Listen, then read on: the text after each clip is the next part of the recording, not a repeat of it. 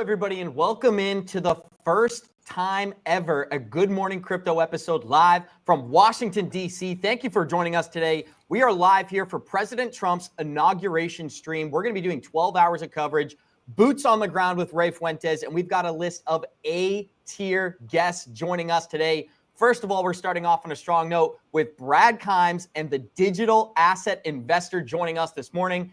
Johnny Crypto, I'd love to give you a chance to kind of introduce yourself, and then we'll get started here. Yeah, well, first of all, I just want to say good morning to all the crypto maniacs out there. We love and appreciate you guys for showing up every single day. My name is Johnny Crypto with a K, and we all wishing you a great day. And then what a great day it is, Abs. We are turning the leaf today, guys, for the first time ever, and we're going to start this show off with Brad and DAI. It's going to be super exciting. Can't wait to hop into it. So, Brad, we'll kick it over to you. Then we'll go straight to the digital asset investor. Now, believe it or not, the number one story this weekend, it wasn't Bitcoin. It wasn't XRP. It was Trump and Melania launching their own crypto projects. So there's plenty of stuff that we're going to be talking about. Now, little did we know, we were at a great divide here in November. We were either going to continue the crusade of the anti-crypto army with Gary Gensler and Elizabeth Warren, or we were going to start a new day and age inside the United States where America now has the ambition to become the number one location for digital asset companies. Super exciting time. First of all, how are you feeling this morning, and what stuck out to you throughout the weekend?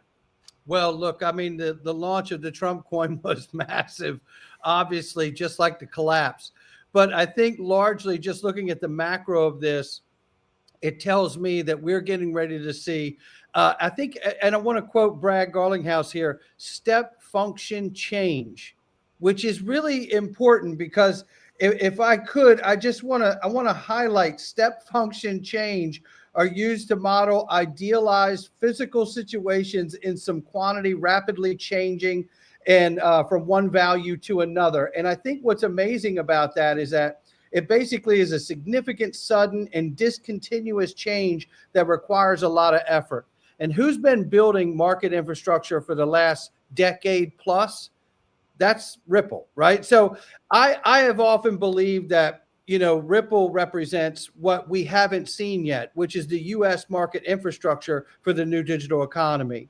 And I believe that this inauguration, in large part, we're getting our country back. And then in the other side of the equation, specifically to this industry and innovation, we're unlocking the door for capital. We're unlocking the door for innovation. And today marks the first crypto president, the first pro administration, and the first pro crypto Congress. This is our time, and I'm absolutely excited about it. Wow, did you practice that answer, Brad? I did not. Golly, that was pretty good. We're going to kick it over to you because, first of all, Brad's getting us started on a strong note. We may even get some more insight today because a lot of our listeners don't understand why would Donald Trump be willing to meet with Brad Garlinghouse and Stuart Alderati. Me and Johnny have talked about this several times. It's much bigger than just the war on crypto. We believe these companies are going to be fundamental in building the next era of finance. And I think Trump gave us a little bit of insight over the weekend. Something you may not have seen yet is that last night, the World Liberty Financial Project purchased 3 more crypto domains. That would be Trump.eth, EricTrump.eth, and BaronTrump.eth. So this party's only getting started, but I want to kick it over to you and get some insight when you think about why would Donald Trump be willing to sit down with Ripple. And a huge thank you for joining us today. Guys, you guys are so good at what you do. I watch your show a decent amount, and I'm always entertained. You guys are high energy. See, that's the thing I've never been able to match. Brad's so high energy, and maybe I'm just getting too old. I don't know, but y'all are doing a great job. And your tech, I'm in awe of everybody. All you young people's tech, I'm in awe of because I've been doing the best I could here for years now. But on that, the whole Trump, the Trump coin yesterday, it was kind of a shocker for me, and I think a lot of people. In that, you know, I don't do the meme coin thing much, but to me, it was a larger signal. I mean, if you're going to do, if we're going to be issuing meme coins, there's no better signal that a Ripple case is going to be dismissed and we're going to be about as pro crypto as you can even imagine. I think the Baron Trump coin, now that one might do better than all of them. I've always thought in the back of my mind that the ultimate goal of Donald Trump was to make Barron the new JFK Jr. and I think that's where we're headed. Is they've built a dynasty in politics now, the same way the Kennedys did, and so the Barron. I might have to. I did on the dip. I did scoop up a little bit of Trump coin, and the only reason I did is because I saw what Elon Musk did with Dogecoin, and these guys are going to be mentioning it over and over and over, and so. I'll play in that a little bit. I'm not going to sell any XRP for it, but the other thing you mentioned there is why would they meet with Ripple? Well, this is one of the things I've been theorizing about for years now is the involvement behind the scenes of the PayPal guys in this whole story, and a lot of people know Peter Thiel is who got J.D. Vance started in his political career.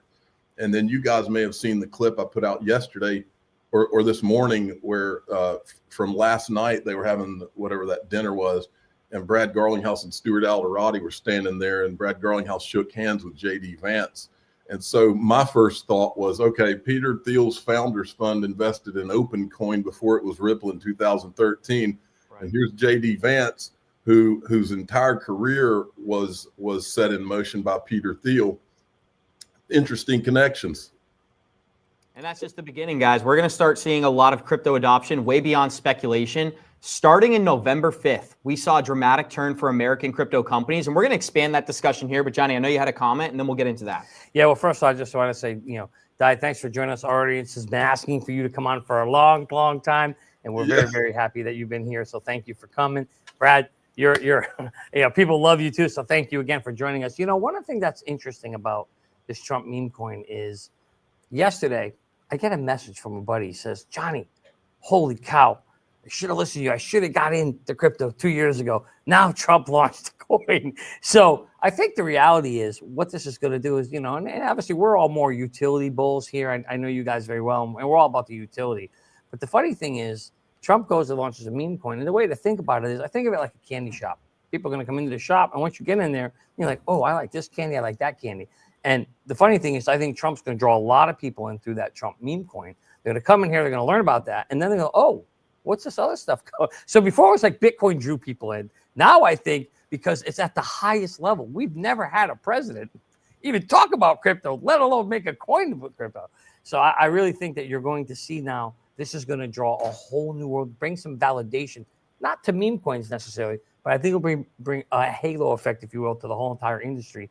To draw people in. So, well, Johnny, the other thing is, I mean, when's the last time that you saw Trump lose at anything? Are they going to issue? Right. Are they going to issue once you issue a token, it's out there. Bingo. You're not reeling it back in, and so the question is when's the last time you saw Trump? Oh, I put that thing. I'm just going to let that fail. That's not. He doesn't even. That's not even in his wheelhouse to lose. It's funny, Di. I wonder if you have a microphone in our Airbnb here, because we were literally talking that last night, and we're like, listen, Trump launches something. Trump don't lose. He ain't wanting it to go down. This ain't no Haktua coin. You know what I mean? This thing's not going down. He ain't going to rug people. That's the last thing he wants. He puts something out there. You know him. He's got to win. It's always about winning. I couldn't agree with you. I believe that he's going to if I was betting, he's not only going to have a plan to have some type of use case for it, but he's going to have a plan to put the proceeds to something that's very pro-American, because it's just a matter of time before the Elizabeth Warrens come out and start saying, yeah, he's issuing these tokens and that's just a scam. And if I've learned anything from Trump, he always has a plan to make them look stupid. and on this one, that's exactly what he's going to do. It's going to be something like that. Maybe he grows the thing and then helps pay off the debt. It'll be something. Yeah. Very much agree, guys. And I'm excited to get Brad's opinion. I'm excited to get DAI's opinion, because somebody who's been fairly critical of XRP is Mark Yusko. And we've been able to build a relationship with Mark Yusko, and we had a chance to interview him this Friday, Brad. And you know what's so interesting? Not only did he apologize, he completely changed his stance on not only the Project XRP, but the potential for people like ourselves who were early investors in a digital asset like this. Now, I'm going to play just a brief clip. This is less than 60 seconds here from our interview with Mark Yusko this Friday. And I think what's going to shock people about this interview is the fact that when we look at the future of digital assets, it's not about Bitcoin. It's not about Trump coin. It's about changing the way that money moves today. And that's what Mark Yusko admitted here. We're going to play a brief clip and discuss it. We'll go to Brad and DAI. Here we go. The one piece of legislation that is likely to happen. The other stuff, there's a lot of talk that they'll expand beyond just Bitcoin to now, XRP and Cardano and Hedera. And look, those founders have been buddying up to the administration and to Eric, and I think Eric's driving a lot of this, his son. So we'll see. But the case for the strategic Bitcoin reserve, because Bitcoin is digital gold, everything else has different roles. Something that could happen. I don't know if it'll happen the first 100 days, Abs, but there's some talk. This will make the XRP people really happy. There is some talk that XRP could be utilized and or ordered to be used for a central bank digital currency or as the base layer for national banking. I don't know if it'll happen or not, but that's one that if that does happen, that changes things. It's kind of like, we'll pause it there. I'm going to kick it straight to you, Brad. But if anyone who knows Mark Yusko knows, first of all, he's a super successful, renowned billionaire investor managing over $3 billion in digital assets today. These are the type of people who have completely changed their stance on XRP in particular. And that's why I thought this clip was so valuable, because of guys like Mark Yusko and Anthony Scaramucci and Anthony Pompliano, the biggest critics of our community, are now admitting what we've been saying for years. Ripple is building the future of finance. Well, it's only a matter of time before we start talking about it to the everyday investor, to the Bitcoin community. So I think it's a huge day in finance, but I'd love to get your reaction. We'll go to DAI. What are some of your thoughts on Yusko's analysis here? Well, the first thing about, I was extremely disappointed with Yusko when he basically called Brad Garlinghouse a scammer a few weeks ago. And the reason I was disappointed is because, in my opinion, there's a handful, there's always been this Bitcoin maxis versus XRP, and everybody's got their own camp and takes shots at the others. But a few of the guys who I've always respected, that at a minimum, they didn't just talk bad about XRP constantly. They, even if they were pro Bitcoin mostly, like Tim Draper and Mark Yusko would be two of the guys that would fall into that category. So for that reason, I was kind of disappointed in Mark Yusko, but I think he's a class act. I think he really just made a mistake there. But if you look for years, this is the thing about. Here's the thing about XRP. This is the unsaid thing.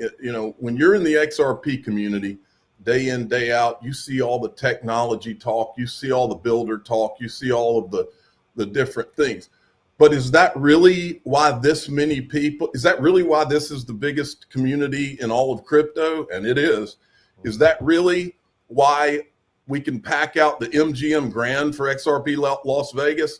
No, it's not. That is not the reason. The reason that all the people came here, the reason I came here, the reason Brad came here, I talk to Brad every day on the phone, not Brad Garlinghouse, but Brad Combs. But Brad Combs is just as smart. Brad's cooler. So absolutely, yeah, Brad is cool. No, I'm also a broker. We have that in common.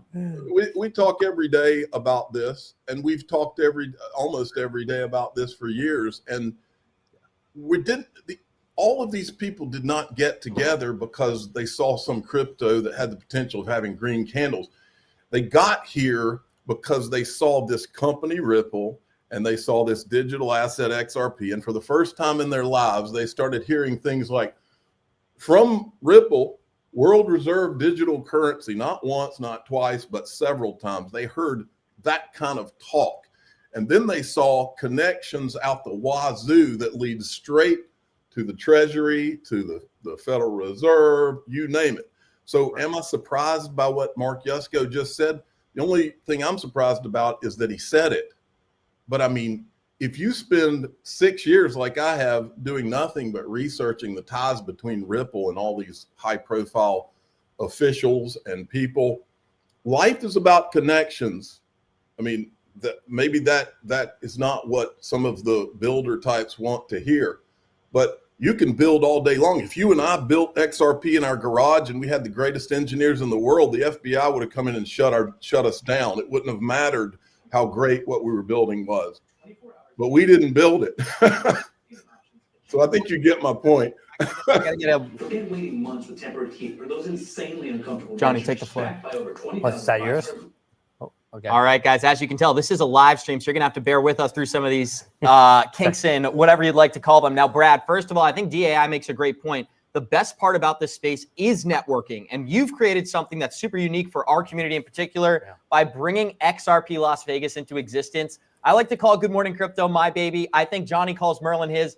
XRP Las Vegas is your baby, Brad. I almost said Brad Garlinghouse, Brad Kime. So what's so great about XRP Las Vegas, from my opinion, is you bring the best and the brightest minds into one room, and you give us a chance to network. You give us a chance to get some insight into what's being developed, some of the things that are happening behind the scenes, but maybe most importantly, just the opportunity to shake hands with people like Brad Garlinghouse and David Schwartz and many other of the most renowned members of the XRP community. We're about to show you some never before seen footage involving XRP Las Vegas and these two great individuals right here. We're going to cue up that clip and discuss it, guys. Here we go. Can I say it? Roll that beautiful video.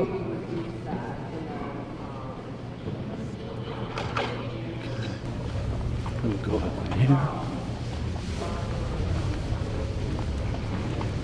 I'm Bradley. My wife Danielle's over there helping me. I'm in the blue dress. Okay. If you need anything, we gotta, me or the staff. All right. Glad to help. Cool. They won't let anybody in this fucking place. What's up, man? How you doing? I'm good. So this is for Unleashed. So we got to get this whole thing. No. Oh, you know no. what I mean? What's going on? What's going on here? How you doing? Yeah, there it is.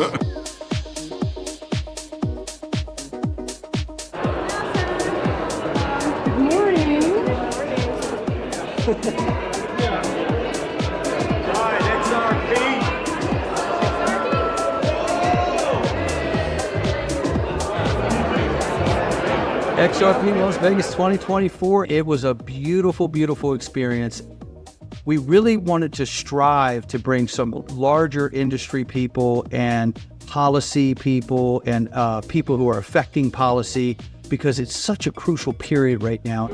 We were so fortunate this year to have Brad Garlinghouse show up and do a meet and greet, take pictures with people.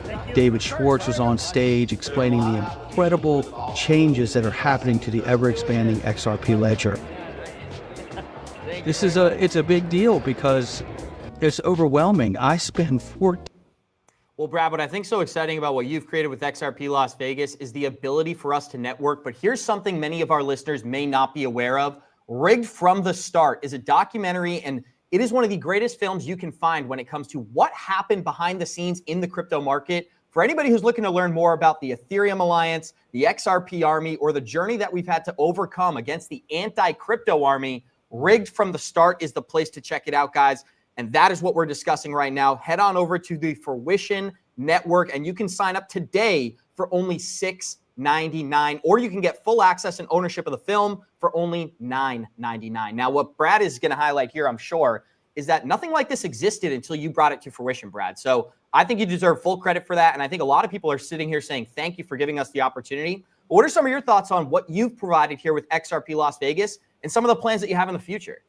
Well, look, thank you. And it takes a village, right? So this was all supposed to be a meetup when it first started, and it just got out of hand. And I have to give credit to my wonderful wife, who is the co-founder of XRP Las Vegas. She's amazing. She's a secret weapon when it comes to this. Her logistics skills are absolutely incredible. And we couldn't do it without her. There's no question. And then you got DAI. So, the back end of this thing, the way it works is my wife and I put it all together. We put all the pieces to the puzzle together for this thing.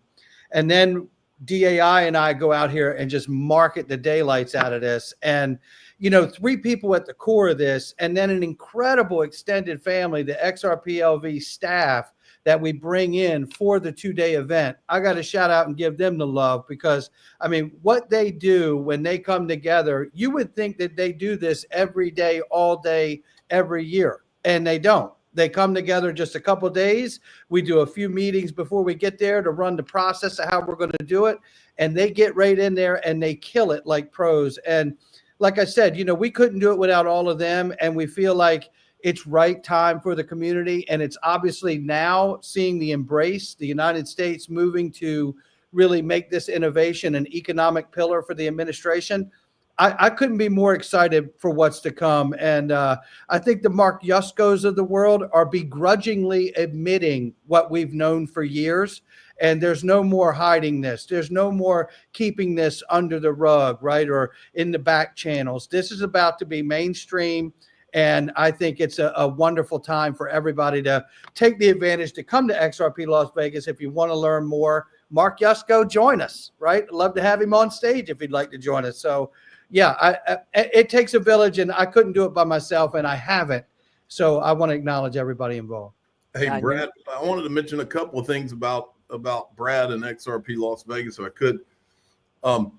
So the first thing is to remind everybody that Bitcoin this year, Bitcoin Las Vegas is going to be the 3 days preceding XRP Las Vegas. So if you're coming to Bitcoin Las Vegas and you want to go into the adult room, you can go there after 3 days of looking at cartoon monkeys. That's one thing I wanted to mention. But the next thing, I wanted to tell everybody, a lot of people don't realize before Brad did XRP Las Vegas, it was going to be a meetup. He was going to do a meetup, and it started to evolve. And I could remember, because I was talking to Brad about it. I was like, man, you sure you want to do that? And people don't understand. Think about the guts that it takes to try to put on a conference in a casino. The first one was at Treasure Island. To put on a conference, because at some point you got to put down a deposit with those casinos. And imagine the guts it took he didn't even know if he would have any of Ripple's support when he did this. Wow. And so to go for that, knowing that all you're going to have is 2 YouTubers to help you try to pack out a conference center or a casino in Las Vegas, that takes a lot of guts. So everybody has no idea the guts that took. And then for him to outlay the money and all that, a Bitcoin Las Vegas, they have an entire marketing machine. It's not any one influencer. It's a whole army of them. Right. And so for them to do that is one thing, but what Brad did is just a miracle, really.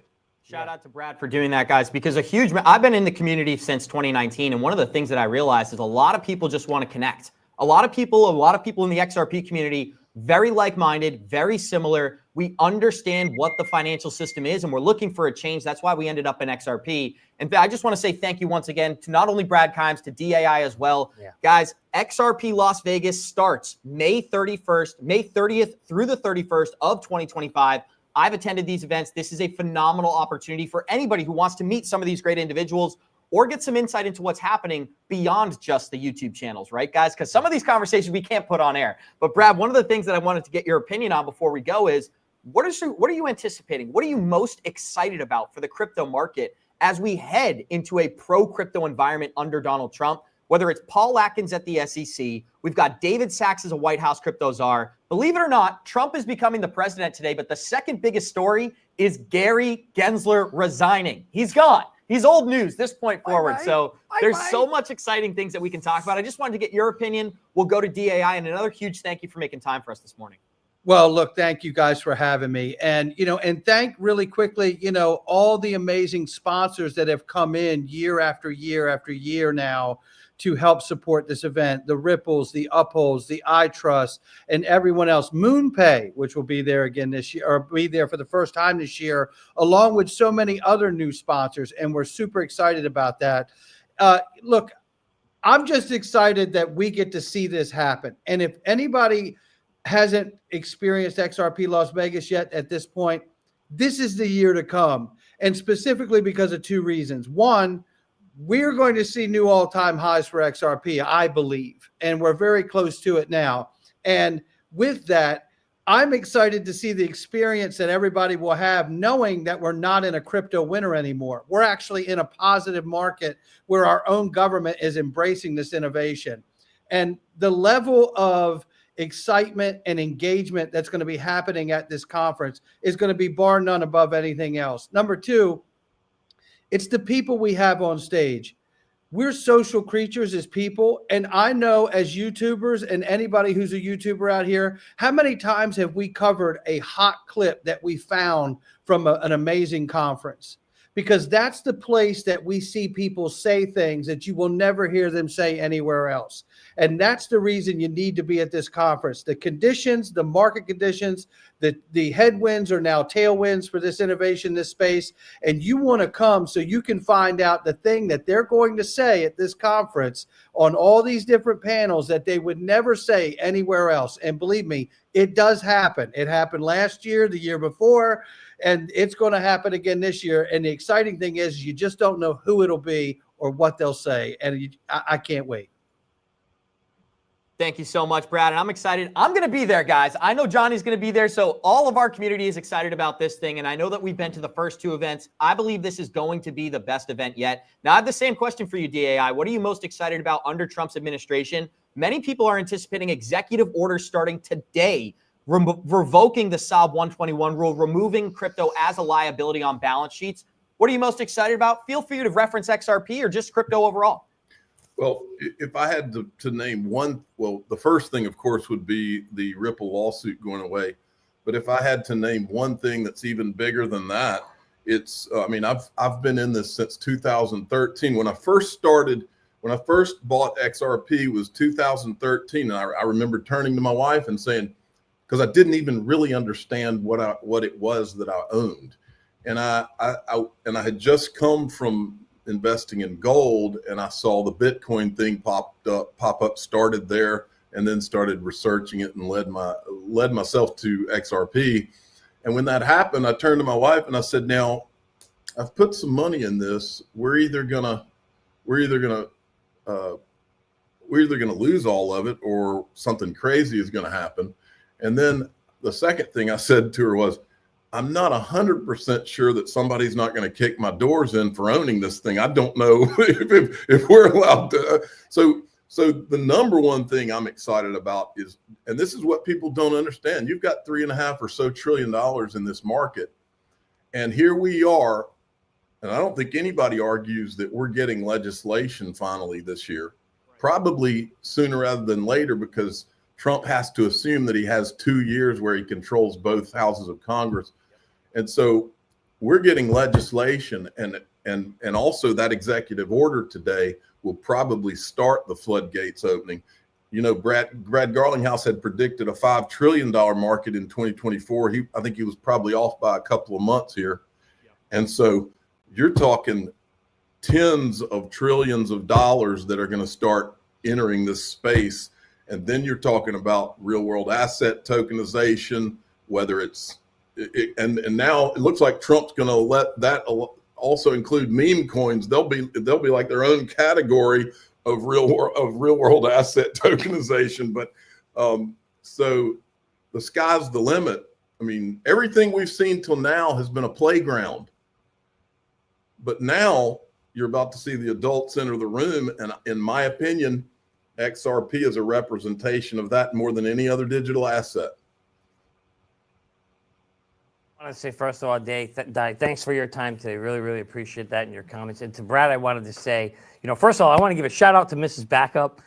We've seen, and I want to make sure, I know she's out there listening, but the reality is, we were at the first XRP Vegas event, Merlin's we sponsored it. And I can tell you, when we came to the 2024 one, Brad, what an amazing, but you want to talk about level up, man, you leveled it up. Let me tell you that. And so we're really, really excited. I can't wait to see what 2025 is going to look like. Just knowing you and Mrs. Backup, I'm sure there's going to be many, many surprises come. So good luck with it. We're excited and can't wait for XRPL. One other funny story I got to tell you before we go. Before the first XRP Las Vegas, I remember getting on the phone with Nick Burafedo and Brad, and I remember telling Brad, you know, when I right before I walked down the aisle, my brother-in-law looked at me and he says, "Don't F it up," and then he walks away. Hey, is your brother-in-law related to Raul Paul? And I said, that's what I said to Brad. I said, "Don't F it up," because there was a lot on the line. It could have really gone the wrong way. And kudos to Brad. This guy knows what he's doing. He's done such a great job. And we've already set a record from last year. This thing is going to be, in my opinion, probably 3 or 4 times bigger than last year. Wow. And you know what's so exciting? I do want to get some last closing remarks here from you guys, because so much has happened since November 5th that a lot of people forget. This SEC versus Ripple lawsuit is still ongoing.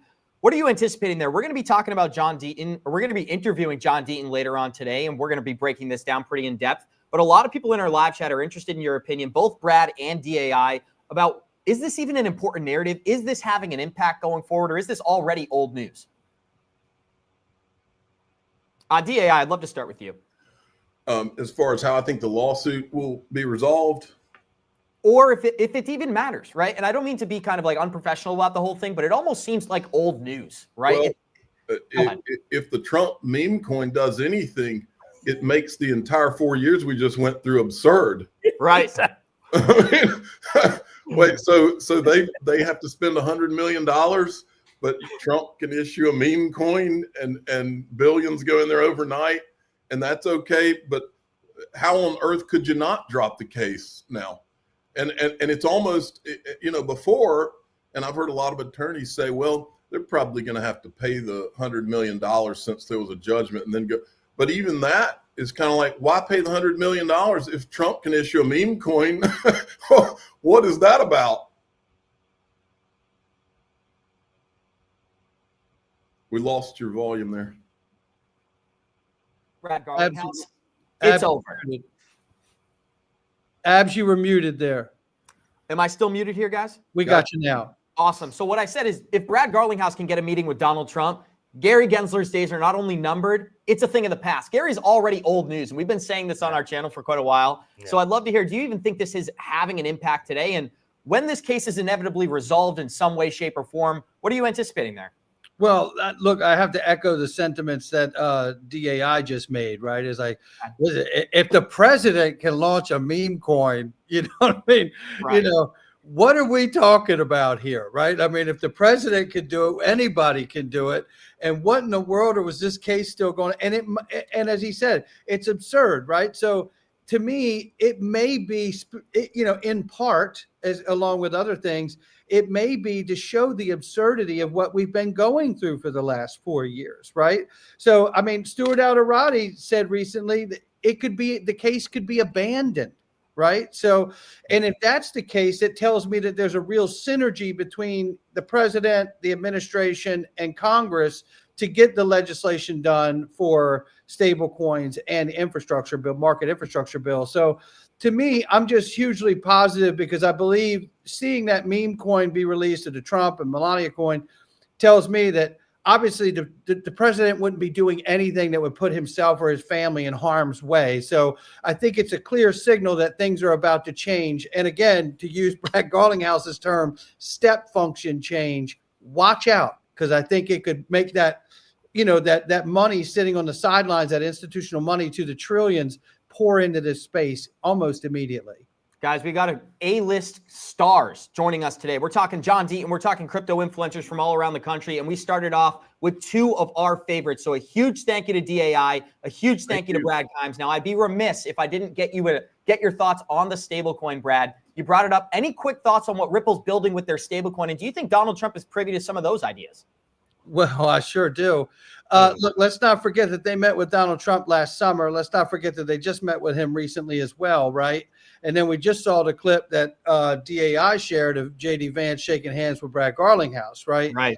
And, you know, then I want to add in, most people don't know this, they or may not be aware of this, but the real USD is greenlisted by the NYDFS. Yes. The USDC token is not. So the USDC Circle stablecoin does not have the same level of green list that RLUSD does. I've checked with Ripple on that to get that clarity. So to me, that level of compliance is a step above, right?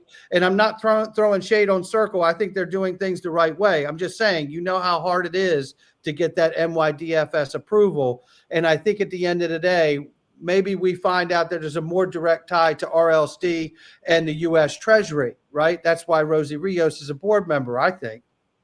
Absolutely, Brad. Johnny, I'd love to give you a chance to comment, and then we'll go to DAI. Yeah, you mentioned that they got together the other day. They actually had dinner together. It was very interesting, Brad and Di. What happened was, coming out of that dinner, the very next day, Ripple launches a position for basically a Washington lobbyist to work with Congress. So, I mean, you know, they were sitting there like, okay, this is what we're going to do. I'm certainly certain. Listen, guys, we know how the world works, right? Deals are made in two places, on the golf course and at the dinner table. So I certainly think we are going to see, some big things coming for Ripple, for RLUSD, for XRP. It's just, I think it's already written in the books. And Abs, we had a great clip from, I think it was David Sachs, where he said, guys, the war on crypto, or the terror, the reign on crypto is finally over. So I really think that we're going to see big changes coming in the future, and positive ones for XRP. Closing remarks here, DAI. I just want to say a huge thank you. It was awesome. A lot of our listeners have been asking for this collaboration for a long time. So I just want to give a huge thank you to Brad Kimes. Big thank you to DAI. We'd love to have you guys on again, as we always do, right, Brad? You've been coming on our show for years. Huge thank you to you for being supportive. Seriously, we can't say that enough. We already have 15,300 people here. This is going to be a phenomenal show. You're not going to find anything like this anywhere else on YouTube. So if you're enjoying this stream, smash that like button. Help the algorithm pump this out. Now, DAI, my final closing remark for you is, first of all, thank you. But second of all, what do you think about the Ripple's US dollar stablecoin and what they're really building with that product? Well, I think that was planned long ago. And I think that you're going to see a digital euro on the XRP ledger, digital pound, Japanese yen. I think you're going to see all that. I wanted to leave you guys with something even more interesting.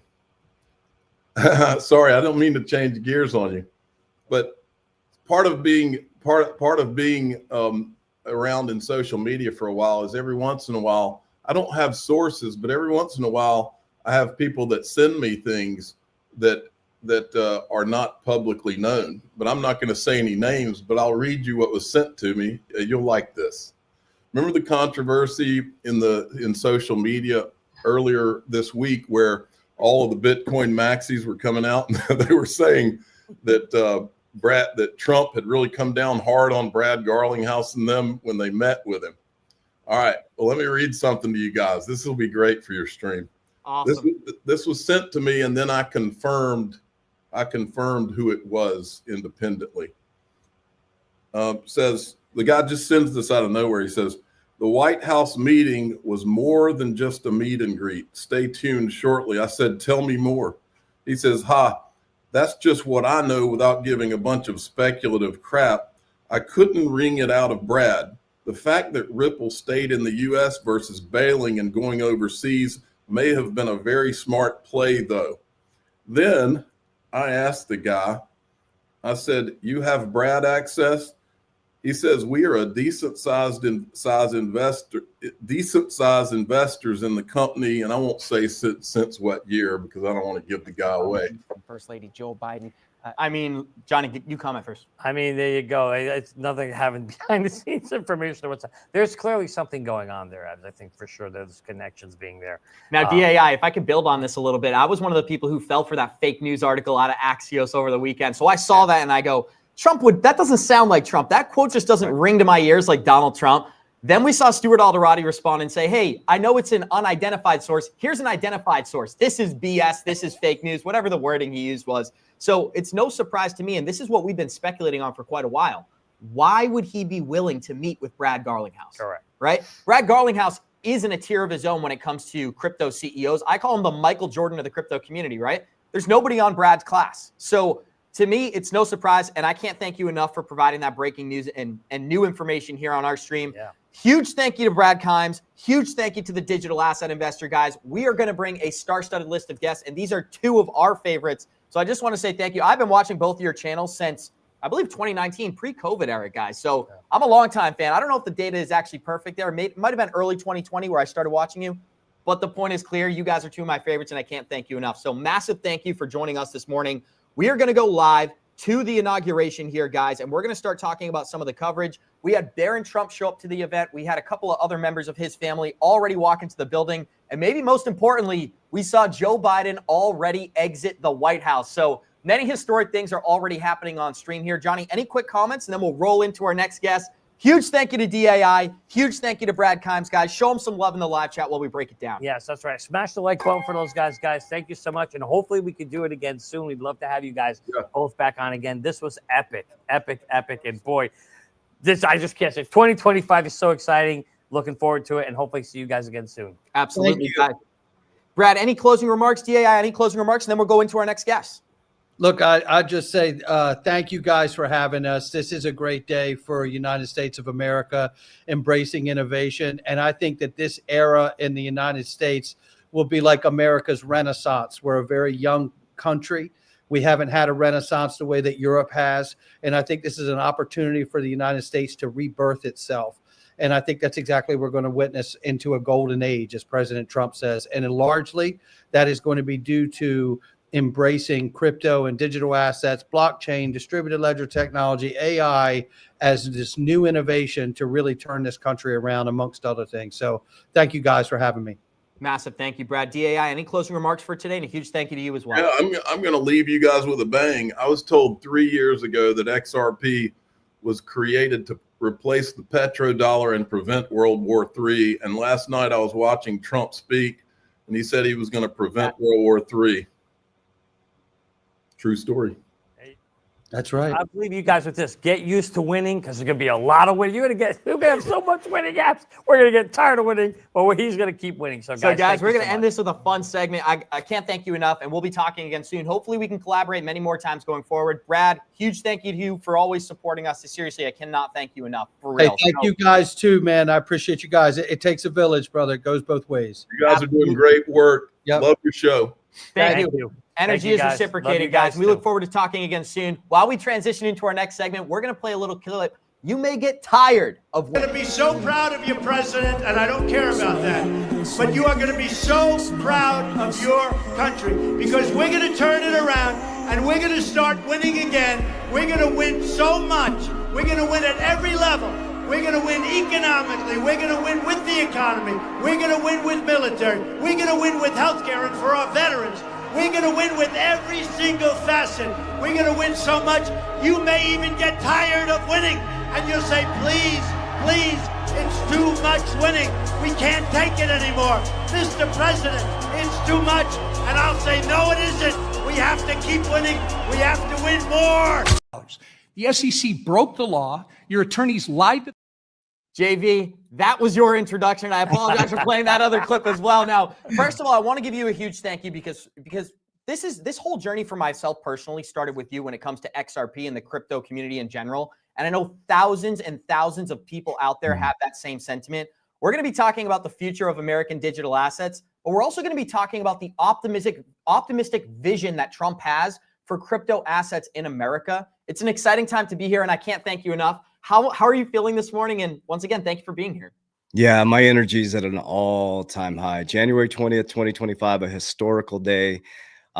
This whole week is a massive shift in energy. So I woke up just feeling super intense and excited, and great job to DAI and Digital Asset Investor. Awesome. If you have not gone to XRP Las Vegas, you have to go. It is going to be absolutely electric this year. I'm feeling absolutely amazing, man. Thank you so much, JV. And I think that we got to get started with the elephant in the room this morning. Trump coin. Trump coin launched over the weekend. There's so many different things that we're going to get into during this pretty short interview here, guys. But I think that this is something that a lot of people want Coach JV's opinion on. I've never bought a meme coin. I've never bought a meme coin. And I'll say it 3 times. I've never bought a meme coin. But what I believe Trump is creating here is like a new era for digital assets where people feel as if they're investing in the ground floor of Trump's digital economy here. Yeah. What was your, initial analysis to Trump launching the coin, and then less than 48 hours later, Melania doing something very similar? Yeah, I just what I've been telling people, the Trump effect. This is a small view of what you're about to experience. Within 3 hours, The market cap was bigger than I think he's made in his whole career. Then Melania comes on, she bumps him out, and then her market cap shoots through the roof. That's just a small era of what we're heading into. And I think I heard you guys talk about, I bet you a Baron coin is coming as well. And it just shows like how powerful the Trump effect is. And so I think that's what people really need to pay attention to, is he's going to win. Like that clip you played, he's here to win. He's not here to lose. It's not a pump and dump. It's not a, I think you said it, a Hawk 2 coin, right? I mean, we're here. This is it. This is the era that you've all been waiting for. It's the year of completion, right? The old is dying off. Biden's heading out. They're all heading off into the sunset. And like he said, you better get used to winning, but be careful with meme coins. Be very careful. JV, we are watching Trump entering the White House right now, and it's a historic day for so many reasons. But for me, I think November 5th, the American people chose freedom. We chose innovation. We want the ability to build great companies and have great ideas flourish inside the United States.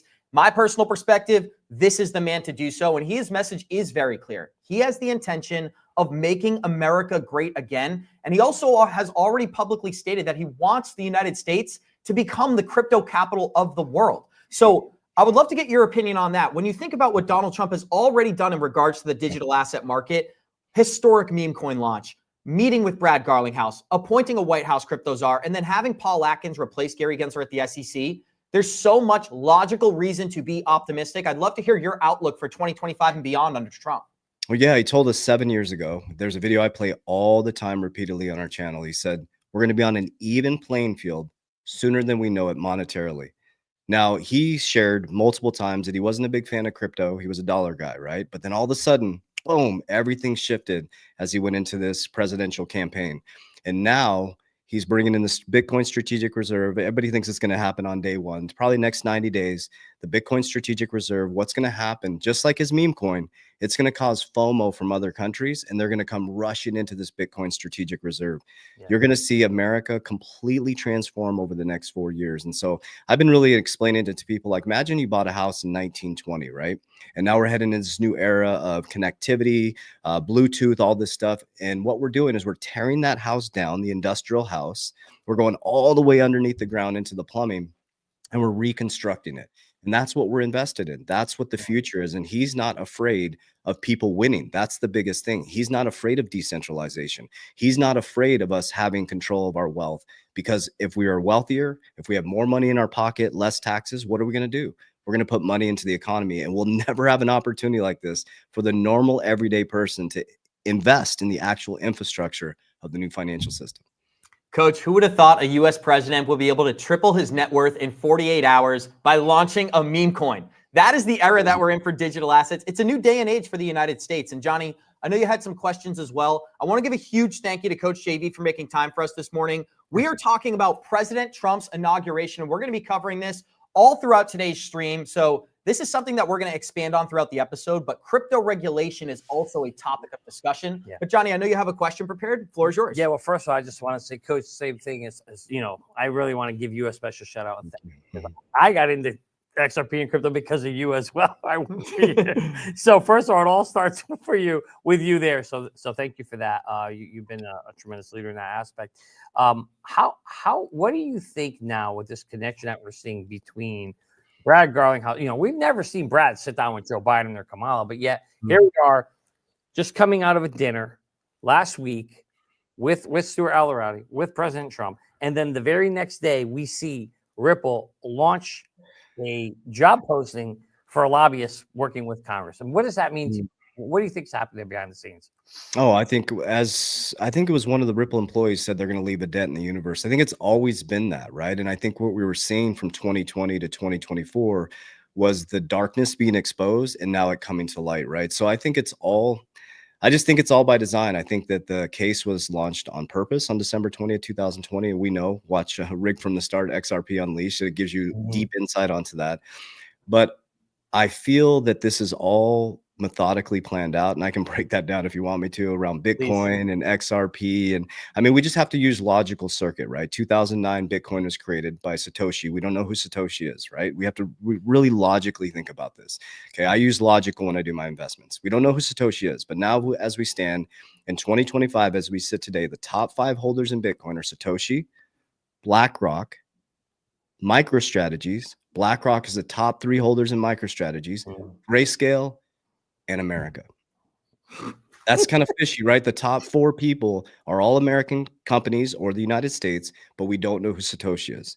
Either you can't beat it, join it, or they know who created it. So logically, we run companies. We all run companies, right? And so if you guys walked in and shared with me, hey, JV, there's an investment out there. 94% of the supply is gone. 6% is left, right? There's only 21 million. There's almost 8 billion people in the world. I'd be like, that sounds fantastic. Wow, that sounds like a great investment. And I say, well, who created it? I have no idea. Logically, would you go all in on it? Right. No. Right. So logic says that they either can't beat it, join it, or it was created to fix the American monetary system because we are already at negative debt to income ratio. They knew they were going to print more money than in history from basically 2012, Obama's rescue plan, to 2022, when we started to go into this high inflation environment. They were preparing for this moment in time. They always knew that Ripple was going to leave a debt in the universe. It's the most well-run company. Like you said, Brad Garlinghouse is the Michael Jordan of crypto and of CEOs, right? And so they knew how disruptive this old era with Biden heading out of the White House, Gary Gensler heading out. They knew how disruptive Ripple was, and they knew that XRP could fix this monetary system. And there was something going on with Bitcoin. So I believe, and I'm going to say this on recorded videos, that Bitcoin will be number 1 and XRP will flip Ethereum within the next 6 years. I believe that. I think that we're watching sorry guys, I just wanted to make my audio clear there. It's amazing, Coach. And I think a lot of people came into this market initially hearing about Bitcoin. That's for me personally, but the market is expanding before our eyes. And I believe that tokenizing assets is going to become one of the biggest narratives here in 2025. Something people should understand about stablecoins is a stablecoin is just a tokenized US dollar. Yep. So tokenized assets already exist at scale inside the global economy that is crypto. I'd love to hear your analysis there. What are some of the largest catalysts you're anticipating here in 2025? Oh, is the whole, like you said, the stablecoin narrative, well, Brad Garlinghouse said it. There'll be an interesting thing. I think Ripple was leaving America, and now it's going to be completely ingrained in America, which is so interesting. That's the biggest catalyst. I think that the biggest catalyst is going to be Ripple, the company, and XRP, the token. I really feel like there's going to be a massive catalyst with that, and their stablecoin as well. Tether has, Brad Garlinghouse called it. He said, I don't know if you can call it a black swan. You might call it a white swan. There's something going on with Tether, and I think that that's Ripple's gateway to get in to take over the whole system. I think it was Digital Asset Investor was talking about that. There's something with XRP that from the beginning, I had like this spiritual tone to it, the phoenix rising from the ashes. I think XRP is going to absolutely shock the world, and I feel like it's going to happen in 2025. I think that is going to be the catalyst that people are just going to be like, what the heck just happened with XRP?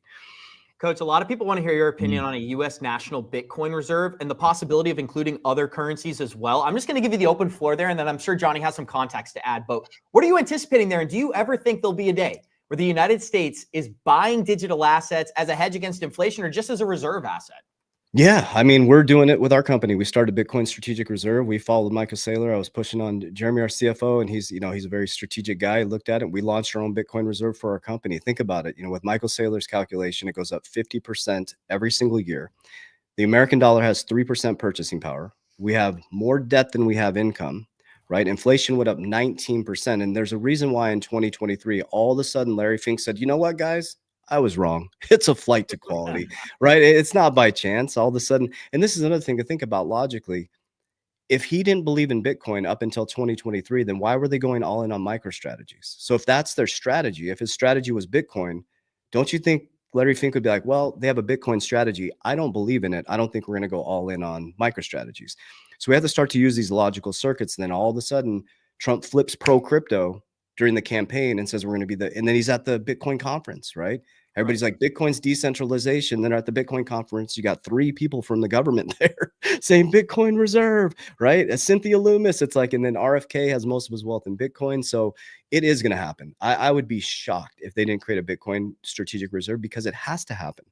I mean, is there any other way? I guess the question back is, what other way can we fix this economy? That we have to go to some sort of asset-backed currency. We have oil reserves. We have gold reserves, and now we're going to have a Bitcoin reserve. And I think what I've been helping people stay calm with is it's just a change of money, the form of money, right? And we're never going to experience anything like this again. Think about this. We went from bartering, they had coins, they were clipping coins, kind of like printing money. Us three right here in the world listening to this, you're actually part of an infrastructure change. Like we're moving from industry to quantum, completely quantum, and we get to invest in it, like a whole transfer of money and how it operates through the system. Supply chain moves at the speed of light. Messaging by March 10th is going to move at the speed of light. Money has to move at the speed of light. There's too much money trapped in the system. It needs to move. It can't, all this new innovation can't come in without money moving at the speed of light. So going back to the Bitcoin reserve, I think it's the only option to fix the American debt crisis. Yeah, and it's funny. Trump agrees with you as well, Coach. You can see he's put a 5-step plan in place, and one of them being the Bitcoin National Reserve, and then the other one being stablecoin regulation. We know that right now the whole industry has been under attack because of a 1946 ruling from the Howey case. How important do you think it is that we get regulation, and do you think we'll get it this year? Man, I don't know. I don't know if we'll get it fully this year. Remember, first they resist it, then they sue it, then they regulate it, then they join it. I think we still have some time. And like you said, you taught us this, Johnny, the volatility is our gift, right? I'm hoping that we don't get full regulation so we can still have the volatility. I really don't. I feel like it takes a little bit of time. I feel like over the next 4 years, I think there'll be step processes that we go through. I think there'll be a lot of change. I think what we'll see in 2025 is a legitimacy of cryptocurrency where people are like, oh, okay, this is actually legit. And they're going to keep the volatility there so that they can make a lot of money. Like a lot of people yesterday, why is the market dumping? It's buy the rumors, sell the news, right? The asset managers are, they're dumping the market so they can buy our crypto. And so that's one thing that people need to watch out for is that volatility coming. I don't think we're going to get full regulation this year. I think you got to think about it. I came from the banking sector. In order to change something like this, it's massive and it's a global currency. So there has to be some sort of global regulation, how are you going to monitor this with money just moving through the system? So I think there's so much that has to happen that I don't think we're going to get full regulation in 2025. Well, what's interesting is that we were able to walk around Washington, D.C. and see, was there any crypto energy in the air? We're going to show you a little bit of insight today as we're going to provide a video right outside of Congress. Here we go.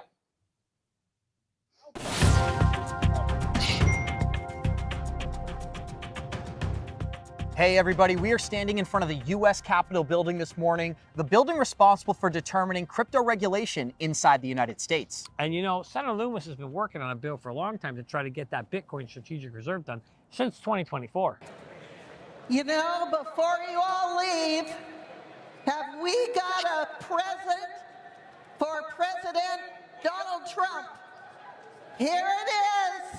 This is the Bitcoin Reserve Bill. Not only may the U.S. see a Bitcoin strategic reserve, we may see FIT 121 remove the power from the SEC and give it over to the CFTC when it comes to regulating digital assets inside the United States. That's going to be a very interesting dynamic when you think about it.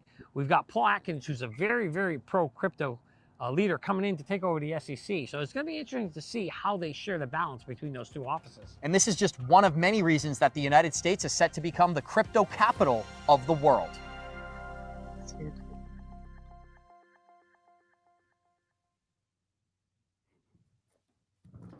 That's awesome. Yeah, so Coach, we know one thing that's major. There's a major change coming. We know Gary Gensler has literally been a thorn in the side to the to this whole crypto industry, and it's been brutal. But now with Trump coming in, we know starting today, Gary's gone. Paul Atkins is coming in. What's your take on the fact that do you think this is going to land up now in the hands of the SEC or in the CFTC?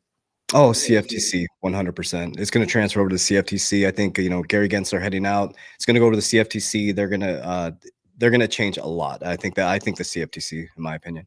And what's great about that is that organization is only 10% of the size of the SEC. So not only are they more pro-crypto, they don't have the resources to attack all these companies the same way the SEC does. Now, I know that's a dicey take, but it is a reality that we're dealing with today.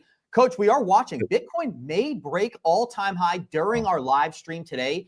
This is something that many people have been excited about. A six-figure Bitcoin, that's old news, right? But an all-time high Bitcoin is not yet old news. What are you anticipating for Bitcoin as we go into this age of digital assets? Will this continue to be the energy of the market, or are we going to see some of these other projects kind of overcome Bitcoin from a market cap perspective? What are some of your thoughts there? Yeah, I think so. Well, I want to go back to the CFTC thing. I think what you're going to start to see is I don't think that Trump is, I think we're going to see deregulation, which I think is super important. I think the attacking is over, the childlike behaviors. I mean, it's like Gary Gensler, they appeal it, right? And it's like, come on, dude, just go out gracefully. So they just stuff like that. I think that we're going to see deregulation, decentralization. The one thing that I keep saying to people is Trump is not scared of us having our own economy. He has his own DeFi platform. Like, I'm invested in his DeFi platform. Like, I'm so excited to see where that goes. He's not worried about us having our own money, having more money back in our pocket with less taxes. So I think we're going to see a massive amount of deregulation, and they'll focus on specific bad actors, right? Allowing us to make sovereign decisions. Like, you can decide whether you want to go into Trump coin or not. That's your decision, right? And so I think we're going to start to see a lot of that where they're getting their hands out of our pockets. You go make your own decisions. Everybody's going to have an even playing field. You're going to have access to the monetary system to make good sound decisions or bad sound decisions in there as well. So I think one of the things you're going to see is with it moving over to CFTC, you're going to see deregulation. With the Department of Government Efficiency with Elon, there's so many jobs. I mean, people are quitting left and right because they know their jobs are on the line. There's so many government jobs out there that we don't even need. So you're going to see efficiency. You're going to see us money moving through the system much faster. You're going to see us be able to take sovereignty over wealth. And this is one thing I keep saying to people. It's going to be, do you have your shit together or not? Straight up. Like, do you have your shit together or not? Right? It's not going to be this centralized system where, it's like, hey, you now have access to the monetary system. You can build your own ecosystems. You can build businesses. Like, look at what you guys are doing. I'm so proud of you guys. Like, watching this is like crazy to think of where we came from in 2020 as a family. Like, look at what we've created. We didn't have some big ass freaking budget from CNN and stuff. And like, this is way better than CNN. This is way better than I can't stop smiling. I'm like, what is going on right now? This is an example of decentralized media. Right. This is amazing. This is what happened. And I hope people understand that, because everybody's so hyper focused on making money. You have to look at the whole context. Like, religious structures are breaking down. People are talking about Jesus Christ, which is so awesome. I think that's so cool. The inauguration kicked off with a massive prayer. And I was like, makes me emotional, man. I'm like, This is the greatest time in human history. The decentralized media, right? I mean, Good Morning Crypto Show will be the #1 financial show in the world. It truly, truly will. And so I think that's the biggest thing. I think you're going to, I guess, going back to your question, we're going to go into massive deregulation. Now, when you have deregulation, you got to get your shit together, right? That's one of the biggest things that's most important, is having your foundation, your shit together. Absolutely, JV. A huge thank you. And I want to give a shout out to Eric Trump, guys, because Eric Trump has followed the Good Morning Crypto Show. He's commented before. And you know what's so exciting about that? They're watching. You just said it yourself. This is the news. Going forward, authenticity is going to be more important than a platform. I think American citizens are looking for regular people to give them the truth. We don't want to be lied to anymore. And finally, we are in the era of authenticity. JV, I cannot thank you enough for not only making time for us, but giving us an opportunity to do this show, right? This started back in February 22nd of 2022. So we got all those twos lined up. That's divinity right there, guys. And this is something that I do want to give you an update on. We are watching the Trump inauguration. This is President Trump's live inauguration stream today. We're going to be hosting this 12-hour event, bringing in A-list guests like Coach JV, like Digital Asset Investor, John Deaton, Gary Cardone, Mark Yusko, Linda P. Jones. Get ready for an exciting stream. Now, JV, if I could ask you one more question here. Yes. You talked about the deregulation of the crypto market. And I've said there's really only two ways to interact with an economy. You can regulate it, or you can allow it to expand. Here's a 20-second clip of Donald Trump talking about deregulating the market. This onslaught at lower prices, I'm pledging today that in my second term, we will eliminate a minimum of 10 old regulations for every one new regulation. We'll be able to do that quite easily, actually. And instead of attacking industries of the future, we will embrace them, including making America the world capital for crypto and Bitcoin. Right there. Yeah. He's very ambitious. And if I could just add one more point of context, is that a lot of people said, well, it's about the election cycle. He's making a bunch of promises because he knows nearly 50 million Americans own crypto today. Well, he's been elected, people. And if he wasn't serious about the issue, he would have probably stopped talking about it a little while ago. But JV, what are some of your thoughts on just that topic in general? And then a huge thank you for joining us once again. Yeah, of course. Again, it goes back to what we're talking about. Deregulation, it's massive. It's the era of authenticity. That's what it is. Darkness is coming to light. Those who have their shit together are gonna prosper, and those who have been not doing what they need to do are gonna start to see some things that they're gonna have to face. Deregulation is gonna expose that, right? There's not gonna be a centralized party. People are gonna have access to an even playing field. You're gonna see cooperation. You're gonna see communication. You're gonna see people who are getting in early to crypto. They're gonna have more wealth than they know what to do with. And I think the biggest key about this, I want to say to people, is so important. And I just want to say this. I think it's important to have a foundation. For me, it's God, family, protect your ecosystem at all costs, stay out of other men's business because you're too busy building your own. And right now, it's the greatest time in human history to take this era of authenticity, to take this deregulation, get access to this new infrastructure, and take the money and do good things with it. Secure your family. This is the greatest time in human history to do that. The next 4 years are going to be the golden era. Don't miss this opportunity, but don't ask what to invest in. Ask why you're investing in it. So financial literacy, watch the Good Morning Crypto Show every single day. Dive into the education, dive into community, and get ready for a golden era. This is the greatest time in human history, not only spiritually, mentally, physically, but financially. Absolutely. You want me to come in? Absolutely, guys. And we do have a revolutionary joining us in the background here, guys. I don't know what we call him. George Washington, Johnny Washington. Floor is yours, my friend. Let me just tell you, there's a revolution coming, and this revolution is not going to be fought with bullets, folks. It's going to be fought over the air. 2025, we are going to make crypto great again. Absolutely, guys. And I do want to say, JV, if you could, I joined the 3T Warrior Academy back in October of 2020. It was a enlightening experience for me. As you can tell, we've talked about personal development for a long time, and I know this is an inauguration-focused stream. But what you've created, and it says it here, changing over 1 million lives around the world. I'm one of them, guys. You're looking at a product of Coach JV right here, Johnny Crypto, aka Johnny Washington, another member of the 3T Warrior Academy. If I could, I want to give a shout out to some of our friends and basically some of the people that we've grown up with, right? Shout out to Mario, Gonzo, Jackie, anybody else, May, Jeremy, anybody, Josh, Dustin. I can't name them all, but I'm trying to. Now, JV, if you could just give a message here, because we're talking crypto, but development, right? I think it's so important. If you make a lot of money and you have a poor mindset, find a way to be poor again. If you have no money and you get a wealthy mindset, you will create a wealthy environment around you. That is what you taught me. It starts in here. So if you could just send a message there, and then again, thank you, and we'll close it out for today. Yeah. What made me the richest man in the world, and we're not talking about wealth, is the foundation, right? And how do you get there? How do you get to freedom? Freedom is through discipline and consistency done at a long enough period of time to access that new level of frequency. There is no get rich quick. If you get a massive amount of wealth and you don't have a foundation, you're not ready for it, it's going to be fleeting. You saw it in the bull run. A lot of people were super wealthy in the bull run. They lost everything in the bear market. Your foundation starts here. It's what you believe. Remember, what you believe in your heart, you think in your mind, will eventually become your words and become your reality. If you can see it in your mind, eventually you can hold it right here in your hands. What you repeatedly do gets ingrained in your subconscious mind. What gets ingrained in your subconscious mind becomes an unconscious activity. So the key to this, we don't need more motivation. We don't need more inspiration. We need discipline and consistency and data. So create patterns that are in alignment with what you truly, truly want for your family at a deep, deep level. Put your blinders on. Get out of other men and women's business because you're too busy working on yours. So if you want to become the richest man or woman in the world, get disciplined. Get consistent, get very, very serious. And for me, it's God, family, protecting my ecosystem at all costs, staying out of other men and women's business because I'm too busy building mine. As we always say, warriors, rise, get your shit together. Let's go. Guys, you are staring at the modern age CNN, and not because of deceit, but because of the influence we will have as authentic reporters in the space. Cannot thank you enough for leading by example here, Coach JV. We've got some phenomenal guests lined up for today. We started with stars. We're going to bring stars all throughout the day. DAI, Brad Kimes, Coach JV. These are the people who have influenced my financial perspective, and I'm excited to share that insight. So again, a huge thank you to JV for joining us today. Any closing remarks for today, Coach? Yeah, I just want to say I'm so proud of you guys. Love you guys. Thank you for your dedication, your discipline, and staying focused on serving the community. It's just, this is the greatest time in human history. And again, thank you. Thank you to all of you guys. Thank you to everybody on our channel who believed in us.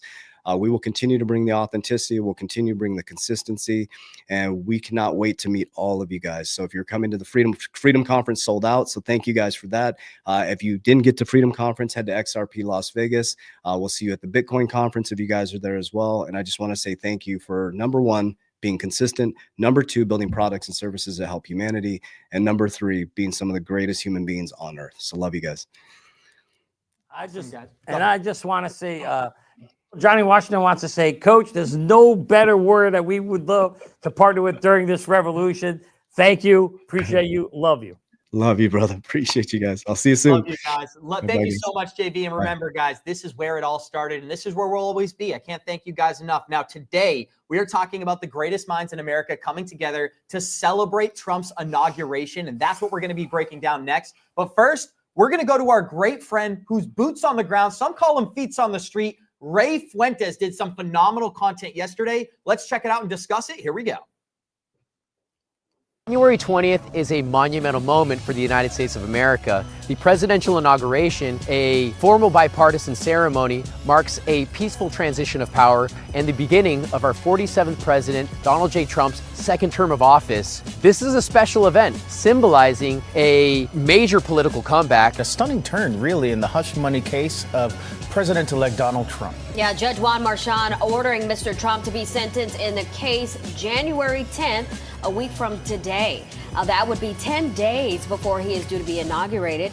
Mr. Trump found guilty on 34 counts of financial fraud for payments to Stormy Daniels to silence her regarding an affair ahead of the 2016 election. A significant shift in public opinion and priorities such as cryptocurrencies. This afternoon, I'm laying out my plan to ensure that the United States will be the crypto capital of the planet and the Bitcoin superpower of the world, and we'll get it done.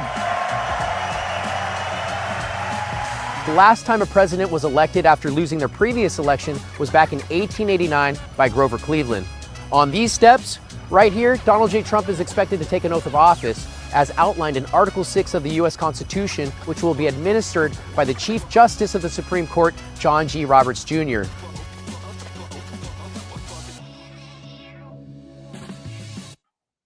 The future looks bright here in America, guys, and we are doing full day, all access live right now, covering everything involving Trump's inauguration. Now, Johnny, one of the topics that I did want to break down, we are bringing up Rico. We are going to bring up Aquaman. We've got Brooke joining us.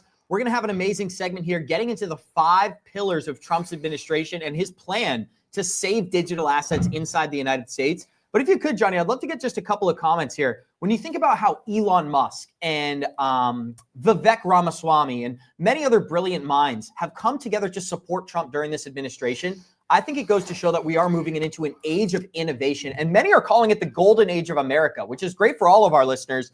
We do have 23,500 people here joining us live.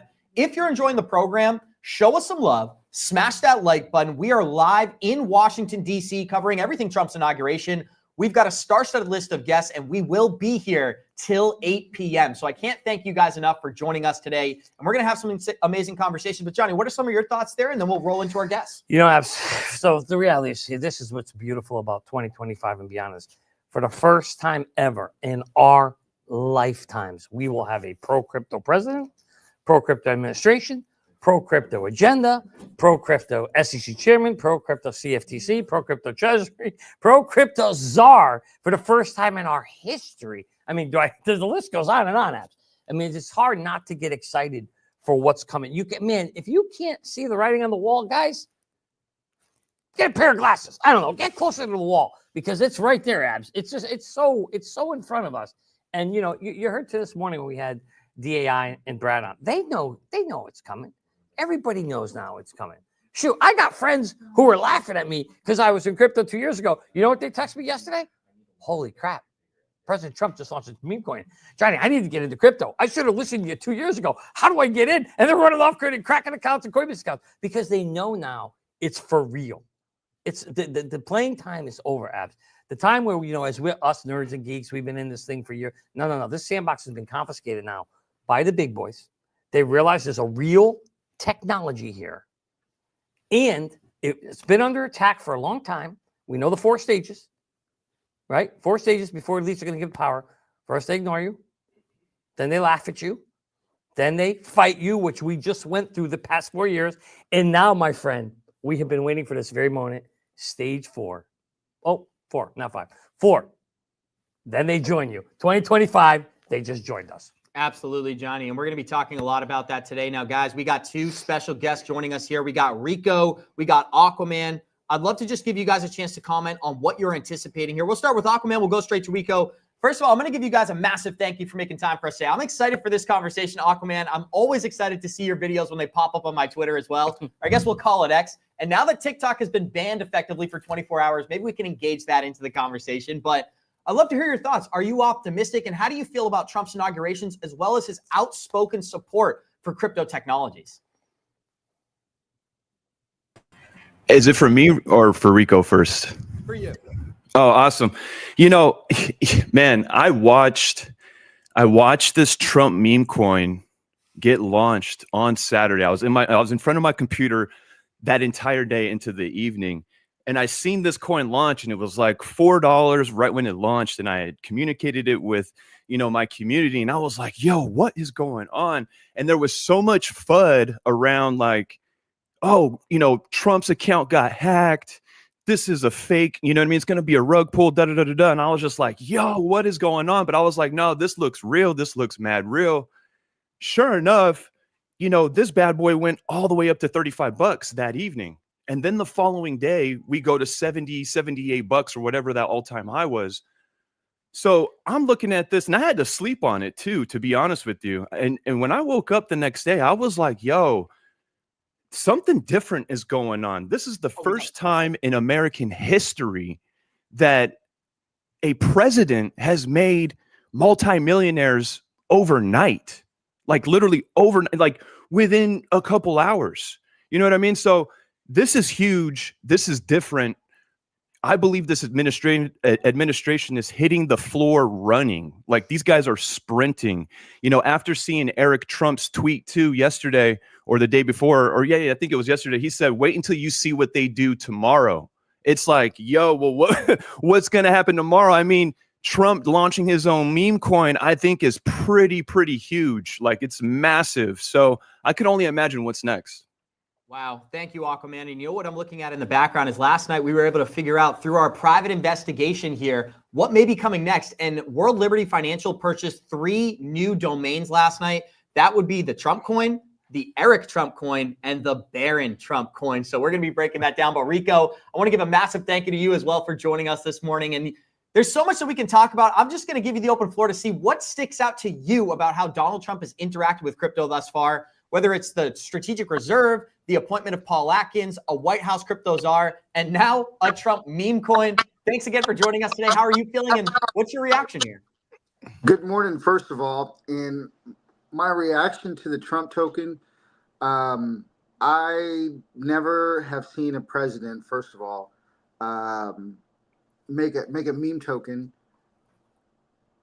and then overnight it went from whatever market cap it was and went to a $5 billion market cap, a $9 billion market cap. I was one that did purchase it. I'm not into meme tokens at all, but I got some nice intel on it, did a little research, and I purchased it. I tripled my position, and I was happy. I was ecstatic. It was the greatest thing that happened to me, this week, because the market had been in a nice nosedive. So Trump came in and got all the liquidity out of the market and, brought us some joy. That's one of the things that he does. He keeps bringing us joy. And this is such a wonderful day. It's wonderful to be here with you guys and experience, the incoming of this new incumbent president. I'm just excited to be here. Extremely.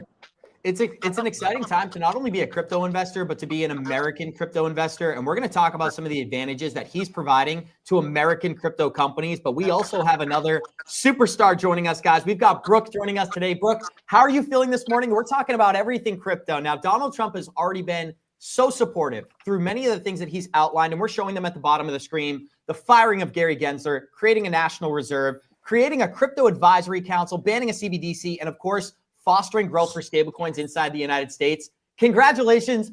You've been proven correct. That's basically the theme of today's show, guys. And we showed this at the beginning of the show. Donald Trump said, you may even get tired of winning. That is the energy that it feels like today. So, Brooke, thank you so much for being here. And what's your reaction, man, to all the news we've had this week? So much good news after 4 years of this war, of being unfairly, I think, targeted by the government. And so I am ready for this new era to start. So I can't be more happy to be ushering it in with you guys. Thank you so much, Brooke. And here's a 13-second clip of the new White House crypto czar, David Sachs, saying exactly what you just said. The war on crypto is over. The reign of terror against crypto is over.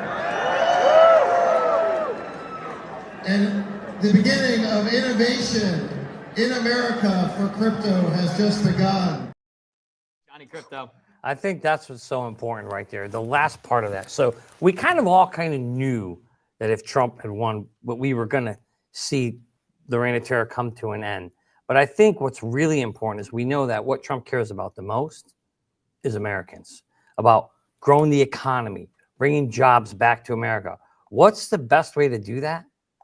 When you got a new technology that's about to blast off apps, we're talking about a paradigm shift, just like we had back in 1997.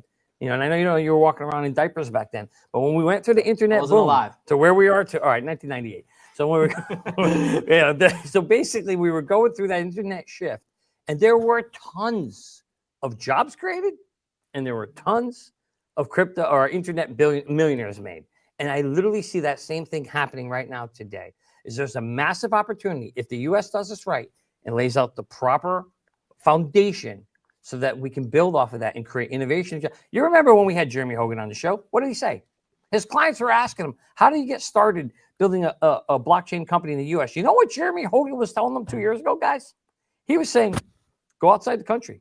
Don't do it here. It's too dangerous. SEC is hammering everybody. Well, that's what's about to change. And I think that's the most important part. And you just heard David Sachs say it. We want to create innovation. Why? Innovation brings job, builds up the economy, and of course, as a president, what better can you do? Abs come out and say, "Hey, look, I promised you I was going to bring more jobs. I was going to make the economy great again, and I was going to give you a better life." And that is what I think President Trump is 100% going to do starting in 2025. Strong message from Johnny Crypto. And I would like to thank Rico. I want to thank Aquaman, and I want to thank Brooke for joining us for today's stream. You guys are all amazing. And what's so exciting about this conversation is for a long time, we had to be the quote unquote conspiracy theorists in the room. Well, once again, we were proven correct. And I think what we're seeing right now is many of these technologies actually be leveraged for what their utility is instead of speculating on what they may do in the future. So, Brooke, when it comes to the idea of a Bitcoin reserve or crypto regulation being passed in 2025, what are some of your thoughts there? And then we'll go to Aquaman and Rico as well.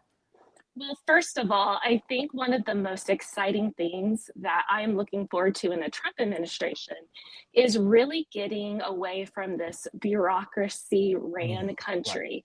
And as a community, I'll smash the like button for that one, Brooke. I'm going to smash it again. And so that is one of the best ways that you can get a lot done, is getting a lot of those actors out of the way. They are not really constitutional, a lot of them, and how they act. And so I'm really looking forward to that happening. And then as regulations come in, I'm excited to see what a utility market actually does, because right now it is based off a lot of conspiracy and speculation. But I think we're going to enter into an era where we really get to see what utility does and what it does to a market. And that's why XRP has been one of the top performing assets, not only at the end of 2024, but in early 2025, Aquaman. We watched this price chart go from 49 cents at the end of October all the way to $2.85 in only a matter of weeks here. And what's so important about that is you're not going to find that type of volatility in any other capital market on the planet, right? At least any of them with validity here. So I did want to get some of your thoughts on the same topic, and then we'll go to Rico for a new one. Yeah, the Bitcoin reserve is going to be massive. Just like knowing like the truth behind Bitcoin and what Bitcoin's true purpose is, as far as like literally like powering the new Web3 America that's transforming right now. The grid cannot keep up with the energy right now. So like what Bitcoin mining is going to bring, tapping into natural resources of energy that usually was kilowatts wasted, but now they're going to be kilowatts used and put back into the grid via Bitcoin mining. I think it's absolutely genius. And I think that it's going to just make America that much more stronger. And, I heard this senator, he said, what did he say? His quote was, "Make America work for Americans." And I think that is massive. And putting crypto into place is just that. It's just that. You know what I mean? This new technology, yeah, AI agents and certain technology is going to take over certain things. But if we tap in and utilize this technology to our advantage and not go against the grain, sky is the limit for every individual who does tap in. So that's my thoughts. Love that, Aquaman. And I want to go over to Rico as well. We're just going to give a quick XRP price chart update because the all-time high for us in 2024 is right around $3.35. We are currently trading just below that price target. So the question we asked our chat today is, will XRP break all-time high by the end of the stream? Optimism is in the air, guys. That's what I got to say there. Now, Rico, one of the things that we've been discussing as crypto becomes integrated into the traditional economy is people like Larry Fink becoming very outspoken about the potential of this technology. So I'd love to play about 60 seconds of Larry Fink explaining why this tech is so important, and then we'll have a discussion about it. We believe the next step going forward will be the tokenization of financial assets. And that means every stock, every bond will have its own, basically, CUSIP. It'll be on one general ledger. Every investor, you and I, will have our own number, our own identification. We could rid ourselves of all issues around illicit activities around bonds and stocks and digital by having a tokenization. But the most importantly thing, we could customize strategies through tokenization that fits every individual. We would have instantaneous settlement. Think about all the costs of settling bonds and stocks. But if you had a tokenization, everything would be immediate because it's just a line item. And so we believe this is a technological transformation for financial assets.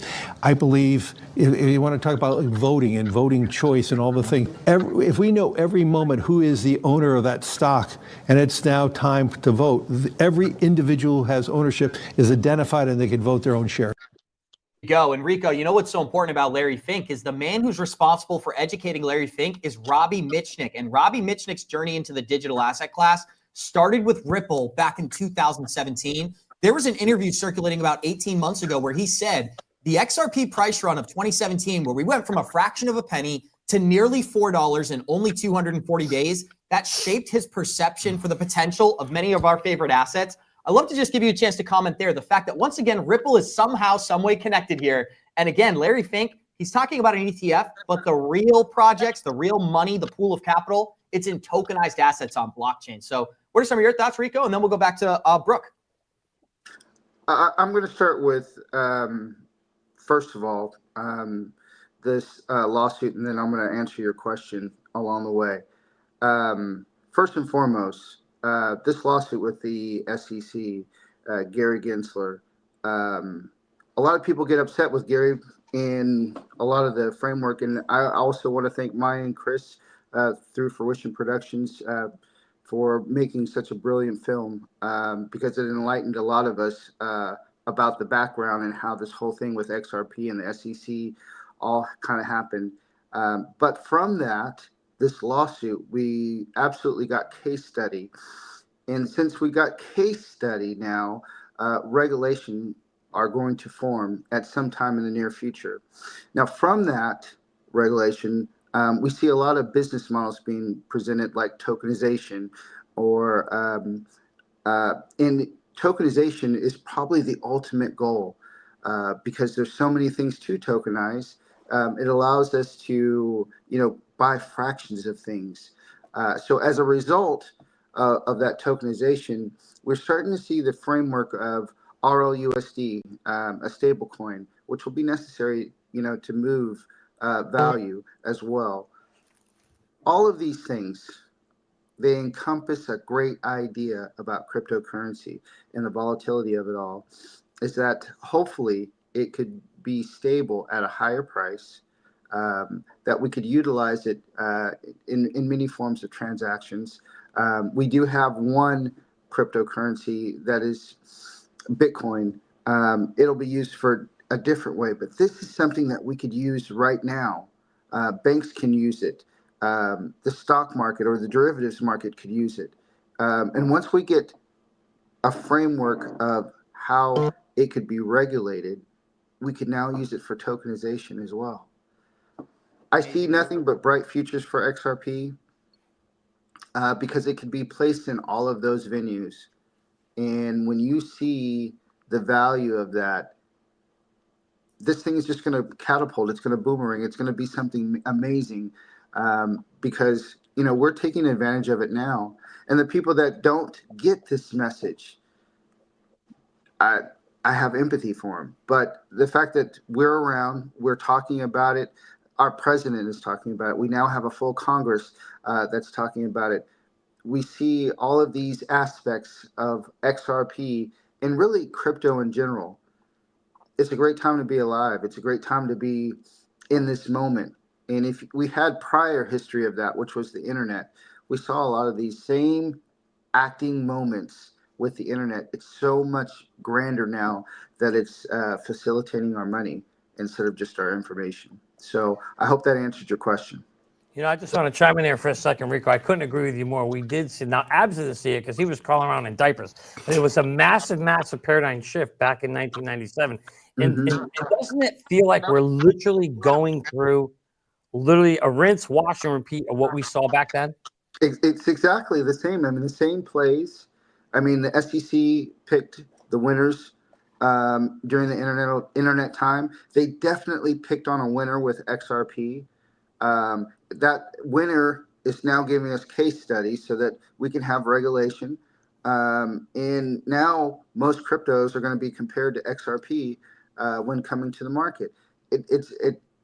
I don't know if it was done on purpose because I've seen the rigged against this. I was involved in it, but it's picking a winner, and it's clear because we've already lived this time when watching the internet being developed, and now we're watching the same thing over again. It's not by accident, and I do believe that we will be the crypto capital of the world based upon these actions. So I mean, we've had the winners from the internet. We're going to have the winners of crypto based upon the same actions that happened back then till now. Thank you so much, Rico. And I'd love to go to Brooke as well for another additional comment. But guys, if you have not seen Rigged from the Start from Fruition Productions, head on over to fruitionproductions.com today.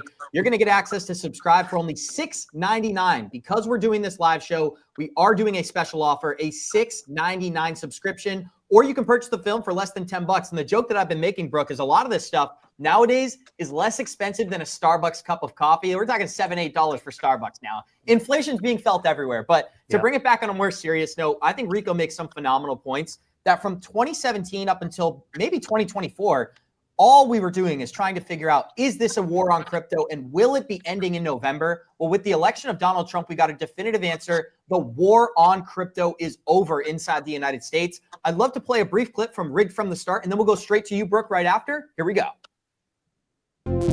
SEC is preparing to sue that crypto startup. The asset in question here is called XRP. Jay Clayton drops this lawsuit on his last day in office, like mission accomplished. We became convinced that this whole case was merely a show. The SEC has become a rogue agency. And our approach for the last several years have been just really a disaster. Day one, I will fire Gary Gensler and appoint a new SEC chairman. We don't need more digital currency. We already have digital currency. It's called the US dollar. The SEC came out and said Ether is also not a security. We believe current offers and sales of Ether are not securities transactions. I also have, some theories as to some of the non-legal things that the SEC was trying to do. He was also being paid as a profit-sharing partner from his law firm, Simpson Thacher. That mission of the Enterprise Ethereum Alliance was fulfilled. Hinman has this unique personal financial interest. He could not be involved in certain matters because they benefited him financially. These two individuals working at crypto firms that made very big bets on Ethereum. Jay Clayton, within a couple of months, goes to One River, who benefited from this decision. When you follow the money, it paints a very clear picture. China's financial elite working with the U.S. financial elite and the regulators of the U.S. financial system to front-run the new global digital financial system. Who wins? That's the question here. Who wins? Because I think that China wins. Charles said the Chinese have been courting Vitalik hard.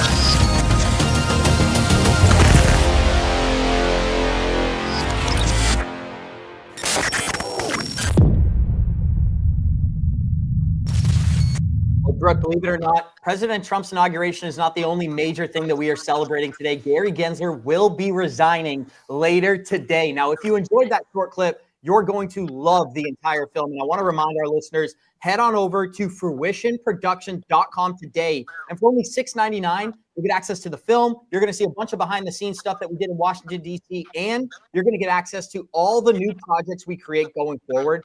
What are some of your thoughts here, Brooke, not only on the film, but on the war on crypto being a thing of the past and the fact that Gary Gensler resigning today, it's not only symbolic, it's a celebration. It is a celebration. This has been a very long road, and I can get very passionate and upset with my government. But at the same time, I want to thank Gary Gensler because he allowed me to buy XRP at pretty suppressed prices for 4 years. So thank you, Gary Gensler. Now see your way out. Gary Gensler, a great friend of the XRP community. Now, that wasn't his intention, right? That wasn't his intention, Aquaman, but we are in a new day and age here. And I want to give a huge thank you to Brooke, huge thank you to Rico, and a massive thank you to Aquaman as well. Thanks to each of you for making time for us this morning. I just want to give a very brief update on Trump's inauguration as well. Currently, President-elect Trump and Joe Biden are riding together to the inauguration. And you know what I love about this? The political tension is just not the same as it was 4 years ago for several reasons, but I think it's better for Americans. Americans seem to have come together and united around the idea that we're moving into the golden age. I love what you said about that, Rico. This is the golden age for digital assets. It's the golden age for innovation inside of America. Aquaman, huge thank you for making time for us today. What are some of your thoughts on this? And congratulations, you were awesome and rigged from the start as well. So if anybody wants to see more Aquaman, they'll do it in the film. Hey, I appreciate you, Abs. Thank you again, too, for having me up today. I really appreciate you guys. I enjoy your guys' show. Tap in usually every day as I'm doing, my work online.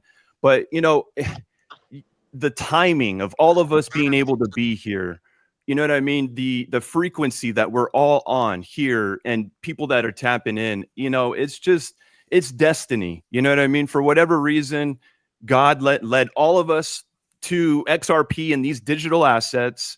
We went through the fire. We you know what I mean? Just like Brooke said, what an absolute blessing to get these prices. I got a lot of my XRP at 30 cents. You know what I mean? So legendary. If we never go below $1 again, oh my God. So what a time to be alive. And when when you put in the elbow grease as well, because most people, they hear about crypto, they hear about digital assets, and they adopt an opinion and they just kind of write it off. You know what I mean? And they're more tuned into, stuff that is just distraction. So, shout out to the people who put in the work every day or put in the work when they can, depending on what their schedule is like, because this is the absolute golden age. This is a small window of opportunity that literally every human being on the globe has access to tap into and literally change the direction of their family tree. You know what I mean? So shout out to everybody that's tapped in. I'm super happy to be here. This is going to be a hell of a 4 years. It's going to be a fantastic, fantastic ride. Donald Trump coming out blasting with his own meme token. This is massive. So let's go 2025 and beyond.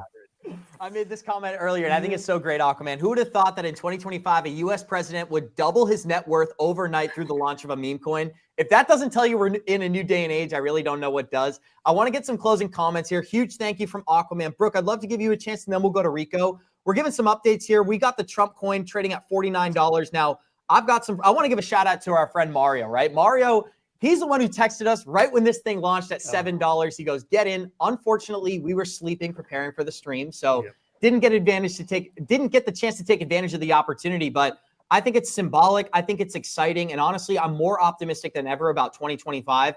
And I'm going to throw this on screen, Brooke, while you give your response, because Donald Trump is walking into the event with Joe Biden as we speak.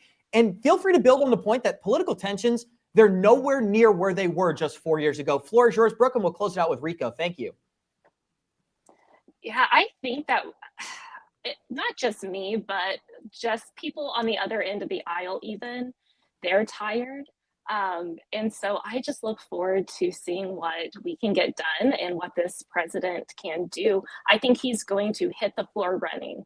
So I agree, Brooke. And I want to say a special thank you. I really enjoy your content as well. It's always fun. We get to see each other at XRP Las Vegas. We just had DAI and Brad on here as well. So big shout out to Brad, because that's how I met you. So big thank you. You're a great person. I really enjoy your content as well. I want to give a huge thank you to Aquaman. Now, Rico, we are watching President Trump and Joe Biden walk in, but look who's waiting. Elon Musk is standing there waiting to support. And I think it's so great. Like, we're seeing all of these influential tech entrepreneurs and American companies not only come together and rally around Trump, they're rallying around the American people. And I love that. As an American, I got a little bit of personal bias, but for me, it's like a celebration. Any closing remarks for today on any of these topics? And again, a massive thank you for making time for us this morning. It's nice to see this big change. I mean, I think we've all awaited Trump coming back. We saw him campaigning early into Biden's career, and to be triumphant says a lot to his credit. So, like I said, I'm glad to be here with you guys on this special day for Trump. Going into the future, I definitely see Trump making a catalyst for crypto in general.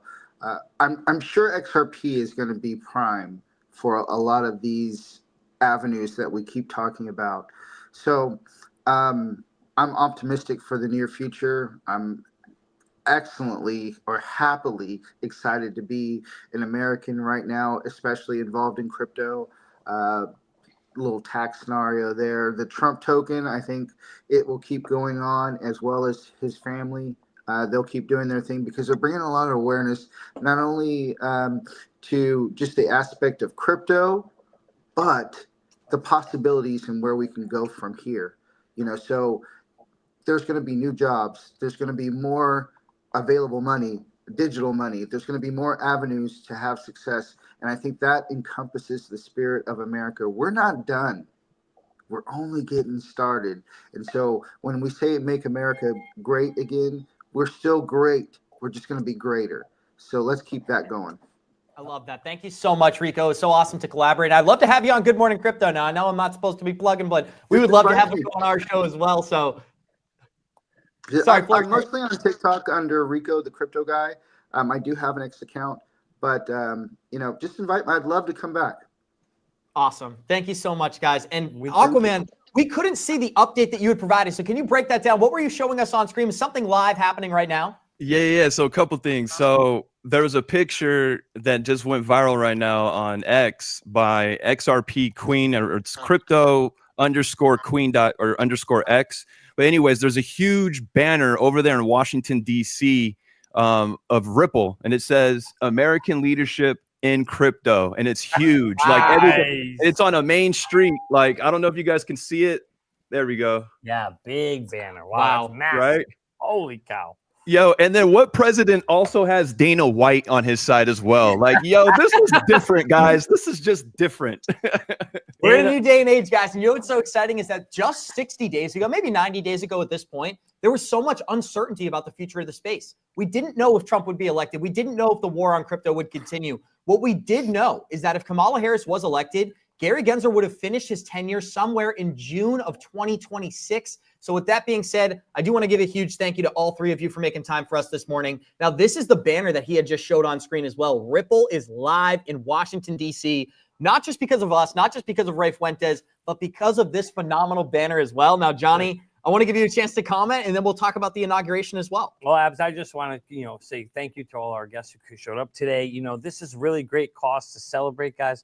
We got President Trump moving in, Gary Gensler moving out, and that reason alone is a reason to celebrate. Let's see if this thing pops up. I want to celebrate, guys. This is fantastic that, we are going to see a different new age coming. It's just so much stuff. Like you guys said it, 2025 is going to be exciting. And guys, it's just the freaking beginning. I can't wait for it to get going. Smash the gavel for a new era that's coming in.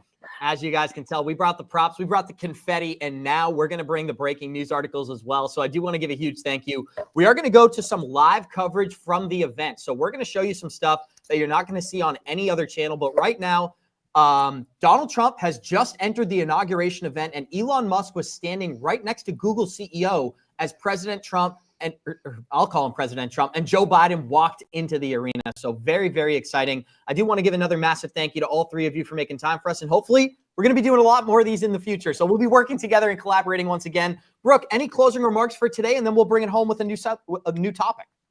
No, I'm just so excited for this new era. Again, we skirted so many hiccups by not voting for the other person, but that's in the past now. We're moving forward.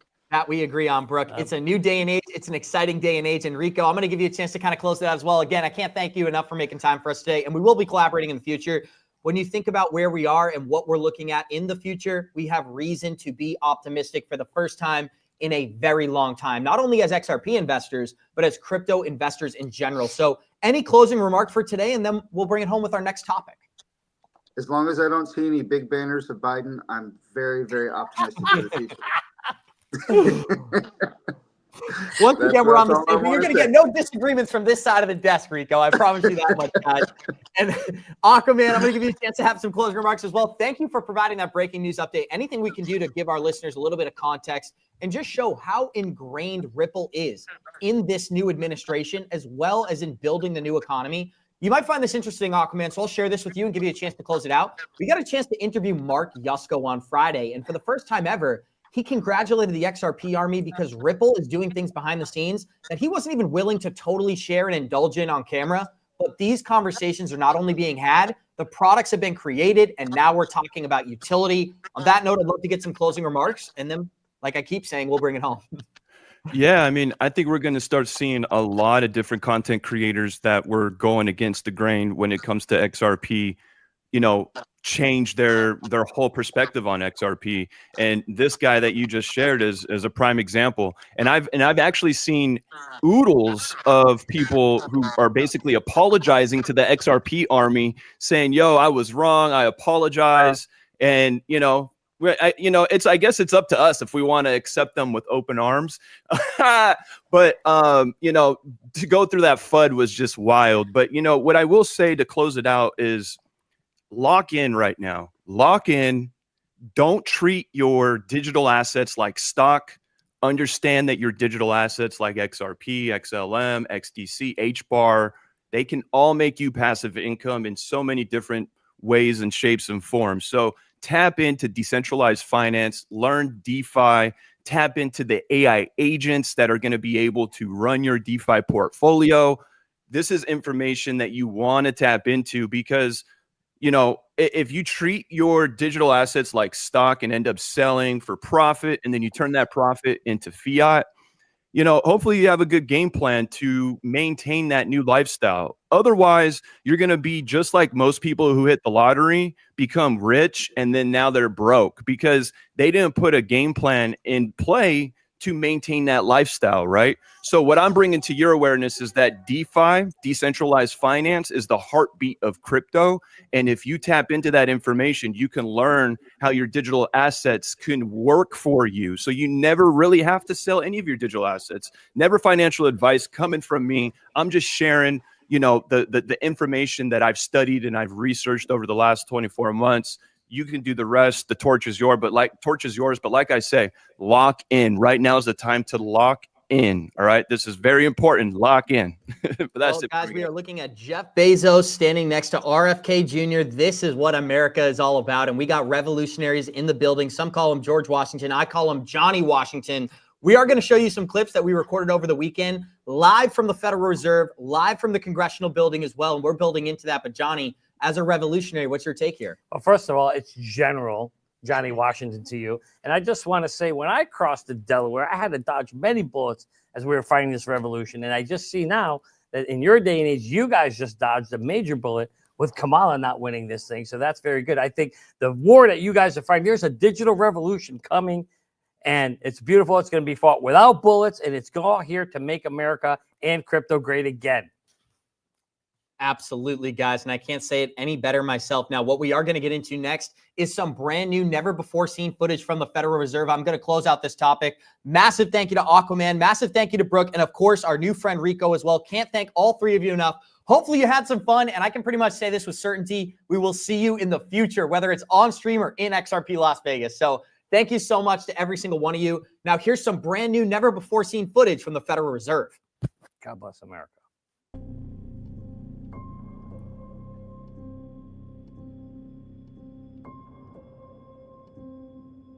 We are standing in front of the most influential building on the planet. Established in 1913 as a response to a 1907 bank run. So, let's dive a little deeper to what happened in 1907. The panic of 1907 was triggered by the actions of a small group of wealthy financiers and brokers whose attempted corner of United Copper stocks pushed a delicately fragile market, already teetering on the edge of the abyss, into total chaos. Brokerages suspended from the New York Stock Exchange, bank runs across the nation, and bank failures globally. With no FDIC in place, millions of hard-earned dollars in savings accounts and nest eggs lost completely overnight to over-leveraged banks. The Federal Reserve was built to add confidence to the United States banking system. Little did we know that would lead to a 97% collapse in US dollar purchasing power. In 1944, the most influential men on the planet came together to decide what would be the underlying asset of the global payment system.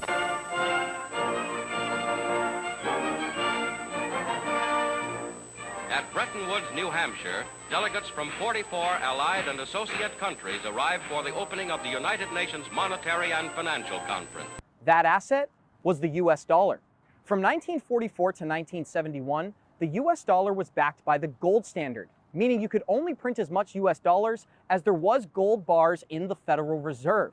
After 1971, Richard Nixon would change global finance forever. The strength of a nation's currency is based on the strength of that nation's economy. And the American economy is by far the strongest in the world. Accordingly, I have directed the Secretary of the Treasury to take the action necessary to defend the dollar against the speculators. I have directed Secretary Connally to suspend temporarily the convertibility of the dollar into gold or other reserve assets.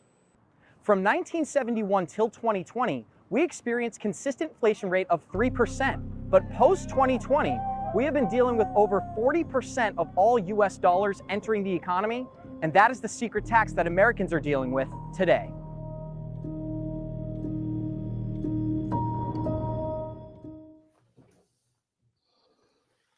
Thank you very much, guys. That is some never before seen footage that we were able to record in front of the Federal Reserve. And something many of our listeners may not be aware of is that up until 1971, when Nixon changed the world forever, we could only print as many US dollars as there was gold bars in the reserve. And we've got two very special guests joining us to kind of break this down. We are giving a live update from Trump's inauguration this morning, where not only is Donald Trump and Joe Biden arrived to the event, we had Google CEO, we have Elon Musk at the event, we have RFK Jr., we have Jeff Bezos, and dozens of other American stars here to celebrate the inauguration of Donald Trump. It is a new age, and many are calling it the golden age, guys. And we've got two very special guests that we're going to be breaking this down, not only discussing the golden age, but discussing gold in general. So big thank you to Andy Schechtman, as well as Jason Cousins this morning. Now, Johnny, I'd love to give you a chance to comment here. Then we'll go to two of our special guests. The floor is yours. Yeah, guys, remember one of the biggest things, the Federal Reserve. It isn't federal, it is a reserve.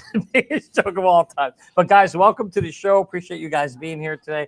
It is going to be very, very interesting as we, this is kind of where we're seeing this whole balance, this whole battle going on here between the old world and the old power kind of shift and transition to the new power. And so we've seen now this major battle, and now starting today, I think we're going to see that come to an end, right, as we move forward. And now, I think that when we look at it from a perspective of how quick can we see change, that's what I think everybody's looking for right now. How quick do we think we'll make that transition? Trump's got 5 pillars. Will we see those things happen this year? So it's going to be very, very interesting to see how we progress the needle moving forward. Andy, I'd love to start with you on this one because a lot of people are new to the digital asset space. And I think this topic of conversation that we're going to be breaking down here is sound money, right? 1971 was when we saw that massive shift at the Federal Reserve where they began moving away from gold and just printing dollars into oblivion. There's a very interesting stat that's affecting all Americans today. That is 40% of all US dollars in circulation were printed post 2019. First of all, thank you so much for joining us this morning. How are you feeling about Trump's inauguration, and what is your outlook going forward when it comes to sound money versus infinite printing? Good to be here, guys. Jason, good to see you, buddy. It's great. I mean, it's a blessing that he won, certainly, and to get our culture back more than anything. We've been living in bizarro world from a standpoint of our culture for the last 4 years, but you could certainly make the statement that our monetary policy, our fiscal irresponsibility goes hand in hand with it. And sound money be damned over the last several years. Perhaps one of the things that's most intriguing is indeed the appearance that the new administration wants to move to something certainly more sound. You have, of course, Senator Loomis from Wyoming talking about the Bitcoin strategic account, but funding it through revaluing the price of gold that the Federal Reserve holds on behalf of the Treasury. And she's been very vocal about that. You have Judy Shelton, who was an advisor to Trump last administration, was his nominee to run the Federal Reserve, although she wasn't confirmed. She will very likely be on the Board of Governors for the Federal Reserve this time around. She's advocating for issuing 50-year treasuries that are redeemable in gold. And so what we are seeing, whether it be on the crypto side of things, whether it be on the precious metal side of things, we're seeing an administration that recognizes that if we want to continue not only to be the world reserve currency, but also the leader, I guess you could say, of the free world in terms of a financial standpoint, a monetary standpoint, and we still want to retain the dollar as a world reserve currency, that we have to go a different direction. The first place to be would to inspire confidence through pegging it to something or having it trade on the rails of something that is not only sound, but also transparent. So yeah, I think this is the most optimistic I've been in a very long time as it pertains to an administration's willingness to understand the pitfalls of being completely and totally fiat and irresponsible at that. Thank you so much, Andy. And I think a lot of our listeners feel very, very similar. Now, we are talking gold. So we brought the founder and CEO of Glint on. Now, this is a very fitting conversation to have with you, Jason, because when we think about selling gold to buy Bitcoin, that is something I'm willing to debate forever, right? I am a proponent of keeping the gold that we have and also adding Bitcoin, not reducing one reserve to add another. But first of all, how are you feeling this morning? And what is your outlook on the potential of Bitcoin being not only purchased, but Treasury actually going out and purchasing Bitcoin for a national reserve? Hi. Well, listen, I'm feeling great today. Thank you. And it's a very interesting day. I mean, Trump's presidency leans into states' rights. So before we get onto Bitcoin, I think it's important to talk about that. So there's a perfect storm. It's Trump's presidency, I think, is going to be a perfect storm for those states wanting to break away from, this federal fiat reliance, which you've talked about there, the huge amounts of money printing, 20% since the COVID outbreak. Because, of course, when Washington prints, these states are worried about that increasing debt, and these states want real money you can hold. And of course, what some of your listeners might know, but what most probably don't, is that over 20 states are now looking to invoke Article 1, Section 10, Clause 1 of the US Constitution, which actually forbids, states to set up their own currency except gold and silver. And they're looking to do that to breathe new life into gold and silver as legal tender. And this is, of course, the real reason the founders put this text into the Constitution was to give the states the power to keep the federal government in check. So this is a real return to the founders' vision of sound money. And states like Utah and Florida and Texas, they're not just passing legislation, they're actually acting on things to reclaim that financial sovereignty that's in their constitutional right to protect their citizens from reckless federal spending. Of course, this all aligns with what Trump and the Doge team want to do is to stop that spending. But the problem is that debt is $37 trillion. And, they might be able to slow it down, but I don't think they're going to be able to make it go backwards. And so people are very worried about that. I mean, from state depositories to legal tender laws. I mean, Utah passed just last year passed legislation to stand up a study bill in this, and that was actually just released I think it was just about 8 weeks before Christmas.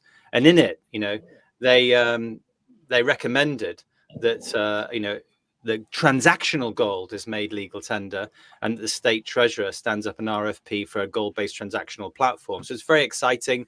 Jimmy Petronas in Florida, he's doing loads with this. I know he's being picked or asked by Trump to do something else, but I think he's going to get this out before he leaves. But Petronas is advancing gold and silver as legal tender in Florida as well, and he's stood up a study to determine how gold and silver bullion might be used as legal tender, because of course it's immoral. A lot of us would argue that to be taxing your money just for simply the depreciating purchasing power of money, and it's immoral to do that from a capital gains perspective, and it's immoral, of course, that inflation is doing that to everyday Americans. So that brings me around to Bitcoin, which of course I see is very different to gold. I don't see Bitcoin as gold 2.0. It's a fascinating product. It's got, I think in time, it might very well become a store of value. But in the meantime, it's, I think, got a long way to move away from being a risk on asset, a speculative asset, to a risk off asset, which gold firmly holds that position. And why not? As Randy Quarles, who is the former vice chairman of the Federal Reserve, said at the Utah work group, he said, look, why shouldn't people be able to store their savings and their wealth in gold and be able to spend it? And why not? Therefore, I say, shouldn't people be able to take their gains from Bitcoin when they want to, or some of their savings, and put that into gold, and to be able to spend it anytime, whether it's with Glint or some other product that comes out? So when you think about the potential for tokenized assets, let's first focus on gold for the time being. I think what tokenized assets do is allow people a lot more accessibility to these illiquid products, right? Me and you are not going to walk into a grocery store and exchange gold, but if I had a tokenized version of that, maybe I could borrow against it or get access to a certain amount of that liquidity. Would you be able to expand on that idea for somebody who's not familiar? Yeah, sure. I mean, with Glint, we enable people to buy, I think it's like 1/10,000th of a gram of gold through the Glint app. And you can just do that by, registering, transferring some funds in, and then, literally you can buy as little as 1 cent's worth of gold, because we want to democratize access to it, or millions of dollars, depending on how much funds you've got. You're buying effectively there a digital small fraction of a real physical bar that's in the vault.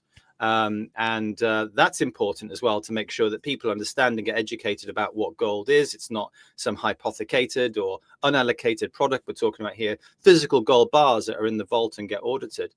You can buy, with digitization of these and the ledgers, you can buy parts of that bar without having to save up for a whole bar. And when it comes to selling it, of course, you don't have to worry about that. I mean, what are all these people who've gone to Costco going to do with their gold bars that they've rushed into that supermarket to buy? What are they going to do?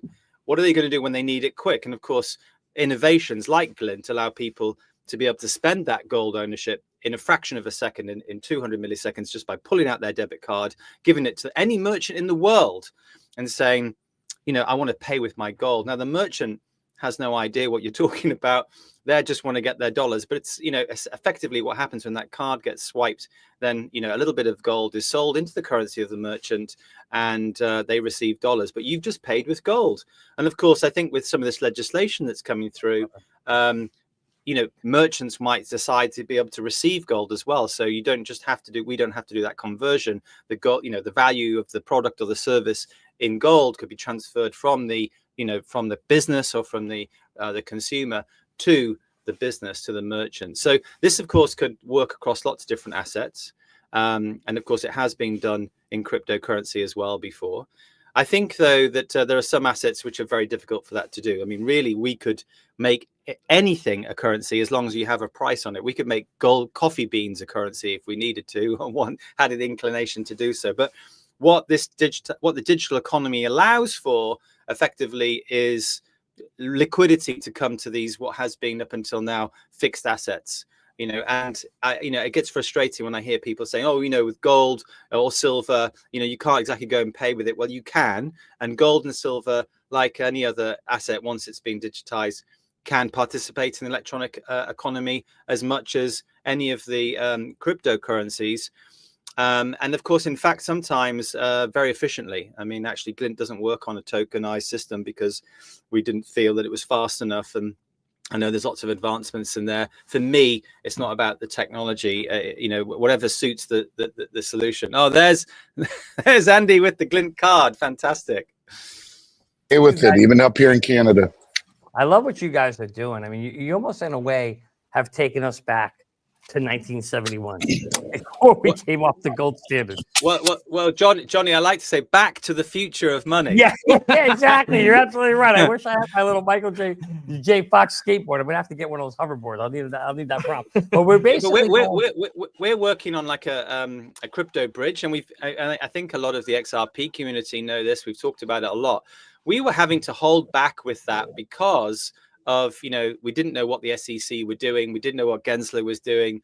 And the last thing we needed to do was to put our platform in jeopardy by venturing into the crypto space and, get shut down because of some, ridiculous interpretation of the law and unfair, interpretation and execution of the law. So we just held back on that. But I think one of the things that I think everyone's expecting is to, of course, is a freeing up and clarification on cryptocurrency for the industry. Because I've been absolutely appalled to watch from the sidelines as entrepreneurs like myself in the tech space have literally had their businesses destroyed and taken away from them by very unfair practices. Thank you so much. And we are going to give a live update from the inauguration really quickly. We did just see President Obama walked in without Michelle Obama, which is the first time we've ever seen that take place. We do have 33,000 live listeners here. If you're enjoying this program, show us some love, smash that like button. It helps us greatly and it supports us. Now, Andy, something that people may not know about you is that you founded your company, I believe, way back before crypto assets. So this is an important narrative because these things are coming together. It's almost like worlds are colliding. Jason said Back to the Future. I mean, I'm not sure how I would summarize it, but I'd love to hear your outlook when you think about what is gold going to mean in this new digital economy? Are people going to start using this as an underlying store of value for many blockchains? And what's your perception there? Yeah, well, you're right, man. I started my company. I was 19 years old in 1989, before the internet. Figure that out, try and figure out how you do anything anymore without being able to communicate via the internet. I still can't believe it. But anyways, I interviewed Judy Shelton not too long ago, and Judy, as I mentioned, was Trump's nominee to run the Federal Reserve. She'll be on the board of governors, and her idea was to issue 50-year treasuries pegged to gold and issue stable coins around it, have the community, the ecosystem issue stable coins backed by 50-year treasuries collared to gold. Look, gold was reclassified in 2019 by the Bank of International Settlements as the only other tier 1 reserve asset in the world, period. So you have U.S. treasuries, you have U.S. dollars, and you have gold. And when you look at the central bank acquisition and repatriation of gold, it's off the charts. Over 40 countries have repatriated their gold from the Bank of England and the New York Federal Reserve. These two entities, or these two locations, gave access to the COMEX and the LBMA. That's changing. There are exchanges popping up all around the world that are challenging even the Shanghai Metals Exchange. When you take the cumulative volume of it and the Shanghai Futures Exchange, it has surpassed that of the COMEX. The world is looking to gold and silver as the foundation, and I think there will be a marriage between blockchain technology and old school like gold. I think there will be stable coins that pop up around this. I think that the most important thing that I would stress is that for our two communities to be combative and decisive is not only foolish, I just think it's a waste of time. We should be complementary to one another, and I think we are much stronger as a community when we realize that the marriage between these two technologies, or this technology and gold, which is historical money, really is something that's quite powerful. And I think gold will be part of what comes next. There is no other reason in the world that the most powerful bank in the world would have reclassified gold as the only other tier one asset. There is no other reason that you would see the central banks buying at the level that they have. Yep. And there is no other reason that you would see the repatriation. At the same time, we hear more and more and more about technology and crypto being brought into this new agenda. And I think to embrace them both not only makes your portfolio a whole lot stronger, but I also think that is where things are going. If I had to guess, you will see gold as a peg to a new system. You will see cryptocurrencies as in the form of reserves. I'm going to smash the like button, not once, but twice there, Andy. I love what you said. To me, it's all about seeing the communities come together. Instead, there's been a lot of, bashing, headbutting rather than coming together. And it just doesn't help. I think, though, when you think about where we're headed, and you guys talked about, and what you're doing, Jason, is kind of a form of digitizing gold, right? Doing it through the credit card, literally tokenization, if you think about it, almost ahead of your time. How do you see that? Like when you guys, as you see that coming together, do you see governments continuing to stack gold and then starting to also create Bitcoin reserves kind of to offset that? Do you think we're going to see a balance there? What do you guys think is going to happen there? Well, I mean, I think the first thing is what's been interesting about this movement with Trump around his enthusiasm for cryptocurrency is it has been driven by the electorate. And I don't think people should take very lightly the power that they've demonstrated in this election, and the cryptocurrency community has been very strong, very vocal, and they have, that grassroots has effectively, they've created their own destiny. They've worked super hard at building the community. They've worked super hard at building their technology and their rationale. They've been shouting from the rooftops. I think that what I think people need to do is they shouldn't wait, though, for Trump and the new federal government to start taking action. Grassroots action in your state house is what will make things like gold, legal tender, a reality. They can't make cryptocurrency legal tender. It's not in the Constitution. They're not allowed to. But if you want sound money, I would say you got to support your state representatives, the legislators in your state. There are at least 20, maybe there's now up to 22, 23 state legislators of different states who are pushing this. There are state treasurers who are wanting to do this. There's a lot of power, but they can't do it without your help. These legislators, they work every day. I've seen them. They're not getting paid by anybody. They normally have to hold down another job whilst they do this for you. And you need to back them. So you need to go to somewhere like transactionalgold.com. I know that's a website that tries to keep track of everything. I don't think it's always up to date because things are moving so quickly. But you've got to go to transactionalgold.com. You've got to see, is your state involved? If it's not, you've got to get in touch with them. You can find out which representative is doing this, and you've got to get behind them. Because I think that the only way we're really going to see proper sound money initiatives if the state movement combines with the federal movement. The feds can't do everything. The federal government has taken over the last few years a huge slice of the power, but I think states are fighting back. You've seen Trump wanting to give that power back to the states, and so he's going to acquiesce in lots of areas to the states. So support them with the sound money legislation that already exists in the Constitution. Get behind them. Create your own destiny. I think this is probably one of the first times in the last 100 years where people actually have the opportunity to create this destiny for themselves. Right now, Trump is saying, well, what do you want? I'll give it to you. He's a free markets advocate. The states are saying, we think this is what the residents of the state need. Back them. You've got to do it. Stop what you're doing right now. Go to transactionalgold.com. It's not my website. It's not Glint's, but I know some people are tracking that, and get behind this movement. Did you say there's 30,000 people listening to this right now? You guys are the army. You need to get behind this. You need to galvanize yourselves, and you need to do that. Now, of course, Trump has talked about maybe buying some cryptocurrency for the state reserves.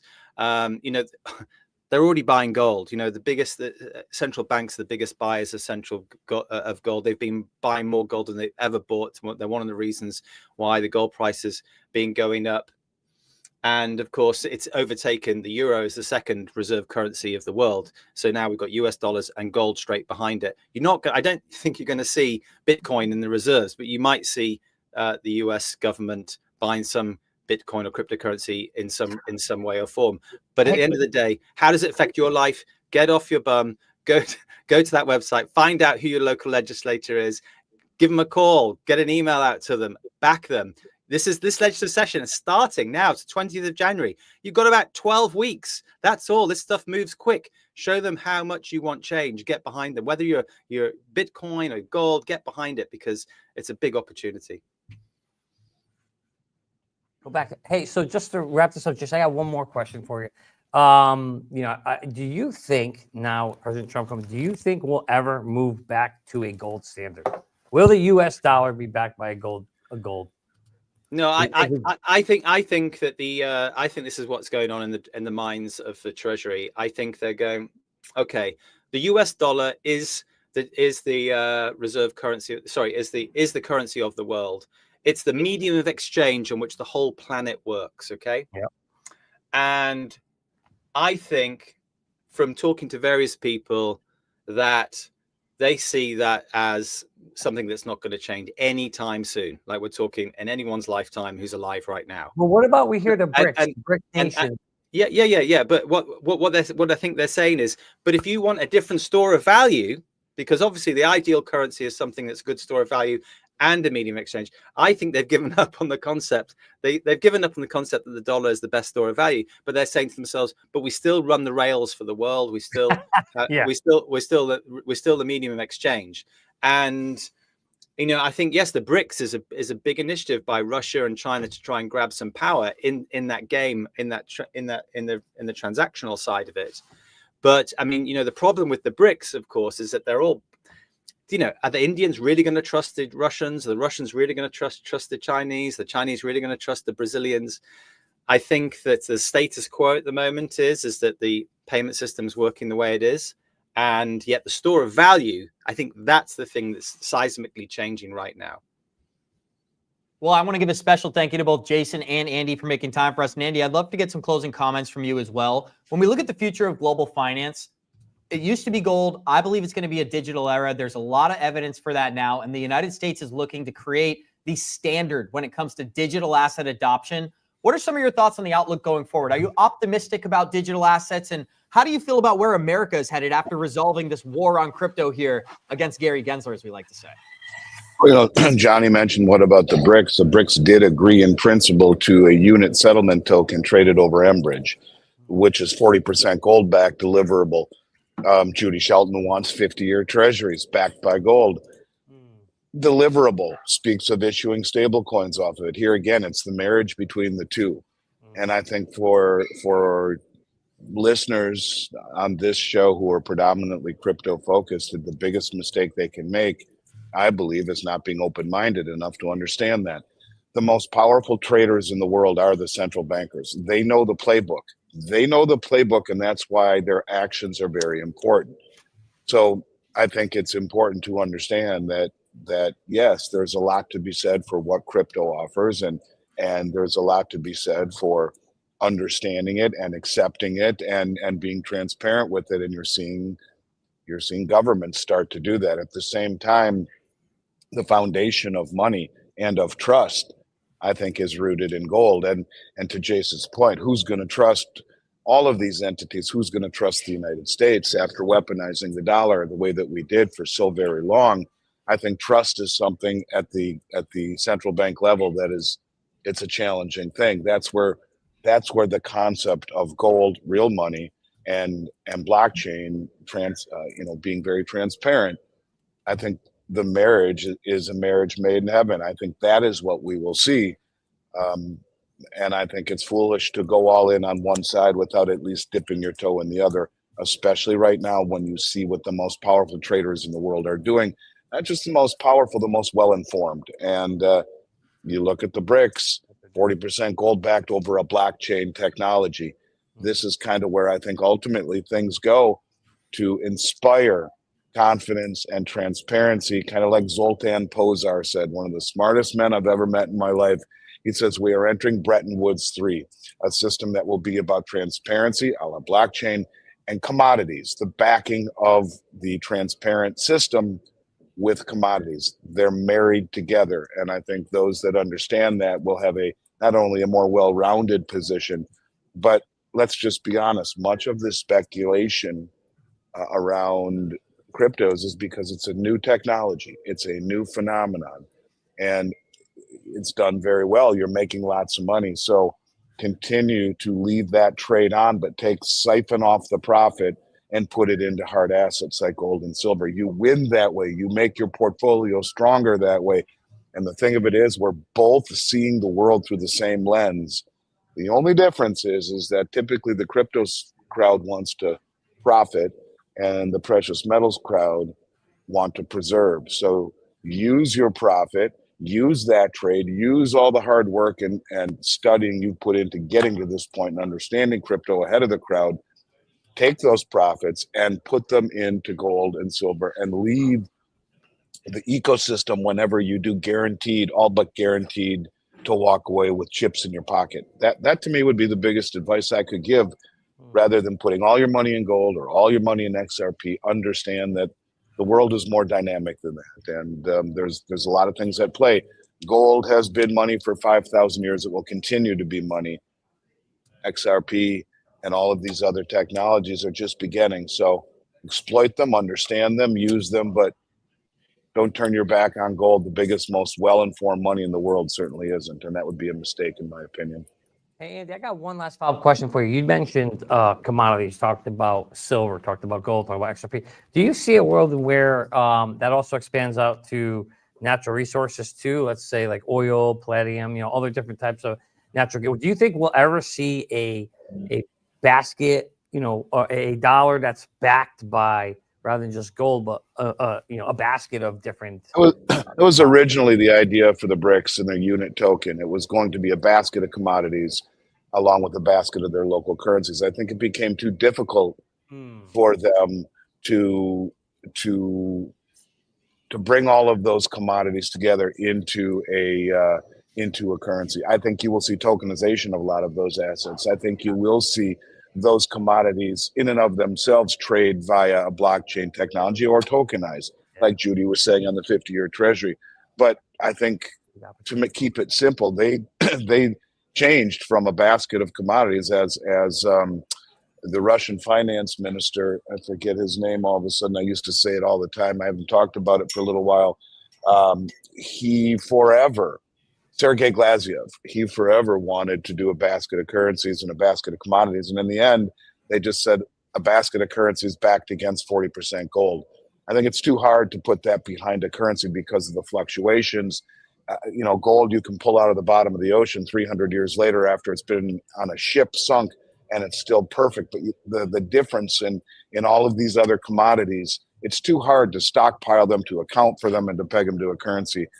So no, I don't think they will be part of a system, but I do think that they will be tokenized and will have opportunities, not part of a currency, but more of the way that we value and invest in those tokens or in those commodities. Yes.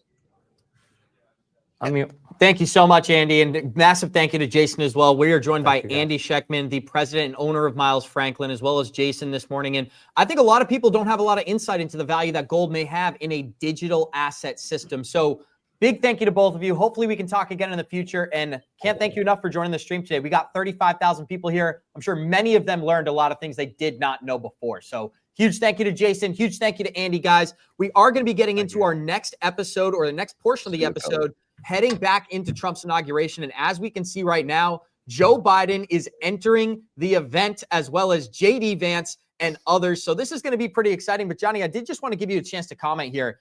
What we're seeing right now is something we didn't see back in 2020. It seems like both sides of the aisle are collaborating for the betterment of the future of America, right? That's a unique thing that we had to put to the side for several years. It's great to see that energy back in the building here. We are showing a video of JD Vance kind of entering in right now. But Johnny, I did want to get some of your thoughts, and then we'll get into it. I'll tell you what, Abs, I'm going to smash the like button for that one. It is about time that we finally, our country's been very, very divisive for a long time, Abs. And it's really, at the end of the day, it's hurt everything. It's hurt our economy. It's hurt our innovation. It's hurt jobs. It's hurt growth, everything. So I think the reality is now we're finally coming together. Trump is always about wanting to move the country forward and, be able to prove that he's the best president that's ever lived. And I think because he wants that, you're going to see him go ahead and just look at his picks. His picks alone, Abs, who he picked for cabinet members. He didn't go with the traditional people that know the space, but he's bringing in people with new, fresh ideas. I think to be able to move the country forward and doing it by crossing the aisle. But here's the good news, Abs. He has control of both sides, the House and the Senate right now. He's got 2 years, Abs, 2 years to do almost whatever he wants to some degree to put the policies in place to advance our country forward. So it'd be very interesting to see if he takes advantage of that. Well, guys, you are seeing the behind-the-scenes image right now, and we are going to work to get that live back up on YouTube once again. We are having a little bit of tech issues, but here's the most important thing. They can shut down the stream, but they can't shut down the show. If you guys are enjoying this stream, show us some love, smash that like button. We're going to get everything back up and running in, I'm sure, a short period of time here. But as we look at the future of America, Johnny, digital assets are going to be a center of conversation. We're looking at the XRP price chart. You know what? We'll call this a commercial break, even though we're going to stay focused on many of our listeners' favorite topics. Something that we've been watching very in depth this week is XRP's price performance and the resistance that we've had around $3.35. Yeah. Now, Andy Schechtman just referenced the fact that you can hedge yourself by owning a little bit of gold and a little bit of crypto. Well, here's something else you can do to hedge yourself in this market, taking profits while they're there. And that is why we constantly talk about Merlin, the smartest way to track your crypto. We allow you to connect to your Coinbase, your Uphold, your Binance, your Kraken, as well as cold storage devices such as a Ledger. This is the future of finance, is controlling it, having full control over your own assets. And that's why everybody, I would encourage you, go and check out Merlin today at merlincrypto.com. You're going to get exclusive access. It is only $18 a month, but the most important part, 30 days completely free to try this product and create an exit plan for yourself. Now, I would love to queue up a little bit of footage. Maybe we could go to like some Supreme Court data or something like that. We're going to find some time to get this stream back up and running because there's plenty to talk about. And I'm watching some A-list stars enter the event. We've got Barron Trump, Eric Trump, Donald Trump already entering right now as we speak. We had Barack Obama as well as Joe Biden entering the event as well here. This is going to be really exciting, and we're going to be providing some details. We're going to make sure that we get the audio feed for Trump's speech as well when that comes up. But look at this. Elon Musk also right behind Barron Trump. And here's something interesting. Barron Trump towering over Elon Musk. That's pretty interesting, Johnny. My God, he's a giant, man. He's massive. Not only is he towering, I think he also now has a new website named after him, right? Absolutely. World Financial Liberty just launched a website or a URL in his name as well. But, on a serious note, it is just, man, it's so exciting when you think of what's coming, the policies that he's going to be putting in place, the people that he's put there to be able to drive us forward. And, you talked about something very, very important. In the last bull run for all of our folks who were here, and Abs, we made the same mistake. We didn't have an exit plan. We didn't know we really didn't know what we were doing. We were watching our accounts go up. We were watching our accounts go down, but we didn't understand how the game is played. And you have to understand that any kind of market, whether it's the stock market or the crypto market, it's always a zero-sum game, meaning money comes in. If people take money out, somebody's got to lose. You don't want to be on the losing side of those trades. And that's why we encourage everybody, whether you use Merlin or whether you just take a notebook and a piece of paper, if you're old school, and create a little exit plan, Abs, as you talk about all the time. So important to protect yourself and protect your, even if you just take your initial investment out, protect yourselves going forward so that you can really enjoy. But we know, man, there's just a massive upside coming. And I think we have, an XRP watch going on today, Ebs? Guys, we're talking about XRP. We're talking Bitcoin. And the question that we asked our live chat today is, will XRP break all-time high during this stream? Optimism's in the air. So anything's possible here in 2025. Donald Trump is president of the United States in only a couple of hours here. So if you're enjoying this stream, it would be greatly appreciated if you could show us some love, smash that like button, help the algorithm pump this out to as many crypto investors, or I guess just presidential inauguration listeners as possible. Now, we are back on YouTube, guys. We have the best team in the game. We have the best community in all of crypto, and we got it back live. So we're going to be very, very careful about what we present on this stream. Now, what we're seeing right now is the event is about to start. Donald Trump will be giving his inauguration speech after being sworn in. This event is happening indoors. Typically, it takes place outside. Donald Trump will put his hand on the Bible and read through the inauguration, but the reality is that we're seeing many things that we've never seen before. Barack Obama, for the first time, he showed up without the previous First Lady. Michelle Obama decided to skip the event. Very classy on her part as a former First Lady of the House. Now, Johnny, I did want to get some commentary. I see you're busy kind of editing the Ray thing. I believe that we're looking at the future of America, right? We're looking at J.D. Vance. If Donald Trump decides that he is done after this term, J.D. Vance is probably who we're going to see run next as a Republican, and he's garnering that attention now. There's many people who are pro-crypto, but J.D. Vance has been extremely outspoken about the war that Gary Gensler has led. He talked about how Elizabeth Warren and Gary Gensler, they're not for the American people, they're for the American banks. That's not a Good Morning Crypto quote. That is from J.D. Vance when he did his time on Joe Rogan. So a lot of cool stuff. We'll just chat it up here. I thought he summed that up really good. You know, when you look at what was going on and follow us a little later, we sent out an investigative reporter, went and did a little work and did a little research to understand a little bit more about Operation Choke Point 2.0. So stick around a little later in the episode. We're going to play that for you. And he uncovered some things. And it's literally what you just talked about. There are some ties to the banks and to Wall Street and to some of these other areas that you have to understand. You're talking about a major, when you're challenging the powers that be and you're trying to take away the power, they're not going to go down easy. And we saw that. And, we all witnessed the SEC being weaponized against Ripple. And if you don't believe me, well, guess what? There's a nice little movie out there called The Rigged from the Start. And you can click on, I think it's on the link below. Click on the link below. And you can go watch for yourself. Don't take my word for it. Go take, Fruition Production. They put a beautiful documentary together to help you understand what happened, how it really works behind the scenes, what really happens, and to be able to manipulate and move things around, put things in your favor, so you can launch a token and maybe prevent another token from launching and be able to make a lot of money and capitalize off of that. And JD Vance talked about how that, that is now coming to an end, my friend. I think the good news is moving forward, we're moving into what we call the age of Aquarius.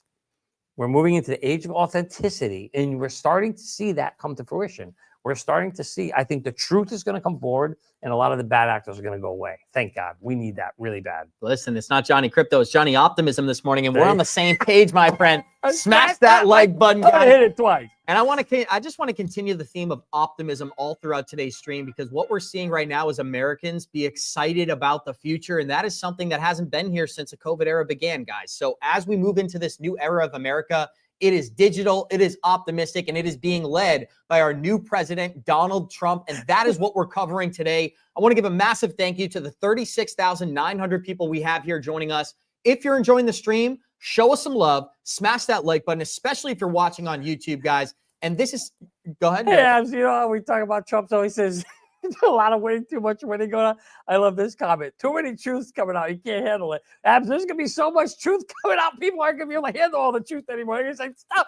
Johnny and Abs, stop giving me the truth. I don't want the truth. We're going to give so much truth. And Abs, we're going to say, you know what? We're going to keep giving you more truths. Right. And look at Melania and Trump having a beautiful moment of embrace. Now, that is quite the hat to be wearing indoors, but I'm not really sure. Maybe there's no sun. She's trying to protect herself from the sun. Everybody looks great, guys. And we're keeping it lighthearted, but when I think about what Donald Trump's intentions are here, he does have the intention of building the American economy. And we're a crypto program, so we focus on the crypto portion of that. But the American economy is entering an era of exponential growth. And Elon Musk said there's only two ways to get us out of a debt crisis: complete revamp of the financial system or an expansion of the American economy. One seems much more likely than the other. I am an advocate for the expansion of the American economy. And this is just a great scene here. I wish we could grab a little audio because they are introducing Donald Trump right now. So this is pretty exciting, guys. Let us know in the live chat what some of your thoughts are on this event thus far. Are you excited? Are you optimistic? And do you believe Donald Trump is going to make America greater again? Because I do believe we're already great. These last 90 days have definitely been great. I'll tell you what I think Donald Trump's definitely going to do. He's going to make crypto great again, because we know it's been really beat up. It's been under attack for the past 4 years. It's been brutal what's happened to it. Look, he looks so presidential there too. Right. He's so confident. You gotta love a leader that's kind of confident, like, don't you, Abs? It's so beautiful just to see.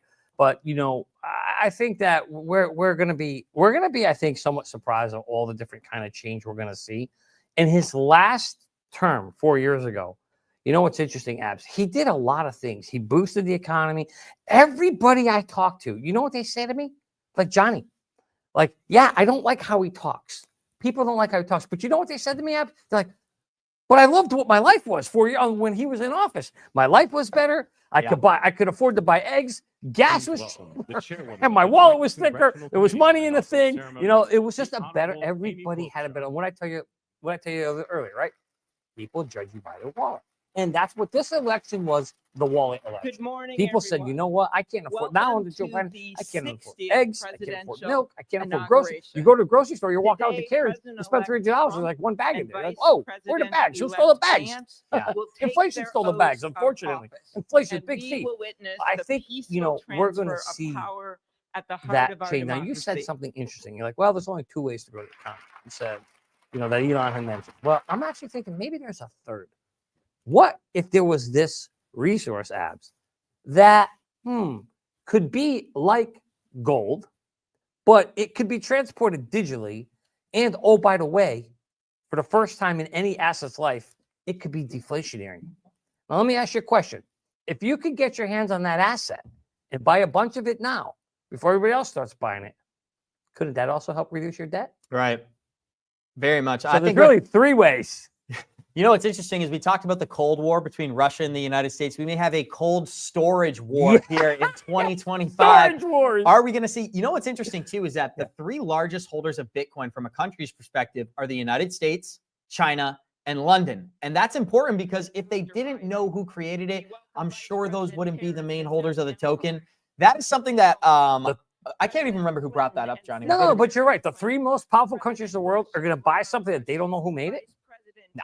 Come on now. Come on. Yeah, wake up. Yeah, come on, people. Wake up. Don't believe the United States Supreme Court are with Don't us. believe the fake news. All 9 of them, That's I counted. That's right. And of guys, course, if you don't the think Trump that these and guys Vance don't know who families. created this, there are This countries. ceremony I mean, how much is BlackRock? will BlackRock soon owns be 250 a shit ton of Bitcoin. Yeah. They also own MicroStrategy, which owns a shit ton of Bitcoin. Can you see where we're going? And BlackRock, by the way, largest asset manager in the world at $11 trillion.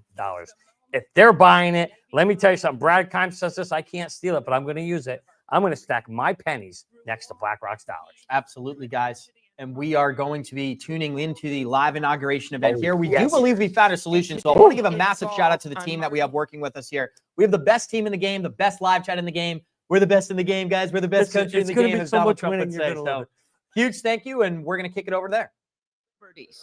And as is inscribed on the entrance of the United States Supreme Court, equal justice under law.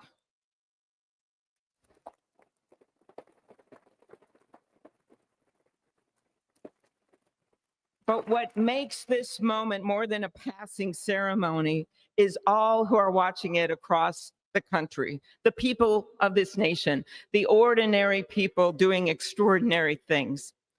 President Kennedy, who at one point worked as a senator in this building and would often walk through this very rotunda, once said, in a democracy, every citizen, regardless of interest in politics, holds office. Every one of us is in a position of responsibility. With that responsibility of citizenship comes an obligation not to seek out malice, as President Lincoln once reminded us, but to view others with a generosity of spirit, despite our differences. With that responsibility of leadership comes an obligation to stand our ground when we must and find common ground when we can. With everything swirling around us, the hot mess of division, it is on all of us, to quote an incredible songwriter who just happened to be born in my state, to ensure that our nation's democracy is our shelter from the storm. There's a reason this ceremony takes place at the Capitol. In other countries, it might be in a presidential palace or a gilded executive office building. Here, it is traditionally held at the Capitol, the People's House. It is a fitting reminder of the system of checks and balances that is the very foundation of our government. 3 equal branches of government. That is how, for nearly 250 years, our great American experiment, grounded in the rule of law, has endured. So, as we inaugurate a new president and vice president, let us remember that the power of those in this room comes from the people. The construction workers who build our country, the teachers and healthcare workers who nurture us, the troops defending our freedoms, and yes, the firefighters in Los Angeles putting themselves on the line for us.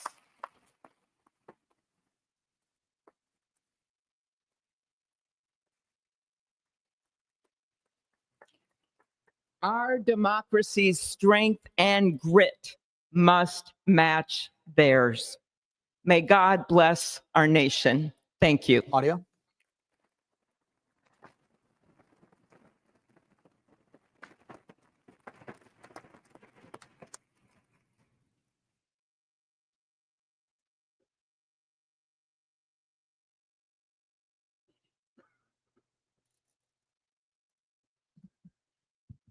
Good afternoon. Johnny, off the comments. Endurance and on to the through the screen. years is the ultimate test. Hey, everybody, we are back live covering the Trump's inauguration here today, and we already have 38,000 people here joining us. Now, one of the things that we're seeing is optimism, right? And we've made this the entire theme of today's show. Not only is America moving into the golden age, the American people are optimistic once again, and that extends well into the crypto community.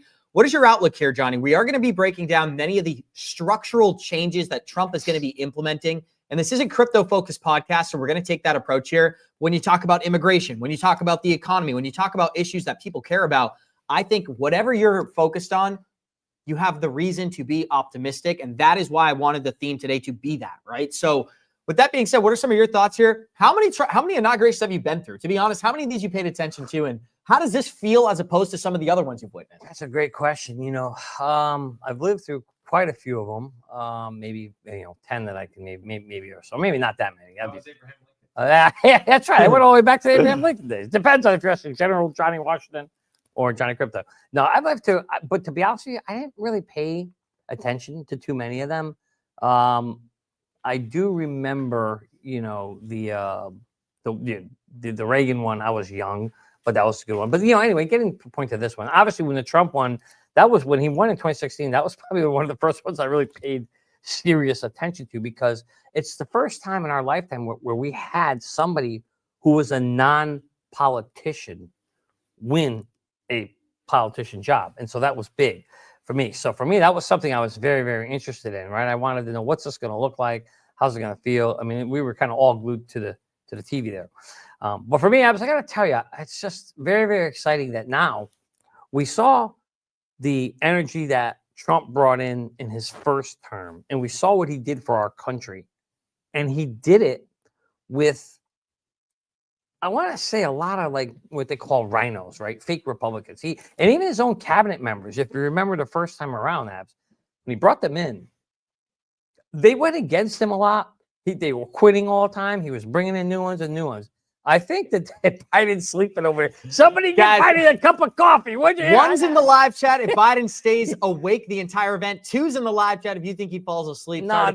That's like, no, it should be ones if you think he'll stay awake for 10 minutes, or two if he'll make it for an hour. He ain't going to make the whole thing. I don't see it happen. I don't think he's got a chance.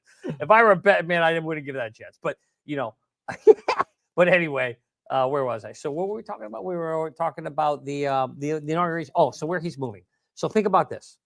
In his last term, Abs, he had people that he thought he could trust, right? But think about anything you do for the first time. When you're learning, you don't necessarily know, how to do things, who the right people, who your allies are, who your friends are, who they aren't, right? I think this, and he learned. He even said it, Abs. He said, I learned a lot in my first term. I learned who I could trust, who I can't trust. I learned how to make sure they don't cheat in elections. Oh, you know what's great is that Robert F. Kennedy Jr. did an interview where he talked about that process. Now, Trump was totally transparent. When he won the first time in 2016, he was surprised. He didn't think he was going to win. Confidence is key, but the reality is nobody knows until Election Day. And when he was elected, he was forced to make 14,000 appointments in 60 days. Now, anybody who knows about politics understands the top 400 appointments are what's most important because those are decide those other 14,000 roles. But Trump had already admitted that he didn't know these people. He didn't know who to trust. He didn't know them. So he turned to other politicians and said, who should I work with? Now, obviously, he was misguided and many of those people turned on him. But this is not the same Donald Trump. This is not the same political campaign. And it's not going to be the same Trump administration going forward. You want to know what many of those people were? We know what they weren't, but I know what they were, Abs.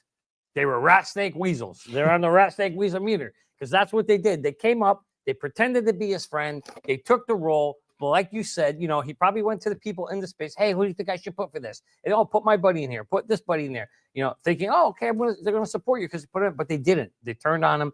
And what I'm getting at here, Abs, somebody's saying we're not supposed to talk during the prayer. Do we have the audio playing through as well, or is it just us? No, it's not playing through. Oh, okay. Perfect. Governance.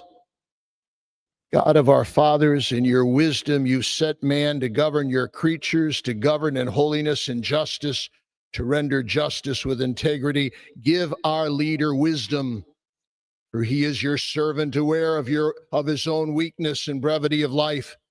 If wisdom which comes not from you be not with him, he shall be held in no esteem. Send wisdom from heavens that she may be with him, that he may know your designs. Please, God, bless America. Please mend her every flaw. You are the God in whom we trust, who lives and reigns forever and ever. Amen.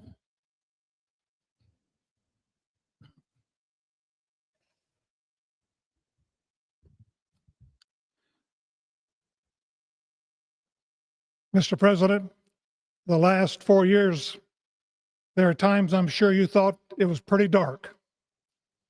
But look what God has done. We praise him and give him glory.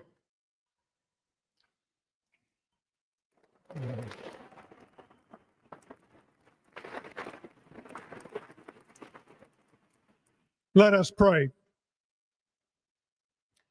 Our Father and our God, thou hast said, blessed is the nation whose God is the Lord.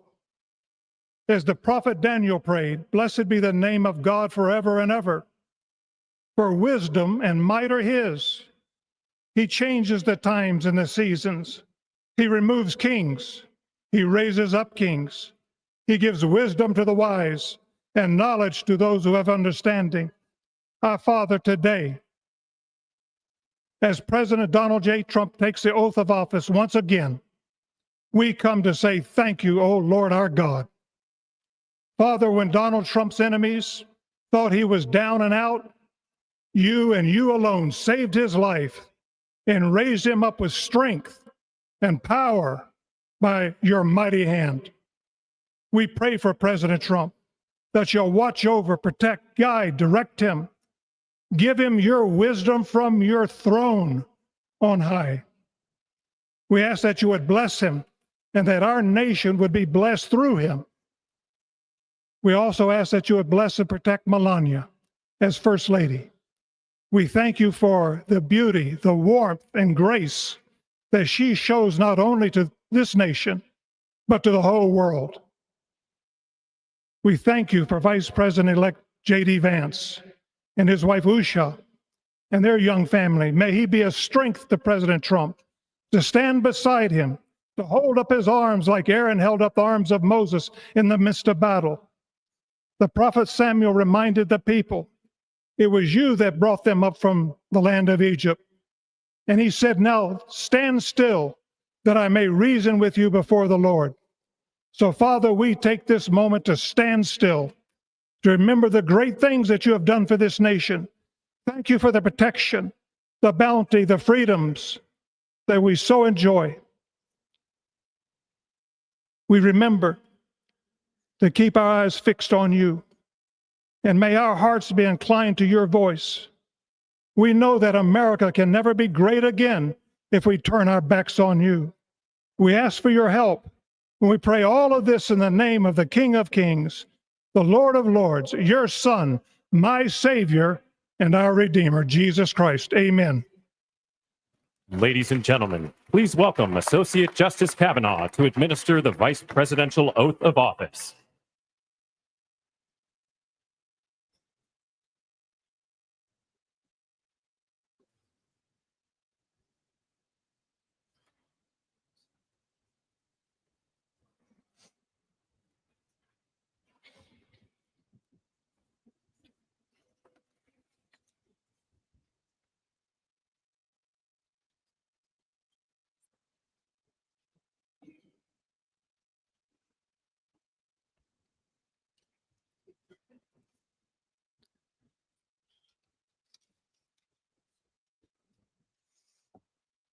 Please raise your right hand and repeat after me. I, James David Vance, do solemnly swear. I, James David Vance, do solemnly swear that I will support and defend the Constitution of the United States. that I will support and defend the Constitution of the United States Against all enemies, foreign and domestic. against all enemies, foreign and domestic. That I will bear true faith. That I will bear true faith and allegiance to the same. and allegiance to the same. That I take this obligation freely. That I take this obligation freely without any mental reservation. without any mental reservation or purpose of evasion. or purpose of evasion. And that I will well and faithfully discharge. And that I will well and faithfully discharge the duties of the office. the duties of the office On which I am about to enter. on which I am about to enter. So help me God. So help me God. Congratulations, Mr. Vice President.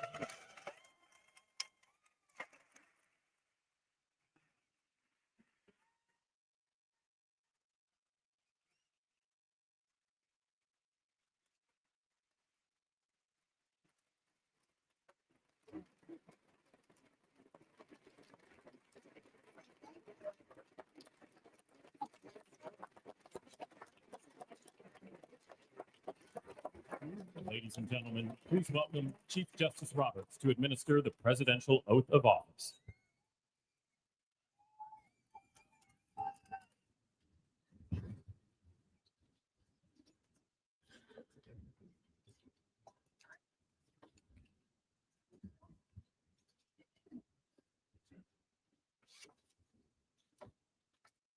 Please raise your right hand and repeat after me. I, Donald John Trump, do solemnly swear I, Donald John Trump, do solemnly swear that I will faithfully execute that I will faithfully execute the office of President of the United States the office of President of the United States and will, to the best of my ability, and will, to the best of my ability, preserve, protect, and defend preserve, protect, and defend the Constitution of the United States. the Constitution of the United States. So help me God. So help me God. Congratulations, Mr.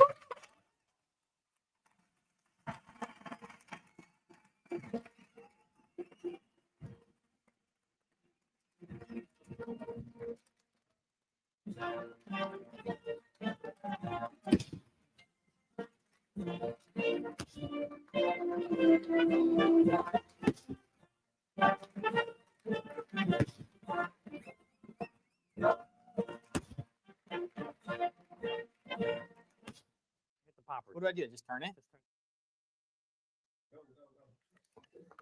Woo! Woo! It is a new day and age in America. It is America first, guys. Donald Trump is going to be putting America first this point forward. And we are seeing him congratulate J.D. Vance. We're seeing J.D. Vance congratulate Donald Trump. This is a historic moment for Americans, but it's a historic moment for the world, right? We had a massive decision to make. This confetti is all over my laptop now, guys. This is pretty funny. I think my laptop shorted out. I got so much confetti all over this thing. The American people made a decision in November, guys, and now it has come to fruition. Confetti is in the air. Eric Trump, Donald Trump, Barron Trump. Congratulations to the entire family. What we're doing here, guys, we're just sitting here celebrating this moment with you. We wanted to share this moment with you. We are going to provide some crypto commentary, and we've got a star-studded list of guests joining us this afternoon. John Deaton, Gary Cardone, Zach Rector, Linda P. Jones. These are many of the people who we're going to be speaking with all throughout today. So for the time being, we're going to watch this presidential inauguration. But Johnny, what are some of your thoughts? And I'll throw this confetti up in the air. You know, as I watch this, to me, throwing it, I got it all over my computer. You know, to me, you get a moment of joy, proudness to be able to see that our country, if you think about where we are, Abs, we actually, you know, a lot of people take for granted the fact that we live in a country where we can, nice try, where we can vote, where our vote actually matters and elections have consequences. Versus where you look at some other countries, you know, look at Russia, for example, like, you know, you don't get to decide, even though your vote, it's like a banana republic vote, right? It doesn't count. Here, it's so cool to be able to see that, you know, we've earned this right. Our forefathers fought for it to put this nation in front of us. And we're getting to live through a moment where the American people, the American people got to decide who's going to make the decisions and what our lives are going to be like for the next 4 years. And I can't tell you how excited I am about the fact that we have a president that, let me tell you why I'm excited, Abs. This guy came in 4 years ago. He knew nothing about how to be a politician. There you go. You look like one now with the hat on. He knew we're going to be the best. We're going to be the greatest. He knew nothing. He knew nothing about how to run a country, dude. Guy was a businessman. He knew how to run a business. Run a business, run a country, two different things. And yet he did, I would say, a pretty damn good job from 2016 to 2020 with people that, you know, were I won't say were his best of friends. Now he gets to come in 2024. Fast forward 4 years from now, right? 4 years. And we have a president that's going to come in. He knows how to do the job, Abs. He knows what he did wrong. And now he's going to get to be able to, he's picked people that he feels he can trust. Magic word, right? Big, big word, Abs. You say, we talk all the time. Trust takes hundreds of years, takes a long time to gain and very short time to lose. And he now has people he can trust in his office. And that's why I'm excited, because I personally, Abs, the jury's out every year on every president. But I want to see what he can do this time around, that he gets to do almost like a do-over, but with people he trusts. I completely agree with that, guys. And this is what's really interesting. This person said, Abs, you got to leave the hat on. The hat at home from now on. I love the collared shirt look on you as well. But I'm thinking, an old lady, what must the young girls think? I'm not sure what that comment even means. You need to leave the hat at home. A hat at home. He's trying to tell you, don't wear the hat. Why? This is a beautiful hat. I'm going to be honest with you. That was my hat. I put it on my head. I go, this thing looks terrible on me. Abs, you put it on. I'm like, dude, it looks perfect. Guys, I'm like Elon Musk. I'm not just MAGA. I'm dark MAGA today. So come on. This is the theme of the episode. Optimism's in the air. I love the hat. And I want to give a special shout out to XRP Gal in the comments.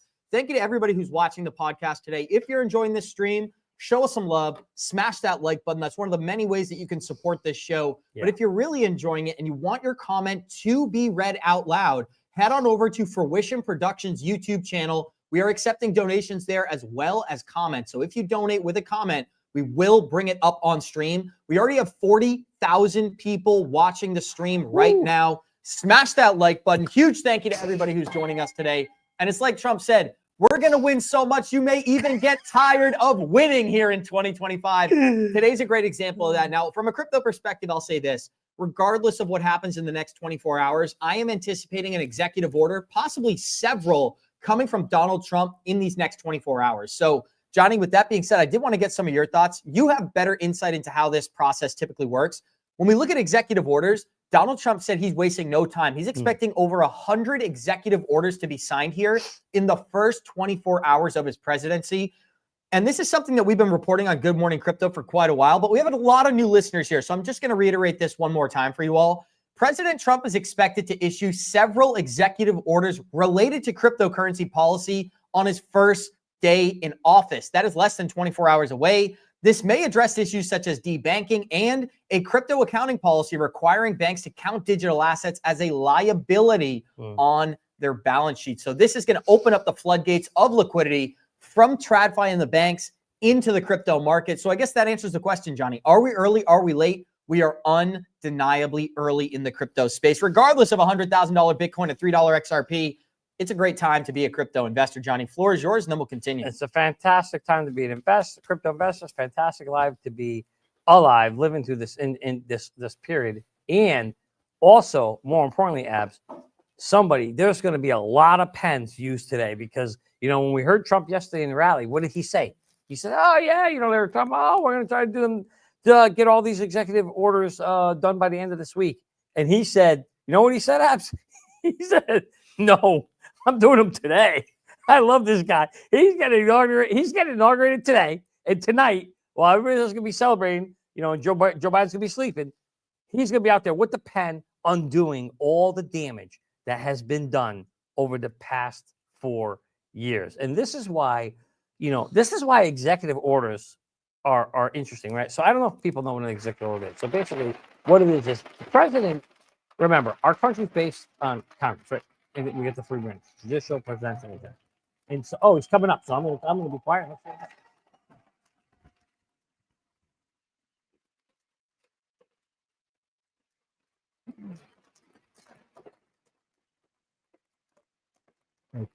Thank you very much, everybody. Well, thank you very, very much.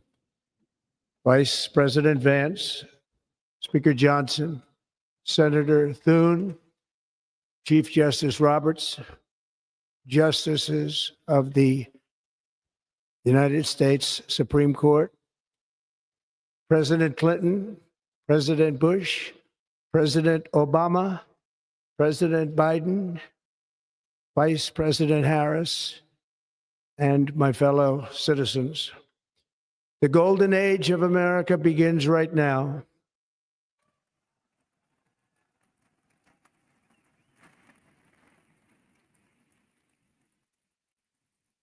From this day forward, our country will flourish and be respected again all over the world.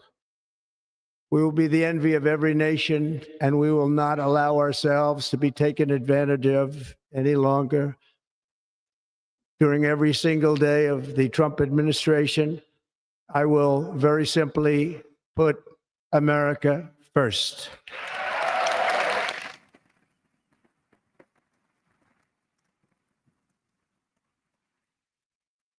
Our sovereignty will be reclaimed. Our safety will be restored. The scales of justice will be rebalanced. The vicious, violent, and unfair weaponization of the Justice Department and our government will end.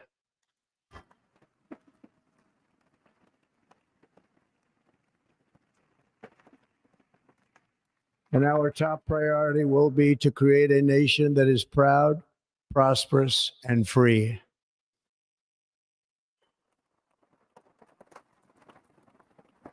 America will soon be greater, stronger, and far more exceptional than ever before. I return to the presidency confident and optimistic that we are at the start of a thrilling new era of national success. A tide of change is sweeping the country. Sunlight is pouring over the entire world. And America has the chance to seize this opportunity like never before. But first, we must be honest about the challenges we face. While they are plentiful, they will be annihilated by this great momentum that the world is now witnessing in the United States of America. As we gather today, our government confronts a crisis of trust. For many years, a radical and corrupt establishment has extracted power and wealth from our citizens while the pillars of our society lay broken and seemingly in complete disrepair.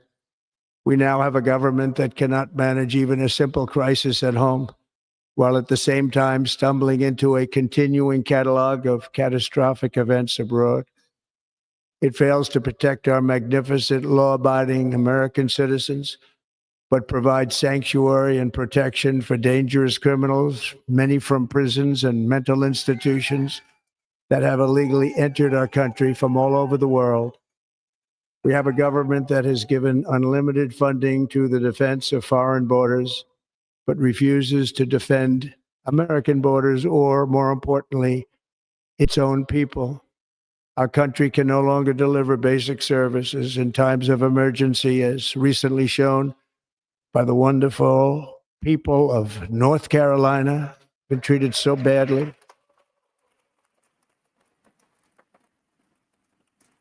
And other states who are still suffering from a hurricane that took place many months ago.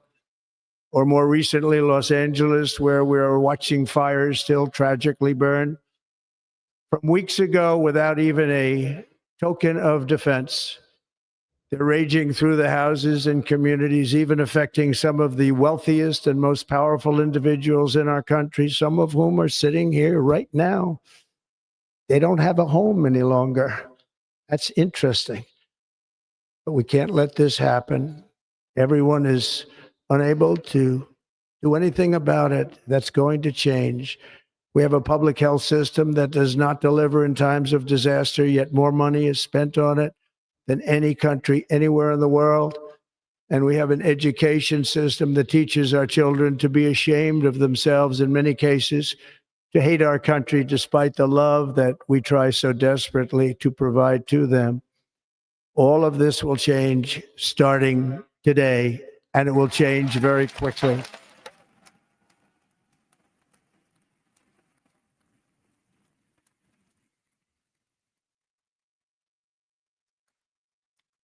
My recent election is a mandate to completely and totally reverse a horrible betrayal and all of these many betrayals that have taken place, and to give the people back their faith, their wealth, their democracy, and indeed their freedom. From this moment on, America's decline is over.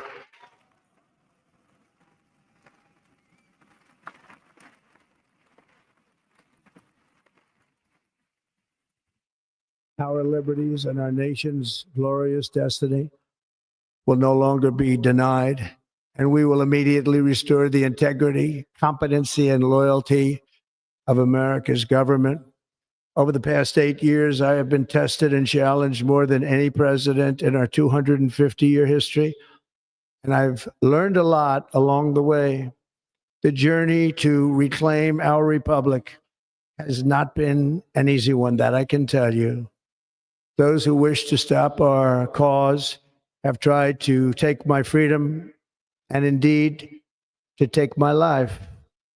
Just a few months ago in a beautiful Pennsylvania field, an assassin's bullet ripped through my ear. But I felt then, and believe even more so now, that my life was saved for a reason. I was saved by God to make America great again.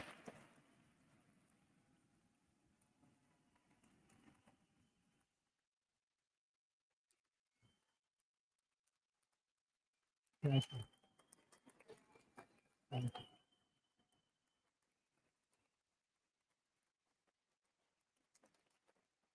Thank you very much.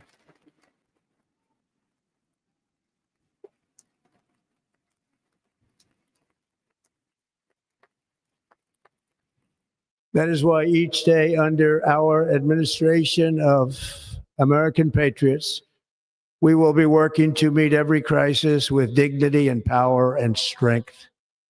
We will move with purpose and speed to bring back hope, prosperity, safety, and peace for citizens of every race, religion, color, and creed. For American citizens, January 20th, 2025 is Liberation Day.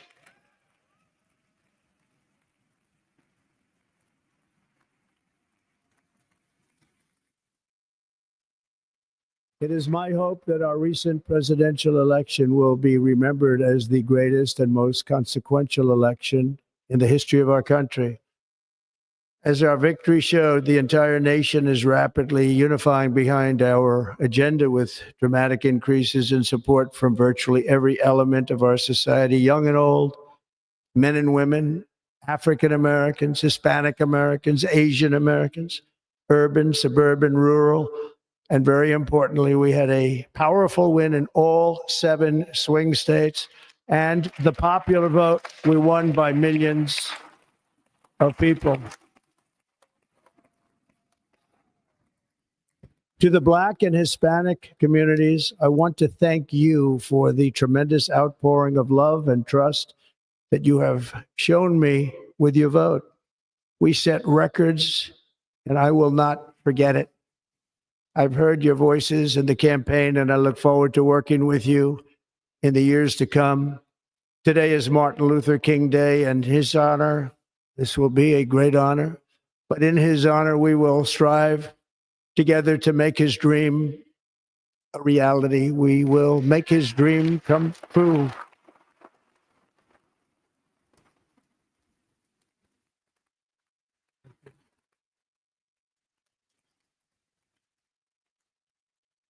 Thank you. Thank you. National unity is now returning to America, and confidence and pride is soaring like never before. In everything we do, my administration will be inspired by a strong pursuit of excellence and unrelenting success. We will not forget our country. We will not forget our Constitution, and we will not forget our God. Can't do that.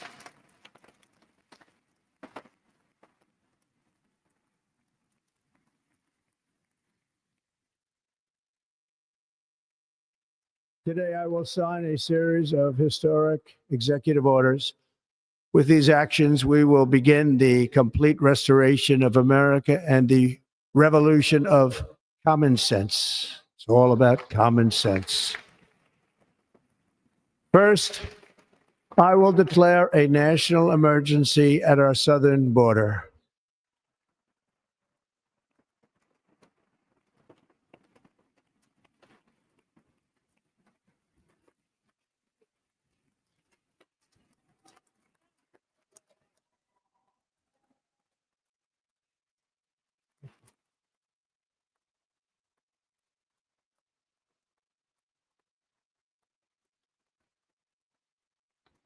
All illegal entry will immediately be halted, and we will begin the process of returning millions and millions of criminal aliens back to the places from which they came. We will reinstate my Remain in Mexico policy.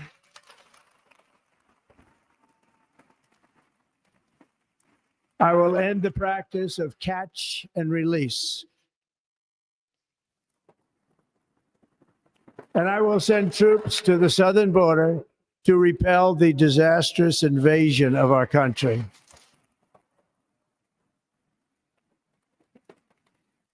Under the orders I signed today, we will also be designating the cartels as foreign terrorist organizations.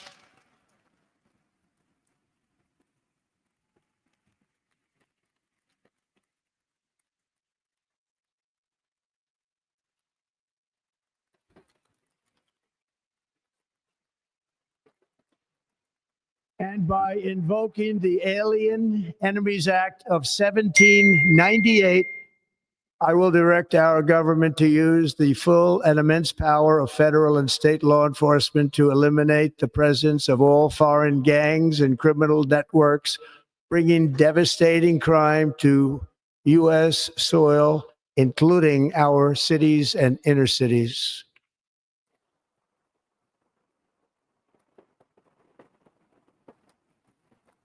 As Commander-in-Chief, I have no higher responsibility than to defend our country from threats and invasions, and that is exactly what I am going to do. We will do it at a level that nobody's ever seen before.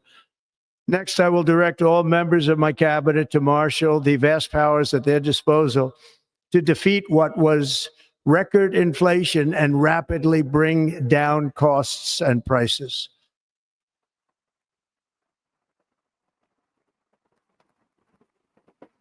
The inflation crisis was caused by massive overspending and escalating energy prices, and that is why today I will also declare a national energy emergency. We will drill, baby, drill.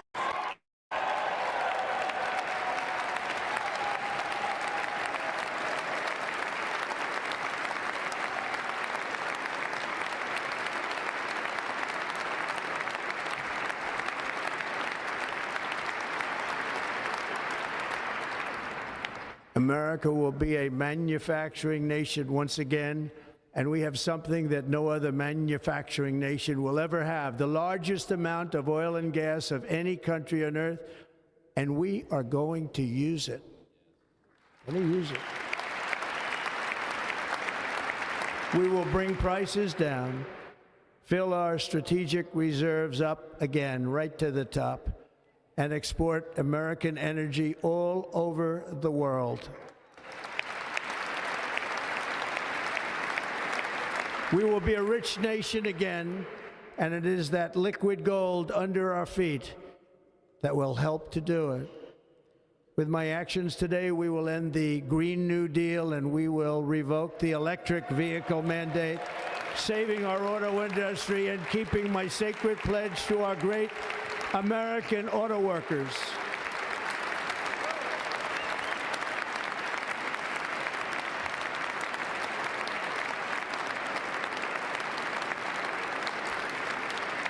In other words, you'll be able to buy the car of your choice.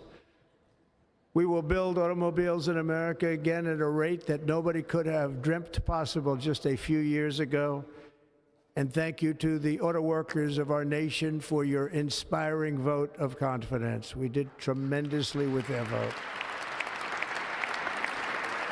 I will immediately begin the overhaul of our trade system to protect American workers and families. Instead of taxing our citizens to enrich other countries, we will tariff and tax foreign countries to enrich our citizens.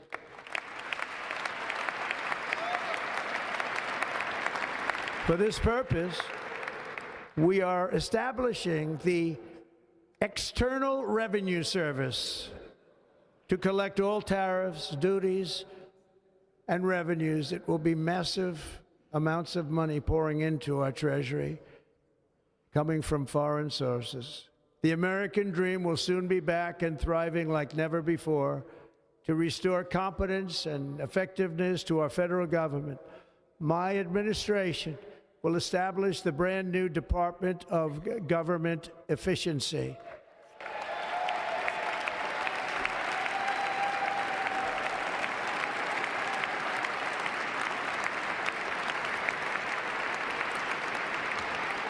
After years and years of illegal and unconstitutional federal efforts to restrict free expression, I will also sign an executive order to immediately stop all government censorship and bring back free speech to America.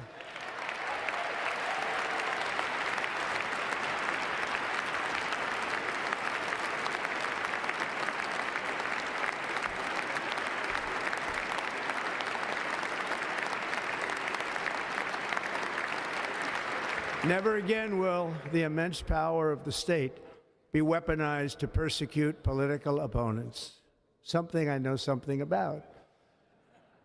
We will not allow that to happen. It will not happen again. Under my leadership, we will restore fair, equal, and impartial justice under the constitutional rule of law.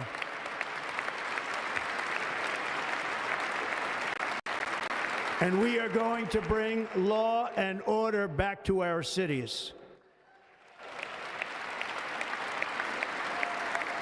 This week, I will also end the government policy of trying to socially engineer race and gender into every aspect of public and private life.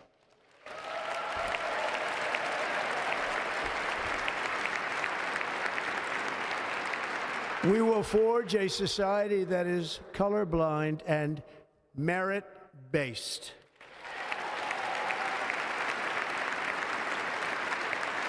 As of today, it will henceforth be the official policy of the United States government that there are only two genders, male and female.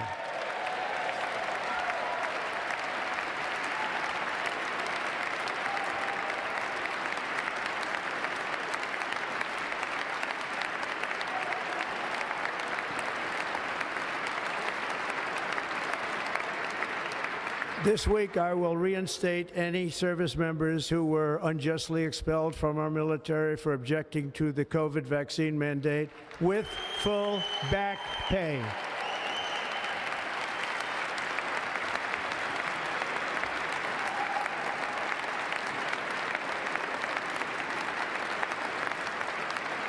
And I will sign an order to stop our warriors from being subjected to radical political theories and social experiments while on duty. It's going to end immediately.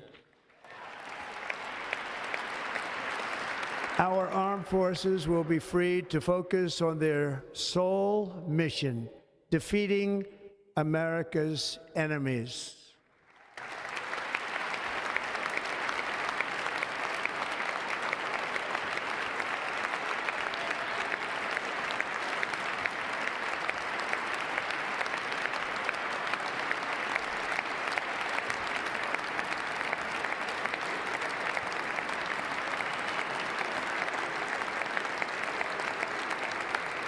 Like in 2017, we will again build the strongest military the world has ever seen.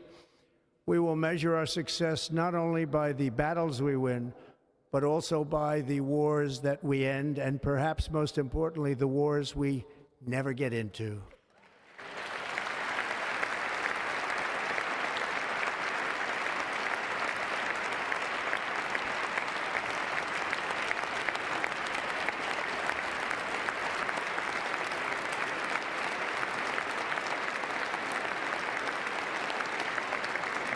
My proudest legacy will be that of a peacemaker and unifier. That's what I want to be, a peacemaker and a unifier.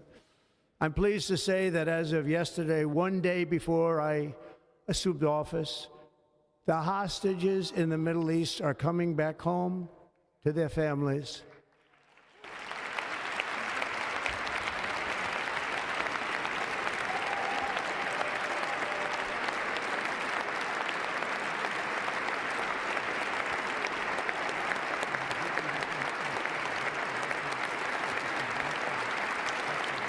Thank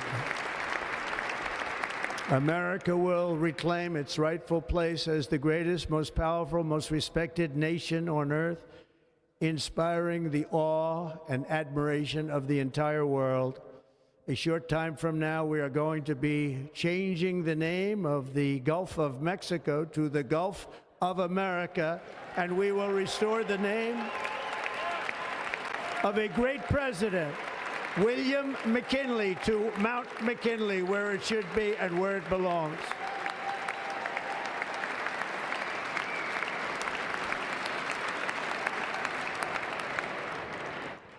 President McKinley made our country very rich through tariffs and through talent.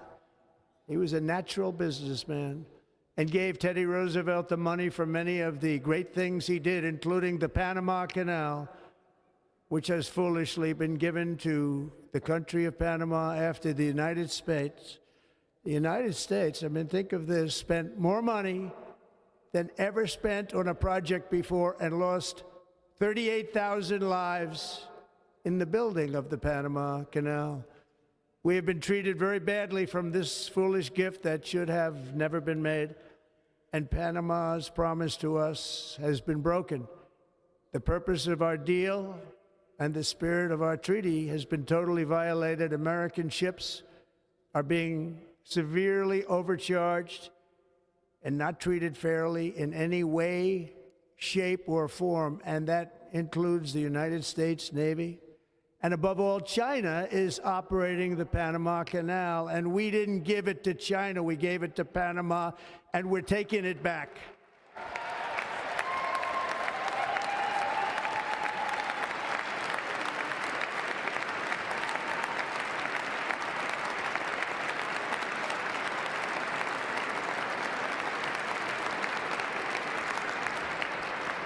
Above all, my message to Americans today is that it is time for us to once again act with courage, vigor, and the vitality of history's greatest civilization. So as we liberate our nation, we will lead it to new heights of victory and success. We will not be deterred. Together we will end the chronic disease epidemic and keep our children safe, healthy, and disease-free. The United States will once again consider itself a growing nation, one that increases our wealth, expands our territory, builds our cities, raises our expectations, and carries our flag into new and beautiful horizons. and we will pursue our manifest destiny into the stars, launching American astronauts to plant the stars and stripes on the planet Mars.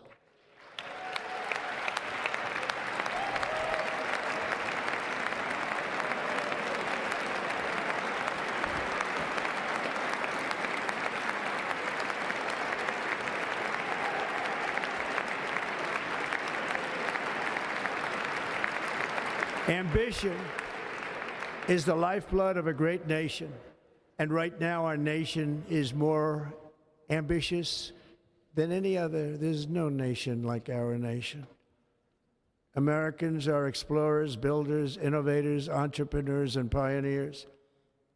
The spirit of the frontier is written into our hearts. The call of the next great adventure resounds from within our souls. Our American ancestors turned a small group of colonies on the edge of a vast continent into a mighty republic of the most extraordinary citizens on earth. No one comes close. Americans pushed thousands of miles through a rugged land of untamed wilderness. They crossed deserts, scaled mountains, braved untold dangers, won the Wild West, ended slavery, rescued millions from tyranny, lifted billions from poverty, harnessed electricity, split the atom, launched mankind into the heavens, and put the universe of human knowledge into the palm of the human hand. If we work together, there is nothing we cannot do and no dream we cannot achieve. Many people thought it was impossible for me to stage such a historic political comeback. But as you see today, here I am. The American people have spoken.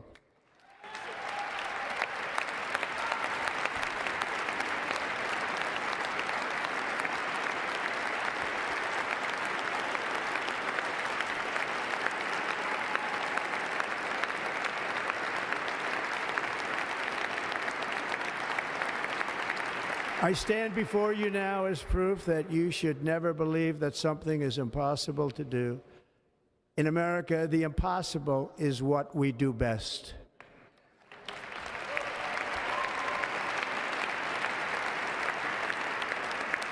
From New York to Los Angeles, from Philadelphia to Phoenix, from Chicago to Miami, from Houston to right here in Washington, D.C., our country was forged and built by the generations of patriots who gave everything they had for our rights and for our freedom. They were farmers and soldiers, cowboys and factory workers, steel workers and coal miners, police officers and pioneers who pushed onward, marched forward, and let no obstacle defeat their spirit or their pride. Together they laid down the railroads, raised up the skyscrapers, built great highways, won 2 world wars, defeated fascism and communism, and triumphed over every single challenge that they faced. After all we have been through together, we stand on the verge of the 4 greatest years in American history. With your help, we will restore America, promise, and we will rebuild the nation that we love, and we love it so much. We are one people, one family, and one glorious nation under God. So to every parent who dreams for their child, and every child who dreams for their future, I am with you, I will fight for you, and I will win for you. We're going to win like never before.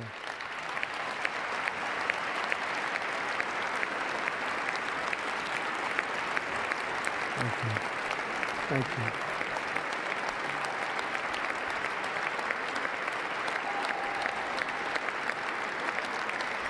Thank you. Thank you. In recent years, our nation has suffered greatly, but we are going to bring it back and make it great again, greater than ever before. We will be a nation like no other, full of compassion, courage, and exceptionalism. Our power will stop all wars and bring a new spirit of unity to a world that has been angry, violent, and totally unpredictable. America will be respected again and admired again. including by people of religion, faith, and goodwill, we will be prosperous, we will be proud, we will be strong, and we will win like never before.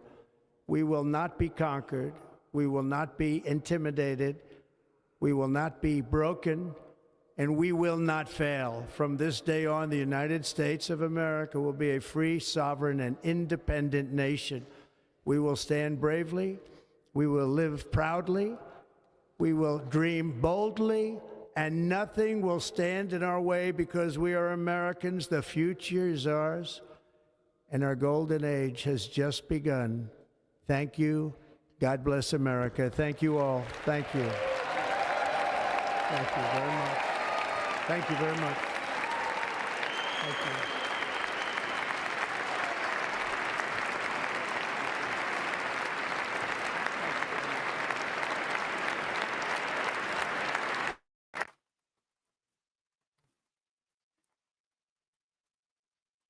Thank you.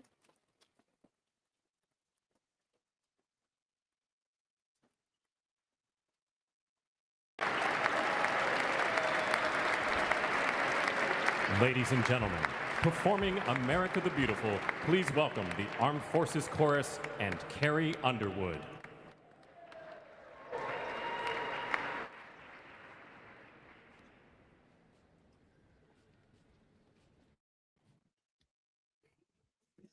Hey, everybody, and welcome back to President Trump's live inauguration stream. Me and Johnny were observing this from behind the scenes. And like we've been stating, Johnny, it is a new day and age in America for several reasons that extend well beyond the cryptocurrency market. We're a crypto channel. That's the approach that we've taken during the Trump inauguration event. But what we heard today was the expansion of the American economy here. The American dream has returned. And my generation, we've been lacking that, guys. Johnny, you can speak to this very well. Previously in America, you go to college, you graduate, you get a job, you start a home, you buy a home, you start a family. That has become almost financially impossible for the young people in America today. And I think Donald Trump did a phenomenal job of kind of highlighting some of the differences he's looking to bring forth, announcing the golden age of America has finally arrived. So what were some of your analysis? Yeah, you know, I got 3 pages of notes here, so we got plenty of stuff to talk about here. He said a ton of stuff, starting with the American decline is over. I think a lot of people felt like America's been going backwards, and we're finally going to put the brakes on that. We're not going to be seeing that anymore. You know, he talked about how we want to bring back common sense. Thank freaking God, hallelujah. That is something that America, you know, you talk to a lot of friends, family, and coworkers, and they always say, "Where's the common sense? Where is this common sense? Where has it gone?" We've lost that common sense, Abs. And I think we're going to see that coming back. And it's going to start with, you know, you heard him talk a lot about God, respect, family. He's a very big believer, you know, family and God. And so I think you're going to see a lot of that happening. Which are American principles, by the way.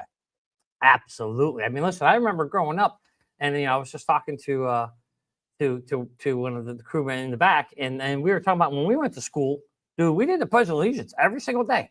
8:15 in the morning. We're up there, you know, praising to America. And I think that's the spirit. This is a genuine question. Do they not do that anymore? No, they don't do that anymore. I think wow. School have I did that in high school. That was only 10 years ago. Yeah. Well, I can tell you, a lot has changed in 10 years. That's yeah. what I'm trying to tell you. We were rapidly declining, my friend. We were going down bad, and we're gonna put the brakes on that now. We're gonna slow that down. So I like, you know, I got 18 points there. We could talk them one by one, but the first one he talked about, Abs, was declaring the first thing he's going to do is declare a national security at the border. He's shutting down the border. I think you and I were talking the other night. You were telling me what, Massachusetts and other countries, you know, they're just pouring in. You were saying they're just pouring in into our country, and they're pouring in illegally. Nobody's saying don't come in legally, Abs. What we're saying is you can't come in illegally. Right? My parents came here legally. My grandparents legally. Right? There's nothing wrong with that. Yeah. But I know, I think it was you that was telling me that they're pouring into Massachusetts. They're pouring into all the different countries. They're feeding them all around. That's coming to an end. Finally, thank God. We need that. We need to have common sense. I think you're going to see a national. He'll declare that. We'll get control of our border, and we'll start slowing down the flooding of those immigrants. You know, illegal immigrants, I should say. You know, somebody just brought up a question. Did he mention crypto? You know, I was listening.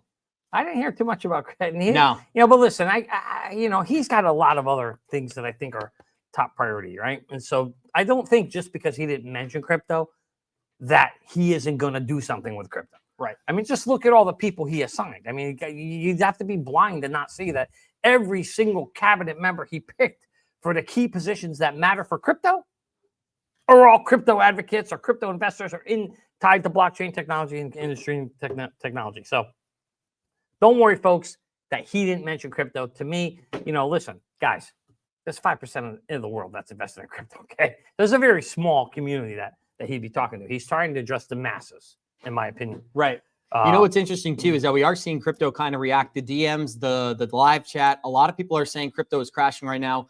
We do have Bitcoin above 100,000 still. Ethereum's 3,200. XRP is about $3.09. This is the type of volatility you must be able to stomach as a crypto investor. If you call every single 5% collapse a crash, you're setting yourself up for failure. Yeah. These are opportunities. If this market crashed 30%, the smart players would be buying, the new money would be selling and nervous and running for the hills. So use that to your advantage. And I think we do a great job of talking about that every day. Some of the things that our listeners can do to set themselves up for success in the crypto market. Something you can do right now, if you can embody this, is embrace the red days. Be excited when we see our favorite assets at lower prices. That is not a bad thing. Markets are built to go up over time. Bitcoin, XRP, Ethereum, these are established projects with leadership, and now we're seeing real world use cases. I'm going to help our users right here, right? Guys, I'm going to make your lives easy. You all like sales, right? Everybody likes a sale? Okay. When you see a red day, from now on, I want you to equate that to a sale day. When you see a green day, that means prices are going up. You may not want to buy so much. But when it's a red day, you want to be considering. But I'm not saying put everything in because we had one red day. No. I'm saying, hey, if you got let's just play $1,000. You got $1,000, you're sitting around, you try to figure out, what am I going to do? I want to buy. Actually, somebody asked me this the other day. Like, hey, I want to get into crypto.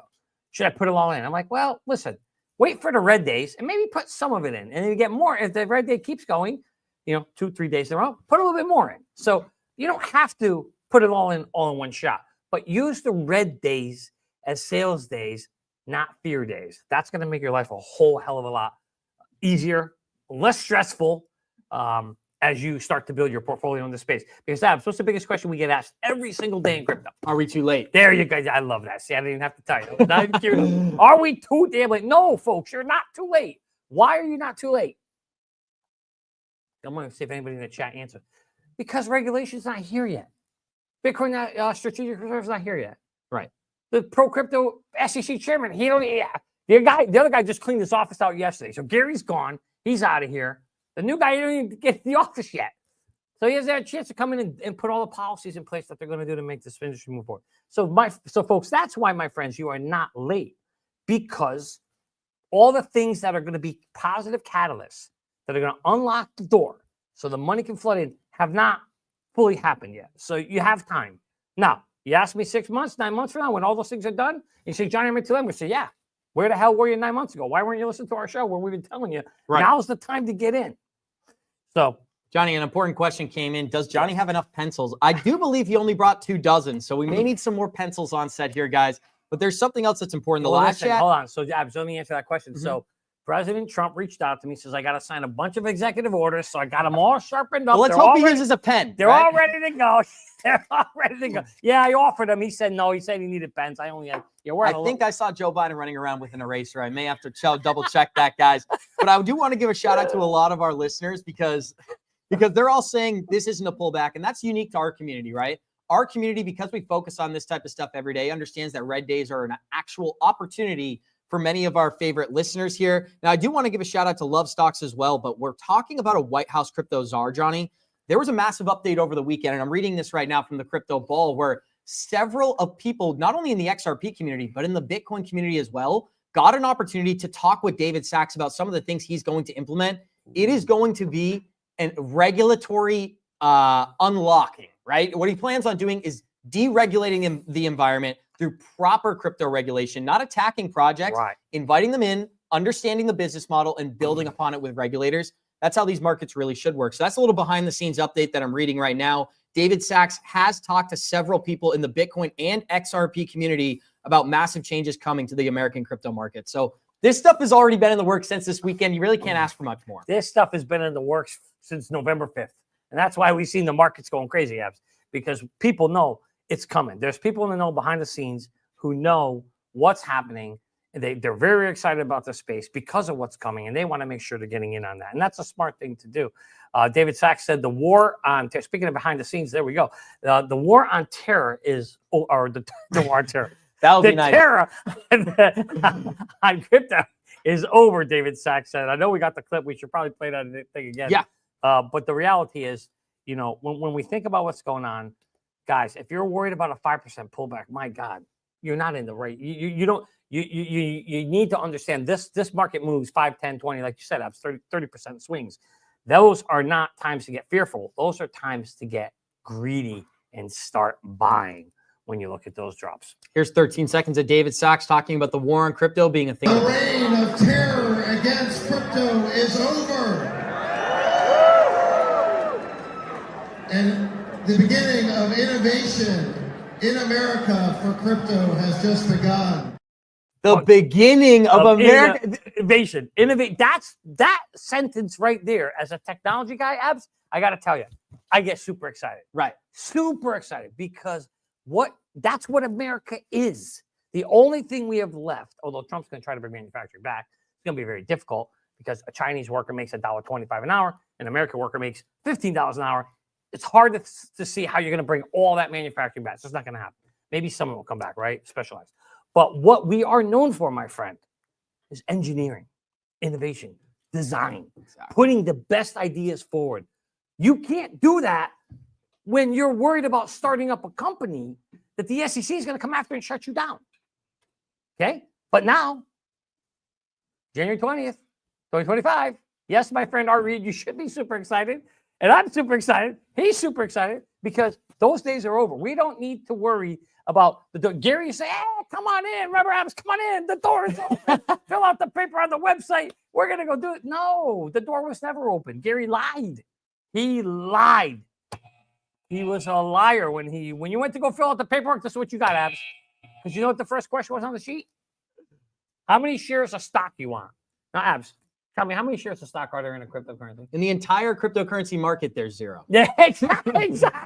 And yet the form says how many shares of stock are you going to issue? So I mean, the reality is, you know, we know it was shenanigans. We know there was no crypto innovation environment. Everybody should be happy because we are now going to get innovation. And Abs, check this out. You know, Jamal Niles is putting you and me up for members of the crypto community. Listen, one thing you'll get with us is honesty, integrity, and authenticity, guys. So vote us in as crypto committee members. Now, that's a stretch and obviously a joke. But the reality here is we're already seeing the market rebound. And that's why I wanted to highlight that negative sentiment. If you see lower prices, take advantage of the opportunity. Bitcoin wick down to 100,000, already back at 103. We got projects like XRP that were down to $2.91 last night. Even amidst this pullback, we are holding $3.14 this morning. So the first quarter of 2025 is going to be full of optimistic headlines, reduction in regulation, better leadership. This journey is only getting started. And that's why David Sachs, the White House crypto czar, said it's the beginning for American crypto innovation. Whether we started off this segment by saying the number one question we get asked is, are we early or are we late? David Sachs just told you you're early. So this journey is only getting started. Just getting started, guys. We just started the car. It's cold out. The engine is running. Hasn't even moved yet. You got a lot of time to come in. I'll tell you what, shout out to my man, Note Army. This is a good way to think about it. I ain't looking at my crypto portfolio until Friday. Good for you. Let it all go up and down and settle out. I would tell you don't look at it till like maybe June or whatever, but let's just see what happens. But Abs, let's keep going through. We're going to be talking crypto all day. Let's go through some of the other points he mentions here. So the next thing he said was, after declaring a national security, he said, I will end catch and release. Over. So if you're a fisherman, well, the good news for you is you can still catch and release your fish. But if you're a government agency, Abs, now, if they catch you, you ain't getting released. Right. I mean, that's new for America, guys. 22 million illegals that we got to deal with. And this is something that hits home for me because I'm first generation. So anybody who doesn't know, I am a first generation American. You're and that's first why. Generation illegal? Is that what you're saying? Okay. Time and place, Johnny Crypto. Absolutely not. That is why I have to double down. It's like that guy who you have to show who you are. And I'll throw the hat on for just a moment during this Trump portion of the episode. You're an American. All right, I'll call out myself. Some people say American, some call me a sleeper cell, but we'll save that for the on-air conversations, guys. And I do want to give a special thank you. We have 44,000 people here watching us. If you're enjoying the content, show us some love. Smash that like button. If you want more content like this, become a subscriber to Fruition Productions. That is fruitionproductions.com.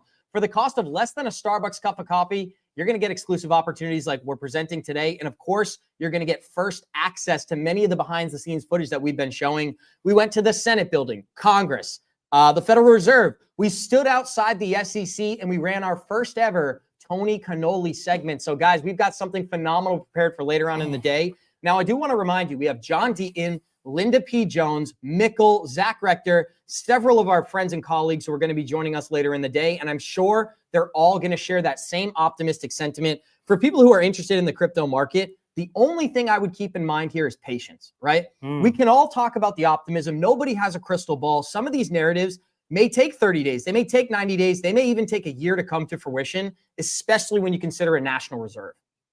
Yeah, no question. No question about it, Abs. We rolling that trailer. Sorry, let's roll it. Roll that beautiful trailer. SEC is preparing to sue that crypto startup. The asset in question here is called XRP. Jay Clayton drops this lawsuit on his last day in office, like mission accomplished. We became convinced that this whole case was merely a show. The SEC has become a rogue agency. And our approach in the last several years have been just really a disaster. Day one, I will fire Gary Gensler and appoint a new SEC chairman.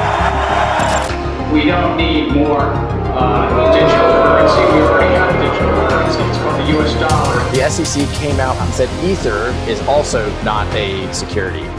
We believe current offers and sales of Ether are not securities transactions. I also have, some theories as to some of the non-legal things that the SEC was trying to do. He was also being paid as a profit-sharing partner from his law firm, Simpson Thatcher.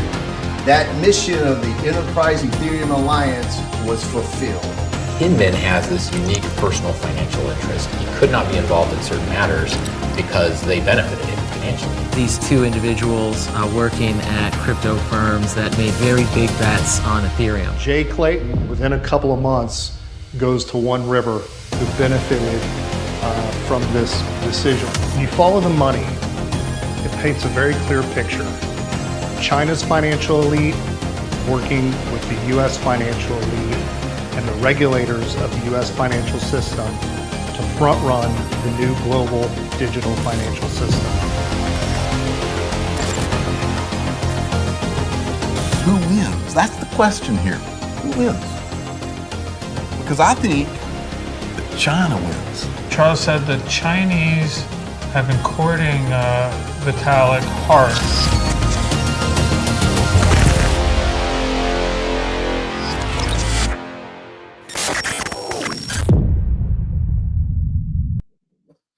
Rigged from the start, guys. And you can check that out at Fruition Productions for less than a Starbucks cup of coffee, Johnny Crypto. Now, there is some exclusive footage that we are waiting to show behind the scenes as well. If you subscribe to the channel, that is only $6.99, and you're going to get first access to many of the behind the scenes footage that we've recorded throughout the week. Yes, I mean, that's what's really exciting here is, when you think about it, what Fruition Network Productions is putting together is documentaries, and you're going to get access to all those documentaries. And then from that, special segments coming out of those as well. So there's going to be tons of content there, guys, for literally less than a cup of freaking coffee, Abs. Where, that cup of coffee, it costs you a lot of information. So yeah, guys, head on over to fruitionnews.com. Go sign up, get yourself a subscription. It's only $6.99, or you can get access to the movie if you just want a one-time rental of $9.99. Guys, we are going to talk a little bit about market volatility and how these things are opportunities for us. But here's something that you need to know.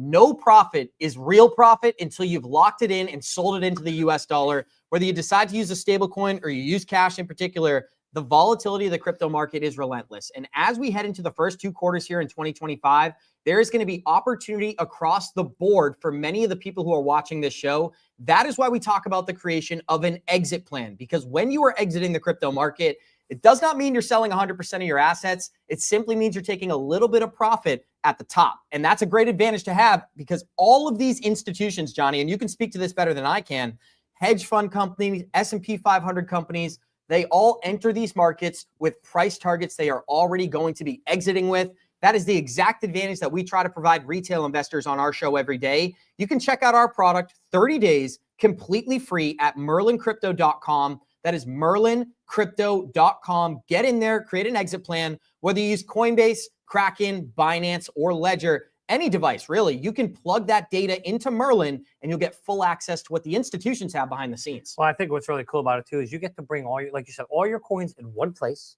So you no longer have, right? You're trying to find, you got like 20 different wallets. I mean, you got a lot of money, so you get remember. But I got like 3 or 4 or 5, 6 wallets. It's a subjective term. Trying to track it here, track it there. You're trying to figure out what's going on. Markets are pumping. They're going up. They're going down. You're like, what's my account doing? Trust me, I lived it. And you lived it too. It's very, very nerve wracking, right? And we got a bigger pump coming or market growth than we've ever seen before in the past. I'm not going into this one blind. That's why I got a Merlin account as well. I'm able to see what all my coins are doing. I can see what's cool apps on a daily basis, which ones are up, which ones are down. We have a new section now. You can actually see allocation, but it's really cool. And then we got customized news and the most important part, create an exit plan, get your alerts. So sign up free, 30 days below merlincrypto.com.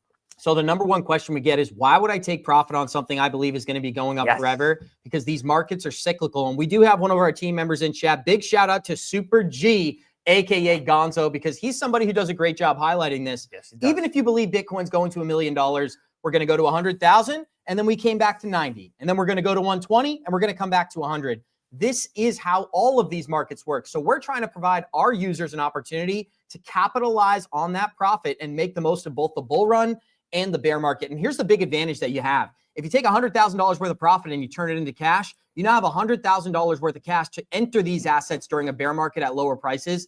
That is not how most retail investors think. Most people think they're going to hold these things and just watch them go up for the next decade. So even if you're thinking slightly outside the box, you're going to have a huge advantage during these bull runs. And I will speak for myself on this. One of the biggest mistakes I made in the past was not capitalizing on the profit while it was in my portfolio. So that's why we have an exit plan. That's why we have a strategy for this crypto bull market. And I believe all of our listeners should do the same. So head on over to merlincrypto.com today and check out 30 days absolutely free. As you can tell here, Johnny, we are seeing Trump, I believe, exiting the event here with Melania. So I just wanted to provide that context as well, but floor is yours. Yeah, what a nice hat she's wearing over there. Like you said, indoor, but, it's nice. Now, we're seeing that there goes Joe Biden, and now we've got J.D. Vance. So we can see this is a beautiful thing, Abs. This is what we call right here. You're witnessing it live, and there goes Kamala, the peaceful transfer of power. You have no idea how for granted we take that, Abs, in this country because we're so used to it happening all that. And thank you, Corey. And, so used to seeing that happen year over year over year for all our lives. Other countries, there's coups. You win an election, but you don't really win the election, or you may get murdered in the process.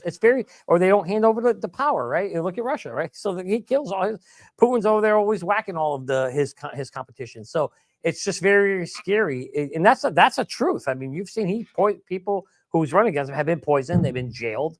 And what was scary, Abs, is think of how close we as a nation almost came to that. President Trump, he said it himself. He said, they tried to take my freedom away. They tried to take my life away.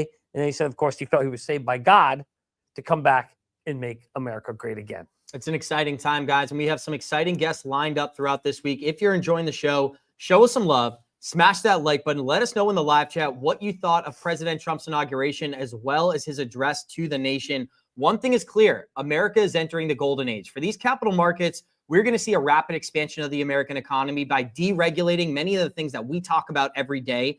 Now, I do think it might be a great time to go to our guest here, guys. But Johnny, I wanted to give you a chance to kind of provide a little bit of context. What happened from 2008 to 2016 was the clamping down on innovation. We're going to see the exact inverse of that take place over these next few months. With the expansion of the American economy, not only does that benefit everyday Americans, it benefits innovators all around the world to come from around the world into the United States and bring those great ideas within our borders. So I'm very excited about the future, and we're going to be discussing that next with Tony Edwards and Zach Rector as well. So Johnny, quick reaction, and we'll get to our special guest. Yeah, this is probably the most exciting time as we finally are in that situation where we do have a pro-crypto administration pro-crypto friendly environment. We know we've got pro-crypto agenda. This is the first time when we actually have a real pro-crypto agenda.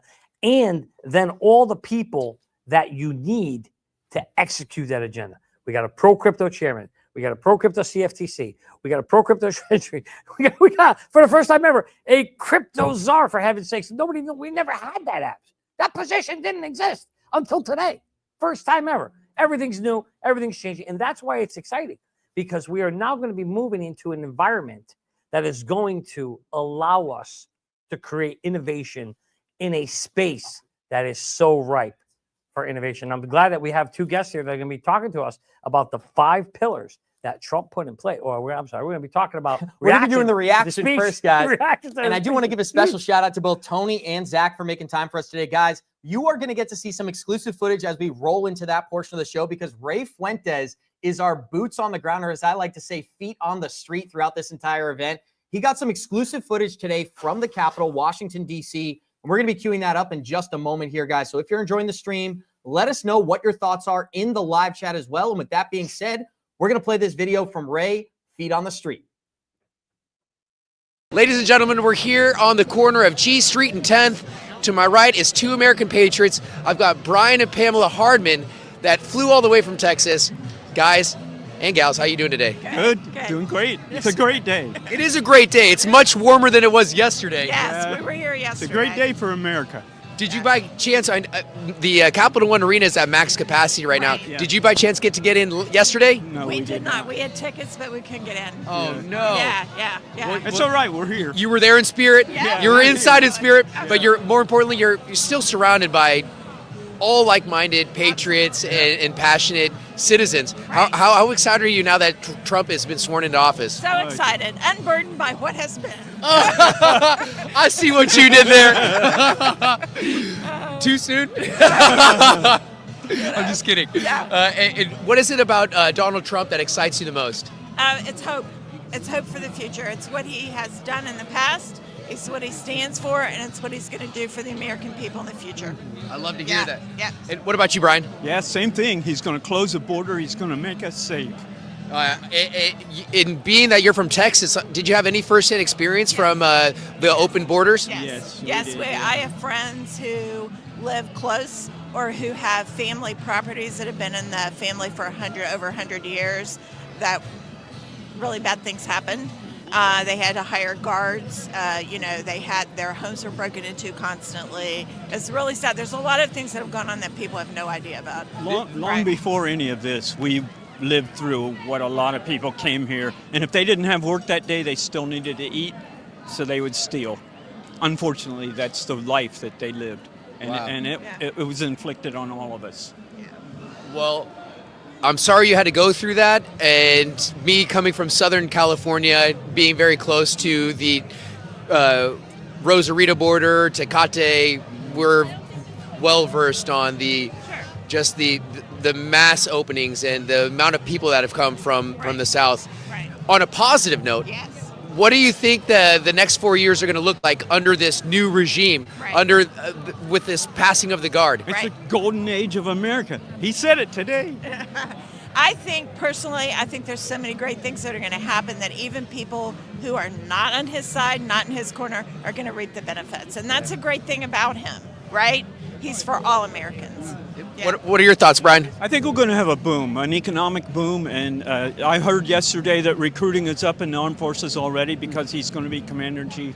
I think there's a lot of positive things that are going to happen that have been really missing in the past several years. Yeah, I'm hopeful that they make our military more masculine again. Yes, absolutely. I'm sure that's going to happen. Yeah. Now, can I ask you, what do you think is going to ignite this growth in the economy?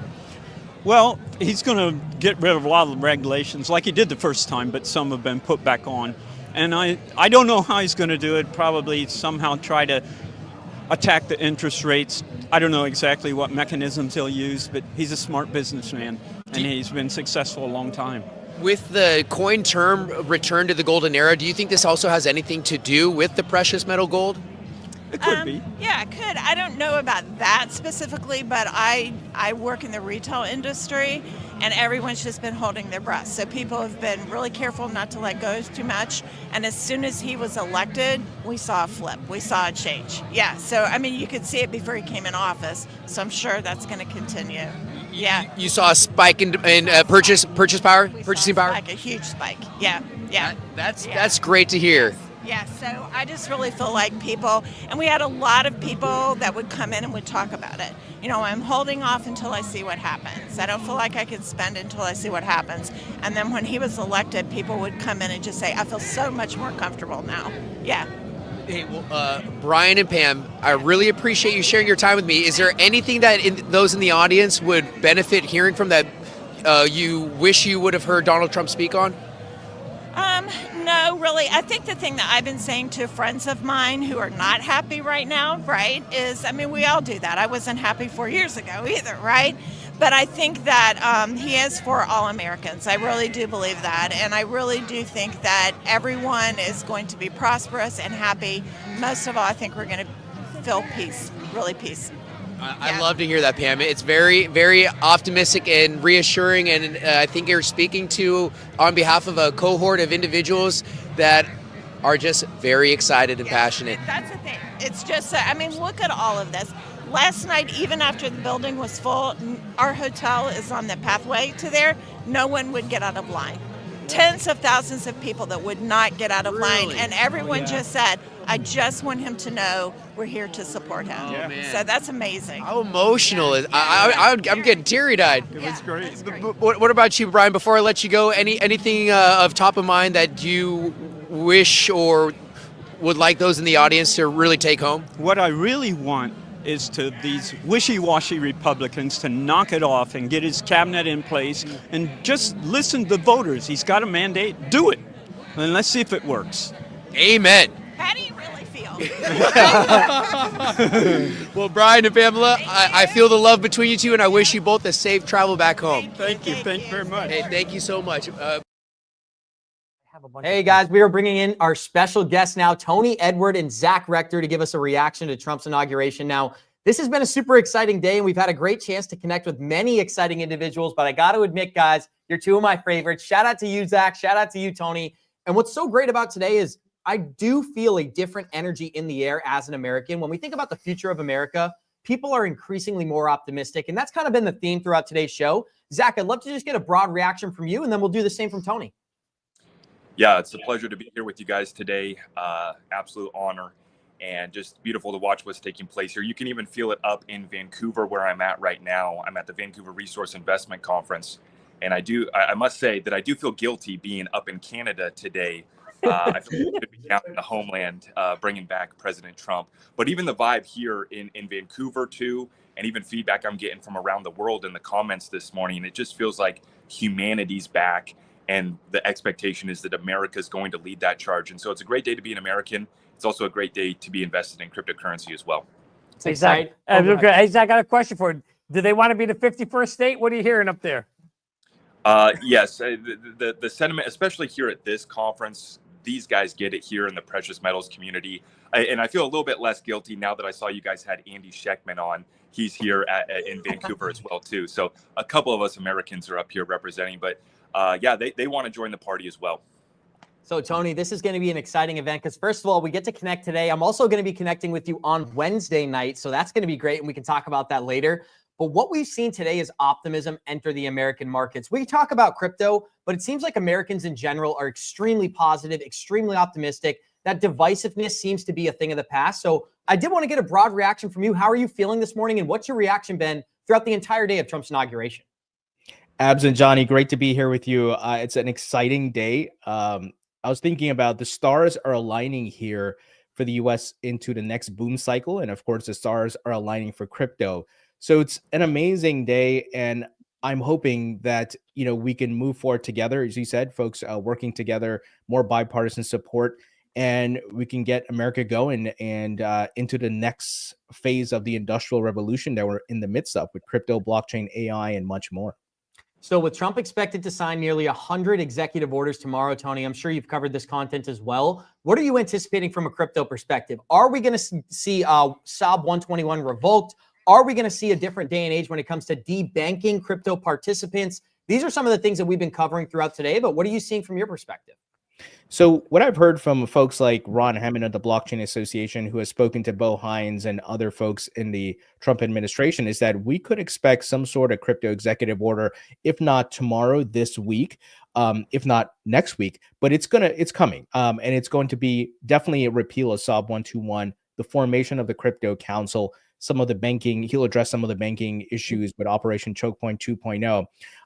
But even if he doesn't get to everything, we know it's on the agenda, and it could happen with at least in the next 30 to 90 days or so.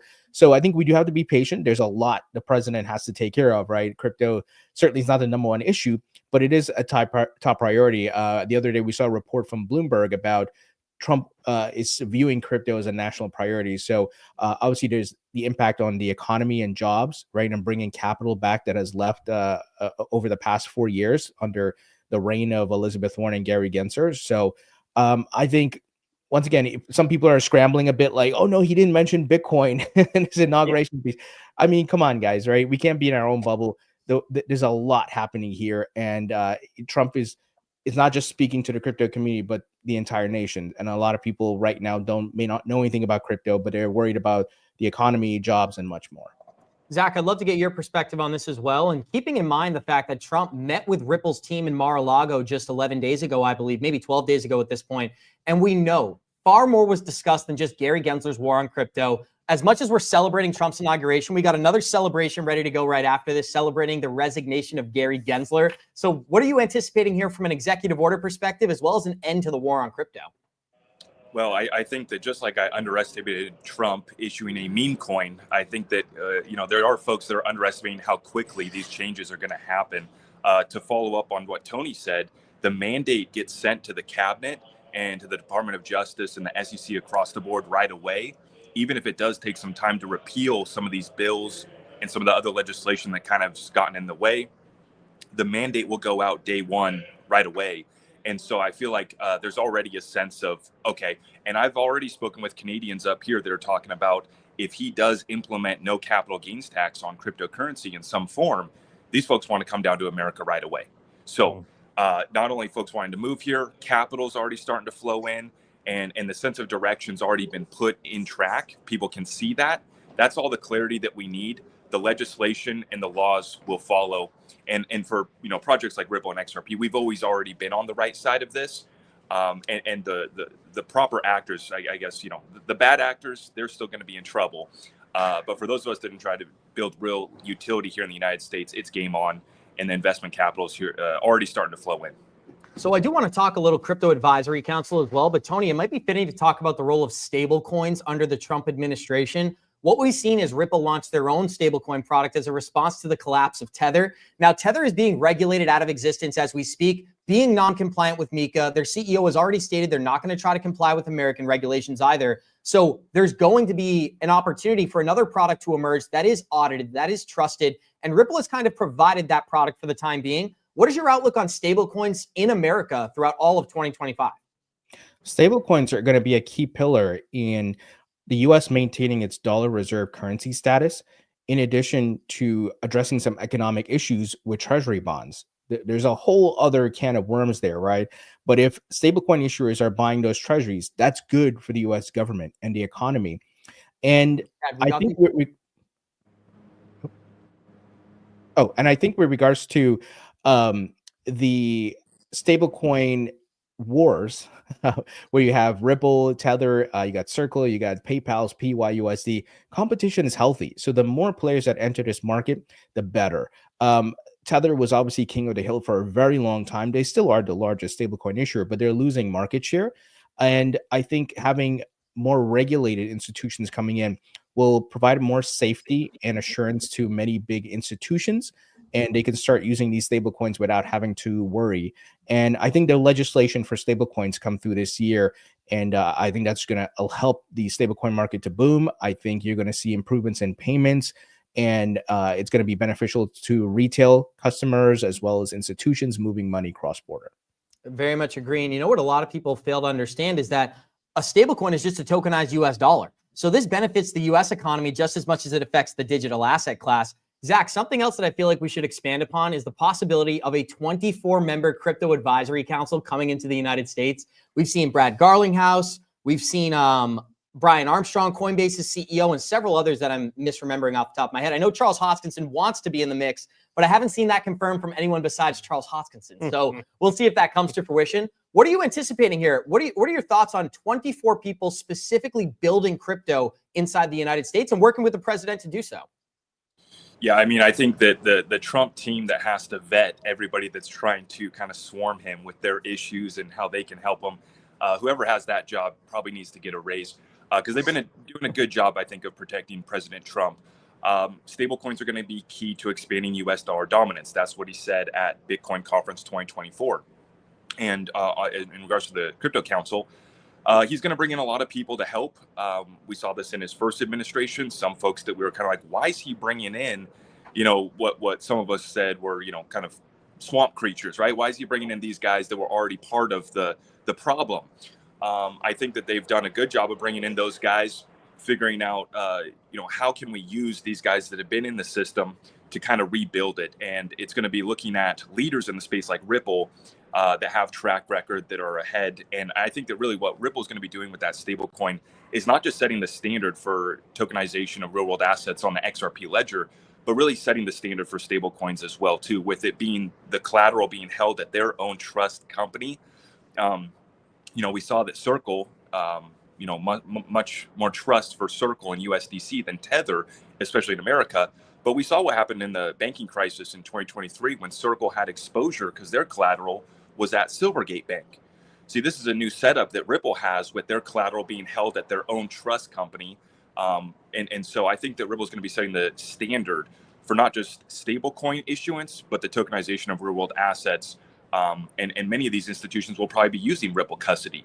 So hopefully, I imagine that Ripple will be present. Brad Garlinghouse might be in there in this crypto council, but they're going to be looking to other leaders like Ripple that have real track record in this space. Ripple's always been the leader. Tony, what are your thoughts about the repealing of SOB 121? I mean, this is something that a lot of people who are familiar with the financial industry are excited about. I feel like you'd be a great person to kind of expand on the influence of that. What would that mean for the crypto industry? It's going to bring in tons more of capital because it will allow the banks to hold these assets on their balance sheet without having to go through the nonsense rules that Gary Gensler and Elizabeth Warren put together. And with them being able to hold it directly, they're going to put more of their capital into these assets. They're going to pitch it to their clients and customers, whether it's on the retail side or on the wealth management side. So imagine your local bank or JP Morgan Chase, let's say you use JP Morgan Chase and they call you up, the local bank manager calls you up and tells you, hey, we now offer the ability to invest in Bitcoin, Ethereum, XRP, and much more. And guess what? We will custody it for you and we will issue the statements for you and everything will be taken care of just like you have your other funds at our bank. That's what's coming. So it's going to open up of the floodgates of capital because we're talking about the banks here, right? The largest financial institutions in the world. So this I'm excited to see where that goes. And I know the folks at BNY Mellon have been leading the charge as custodians, but you can imagine Bank of America and these other folks are not just going to sit by and watch this happen, right? Right now, they're chomping at the bit because BlackRock and the other Wall Street firms are partaking, launching ETFs, and they haven't been able to dip their toe into the water yet. Zach, you know what's interesting? We've been calling Brad Garlinghouse the Michael Jordan of crypto CEOs because nobody's in that class, right? Sorry to the LeBron fans out there, but from our perspective, Michael Jordan is the GOAT. So we've been saying that about Brad Garlinghouse as well. He is getting meetings with Trump. He's been very outspoken and influential when it comes to the universe of cryptocurrencies, even beyond XRP. So why do you think Donald Trump is willing to meet with Brad Garlinghouse? I think a lot of people would love for us to kind of expand on that idea. They're talking about it in the live chat as we speak. Yeah, I think that, we have some similarities. I mean, the government came after Trump. We see, the SEC came after Ripple, and Brad didn't back down, right? Ripple didn't leave. They didn't go offshore. Obviously, they had to as far as hiring and additional investments continued offshore, but they never left America. They never backed down.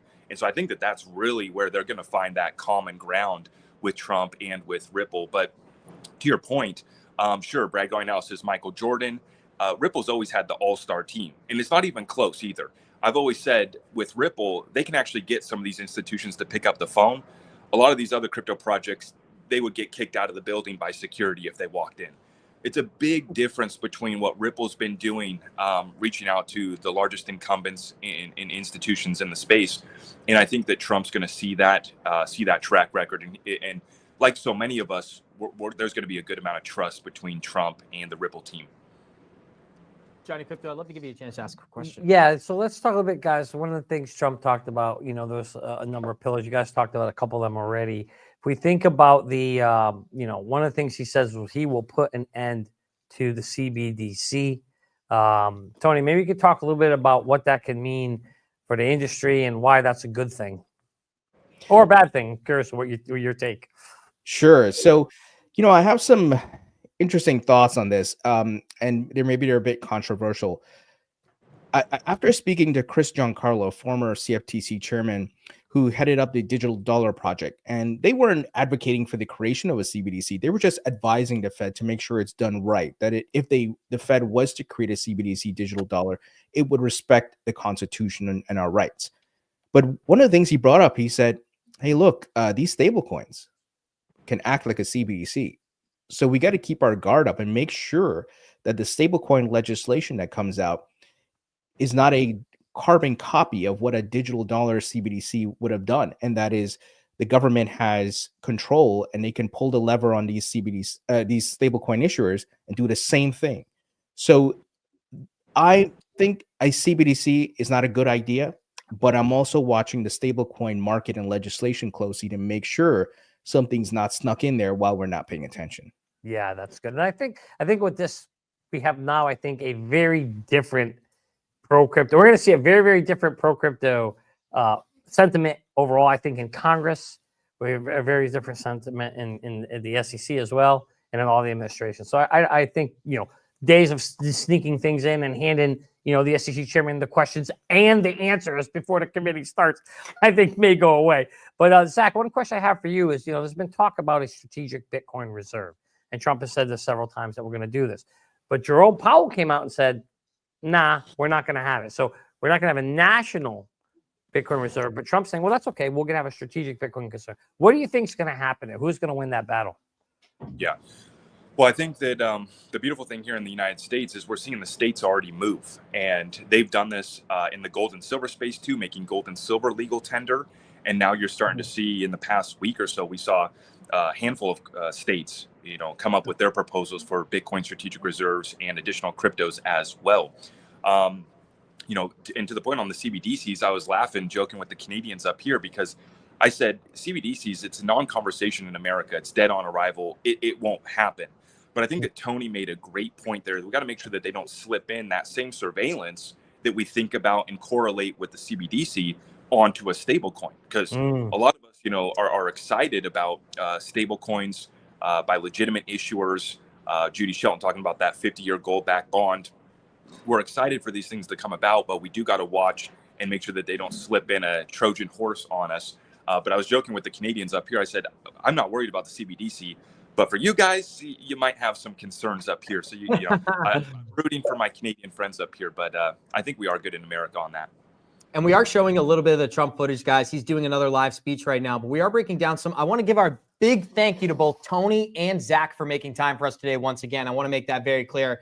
These conversations are very insightful, and I'm not seeing a lot of crypto conversations being had on other channels. Now, Tony, you had briefly mentioned Trump didn't bring up Bitcoin. He didn't bring up crypto during his presidential address. Maybe you can expand upon that, because we had a great conversation prior to bringing you on where we stated there's a lot bigger issues going on, and we've already gotten plenty of answers when it comes to his plan to save the digital asset industry, firing Gary Gensler, Bitcoin Strategic Reserve, Crypto Advisory Council, banning a CBDC, and fostering stablecoin growth. So those are the 5 pillars of the crypto industry right now. What are some of your thoughts on Trump not addressing it during his address, and what does that mean to you?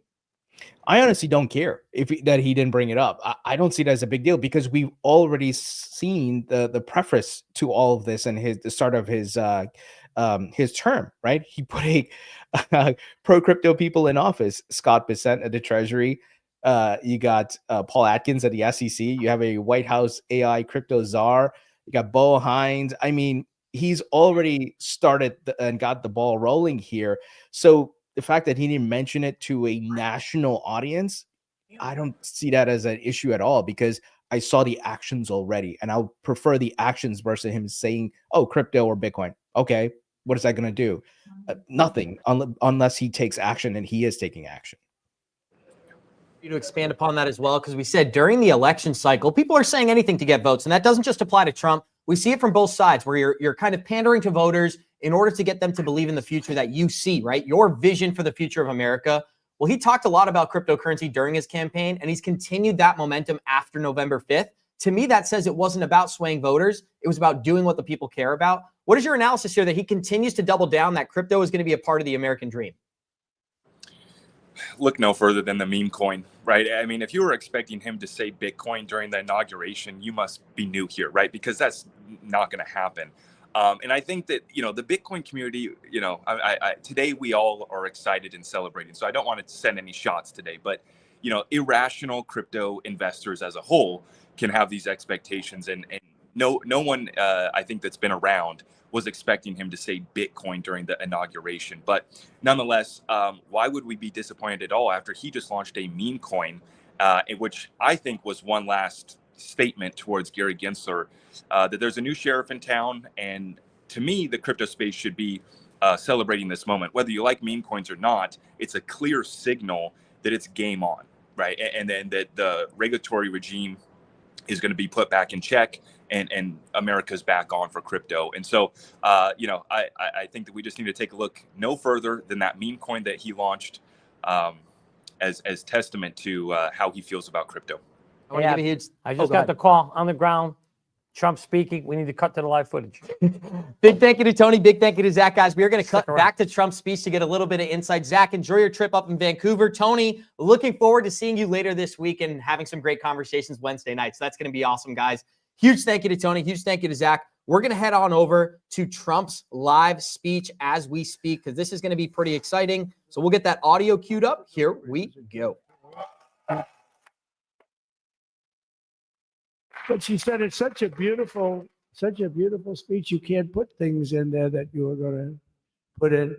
And I was going to talk about the J6 hostages, but you'll be happy because, it's action, not words that count. And you're going to see a lot of action on the J6 hostages. See a lot of action. And I was going to talk about the things that Joe did today with the pardons of people that were very, very guilty of very bad crimes, like the Unselect Committee of Political Thugs, where they literally, what they did is they destroyed and deleted all of the information, all of the hearings, practically not a thing left. They deleted all the information on Nancy Pelosi having turned down the offer of 10,000 soldiers. You wouldn't have needed 10,000. You could have had 500, and it would have stopped. Because we may have had 1 million people that day, the people that were there. You don't see any photographs, but we have a lot of great photos. But you don't see those photographs. They don't put them in. They show the people at the Capitol. But I was talking about that. I was going to talk about that. They said, please don't bring that up right now. You can bring it up tomorrow. I said, how about now in front of I'll bring it up right now. This little time delay is good because we're getting great reviews on the speech. Now watch. They'll take the speech and say, I didn't like it because he left there and he talked to people. But we're giving you a little more information than we gave upstairs. But no, they pardoned a lot of people. They pardoned, before we even get to today, they pardoned, 33 murderers, absolute murderers, the worst murderers. When you get the death sentence in the United States, you have to be bad because they don't give it much. And he pardoned almost everybody having a death sentence. And if you went through the crimes that were committed, you wouldn't even believe them, the level of violence, the people that were killed, the innocence of people that were killed and children killed by these people. And he pardoned them for whatever reason. He spared them, but they didn't spare the people that they killed. And You know, who knows what happens in the future. It's one of the worst because a lot of times they let them out early after that. You know, they say you're going to be in for life, but then all of a sudden they get let out for good behavior, and then they go on a rampage. You know, it's one of those little things, right? But I was going to talk about that. But I was really going to talk about the level of, you know, what's going on. Why are we doing this? Why are we trying to help a guy like Milley? Why are we doing Milley? He was pardoned. What he said, terrible what he said. Why are we helping some of the people? Why are we helping Liz Cheney? I mean, Liz Cheney is a disaster. She's a crying lunatic and crying Adam Kinzinger. He's a super crying. I never saw the guy not crying. He's always crying. I looked at him. I remember years ago, he was actually on my side. And then one day, you know, when you don't want to kill people in wars, they turn against you. Liz Cheney hated the concept of not going to war with everybody. Let's kill everybody. Let's spend a lot of money on military equipment. You know, where her father works, right? And but what she did was incredible. Think of it. They destroyed and deleted all of that information that went on for almost 2 years against Trump. And the reason they did, because it was all false. Like the person that said, I tried to strangle a Secret Service agent. That's one of the toughest human beings I think I've ever seen. I actually had a friend saying, please don't change that, sir. You are the coolest sucker in history. Remember, she said, I put my hands around his neck because he wouldn't go to the Capitol. Made up fiction. And I was rebuffed. And the guy on the right is a massive weightlifter, probably stronger than me. Do you think he's stronger than me, honey? You know who I'm talking.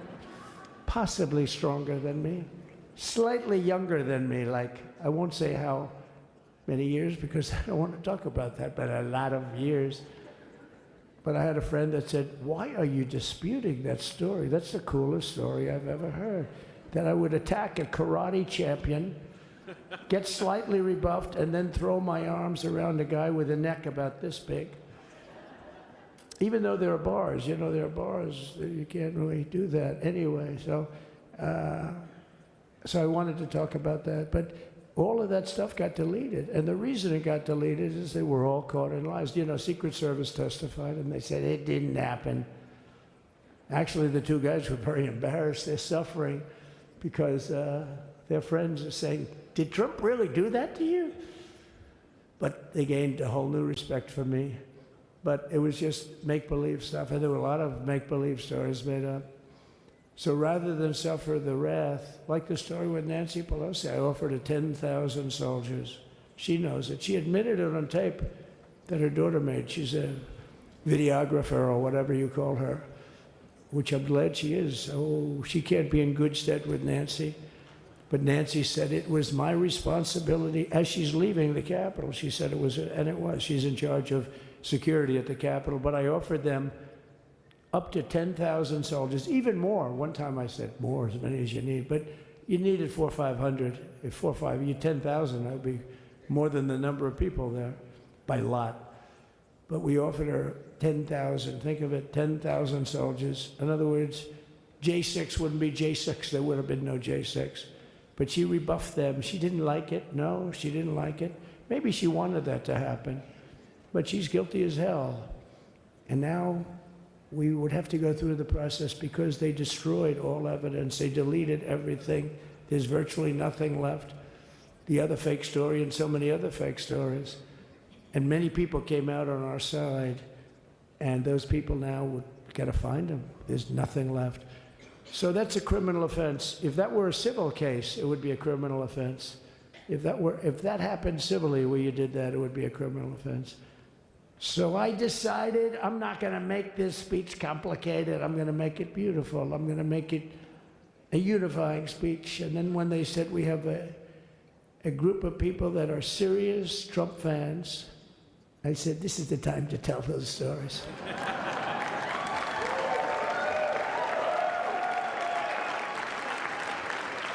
He knows. So anyway, but seriously, I'd like to, I think it was a tremendous success. I think we're very lucky we put it inside because it is really cold. We just went to the helicopter out of respect. It's something that's taken place for a long time. I guess it's as old as helicopters. You used to get into a stagecoach, now you get into a helicopter. Times change. But it's pretty old custom.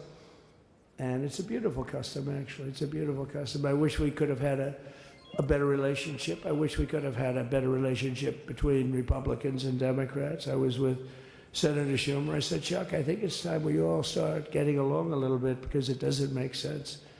I mean, we literally never get a Democrat vote. They never get a Republican vote, almost. And although there is a bill coming up very shortly that we have a lot of Democrat votes, right? It's going to be a very beautiful bill. We're going to have a deciding, I would say, within a week or so, I think. And it's going to be a very good bill. You all know what I'm talking about. So I just want to thank you all for being here. You have been our fans from day one, all these people all over. You've been our fans. This has been there's never been anything like it. There's never been anything like it. This has been a movement like no movement ever in history for probably any country, let alone this country. You know, if somebody's running for president, and if they go out and they announce they're going to Arizona, they're going to Nevada, they're going to someplace, if you have 200 or 300 people, that would be standard. Ronald Reagan would go out. I mean, outside of the last couple of days where people get a little excited, but even then you have a couple of thousand people.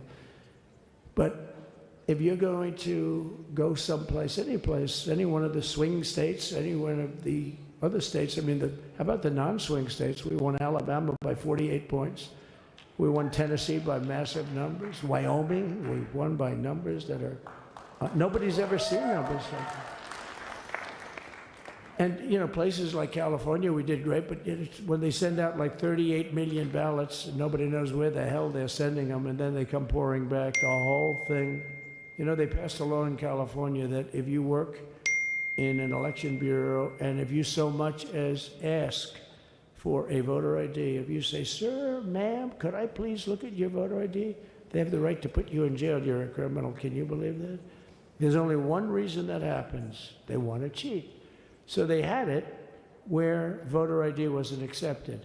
But now if you even ask for it, this is seriously a bill that was just signed, passed in their legislature, and it was signed. And I think when we get things cleaned up and we get back to a little bit of normalcy, I'm going to ask the speaker to really get involved, because I think we would have won the state of California, because, you know, if you look at my numbers with Hispanic, we're at 56%. And we were winning. We won the Texas border that had never been won. As the governor said, he's doing a good job, the governor, by the way, of Texas. But as the governor said, it hasn't. Oh, did I get lucky? Did I get lucky? Supposing I said, you know, he's not here, but the governor of Texas has done a terrible job. Wow, look at you. You mean we couldn't get you up in the front row? I tell you. Supposing I said, JD, the governor of Texas, he's not doing his job. You heard what I said. See, I didn't know you were there. I said he's doing a great job. He's doing a phenomenal job. But now you're going to have a partner that's going to work with you, because you didn't have, not only didn't he have a partner, he had people selling the wall, right? We have a fence structure that we worked on, the governor worked on with me. And I didn't love it, to be honest with you. I wanted a nice precast concrete, you know, 40, 50 feet high, like a beautiful, could have been a T-shape, Y-shape. I love construction. I wanted that sucker to go up maybe 50, 60 feet. It would have looked beautiful, a nice Y shape. And they said, the problem is, sir, they climbed that like a rabbit. I said, what do you mean? No way. And they brought some of these guys out. They climbed it like...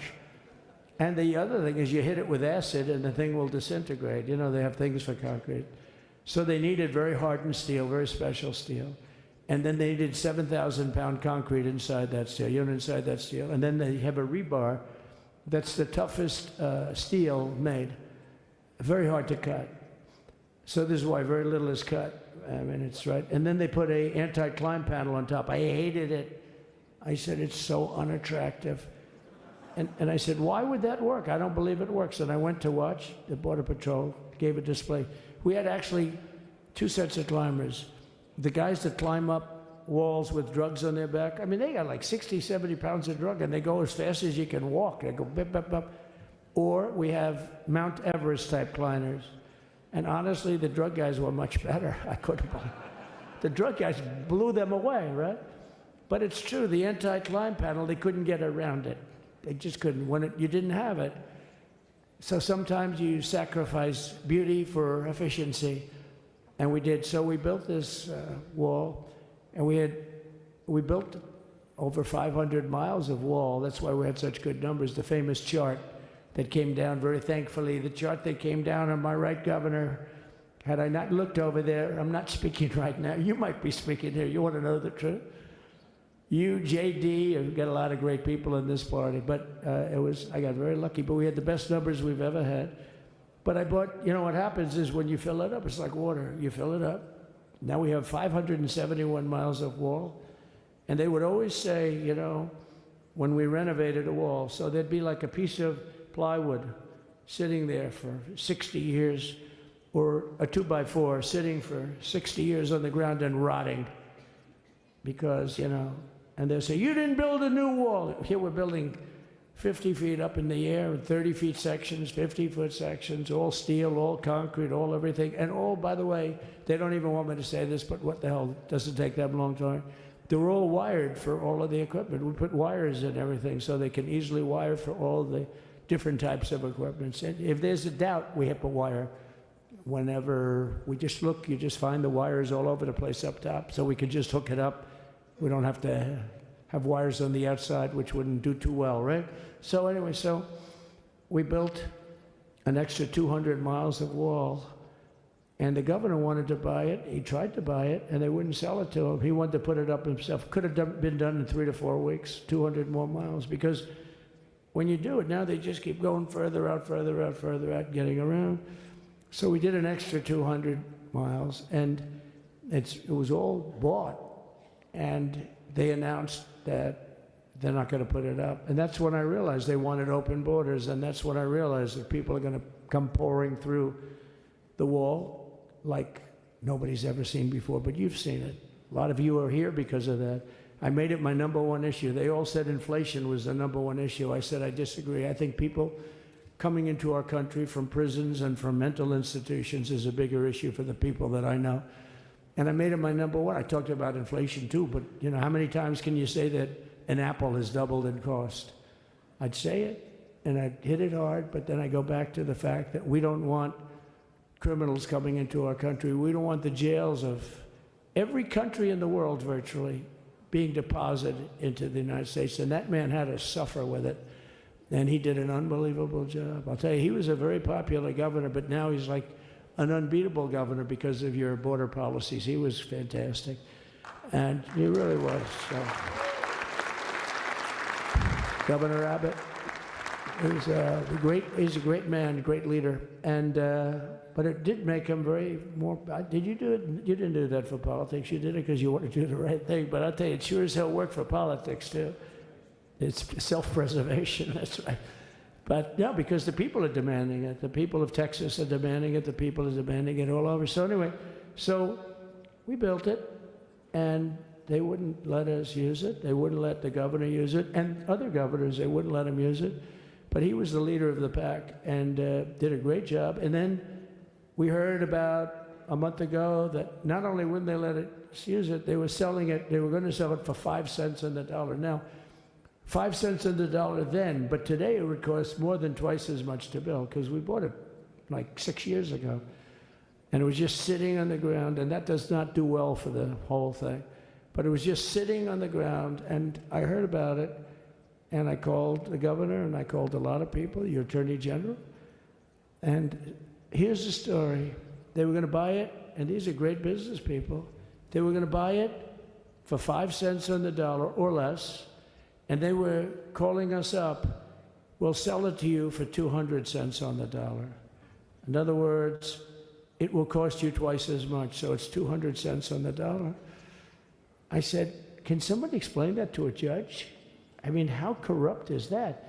You'd think they'd say, maybe we'll sell it to you for 20 cents, 30 cents. but not 200 cents. So they were going to buy something for 5 cents, and they were going to sell it to us for a fortune. They were going to make it would be, they'd have it down in Fortune magazine, they'd put it of the deal of the year, okay? You buy something like that. But it was so corrupt and so horrible. And when we told that to the administration, they didn't care. They just kept going forward. They couldn't care less. And they kept going forward. They knew that they were trying to sell it back to us. They would have sold it back to us. You would have ended up buying it. You would have paid probably 50, 60 cents, who knows. But they were going to use it for scrap metal, but then they made a much better deal. They could just buy it and sell it to us for 15, 20 times what they paid. 20 times, think of it, like 20 times what they paid. And we wouldn't let it happen. And the governor with his attorney general, Ken Paxton, they made a fantastic, they're a good lawyer. He's pushed around pretty good by people, right? I said, you got a great attorney general. They should leave him alone. He was with me. But Ken and the governor went to court, and a judge actually became incensed and actually called for an investigation. How could a thing like this happen? So he stopped it. So we're waiting to put that wall up. And now that you have a new president, that wall will go up so fast. The governor will complain, sir. This is Greg Abbott, sir. Please, the wall is going up too fast. Please don't do that. You know the story about winning? No, we're going to win too much. We're winning too much. Please, let's stop. People always love that one. We'll do this with the wall. Governor Abbott calls, sir, the wall is going up too fast. We can't take it. We just can't take it. No, I think you'll be very happy if the wall goes up too fast, right? But we'll get that dude and we'll work with you on that. But it was a great decision by a great Texas judge, right? And it was beautiful to watch. He stopped them right in their track. I mean, they were literally loading this stuff onto trucks. It was terrible. Honestly, it was terrible. And he wouldn't take it. So I'm so glad I mentioned that they have a really good governor in Texas. And I swear, I didn't know he was here. I swear to you, it sounds like a setup. I didn't know you would end. Did I get lucky? I said the right thing. Because there have been moments when I wasn't so happy with him, you know? But not too many, I can tell you that. So anyway, it's good to see you too, Governor. Great.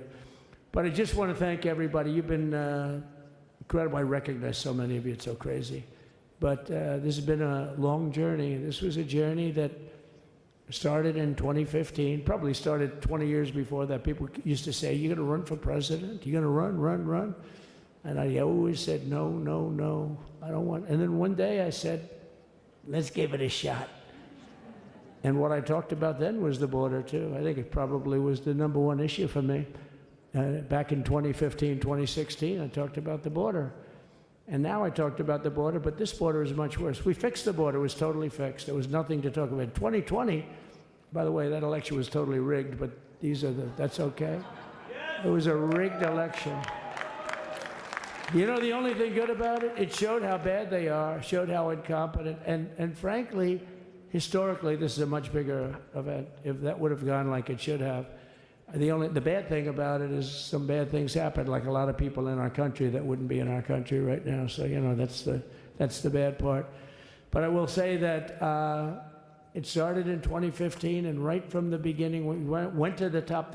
Day one, they announced Trump, and Trump went to number one and stayed there for the whole primary. And then we took on Hillary. She didn't look too happy today. We took on Hillary.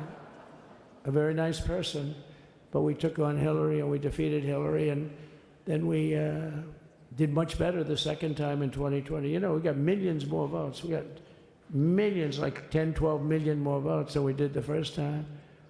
No president has ever gotten that many more votes. I got like 9 million more than anybody else had ever gotten, and they said we lost. And because of that, I said to Melania, what do you think? And she said, you want to do this again? And had we lost, and had I thought we lost, I wouldn't do it again, because that's like the ultimate poll, right? But I knew how well we did, and this time we made it too big to rig. It was so big. They tried like hell in the butt. They tried to do it, and around 9:02, they gave up. Last time they did bad things, but this time they just said, yes. You know, I don't know if you saw, Mr. Speaker, in Washington, they had placards. They were all set to march. They thought it'd be closer. A gentleman asked me, a very respected gentleman asked me yesterday, how come the polls were so wrong?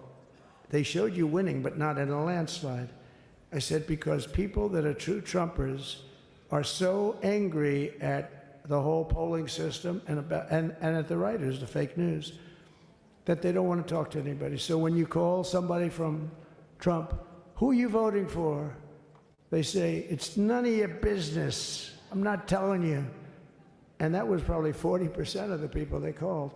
So they would discard that one, and they didn't show that. And then when the election happened, the vote came, and it was much different, much higher than we're going to win, but they really thought, they couldn't believe the one man said, it was so much higher. We won all 7 swing states. We won the popular vote by millions of votes, which is hard for a Republican. I'll tell you who came through. The unions came through. The auto workers were great. The Teamsters were great. The firemen were great.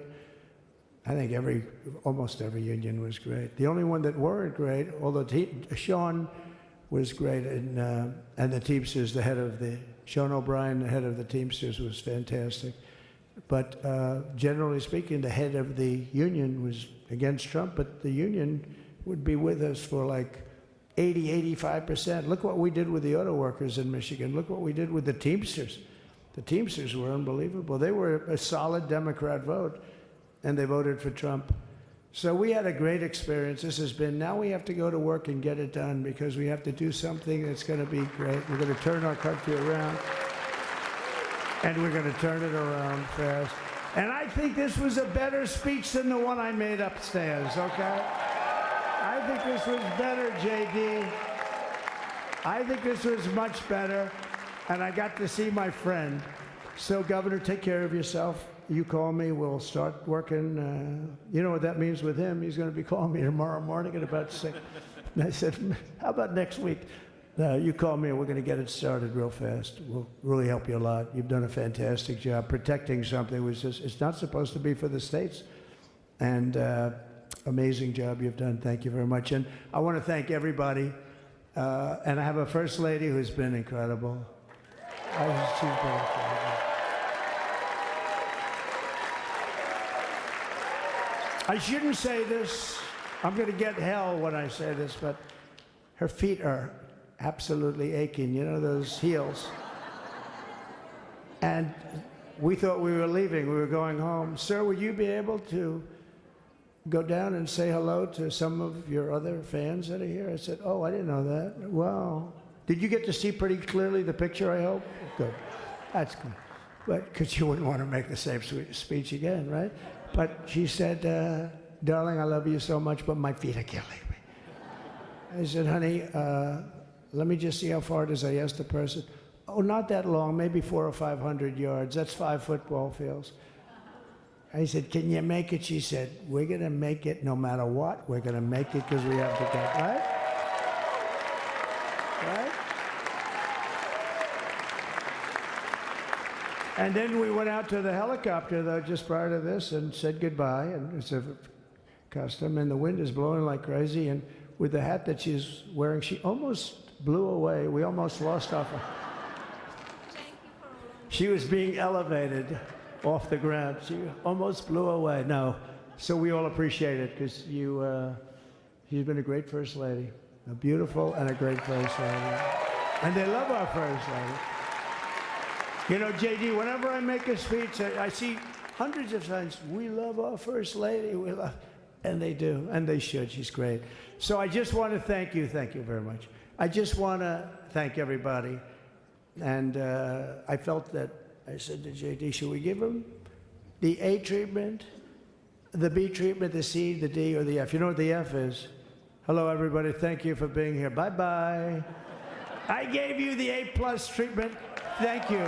Thank you all. Thank you, Governor. Thank you all very much. Appreciate it.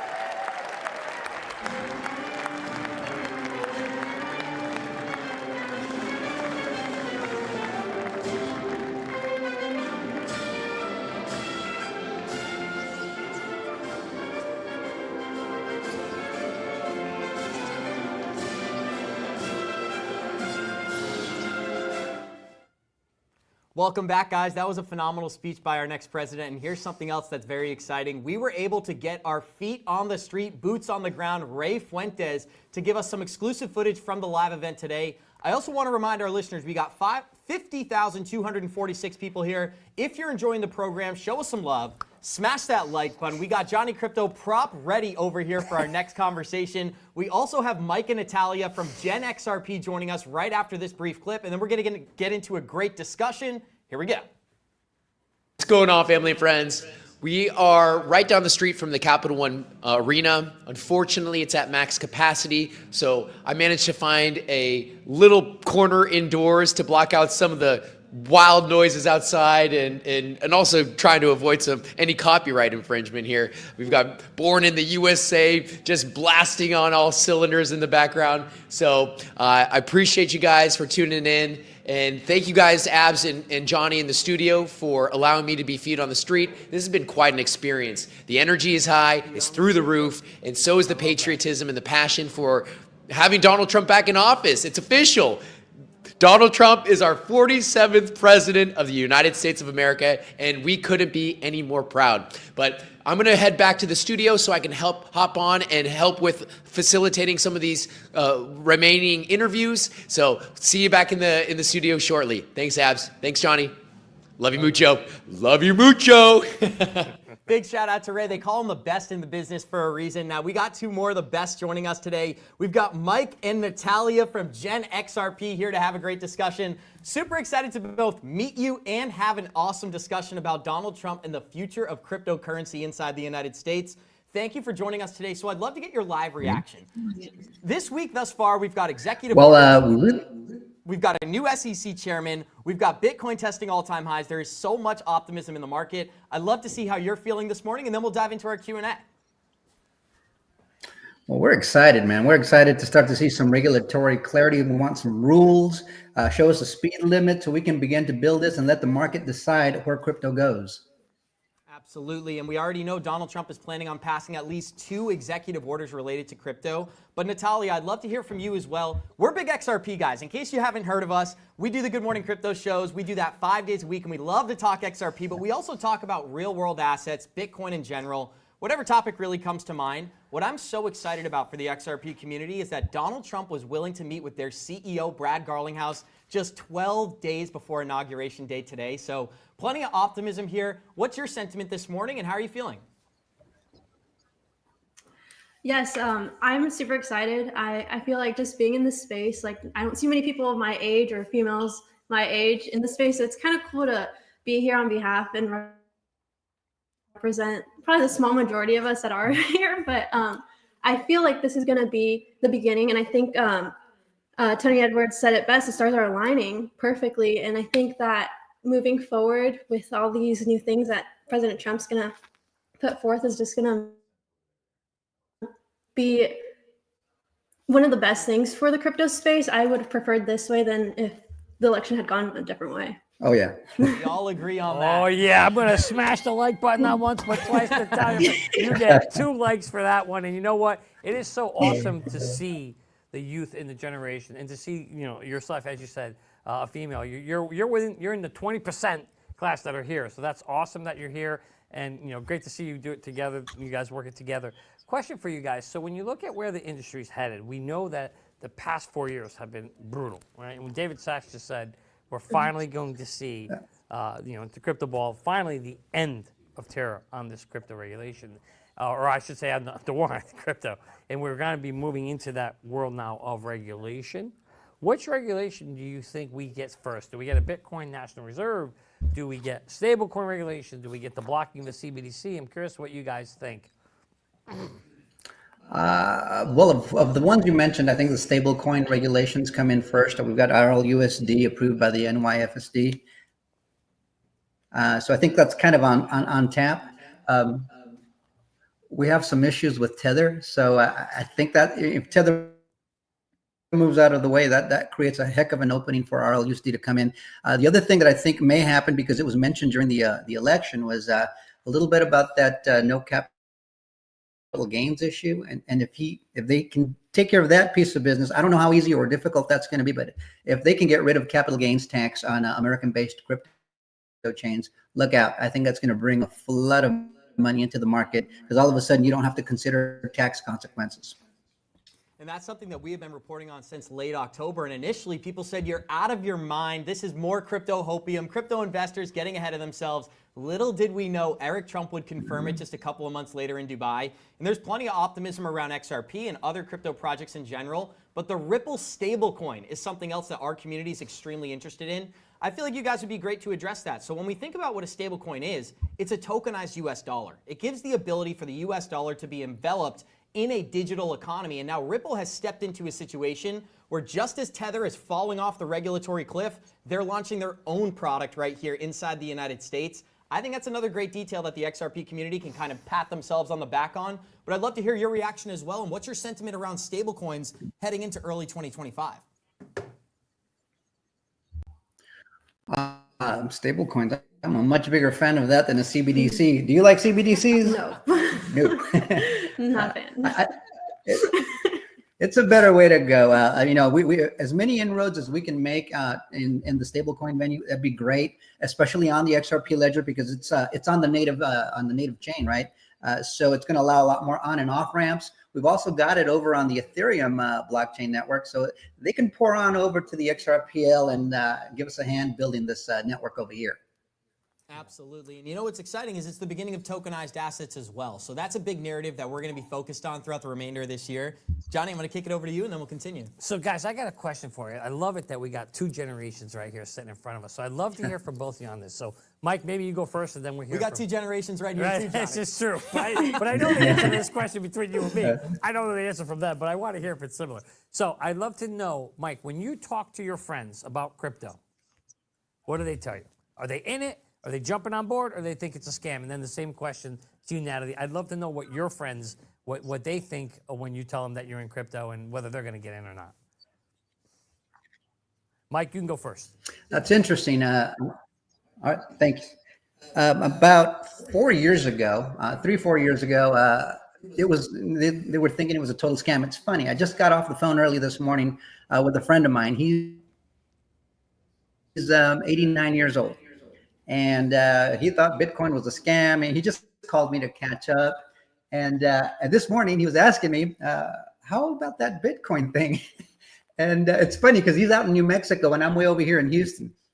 And now they're taking it seriously. Now he's kind of interested in learning more about it, about this Bitcoin reserve. And when I hear that, I hear crypto reserve, but a lot more people are more receptive to having that conversation. I'm out playing pickleball. I'm a little bit older, right? That helps me stay mobile and get a little exercise. And a lot of those folks, they know what I'm into, and so they start asking me about it, opening up accounts on Uphold and Coinbase. And so the interest, I see it rising rather quickly. And with the election, it became an election issue.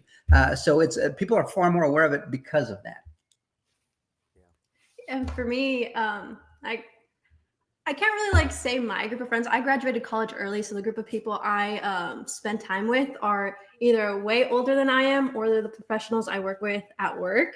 But the people that do know what I do, what I invest in throughout the years, nobody would really believe me. And I think it's for two reasons. One, I'm very young, and I feel like because I am a girl, they are like, oh, maybe she doesn't know what she's talking about when it comes to investments and stuff. Like, what does she know? But now, so sexist.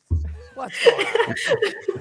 But now that they're watching the market and seeing what's happening, and you're hearing XRP a lot more than before, they're like, hey, what was that thing you were asking about? And I've actually had recently a couple of peers from church or back from college that are like, hey, is it a good time to invest still? And they're asking me all these questions. I'm like, dude, I told you about this 4 years ago. But yeah, that's kind of the best I can answer that, just because I did graduate early. The people I hang out with are typically way older than I am. So. Well, guys, get ready. With Trump launching a meme coin, something tells me you're going to start getting a lot more phone calls saying, hey, what was that thing you wanted me to get invested in again? So what are your thoughts on the Trump meme coin? Because there's two sides of the discussion that are kind of being had right now. There's one group of people who are excited about the adoption of digital assets, and they believe that this is going to bring a lot more people into the market. And there's another set of people who are frustrated by the idea that an American president would launch a meme coin project at the beginning of his presidential term.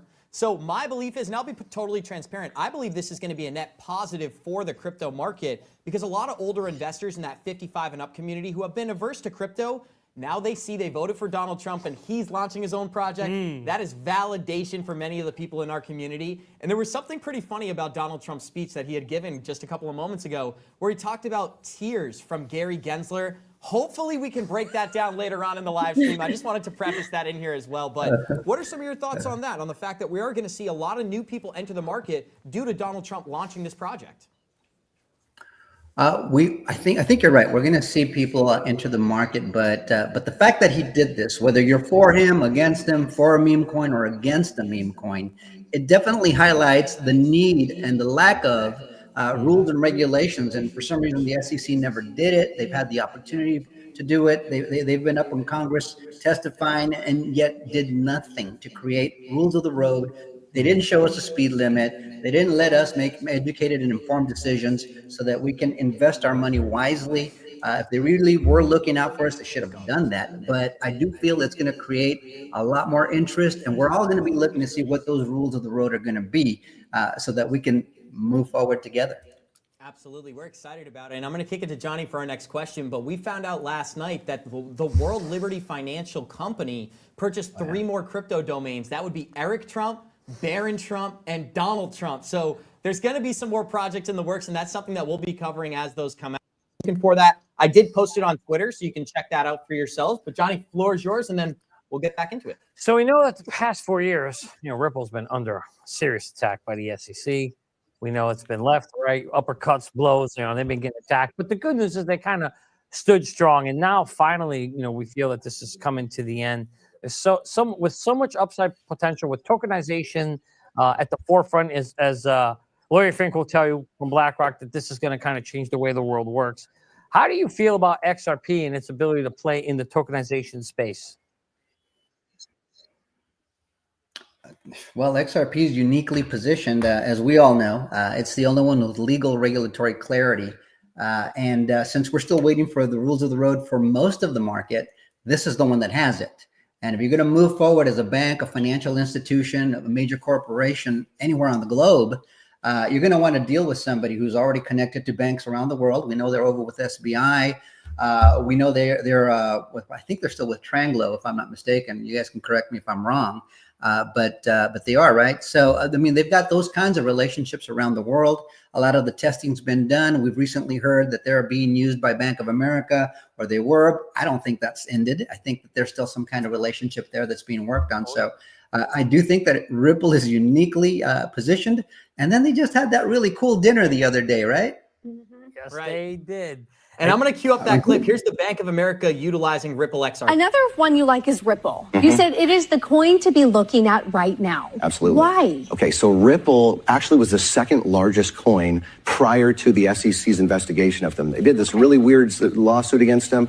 And basically, the Ripple is going to be the track that everything's going to be running on in the future. So they created their own stable coin right now. Okay. And Bank of America, like I said, they were doing 100% of their internal transactions. They've got 83 different patents on it, and there's some incredible stuff that's going to be coming out. So we have two sides of the coin here, and I'd love to get your thoughts on the next video we're going to share before saying thank you. I do want to give a special thank you to both Mike and Natalia for joining us today. We've been hosting this live stream. We're doing 12 hours in these chairs, so that's why you see me get up, stretch my legs, and then come back in the seat. But I do want to say thank you for making time for us. And we know that these connections have been had behind the scenes for several years. Bank of America has been a member of the RippleNet committee, I believe, since 2021. It may even be as long as 2019. So these products have been worked on, developed, and perfected in the background. And now we're finally seeing the era of utility assets enter the conversation. So we're all excited here. Hopefully you're excited as well. But everybody in this studio, we're excited about the golden age for America and probably the golden age for digital assets inside the United States.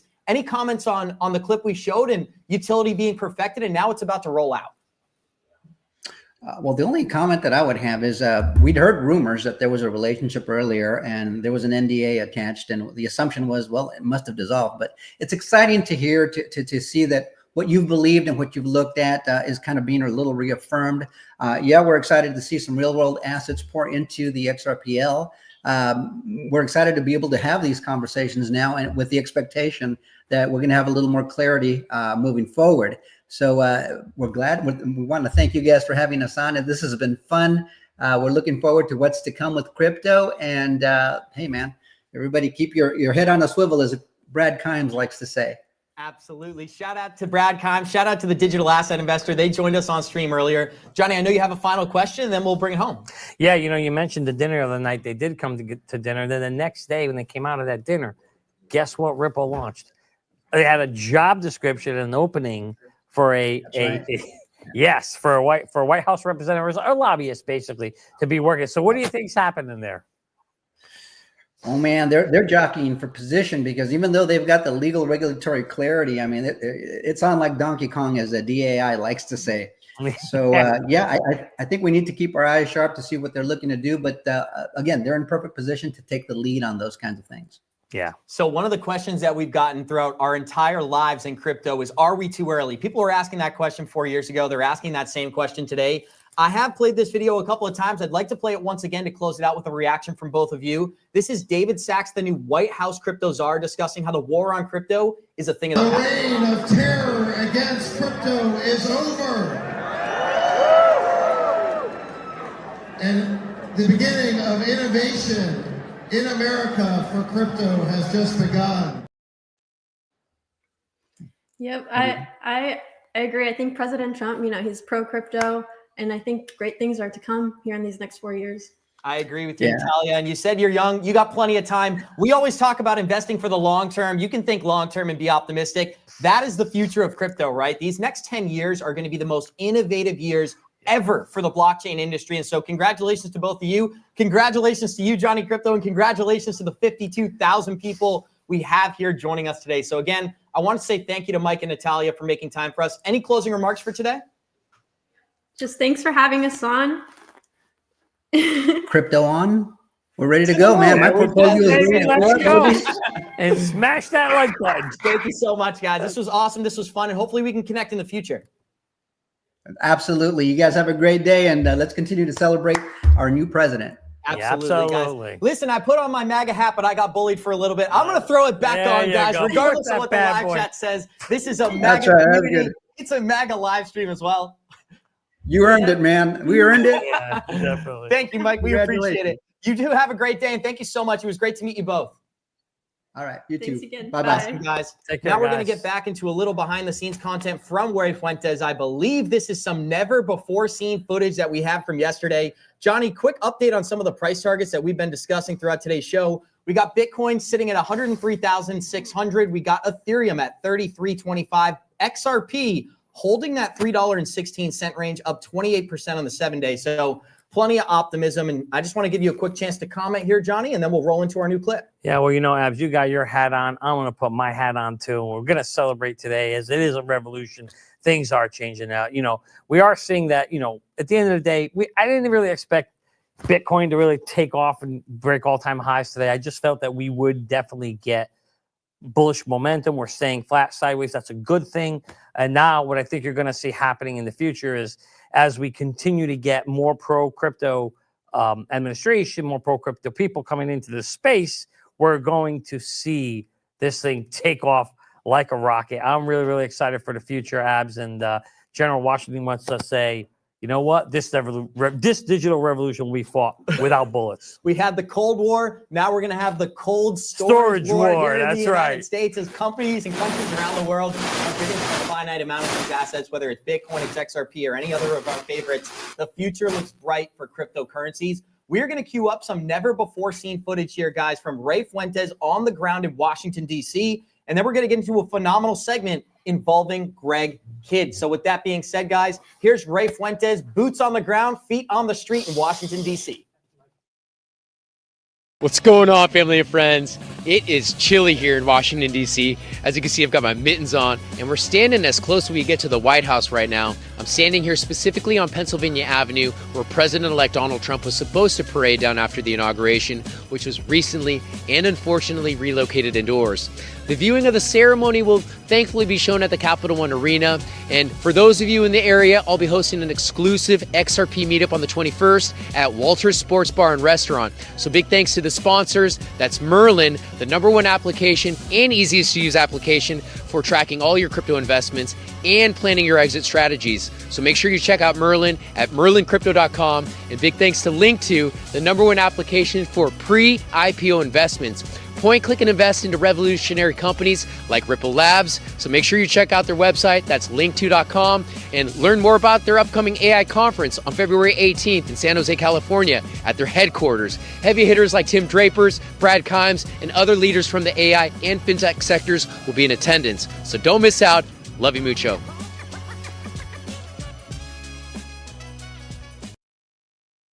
Love you too, mucho, Ray Fuentes, and hopefully I said that correctly. Now, guys, we are getting a live update from Trump right now, already signing executive orders.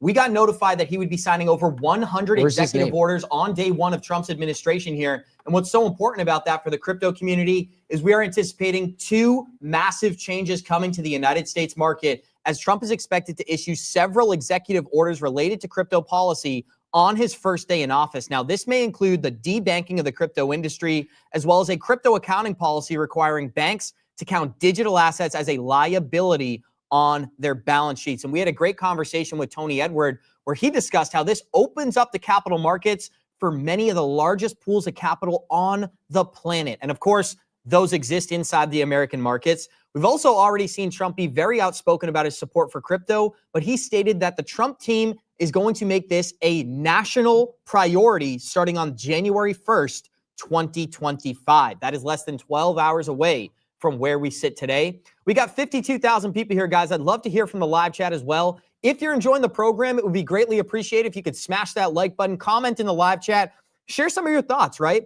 Has this day been what you expected? Trump didn't reference crypto in his address, but he did reference the tears of Gary Gensler in his second speech from today. So that was pretty funny and exciting to witness. And we are queuing up a little bit of behind the scenes footage from one of our friends, Ray Fuentes, who is boots on the ground, feet on the street for Trump's inauguration date. This is something that we're going to talk about in depth. What is the energy like? Are there crypto investors on the streets? And most importantly, are people optimistic about the future of America? I would love to queue up some sort of a short clip here, guys, just to give me a little time to discuss this, and we'll get right into it. Here we go. What you think is going to happen, or whether your thinking has evolved, it almost sounded like you wanted to separate Bitcoin from the rest of the industry. And I'm wondering whether you're actually warming to the idea of at least Bitcoin, and whether again people are tweeting you that I said you either stood in the way of an extraordinary industry or were utterly unable to prevent a massive bubble. What do you think the future holds? Do you have a feeling on which it is? Do you think Bitcoin has inherent value and is a store of value? Or do you feel that when we look back on it 10, 15, 20 years from now, it's going to be something from the 18th century with tulips? Joe, it's hard to predict. I think I really do like you, because I know that you think I'm going to out you, think negatively on many of these altcoins. You, Joe. But right. in terms of Bitcoin, we at the SEC have never said it's a security. Well, I have not. What do you think? You taught at MIT. I think you know. I think you got to have some kind of feeling. You've read the books, Bitcoin Standard. Yeah. I think that Bitcoin is a highly speculative, volatile asset, but with 7 billion people around the globe. 7 billion people want to trade it, just like we do have gold for 10,000 years. We have Bitcoin. It might be something else in the future as well. Right. These other thousands of projects need to show their use case and show that they actually have fundamentals underlying them, or they won't persist, Joe. Oh, my God, you own Bitcoin. That's where the public... That's You must that's own why Bitcoin. the You public must needs own it disclosure. now. That's what it's. I don't. You love I've it. never owned. You love. I've never. You love it. You I've don't never, like those other coins. I've never owned any No, of I know. these, and I've been consistent Okay. for 7 or 8 years on this. Well, now you can because you won't be a SEC chair anymore. You gotta love it, guys. You gotta love the energy in that clip as well. I want to introduce Feet on the Street. Now it's cheers for Ray Fuentes joining us in studio today. And Ray, I think the number one question people have had is, what is the energy like at the Trump rally? What has it been like not only attending Capital One Arena, but also being out there for the inauguration today?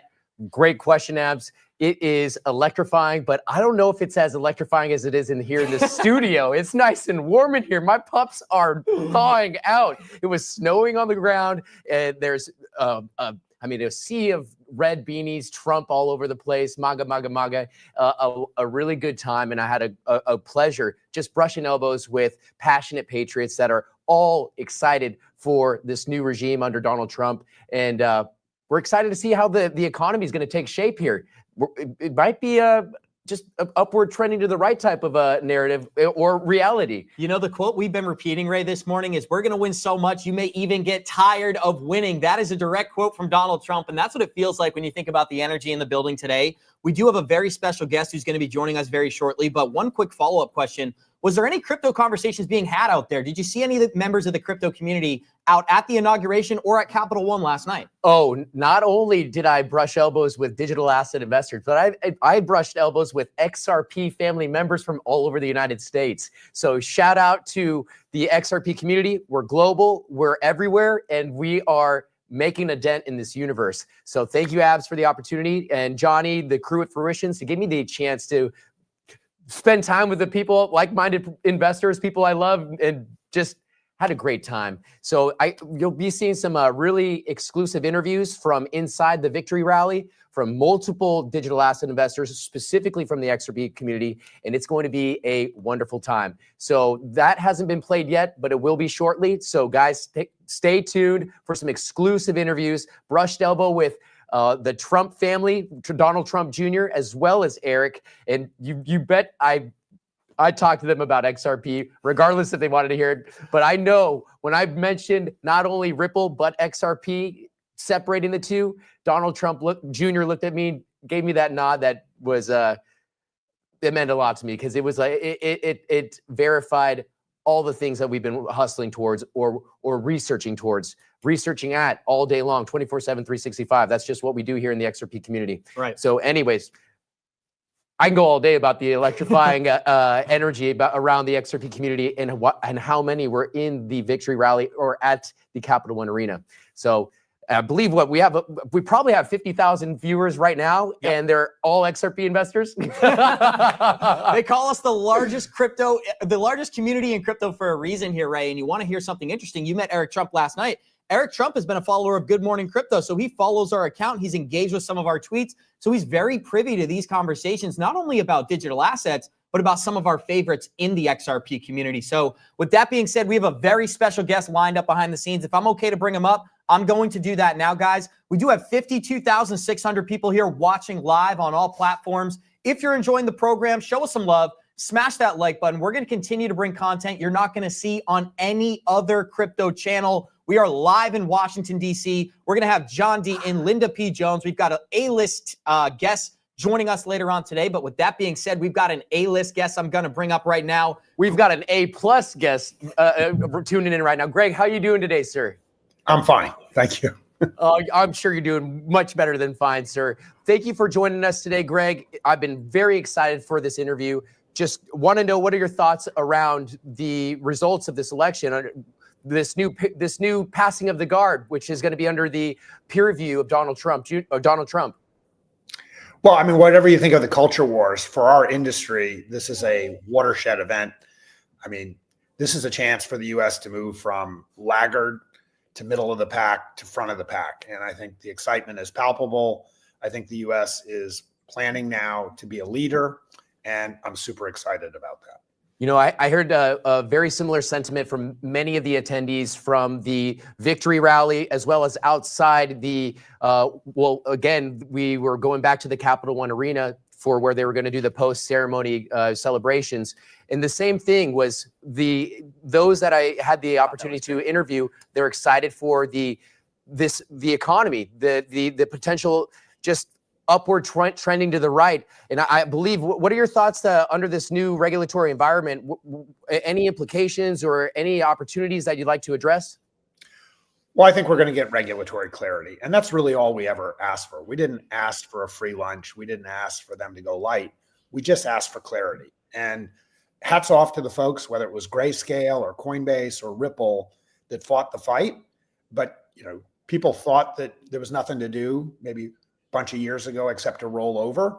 But it was almost, a little just more than 4 years ago that Ripple was sued by the SEC, Clayton and the SEC on the way out. And here we are 4 years plus, and it's a completely different world. What's that song? Sometimes you have to fight for your right to party. The industry did fight. It fought the good fight. And we're in a totally, totally different world now. And I think it's an end to Operation Choke Point. I think it was embarrassing that Gary Gensler, when he was in front of Congress, did not even acknowledge that he knew what Operation Choke Point was when he was kind of running it. And so, that's all going to be in the rear view mirror now. And, I love when the U.S. is a leader in a market segment. I'm excited for crypto. I'm excited for what this will mean for tokenized dollars, whether stable coins or tokenized deposits. We're basically on a way to being a leader in the world in store of value, in payments. And I don't mean to sound super patriotic, but I couldn't be more excited that the U.S. is taking a leadership role rather than a laggard role. It's about time. And Greg, I'm super excited to be on this call with you to discuss these very specific topics, because as you know, coming from the fintech sector, it's been a long time coming. Now, with that being said, specifically speaking about the fintech company Coinbase, what are your thoughts on how this regulatory landscape will impact or create new opportunities for their lending operations? Well, Coinbase, I'm telling you, Uphold, we've been thinking about it as well. I'm investors in both. But come on, people know what lending is like, asset lending, whether you're borrowing against your house or borrowing against your car. But with the advances in smart contracts, there couldn't be anything simpler than borrowing against collateralized crypto. There's a $13.5 trillion market cap out there. Wow. Why wouldn't you want to put that to work? People don't want to sell, especially in this tax environment, but they want to put that money to work, and being able to do so in a way that is guarded by smart contracts, whether you do it through CeFi or DeFi, unlocking all that potential capital is just basically pouring gasoline on the fire of a U.S. economy that already outperforms, our peers in Europe. And so I could not be more excited to see, Coinbase stepping back in and others to basically make it possible for people to put their crypto to work, just like we put our houses to work with home equity lines of credit. Why not?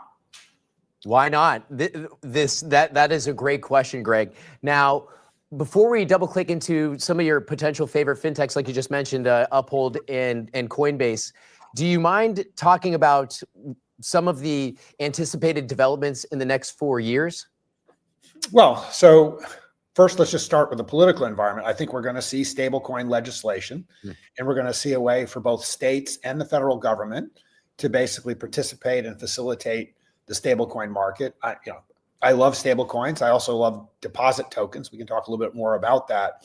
But look, they're just a better way of moving money 24/7 at low cost. There are some clarity issues about who, how, where, when, but I think Congress is poised to pass that legislation. I think the legislation on a Bitcoin fund for strategic fund for the United States will come forward.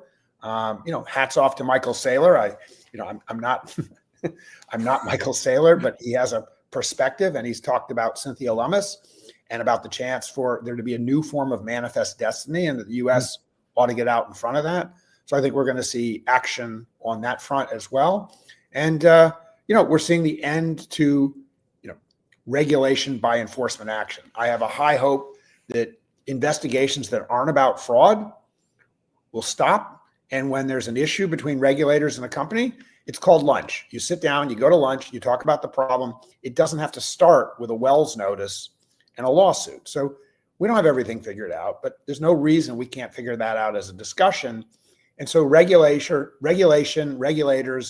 and the crypto companies, they'll be working out on this together to figure out, how we make this an industry that we can lead in. There's no reason that this has to be as confrontational. Of course, we don't want fraud, but when folks are just trying to innovate and they just want rules of the road, man, the U.S. can lead in that. We can basically kick everybody else's butt.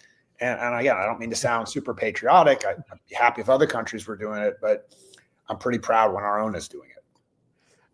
This is a safe place, Greg. So you can be as patriotic as you want. You can rah, MAGA, MAGA, MAGA, all you want here, sir. No one's going to judge you. On the topic of stable coins, Ripple did just recently launch their RLUSD. Uphold recently launched the stablecoin USBC. What are your thoughts on these two specific digital assets? Would you like to opine on either or? Well, I mean, stablecoins have a clear use. I mean, they get incredible velocity. I think like with Tether, 50% of it turns over every day. There's clearly a role for USDC, Ripple. We're working with USBC, which will eventually be US Bank Coin. The differentiator there is it's issued directly by banks as opposed through a fintech. And so all those niches of the market are going to be looked for. People want something, not just in the US, but they can use worldwide. There's a saying, if English is good enough for Jesus, it's good enough for everyone. Well, it's kind of the same way about the US dollar. Whether you hate the US or you love the US, people want dollars. They want to use dollars, and we want a better form of the dollar. And so, Tether was first. USDC has been interesting, but these new stable coins and deposit tokens are there to basically fill the niche. And, we're going from a situation where there's a couple $100 billion of stable coins. We think within 3 years, there'll be trillions of dollars of stable coins or deposit tokens in the marketplace. And, that'll be the way that people get things done going forward. Without those, how do you move money from a Venmo wallet to like, a Square wallet? With stable coins, deposit tokens, we solve that problem. We make everything interoperable, portable, worldwide. Amen to that, Greg. Now, on the topic of stable coins, fintechs, almost the convergence, like you mentioned, of between TradFi and DeFi, or the banks leveraging some of these new technologies. We heard Christine Lagarde mention what are the banks doing? Well, they're buying fintechs. Is this an exact example of what she's mentioned on stage? You can be buying fintechs, but our view is that good fences make good neighbors, and so we see a role for banks banking without shaming crypto companies and fintechs, right? So we want to see that partnership re-energized. I mean, we were lucky enough, we're like the dog that caught the car. We finally were able to buy a nationally chartered bank, Fast Bank in Tulsa, Oklahoma. And, we want to get out from under the cloud of shaming around servicing industries like crypto and other industries that are legal, licensed, but have been, under Operation Choke Point shamed. And we think there's going to be a renaissance there. I think crypto companies do a great job at what they're doing. I think banks need to help them basically have on-off ramps. And, think of the banks as like the window at the casino. You come and you buy the chips. The window's important, but look, the game's at the table. And, the crypto companies, both DeFi and CeFi, they're the tables, right? And we want to see that just, run as hard as it can, good rules of the road, but God damn it, so I think that our bank will continue to focus on dollars. We want to make sure it's easy to have good on-off ramps, and we're going to let the crypto companies roll. Wonderful to hear, Greg. This is a wonderful opportunity to be in a virtual setting, brushing elbows with a very powerful human being like yourself. Is there anything of top of mind that you'd like to discuss or share while we have over 50,000 viewers live with us today? Well, I just like to say that, in the U.S., we are a country that has had a history of innovation. It's been, a wonder to me why we ever got to a situation where this has been politicized. I really don't care whether you're a Democrat or a Republican.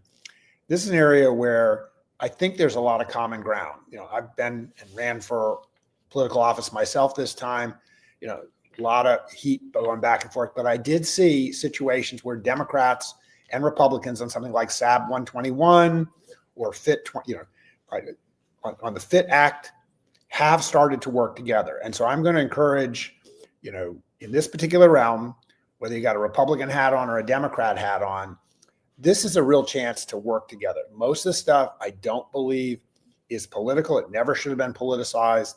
I want everybody to be working on open banking, fair access. This is a win-win for everyone. And so that's just the message out there, that regardless of how you felt about the election or where you are on the political spectrum, with regards to making money work, I don't care if you're a communist or a capitalist, everybody wants their money to work and work well. This should be, you know, this is like arguing about indoor plumbing and electricity. We want those things to work in our house. We want those things to work in our businesses.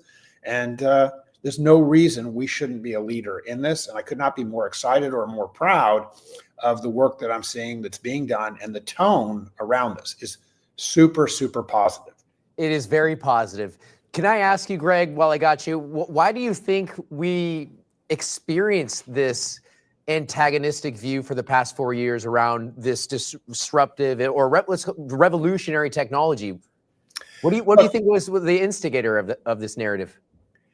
You know, and again, I'm not going to besmirch anybody's intentions, but there is still a sort of a nanny state, you know, element in this country. It's kind of like the element that like is worried about whether, you know, you drink too many sugary drinks. And look, we all know sugary drinks are bad for you in excess, but every so often people want to have a Coke, right? And so the question is, do we trust people to take risks, make mistakes, learn, and do better? Or do we really have to protect everyone from themselves? And look, I'm all for consumer protections. There will be differences between crypto and, say,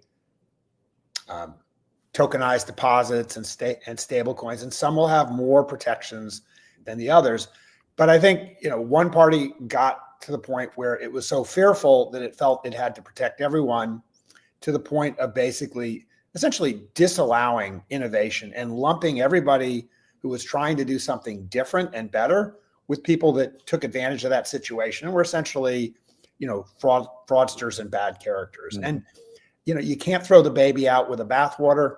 And also, I don't think you can pass regulation or enforce compliance in a way that basically is process theater or risk theater. I think you have to focus on the real risks and not just basically do exercises, which, like, hey, if we throw this baby in the volcano, people will see we're really serious. Serious about what? Well, it doesn't really matter. And so we want our regulation to be serious about real risk, not theatrical risk. And so people were all like scared after SAM and FTX, but, you know, that's in the past. We got to move on. There are going to be bad actors. There's going to be Bernie Madoffs, but we didn't shut the stock market down because we had a Bernie Madoff. We learned from those situations, and, you know, we realize that most people have good intention, are good actors.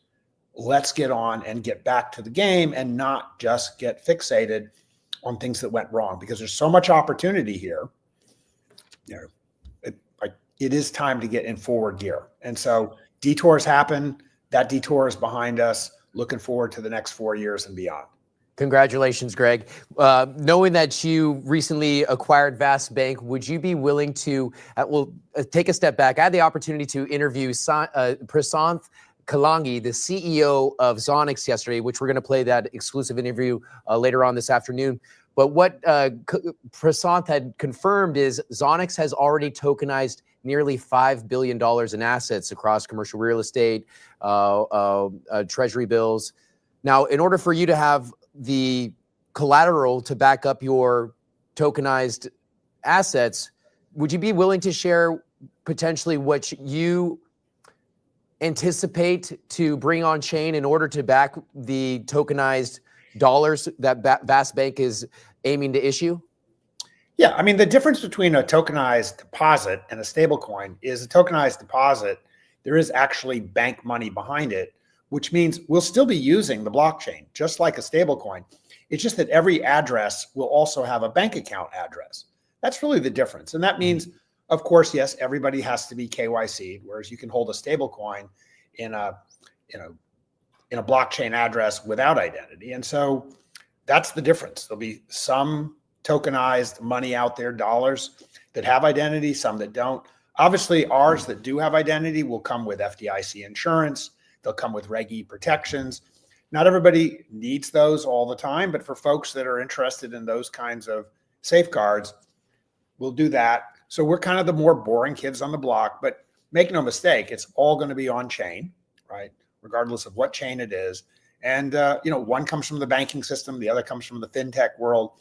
They all are a better way of moving money than the legacy systems that were there. That's the game in town. That's the game I signed up for. I'm already supportive of invested in companies that have done stable coins, but I think bank deposits, just like the other $470 trillion of assets out there, are all on the path to being tokenized. And that's a benefit to everybody. It's just a more efficient way to do things. It should not be a political issue. This isn't just a game which you play, Greg. This is a game which you own day in and day out. So kudos to you, sir. And as you can see on the window or on the screen, we're over $100,000 per Bitcoin. Did you anticipate us to be at this point in the market now? Well, I have to remember I bought my Bitcoin in 2013, and I put it in for the college fund for my daughters. And my ex-wife asked me what I was doing for college, and I said, well, I bought this thing called Bitcoin. And she said, what's Bitcoin? And I said, well, it's this form of mathematical money, and she said, well, who started this guy? Satoshi. And she said, who's he? And I'm like, well, no, nobody knows. And she's like, well, what happens if it's worthless? I said, well, that's what public school's for. Right? So needless to say, the college fund has done well. So I think my kids will have braces and shoes. And so, that was the time when I joined Ripple as well. And so it's been an amazing journey for all these companies. And I could never have imagined it would be, this good, this fast, but it has been an amazing journey. I feel super, super fortunate, not just because of the financial outcome, but just being around the people. I mean, it's hard I was the 10th person at Ripple, and, Stefan Thomas was there, David Schwartz, Arthur taught me about, crypto. It was the Chris and Jed early days. It was an amazing time when all the people in the industry could fit like in one room at a conference. And so I'm really just extremely proud of, what the industry has become. I'm really excited about seeing how it is now beginning to intermix with the traditional financial industry. I remember I'm ex-Federal Reserve myself. And so I love seeing the best of both worlds, and what's going to come out of it as a synthesis. This is the best of the best, whether you're a Bitcoin maximalist or you see the advantages of stable coins and the other crypto chains for what they do. Each of them brings a separate story. I think we just saw a clip with Gary Gensler saying how, these other cryptos are going to have to prove themselves. Well, I think we see a couple of these coming to the top. It's not like everyone's going to rise to the top, but like not everybody can win the Super Bowl, right? So, but there's going to be some different folks knocking it out of the park in different ways. Hats off to, Ripple and the XRP crowd. They led the charge in terms of showing that you could fight for the right to have clear rules for the industry. And they're finally getting rewarded for it. It's taken 4 years, but hats off to the Ripple team for what they've done.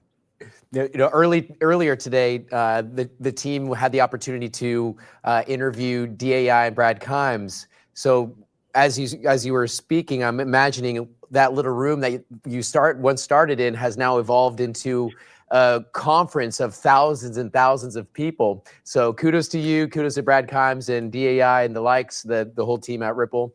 Now, with that being said, and speaking on that wonderful journey that you've been on, Greg, I've got to also say that I've been on a fortunate journey myself, and I've actually had the wonderful opportunity to brush elbows and cross paths with you recently at the Uphold Ripple event around Money 2020, which is the leading fintech conference in Las Vegas.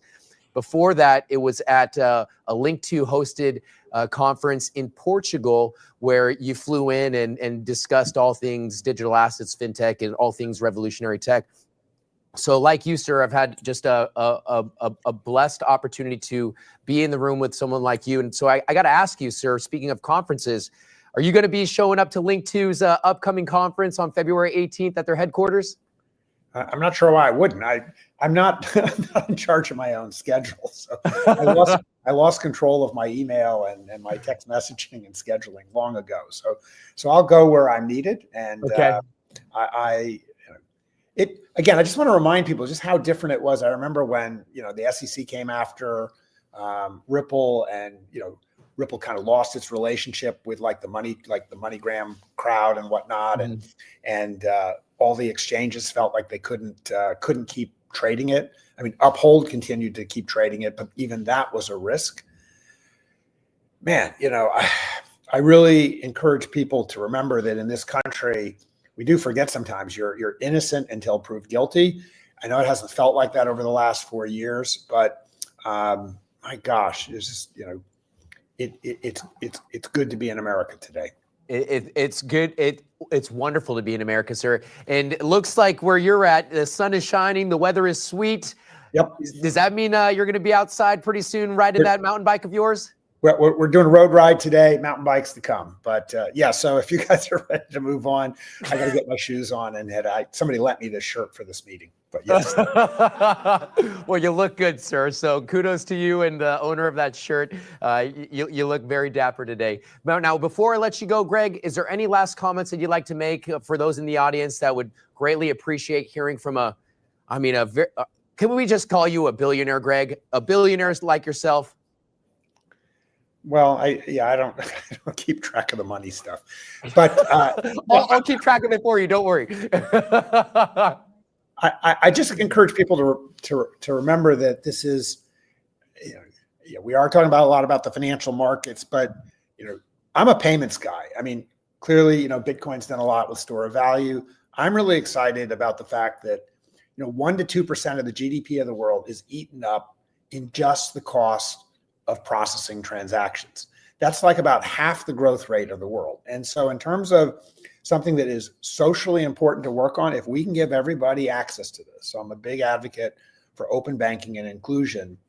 This really is, it's like I'll call it just a cost-free way of just removing waste from the world. And I know that's not the sexiest thing in the world, but making it such that the whole world can grow with less waste is the best thing I can think to do for the planet right now. And so each of these folks that have been part of this crypto industry are playing a role in that. And I'm so glad that we can do that now without having to bow our heads or be shamed for taking the risk to doing the right things and doing them the right way now. So thanks for the opportunity to talk to folks today. Really, again, looking forward to the next coming years. And looking forward to American leadership on this front, and really sharing those benefits with everyone else in the world. Well, with you as an American leader at the helm, guiding this ship up and to the right, Greg, I no doubt that it's going to be fruitful, it's going to be revolutionary, and we're going to be leaving a better place for our kids. So kudos to you, kudos to your family. Thank you for just sharing your time with us, sir. It's quite a privilege, and I hope to see you at Link2's upcoming conference, February 18th in San Jose at their headquarters. Shameless plug, but I have to do it because I'm going to be there, and I'm excited for all things that are coming out of Link2's domain. And again, and I'm excited to see what's coming out of Vast Bank. I think there's a there, sir. So kudos to you. And kudos to Alex Liu, your CMO. Thanks for setting this up. So appreciate you guys. Now, I don't want to keep you. I know you want to get on those two wheels of yours and probably take off that shirt, even though you look very handsome today, sir. So thank you. Take care. Thank you, Greg. Appreciate you, sir. Bye-bye. Bye-bye. Wow, what a wonderful opportunity that was to speak with Greg Kidd. Man, you heard he's a former Fed, early employee at Ripple, owner of a revolutionary bank. Just what a wonderful opportunity that was. Hopefully those in the audience, the 50,000 of you that are tuning in right now, got something out of that because I know I did. Here's what I took away. When you asked him one thing that he would like to say to people like ourselves, he talked about how $7 trillion, or maybe he said several $1 trillion every year are absorbed by the sending of money back and forth. So what does that tell me? Real world utility has entered the conversation. On demand liquidity. That is something we focused here on Good Morning Crypto for quite a while. So phenomenal job, Ray. No surprise. Ray Fuentes, one of the best in the business, maybe even the best in the business. I don't know about that, Abs. You are. Let's keep you on the number one pedestal. I'm good at number 2 right here. We're both humble, Ray. So I'll defer to you. You defer to me. I guess we get the best of both worlds. Now, somebody else, we got some exciting, phenomenal guests prepared. We're going to have Johnny Crypto back on stream very shortly, but we're going to be showing you some never before seen footage from the Federal Reserve that we recorded throughout this weekend. This is Johnny Crypto and myself standing in front of the Federal Reserve discussing the inevitable impact of what happened not only back in the 1970s, but just 4 years ago during the COVID-19 crisis.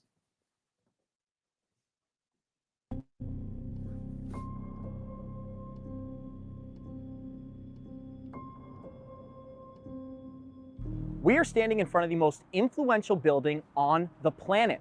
Established in 1913 as a response to a 1907 bank run. So, let's dive a little deeper to what happened in 1907. The panic of 1907 was triggered by the actions of a small group of wealthy financiers and brokers whose attempted corner of United Copper stocks pushed a delicately fragile market, already teetering on the edge of the abyss, into total chaos. Brokerages suspended from the New York Stock Exchange, bank runs across the nation, and bank failures globally.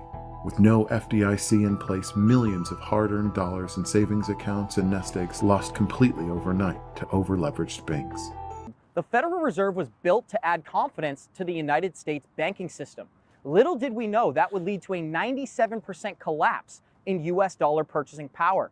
In 1944, the most influential men on the planet came together to decide what would be the underlying asset of the global payment system.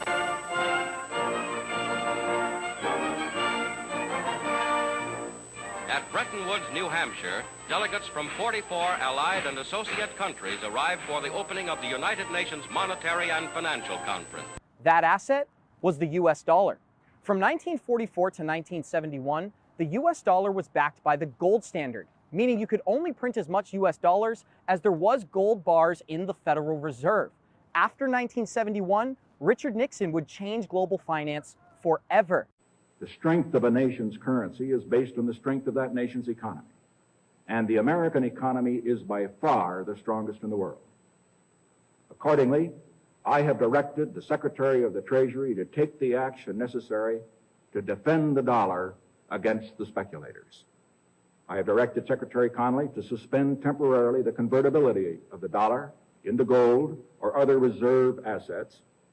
From 1971 till 2020, we experienced consistent inflation rate of 3%, but post-2020, we have been dealing with over 40% of all US dollars entering the economy, and that is the secret tax that Americans are dealing with today.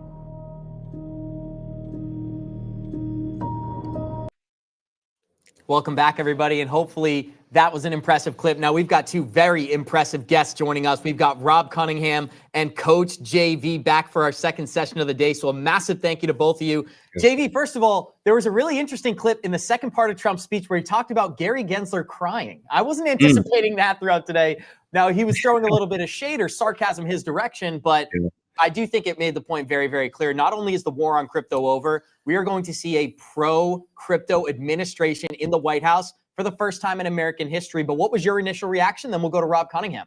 Oh, I think it was fantastic. I mean, I just want people to like really digest how quickly things changed over the last 6 months. I mean, how quickly it changed, right? I mean, even back from 2020, I remember 2020 was the wild, wild west. 2021, going into 2022, we were in absolute chaos, 19% inflation going into 2023. And then all of a sudden, Trump's at the Bitcoin conference. He's going to make America the crypto capital of the world. And now here we are. I mean, it happened. I mean, and so, you know, the Gary Gensler thing aside, I think, like you said, you guys have done such a great job today, by the way. Such a smooth transition. we're in this new era. And now tomorrow when we wake up, it's time to dial in. You got 4 years. You got 4 years to take advantage of this big switch to really free your family financially, spiritually, and mentally. So I think it was just a beautiful transition.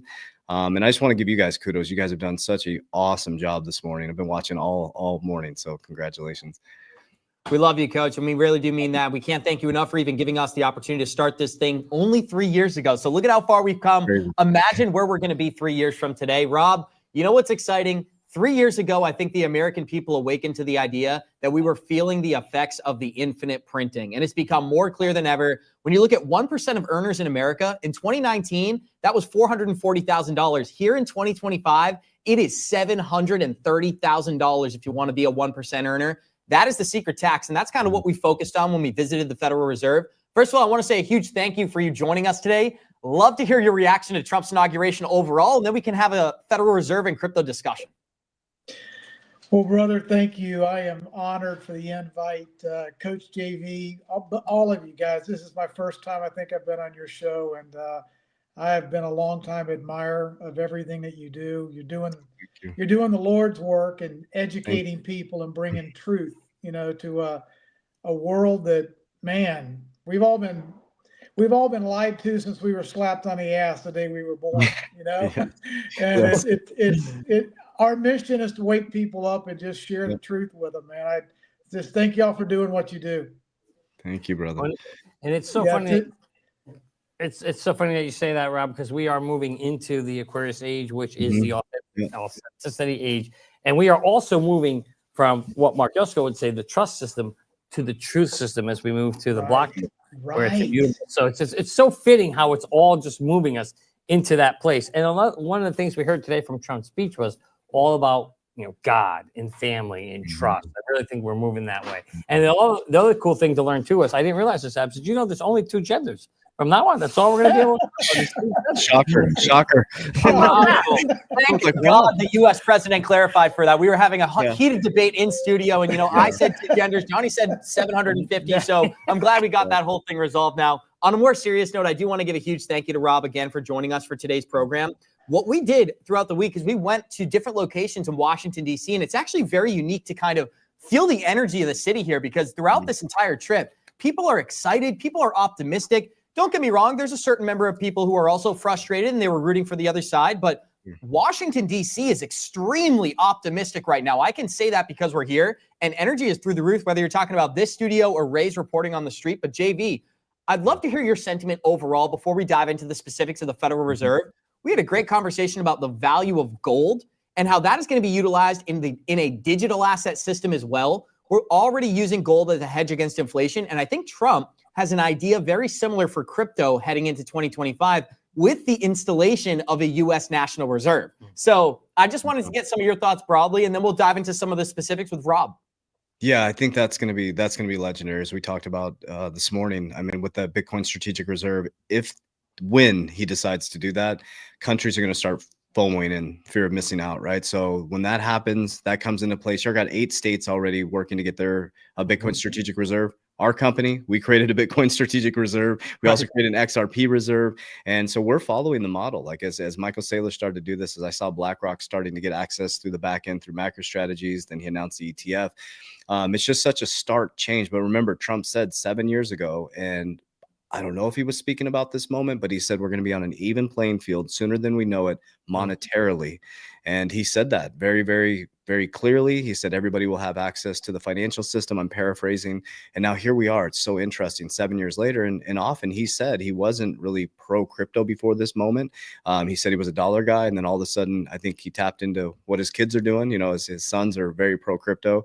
And now we have a president who has his own DeFi platform. They launched their own meme coin, and now the Bitcoin Strategic Reserve. And so that's what you're going to see, is a bunch of countries are going to be like, I do not want to be left behind, and we got to get involved. Absolutely. Johnny, I know you have a chance. We are going to expand on the U.S. debt clock right now. Now, I'd love for this to just be thrown up on screen because we can just watch it climb as we have this conversation, guys. Currently 36 trillion, 375 billion, 700 million, 200,000 and $100, right, Rob? So that'll be different in about 30 seconds time. But the point is very, very clear. It already went up 100 million. It already went up 100 million, and that's probably too slow. It's probably actually going much faster. But Rob, on a more serious note, when you think about the future of America and you think about digital assets and the role that they may play, I think you have a great approach where you talk about this structural change with XRP, and that what we're going to see with banking is not only instant liquidity, but Americans and people around the world get control of their wealth. And that's a change that we're going to see through the digital asset space. Feel free to expand on that. And then I'd love to enter a conversation about U.S. national debt and how crypto may actually be a solve for that issue. Yeah, man, great question. And this is so fundamental. I think sometimes I know I'm guilty of it. We like to geek out on the technicalities of DLT and all this sort of stuff. And it's important. The details matter, but let's zoom up to 30,000 feet. What is money? Money's supposed to be a trust system, okay? Mm-hmm. We're supposed to have unalienable rights. What does that even mean? Unalien. No one is supposed to put a claim or a tax or restrict our rights to go and work and create wealth and have and experience abundance, okay? So let me put it this way. When we use our energy, when we exert our energy with the creative spark that's in us, and we add together, energy and labor, we create property. Mm-hmm. Okay? That property is not supposed to be liened. Wow. Unalienable rights. That's life, liberty, pursuit of happiness. If these unalienable rights are ever stolen from us, or a government perverts itself and weaponizes itself against us, in the Declaration of Independence, it says we have a right to set that corrupt, thieving government aside and start anew. I mean, that's what the Declaration says. Okay? So how do we go from money being an asset to money being a debt instrument? How do we go from them printing these IOUs? We go work our butts off and create a business, or work a farm, or raise a family, or become a school teacher, an airline pilot, and they give us a bunch of debt notes, Federal Reserve debt notes. We put those dollars in our pocket, in our checking account, and it's an IOU. It's not an asset. It's something that they have twisted the language, perverted the language, and installed a system called the Federal Reserve on top of the U.S. Treasury and on top of the Constitution. Well, what could go wrong? In the middle, to give you an idea, in the middle 80s, I think it was 1984, we had about 220 million people. Okay, we have about 330 million people in America today. That's a 50% increase. The money supply is up 2,000%. A 50% increase in people and 2,000% of printed quantitative easing, liquidity, debt, call it whatever you want to call it. It is a debt slavery system. And the more they print and the more they issue, the more they enslave us, the more they make the value of what we had yesterday worth less today. And we're in a mathematical model that can only go to zero. Mm-hmm. It can never be paid back. So this system was created. It's important. This history matters because, my people are destroyed for their lack of knowledge, right? Mm-hmm. The Rothschilds are the founding fathers of central banking, and they were avowed atheist and Marxist. Atheists and Marxists believe the ends justify the means. They don't give two damns about the scripture or truth or honesty or respect or unalienable rights. They worship money. And so we have this cabal monetary system installed, one that Putin kicked out of his country a long time ago, one that Xi would like to get out from underneath, one that the whole world would like to get out from underneath the auspices of this debt enslavement cartel. That's what G. Edward Griffin calls central banking. He calls it a money cartel. Yeah. No different than like a sugar cartel or an oil cartel. It's a secretive, unelected body of freaks that operate for profit, closely held, headquartered in sovereign areas we don't even have any jurisdiction over. If we don't get ourselves out from underneath this debt slavery system, and to paint a mental picture, Ripple is the assassin and XRP is the assassin's bullet that takes out the central banking system.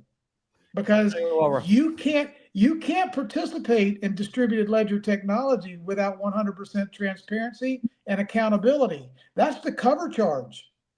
So no matter what you used to be, if you're going to go across that bridge from fiat debt slavery into sound money, a truth system where there's a truthful medium of exchange and an accounting of the books and atomic settlement, if you're going to take that bridge from the fiat scam world to the sound money truth world, you can't escape 100% transparency and accountability. You're done. You can either go out of business or cross the bridge, and then sunlight is the greatest disinfectant to evil or to theft or money printing or hidden taxation or 6-day settlement or usury fees and all the things that this central banking system has done to put us in debt slavery had to be done behind the curtain, in secrecy, in dark, without. How many times have we ever audited the Fed? 0.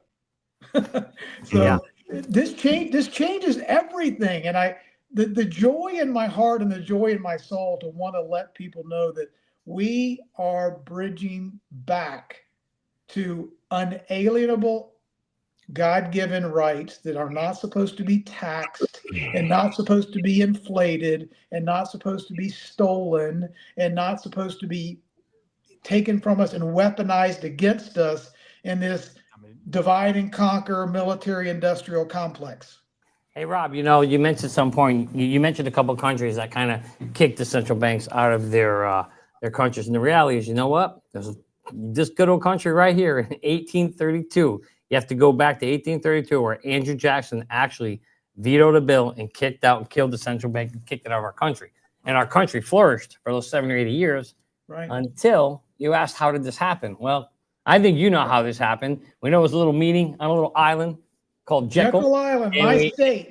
And we know that, when you hold a vote in the last week of December, when all the senators are away, for Christmas vacation, that's how it happens. And that's how we ended up getting. And there it is right there. Look at that. We delivered. And so that's how it happens. And what did President Trump, who did he highlight today in his inauguration speech? McKinley. Yes. Tariffs. But they back in the day when they had commissions to figure out how to give away all the extra abundance that we created, right? He's going to put McKinley, he's going to make McKinley great again because they took him out of the history books because they didn't want us to know how much of a land of abundance we can have. And, we don't live in a world of scarcity. We live in a world of blessings and abundance, and our cups can overflow if we just work with the laws of reciprocity, right? We serve our fellow man and love and give and be creative, and our cup's going to run over. We give to other people with no expectations of return, and it's going to come back to us tenfold. But how do they get 95% of the world's resources and riches into the hands of 1% of the people unless they lie to us? And that's how they do it, right? They always, like Coach says, Coach got the best one. While they got you looking over here, they're doing something over there. And I'll tell you what, we've got a great video that's going to show you. We're following along that same story, and we're going to cue up a video right now to give you a little bit about how money was disrupted. What is money? How is money created?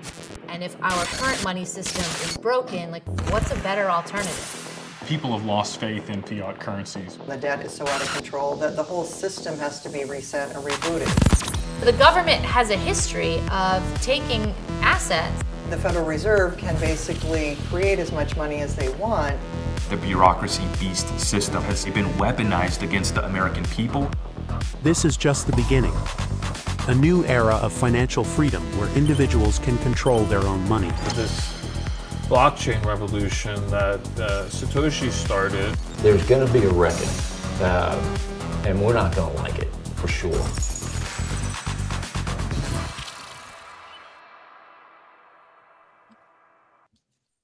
So that was never before seen footage for the new premiere of Money Disrupted, which is going to be airing sometime in the summer of 2025.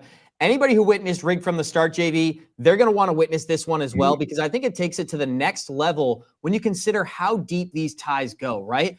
Most Americans are not aware of what we're discussing today. And I think it's become so normal for me, you, Rob, Johnny. We have these type of conversations every day for several years. There's a lot of Americans who don't understand that the US dollar is backed by nothing, right? That's something that people will debate you on today. And obviously we have the US military and we have our political biases here. Oh, go ahead, Rob. It's backed by my life and your life. It's backed by my girls. It's backed by human life, not a real world asset. It's backed by human labor. So it makes us the slave, the chain that connects their control over us, this fiat debt note. We become the gold bars. Our future labor and creativity and talent and life is what they spend all this money on. And of course, we never even go, wait a minute, you can just print a button and print $1 trillion. Why do you need my income taxes? Because it's about control. It's not about money creation. It's about putting us in debt slave chains, making us think we got to be good Americans and go pay 40% in taxes, and do all the things that they tell us to do. But it is backed by something. It's backed by lies and our lives, instead of gold and silver or oil or diamonds or land or treasury. Some real world asset is that's what should be behind money, not flesh and blood. And Rob, think about that. It started out, if you go all the way back to 1913 when they passed this, the Federal Reserve Act, we do know back then the US dollar was still backed by gold up until 1933, when Roosevelt first took us off the standard domestically. And that had started the job to unwind it. And then fast forward another 40 years later, you had, unfortunately, President Nixon, who put the final nail in the coffin when he disconnected us off the gold reserves from a global perspective. And that was the end of it. At that point on, we've seen the purchasing power of the US dollar almost down to zero, 97% lost purchasing power. Because why? It's backed by nothing, and you can print, pump it away. And that's kind of the reason why we're really excited about Bitcoin, because for the first time, and we're not even Bitcoin maxis here, but for the first time ever, think about this, Rob, we are going to have an asset that we can call, an asset that the world believes is, because any asset, it's only worth anything if people have faith in it. Just the way gold, why do we accept gold? Because we feel it has value.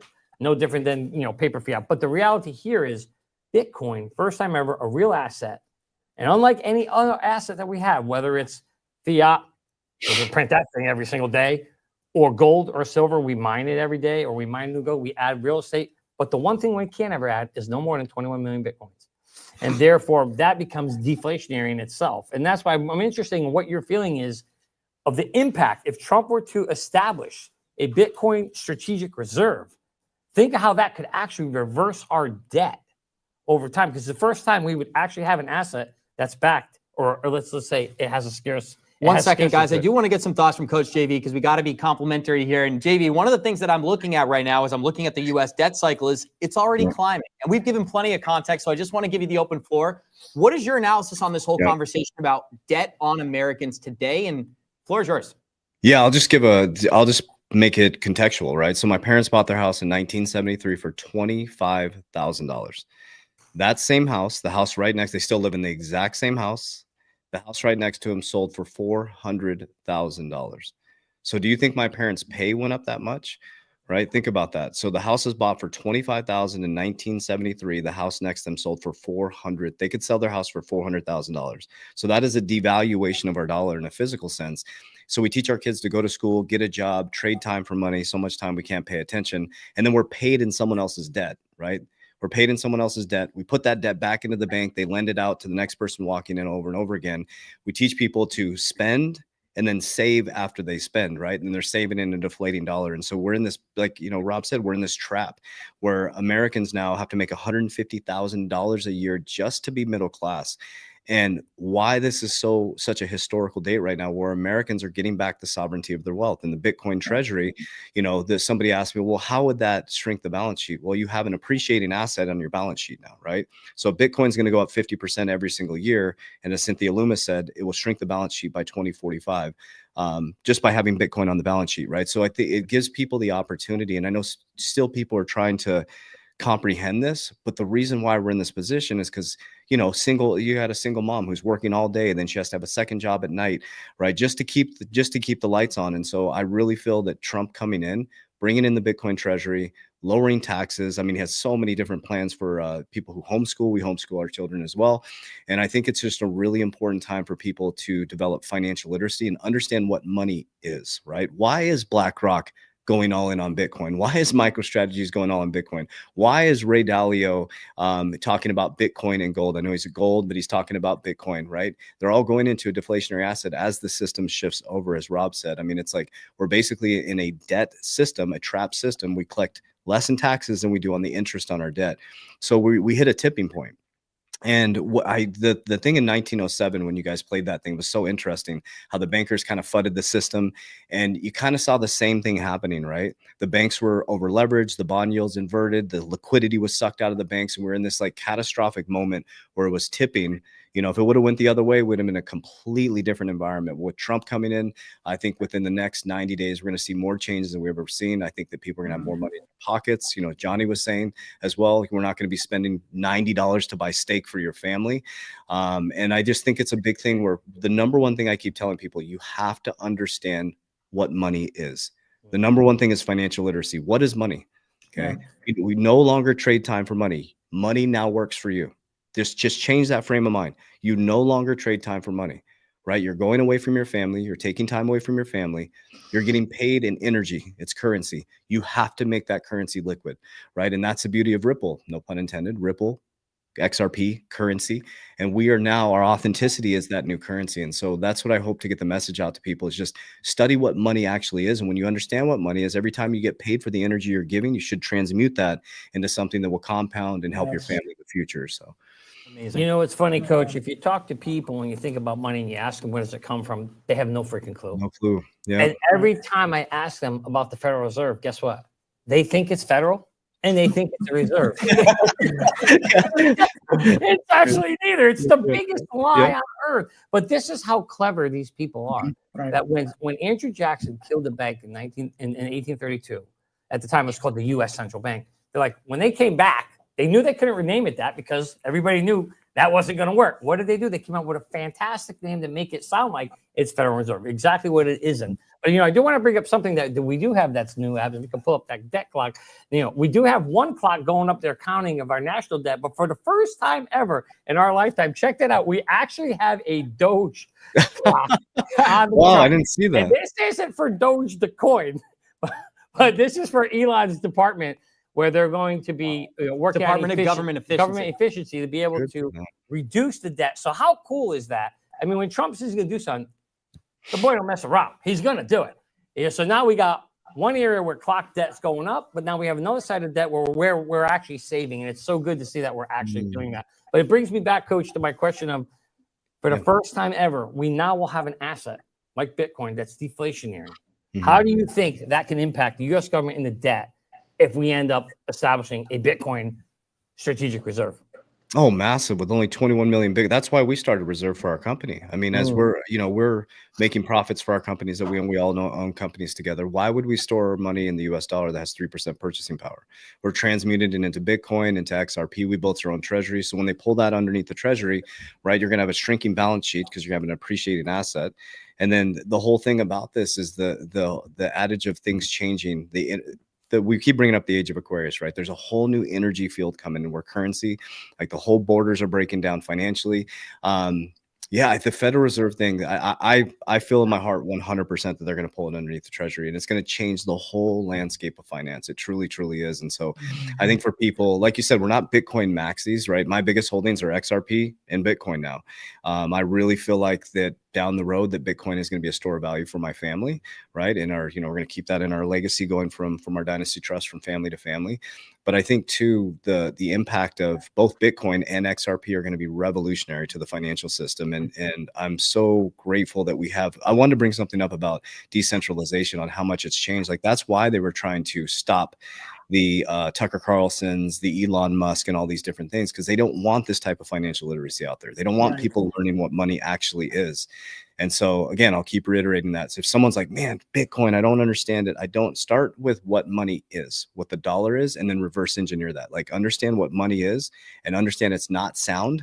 And then you'll start to understand the mechanisms of Bitcoin a little bit better. Right. So much.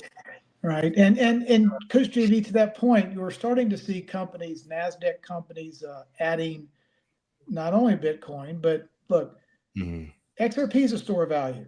There's a limited supply. There's 100 billion. Okay. So, and it's deflationary with every transaction.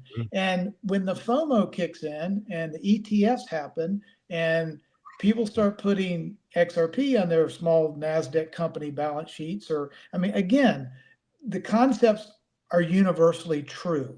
Okay. So the only issue that I have sometimes is that for 15 years, the banker owned and controlled mass media companies gave carte blanche to the public that Bitcoin and Ethereum were okay. And then they basically censored almost everything else. Right.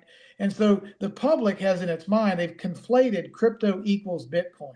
Yep. And I just don't want them to think that. I want them to expand their minds and understand what is a store of value. What does that even mean? If there's a limited supply and a deflationary. Rob, we're just getting some breaking news. I do apologize for cutting you off. Trump is stepping up for another speech today, and we are doing President Trump's live inauguration stream today. I want to give a huge thank you to Rob Cunningham. Huge thank you to Coach JV. Feel free to stick around. We are going to be covering anytime Trump speaks during today, so I'm very excited to tune in and hear what he has to say here. Will we get a crypto reference? The Lord only knows, guys. Thank you so much. We're going to sit here and wait. Thank you, JV. Thank you, Rob Cunningham. Look forward to talking soon. Always appreciate you guys. Love you, Rob. Take care, guys. Bye-bye. You too, JV. Coach. Office. The hostages in the Middle East are coming back home to their families.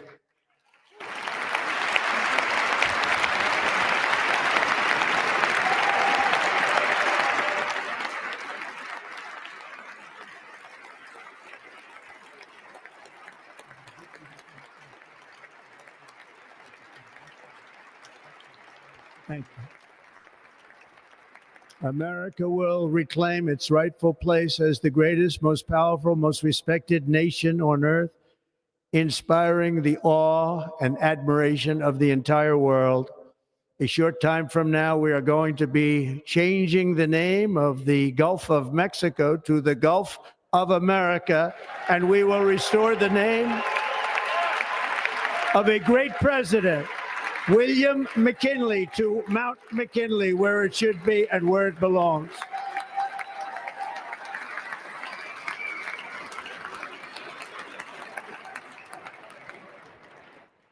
President McKinley made our country very rich through tariffs and through talent.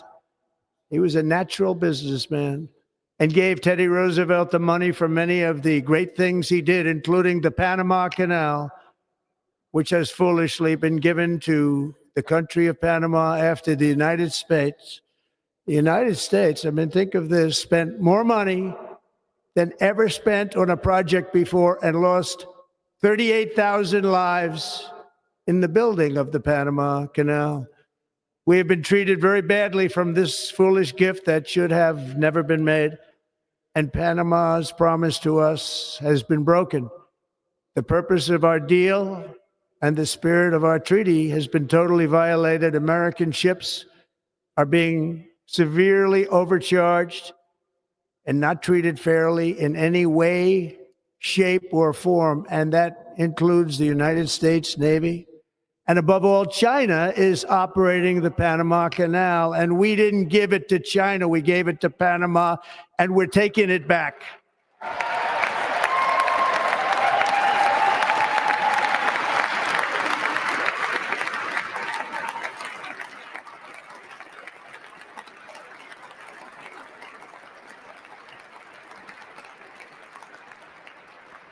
Above all, my message to Americans today is that it is time for us to once again act with courage, vigor, and the vitality of history's greatest civilization.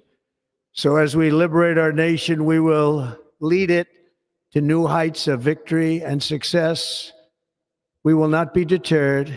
Together, we will end the chronic disease epidemic and keep our children safe, healthy, and disease-free. The United States will once again consider itself a growing nation, one that increases our wealth, expands our territory, builds our cities, raises our expectations, and carries our flag into new and beautiful horizons. And we will pursue our manifest destiny into the stars, launching American astronauts to plant the stars and stripes on the planet Mars.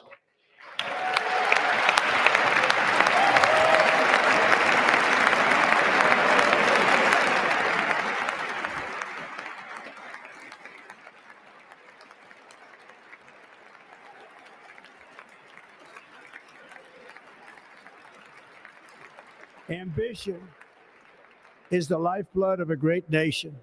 And right now, our nation is more ambitious than any other. There's no nation like our nation. Americans are explorers, builders, innovators, entrepreneurs, and pioneers. The spirit of the frontier is written into our hearts. The call of the next great adventure resounds from within our souls.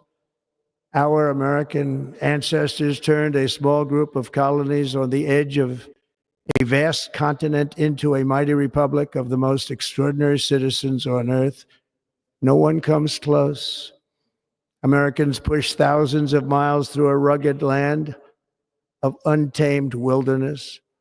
They crossed deserts, scaled mountains, braved untold dangers, won the Wild West, ended slavery, rescued millions from tyranny, lifted billions from poverty, harnessed electricity, split the atom, launched mankind into the heavens, and put the universe of human knowledge into the palm of the human hand. If we work together, there is nothing we cannot do and no dream we cannot achieve. Many people thought it was impossible for me to stage such a historic political comeback.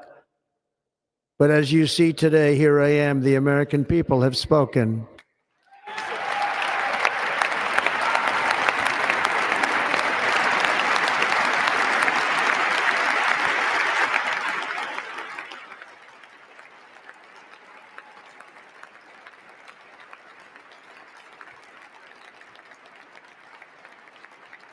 I stand before you now as proof that you should never believe that something is impossible to do. Hey guys, we are back In with America, Linda the P. impossible Jones is today. what And Linda, we we've do been best. talking about you all morning, so we're very excited to hear a bunch of your takes.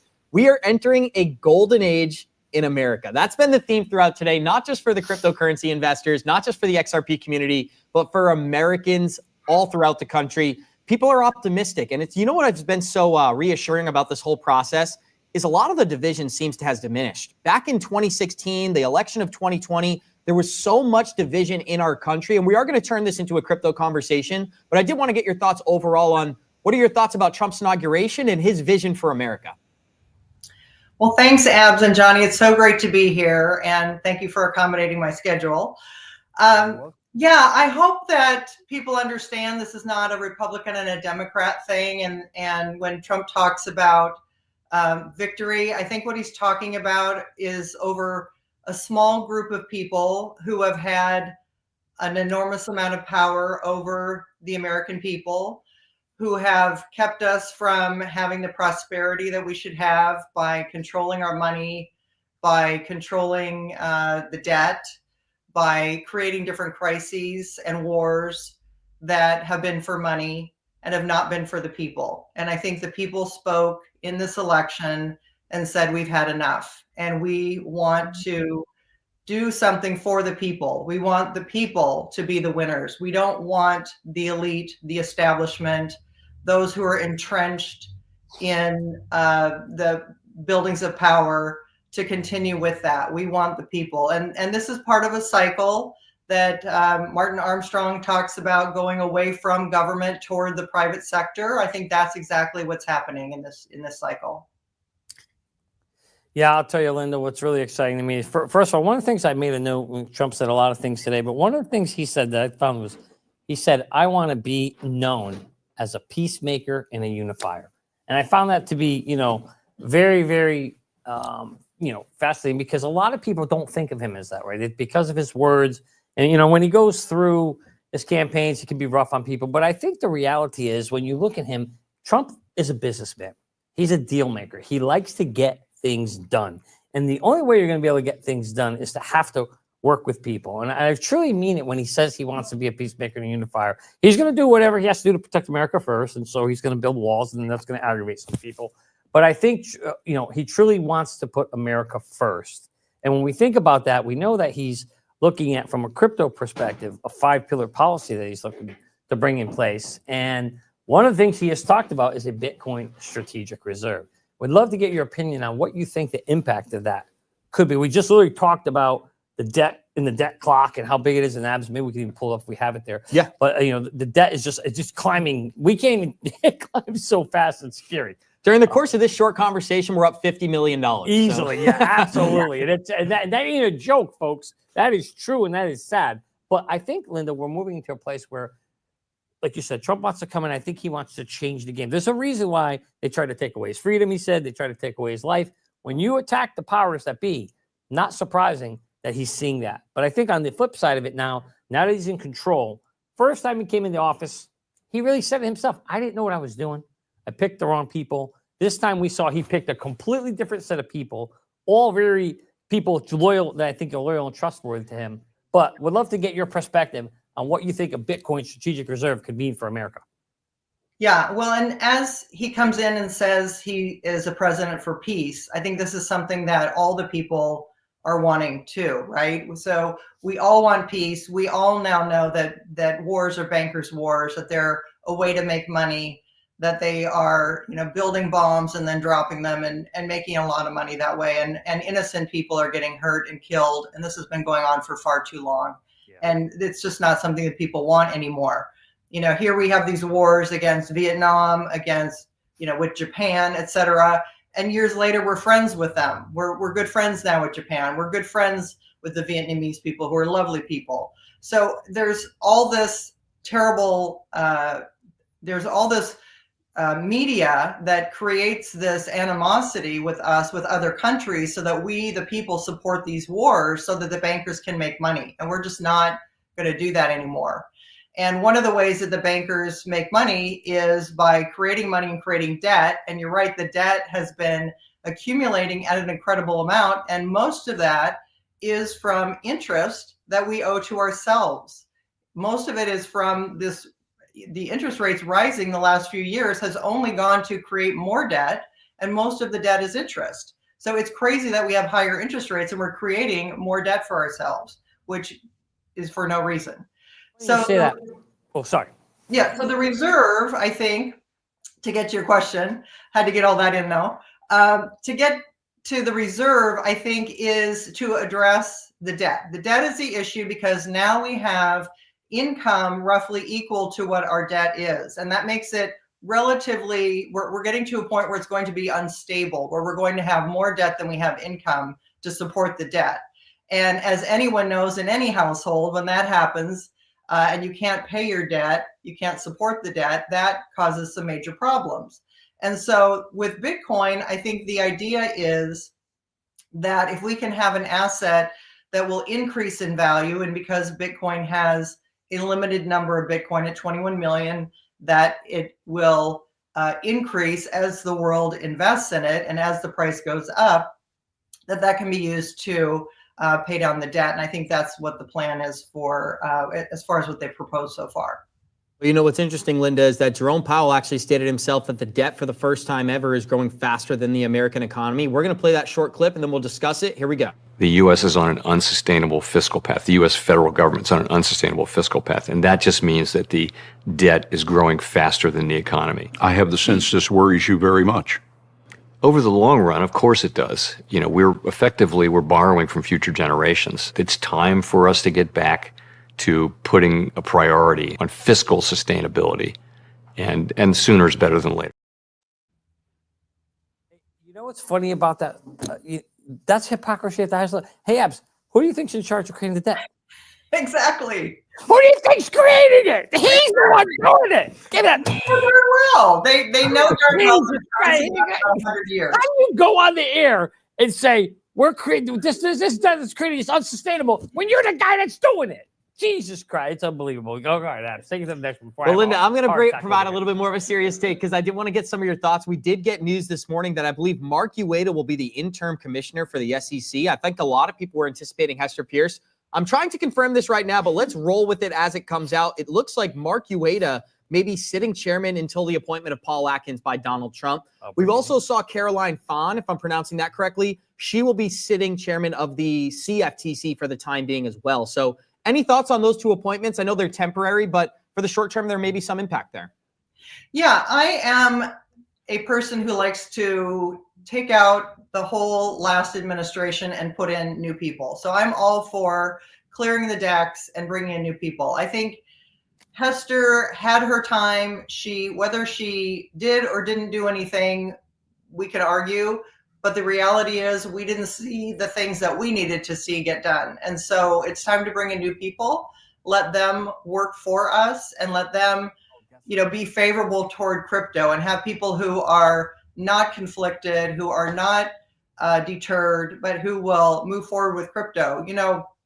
One of my predictions that I put out today on my podcast on Be Wealthy and Smart was about what are some of the things that are going to happen in the future. And I think one of the things that is really clear to me is we have to take crypto and move it more toward traditional finance. What I mean by that is I think we're going to move more toward traditional money with crypto. I think we're going to move more toward traditional markets in terms of like digitizing markets and still having a stock market. We're going to move toward maybe institutional custody so that we don't necessarily have to custody our crypto. I think all of those things, we have to have a smoother onboarding process. I think all these things have to happen very soon for us to go mainstream with crypto. And I hope this new administration is going to make those things happen. And hold on, Linda. I am getting a call right now. Breaking news over the phone. Abs, I believe it is true. Yes, Gary Gensler, folks, have officially resigned. Woo! See you later. Guys. No, come on, Abs. No. I can't, guys. Here's the thing. Gary Gensler has officially resigned. My laptop now has confetti all over it. So excuse me while I brush this off so I can control things once again. Now, here's the reality. We knew this day was coming, and it's an exciting moment for the entire crypto community. But what it really means is that the era of anti-crypto hypocrisy and the dynasty of Elizabeth Warren and Gary Gensler's anti-crypto army has officially passed away, guys. We can say RIP, your old news going forward. Linda, what are some of your thoughts on what we may see from somebody like a Paul Atkins who's set to be the new SEC chairman? And any parting words for Gary Gensler here? Well, I think one of the first things we're going to see is stablecoin laws. So we need to get this nailed down. And, we've seen all these other countries pass the laws that give crypto regulation and make it very clear. And the United States seems to be the last or one of the last to do that. So in Europe, as you've been reporting very astutely, you and Johnny have been talking about the MiCA laws that have been enforced in Europe and how Tether had to back out of being in Europe, although they did buy a couple subsidiaries to have representation for stablecoins there in Europe. But Tether itself removed itself from Europe. Why? Because it said it could not meet the regulatory requirements, which generally was to have $1 behind each cryptocurrency. So for every dollar that they're issuing in a stablecoin, they have to have a US dollar backing it. And that's something that Tether didn't have. Some of their reserves were in Bitcoin. Some of their reserves were in other instruments. And so they didn't have the 1-to-1 ratio that's required. So we need that stablecoin legislation right away, pronto, to get everything working really well and to enable money to move internationally and cross-border as soon as possible. Linda, I got a question for you. Now with Gary going bye-bye, we know the monkey has been on Ripple's back for the longest time. It still is. 5 days ago, Gary had just filed the appeal to go after Ripple. Now that Gary is hasta la vista, and we have a new guy coming in. I'm curious of what your take is. How long do you think, first of all, do you think Paul Atkins will drop the case? And if so, do you think they'll settle, or do you think he'll just drop the whole thing entirely? So we got the appeal, and then we got the settlement. What do you think was the outcome on those two things?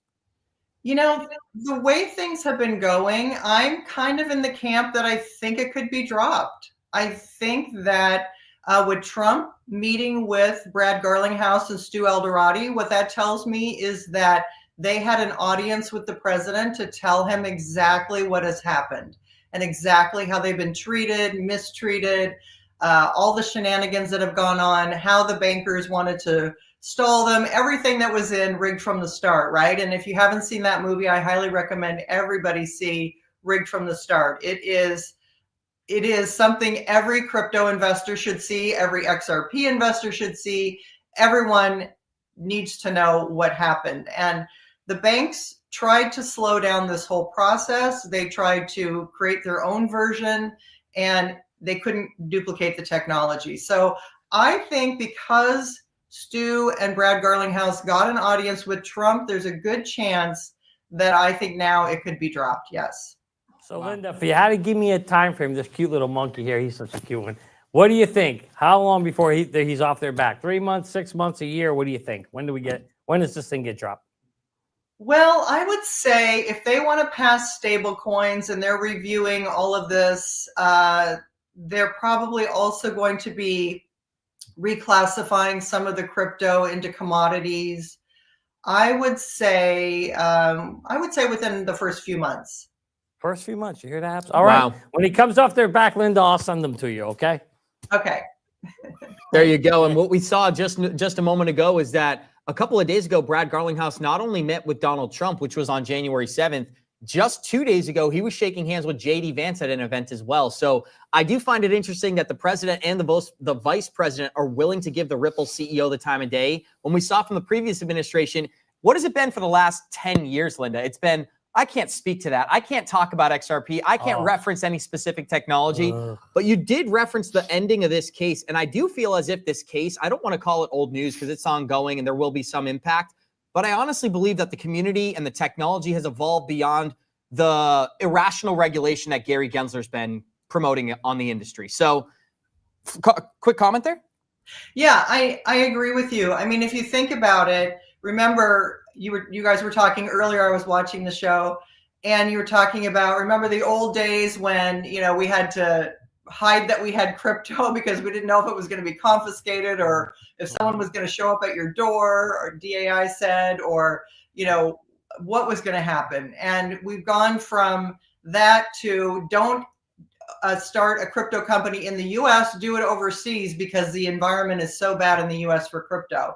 We've gone from that and having a war on crypto and the tyranny on crypto that Paul Atkins referenced the other night to having a pro-crypto, pro-American crypto president and administration, which is going to make all the difference because now, instead of having headwinds that we're trying to work around and lawsuits that we have to negotiate, we're going to be on the right side of the law with laws supporting the crypto that we use and that we believe is the correct utility for the future, that has the speed, that has the scalability, that has the ability to create the level playing field, not only in the United States, but worldwide for the new financial system.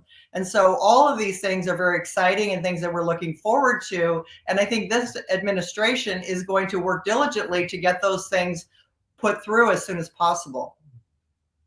There's a lot of debate and discussion as to how soon they'll get that pushed through. I've heard some people say regulation will be here in 3 months. Some people say 6 months. Some people say it won't happen this year. Where do you stand, Linda? When do you think we'll get a stablecoin regulation bill? So I'm split on regulation. I think stablecoin regulation this year and crypto regulation next year. So I think the stablecoin legislation is the one that they will be working on right away and have been working on. And I think that's the one that really needs to, get passed as soon as possible. I think that's the priority. And then I think next year we'll get the general crypto legislation.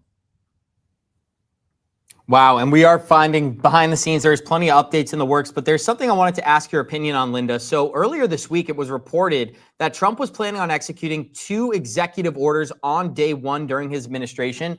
Now, the one that we've been focusing on was the reversal of SOB 121, which would remove the bank's ability to hold them as a liability on their balance sheet. Tony Edwards did a phenomenal job breaking that down about what it's going to do for this market. Even that one crypto executive order alone is going to completely change the environment here. But I did want to hear some of your thoughts. Like, Trump has made a lot of promises. Initially, fire Gary Gensler, check the box. Bitcoin reserve seems to be in the works. Crypto Advisory Council, that's also being built. But what are you anticipating Trump really gets done here in the first 90 to 100 days of his administration? Well, I think we're going to see a focus on and a knowing of who are the American crypto companies. I think right now we know some of them are obvious to us, but there's some that we just really don't know. I mean, there's 30,000 crypto companies right now. So I think we're going to have a real separation of who are the American companies and who aren't. And that is going to be the first, the first big thing is to identify who are the American companies. Then from there, we have to go to, okay, who are the ones that really have utility, that are really complying with all the crypto rules and regulations versus, like a meme coin that is just, speculative. And, I think that's going to be another delineation where we're going to see, okay, well, there's this group that are working on these set of issues. And then there's, others that are just working as more of a speculatory asset, which, by the way, I think until we get the crypto laws, the meme coins could go crazy for the next year. So I'm, even if they're, separated out, it doesn't mean that they're not necessarily going to do well. I think they have 1 year to actually perform, and then we'll see what happens when legislation comes in, if they can survive after that. And it's going to be important to decide what it really means to be an American crypto company as well. I mean, we seem to be clear that Ripple is an American crypto company headquartered in San Francisco. They've tried to do business inside the United States. And I believe if it wasn't for Gary Gensler, we've already covered this earlier in the show, but there was a Bank of America connection and utility that probably would have come to fruition if it wasn't for the regulation by enforcement agenda. Sorry, I lost my train of thought there. But Johnny, I did want to give you a chance to comment to Linda, and then we'll continue. Yeah, no, I think, Linda, when you think about the 5 pillars that Trump is talking about, one being the Bitcoin reserve, we also know about the stablecoin regulation. One of the other things he talked about was putting an end to CBDCs. Tell us your perspective of what you think of the CBDCs and whether you're for or against that. Yeah, so when Trump talks about CBDCs, I think what he's saying is we don't want something like what China has done with the CCP, where you can use crypto for surveillance, for debanking people, for stopping them from because of their political beliefs or other beliefs or controlling people in any way. None of us are in favor of that. And so I think Trump has heard the people loud and clear. And I think he delineated that by saying, we are not going to support CBDCs. Now, what I do think we're going to have is digital currency. And we may even move more digitally than we have physical currency. But here's the thing. I'm really in favor of us having some sort of an online constitution that gives us, or an online Bill of Rights, whatever the right wording is, to give us the rights online that we have offline. Because right now that doesn't really exist. And that's how tech companies have been able to censor great channels like yours and others. They've been debanking executives in the technology space. They've been doing all of these things, censorship of many, social media too. And so we've had all these things happen with the tech companies because we didn't have that online Bill of Rights. So we need to have our rights spelled out online. I hope Congress is going to work on that for us, and that will ensure that we don't have a CCP style central bank digital currency in the future. Boy, I could not agree with you more, Linda. Abs and I were in front of the Congress building yesterday, and we're at the Capitol, and we were sitting there saying, please do your jobs and bring us that stablecoin regulation, because what we don't want is these things being decided in the court of law using tests like the Howey tests that are 80 years old and outdating and just have no that aren't applicable to the current technologies we're using today. So Congress, we believe they'll do their job this time around, hopefully, and we'll move away move away from that. But, you talked about in America, companies, with Trump, and Abs, you kind of mentioned this, that if Trump does want to go pro-crypto, pro-tax-free for American companies, man, talk about opening the floodgates to companies wanting to come into the U.S., creating a breeding ground of crypto companies anywhere and everywhere. They're going to be all over the place. But I found something very interesting. He also said during his speech today, he said, not only are we going to do that, but we also want to establish an external, I've never heard this one before, Abs, an external tax revenue service, or what I guess we're calling now the ERS. What do you think the impact would be if Trump starts putting tariffs around the world on all these other countries? So here's the thing. Trump doesn't want to put a tax on T-shirts that come in from China. What he wants to do is put a tariff on companies that are making goods that aren't made in America or that should be made in America. So let's say we lost all of the window manufacturing companies in America. So Trump wants to encourage window makers to come back and have manufacturing in America. So he might put a 10% tariff on a Chinese company. So that's what I'm seeing, is that it's going to be selective with certain companies and certain industries. And that's to encourage American made goods, because remember, we lost a lot of our manufacturing. That was something that previous administrations, with globalization, just completely got rid of a lot of our manufacturing, to the point where we weren't even manufacturing our own steel. And that was a problem for our national defense, because we couldn't trust the steel that we were buying from China, of course. So, I mean, these are the things that we have to take in-house and we have to do for ourselves. And, what exactly is going on with TikTok and all of that, I'm not really sure. But I do know that part of the crypto laws in the bill, the stablecoin bill, and all the laws going forward, is going to say it cannot be something that is creating a problem with national security. So if we have crypto that has something, that's benefiting China, that's going to be a completely different situation than if we have an American company here that is, completely American and has nothing to do with China. So I think that's what they're really looking for in a lot of this legislation too, is that, angle for national defense and to protect America. Linda, I'd love to expand this conversation here, because we got to interview Mark Yusko on Friday, and he talked about some potential, not only for the company Ripple, but for their token XRP. And I just want to play it and get your reaction, because he's been so critical in the past of not only the XRP community, but the token in and of itself compared to Bitcoin. Now we're seeing many influencers and people like Mark Yusko do a complete 180 on the product. And I think this is a great example. We're going to play this and discuss it. Here we go. The one piece of legislation that is likely to happen. The other stuff, there's a lot of talk that they'll expand beyond just Bitcoin to now, XRP and Cardano and Hedera. And look, those founders have been buddying up to the administration and to Eric, and I think Eric's driving a lot of this, his son. So we'll see. But the case for the strategic Bitcoin reserve, because Bitcoin is digital gold, everything else has different roles. Something that could happen, I don't know if it'll happen the first 100 days, Abs, but there's some talk. This will make the XRP people really happy. There is some talk that XRP could be utilized and or ordered to be used for a central bank digital currency, or as the base layer for national banking.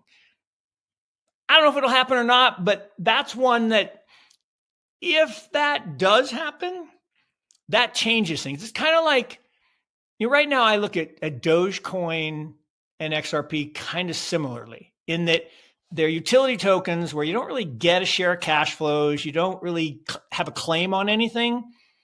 And there's not a lot of developer activity.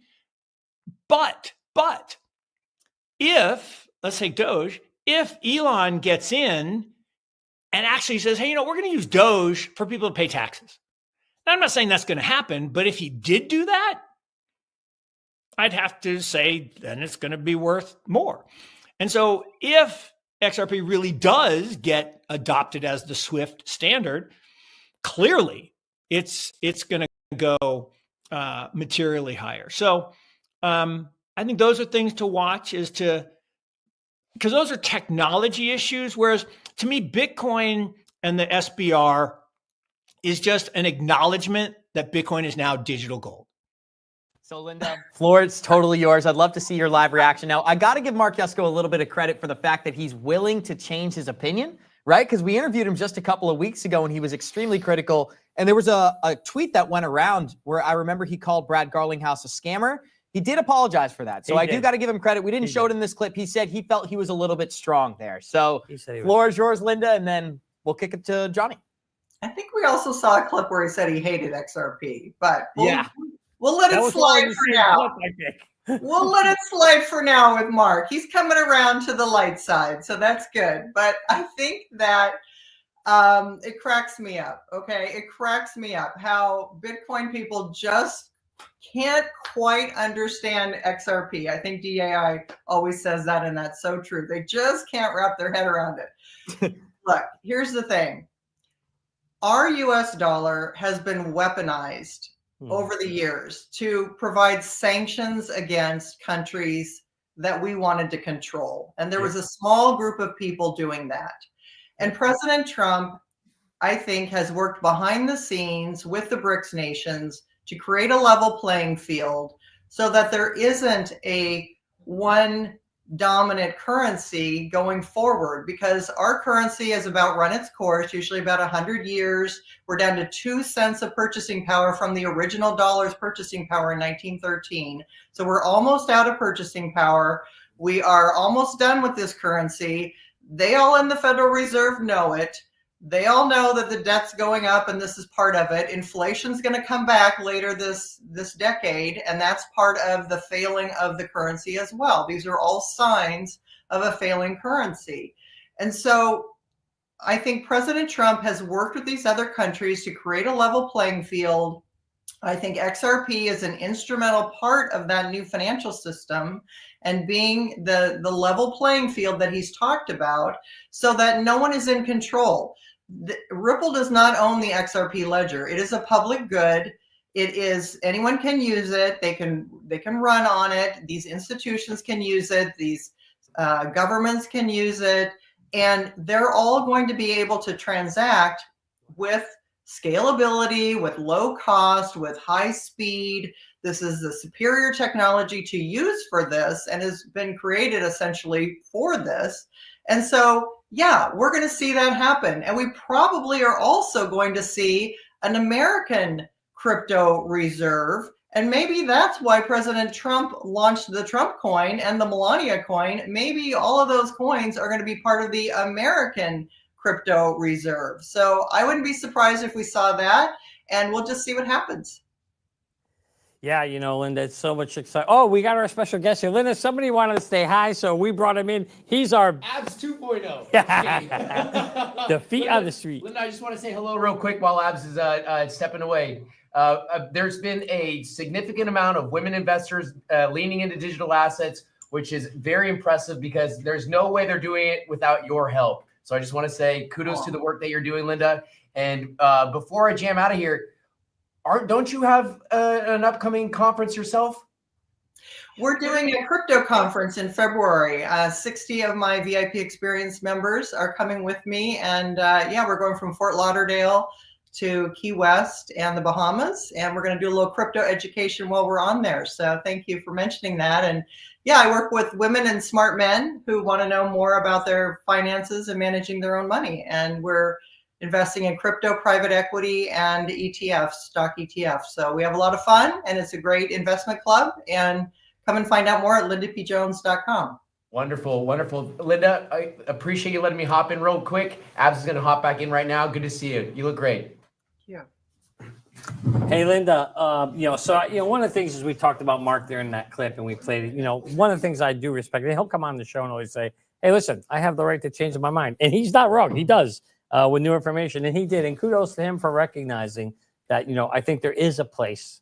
I think he thinks now there is a place for Ripple to play in this space, as we move forward. And we know that Brad and Stuart had dinner with Don. I was like telling Abs, basically, there's two places people get deals done. On the golf course and at the dinner table. And they had dinner together. And the very next day, lo and behold, Ripple launches a job description for a lobbyist to be working in Washington. So I can't imagine it's coincidental, but I'd love to know what your thinking is on what that could mean for Ripple and for Washington. Well, if I were Brad Garlinghouse and I had the president's ear, first of all, I would tell him everything that had happened. I would give him all the past history of what had gone on with the lawsuit, what they were trying to accomplish, all the companies that they have created agreements with, and governments and institutions that they've created agreements with around the world, and all of the spectacular technology advancements that they've been able to do internally within Ripple. So I would give him a good background about the history of the company and what the company can do. And then I would just talk with the president, if I were Brad, about, the future and what does that mean? And what President Trump probably asked Brad, so if you had a wish list of things you would like to see happen, what would be on that list? And I'm sure Brad would say, like, fast legislation and, pro crypto business and pro American crypto and tax benefits for people investing in crypto, being treated like a currency, which FinCEN, another government agency, determined that Ripple and Ripple's XRP was a currency, not a security, back in, I believe, 2015. So they already know what defines a currency and what defines a commodity. And I think that talking about those kinds of things, getting more definition, getting more succinct about things, getting tax legislation, tax benefits for crypto, I think all of those things were probably on the list and discussed at that dinner. If I were a fly on the wall, that's what I think I would see. Thank you so much, Linda. This is always a fun time when we get to collaborate together. And we've done it for years. So as this community grows, I expect that our collaborations may grow as well. The more often we do these streams, the more engagement we get, the more interested people are in. And you know what's exciting about this is that with Donald Trump as president of the United States, optimism is back. And we're talking about it for crypto. We're talking about it for Americans. We can talk about it for our community. So congratulations on everything you're doing. We're huge supporters of you. We're big fans of you, Linda. We always look forward to seeing and talking to you. So any closing remarks for today? And then we're going to get to some in-the-field interviews with our feet on the street, Ray Fuentes. I just want to thank you guys. This has been amazing. And you and Fruition Productions going all the way to Washington, D.C. to do this for us is amazing. Thank you for that. Abs and Johnny and everybody at Good Morning Crypto. I love to watch you guys. Best live show on crypto. Everybody should watch it. If you're new to seeing this show, every morning at 8 o'clock Pacific, 11 Eastern, they're on, do a great show, and you learn everything about crypto. You hear all the news, you get good technical analysis, you hear everything that's going on with Bitcoin as well. And I just say kudos to you guys for what you do in the community. And for Coach JV, thank you for everything that you do. And thanks for including me. I really appreciate it. Well, Linda, you're the best, Linda. Linda, thank you so much for those kind words and that plug. That was awesome. We love you too. And we can't wait to have you back on again soon. And we are so excited for the future 2025, where Trump is going to make crypto great again. Linda, I just got to give you a special shout out too, because when I launched my subscriber channel on Twitter, there was no reason for you to become a subscriber, and you did that. So I want to say that energy will be more than reciprocated. I actually can't thank you enough. That did mean a lot to me. So special thank you, 100%, Abs. We got to get you retired and full time at this. Exactly. See, me and Linda, we're on the same page here, guys. Absolutely. And I want to give a big thank you once again. We are going to play a quick ad here from Merlin, the smartest way to track your crypto. And with XRP performing the way it is, people may need to create an exit plan today. Managing your crypto across multiple platforms can be a hassle. That's where Merlin comes in. It gathers all your coins in one easy-to-use dashboard. At merlincrypto.com, you're able to see exactly how each of your assets or exchanges are performing no matter where they're stored. Merlin allows you to create custom exit strategies and get alerts when your targets are reached, and to take your crypto game to the next level. Experience it for yourself. Try it for free today at merlincrypto.com. 30 days absolutely free. That is what we're discussing today, guys. And the biggest thing you can do to create an advantage for yourself in the crypto market is by creating a plan, knowing when you're going to exit, knowing when you're going to enter, knowing what your financial goals are. If you have a goal to make $10,000 and you only have 2, you need to find a 5X in the crypto market. If you want to make 20,000 and you have 2, you got to find a 10X. This is where the exit plan comes into effect. So take advantage of our product, Merlin, and try it out 30 days absolutely free, whether you use Coinbase, Kraken, Crypto.com. The important part of this is you don't want to be creating a plan as emotions roll into this market. And we saw a lot of emotions come in over these past 60 days since November 5th, Johnny. Emotions are high today, guys. I got to admit, energy is through the roof, but I created my exit plan years ago, so I'm doing okay. But let me tell you, Abs, that's why we launched Merlin, because we want to help everybody win bigly. So go try it out.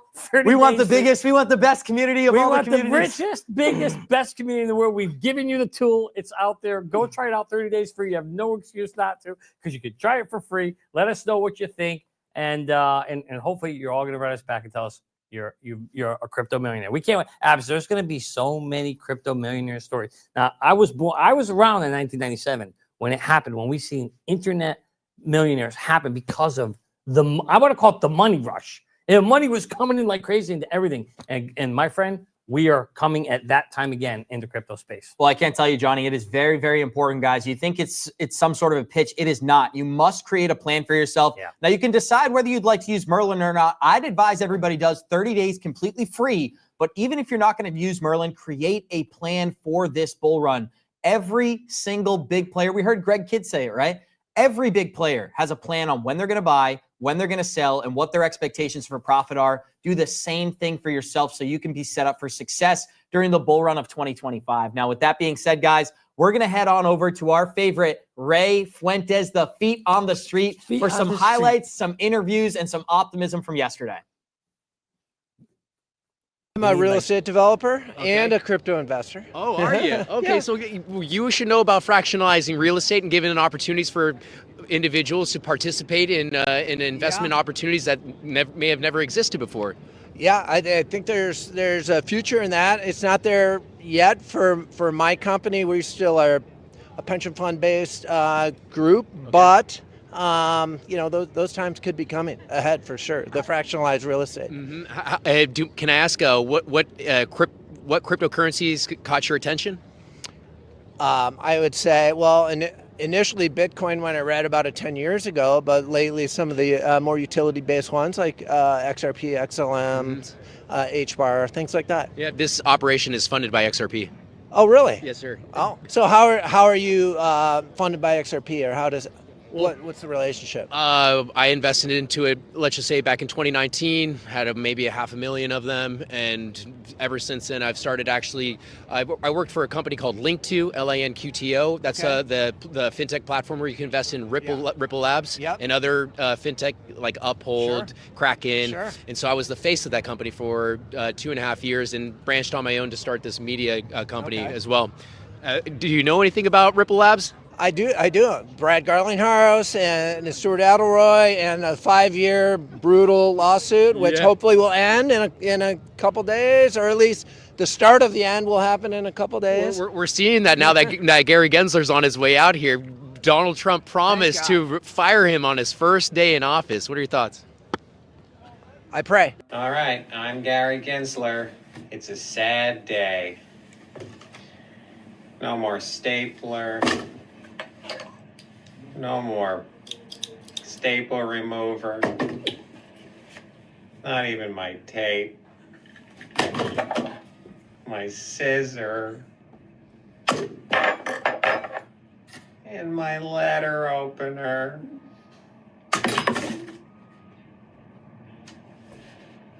I pray that'll happen. Absolutely. I think that'd be terrific. He's been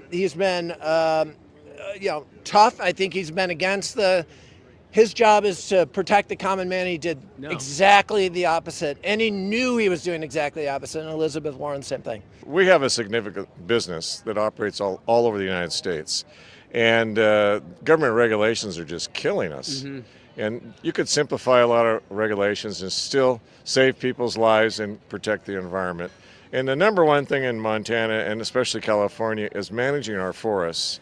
And most people don't know, if the eco group sues the federal government, Department of Forestry, for a forestry plan, they can actually stop the logging and management of a forest. But worse than that, the government then pays the legal fees of the people that sue them. Yeah. So it's a circular, never-ending bunch of lawsuits in overregulation of our forests. And so billions of dollars of timber is burned up, which is also CO2 in the air. Mm-hmm. And then billions of dollars of homes and businesses are burned up because we don't manage our forests. Looks like what used to be the Casa Nostra.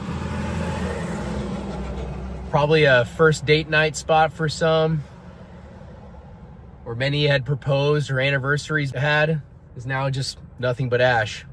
Very sad. It's a real problem in the states that have large amounts of forests, like Montana and California, Oregon, and Washington. So we've got to get control and let the Department of Agriculture manage our forests, or they'll just burn up. Make America Great isn't just another slogan. I think we're all, and I'm starting to see some unity, which is awesome. You know, the media's kind of backing off, I think, from the attacks on President Trump. He's going to start World War III. We heard all that stuff for years, and he never did any of that stuff. Yeah. Actually, he was the president of peace, so I'm looking forward to him coming back, maybe getting some peace going in the Middle East would be nice. Russia, Ukraine, we'll get that hopefully handled, and close the border. Yeah, what are your thoughts on the BRICS nations potentially adopting a new currency, dropping the petrodollar? I've actually been following that quite a bit. I've invested in some foreign currency. I think we're going to see a level playing field. President Trump talked about that for 4 years. So, you know, however that shakes out, but I think we need to make it fair for other countries to be able to compete, like Trump says, in trade and other things. So, can I ask what other investment vehicles you've deployed capital in? Maybe cryptocurrencies, digital assets? About 2 o'clock in the morning, Kelly and I jumped on this Trump meme coin or whatever. I think we got in at like $13 or something like that. So. Right. I don't know. We'll see. A little bit. I mean, I've got some, you know, the typical stuff, XRP and Bitcoin and whatever. Yeah, but just a little bit. I still don't fully trust cryptocurrency, but silver, gold, been investing. President Trump put out a tweet in 2012, I believe it was, that silver was the most undervalued asset in the world. Yeah. And I took that to heart back then. So. Check out a company called Glint. They're out of the UK. Glint, Glint, pay.com, Pay. They're a fintech company. They allow their users to invest in gold and silver. Silver, as of late, it just got introduced onto the platform. Cool. No, thank you. Excellent. And with Glint, you're turning gold and silver into everyday currency that you can spend online, at a coffee shop, or at 30,000 feet. But you can invest in gold and silver in their platform, and then you can use a MasterCard debit card that allows you to spend that liquidity on their app. Wow. And so let's just say if you invested 12 months ago in gold and you have a nice little uptick in the market, then boom, you can start spending those gains. Glint or Glint Pay? I'll check it out. GlintPay.com, but Glint is the company. I would love to see President Trump in the Federal Reserve. I love it. America! Woo! USA! Woo! USA! Daddy Trump! What a great smile. San Diego. Orange County. Oh, is there any policies or anything that you're excited that Donald Trump has been an advocate of? Yes. Family first. I love that. U.S. first. Closing of the border.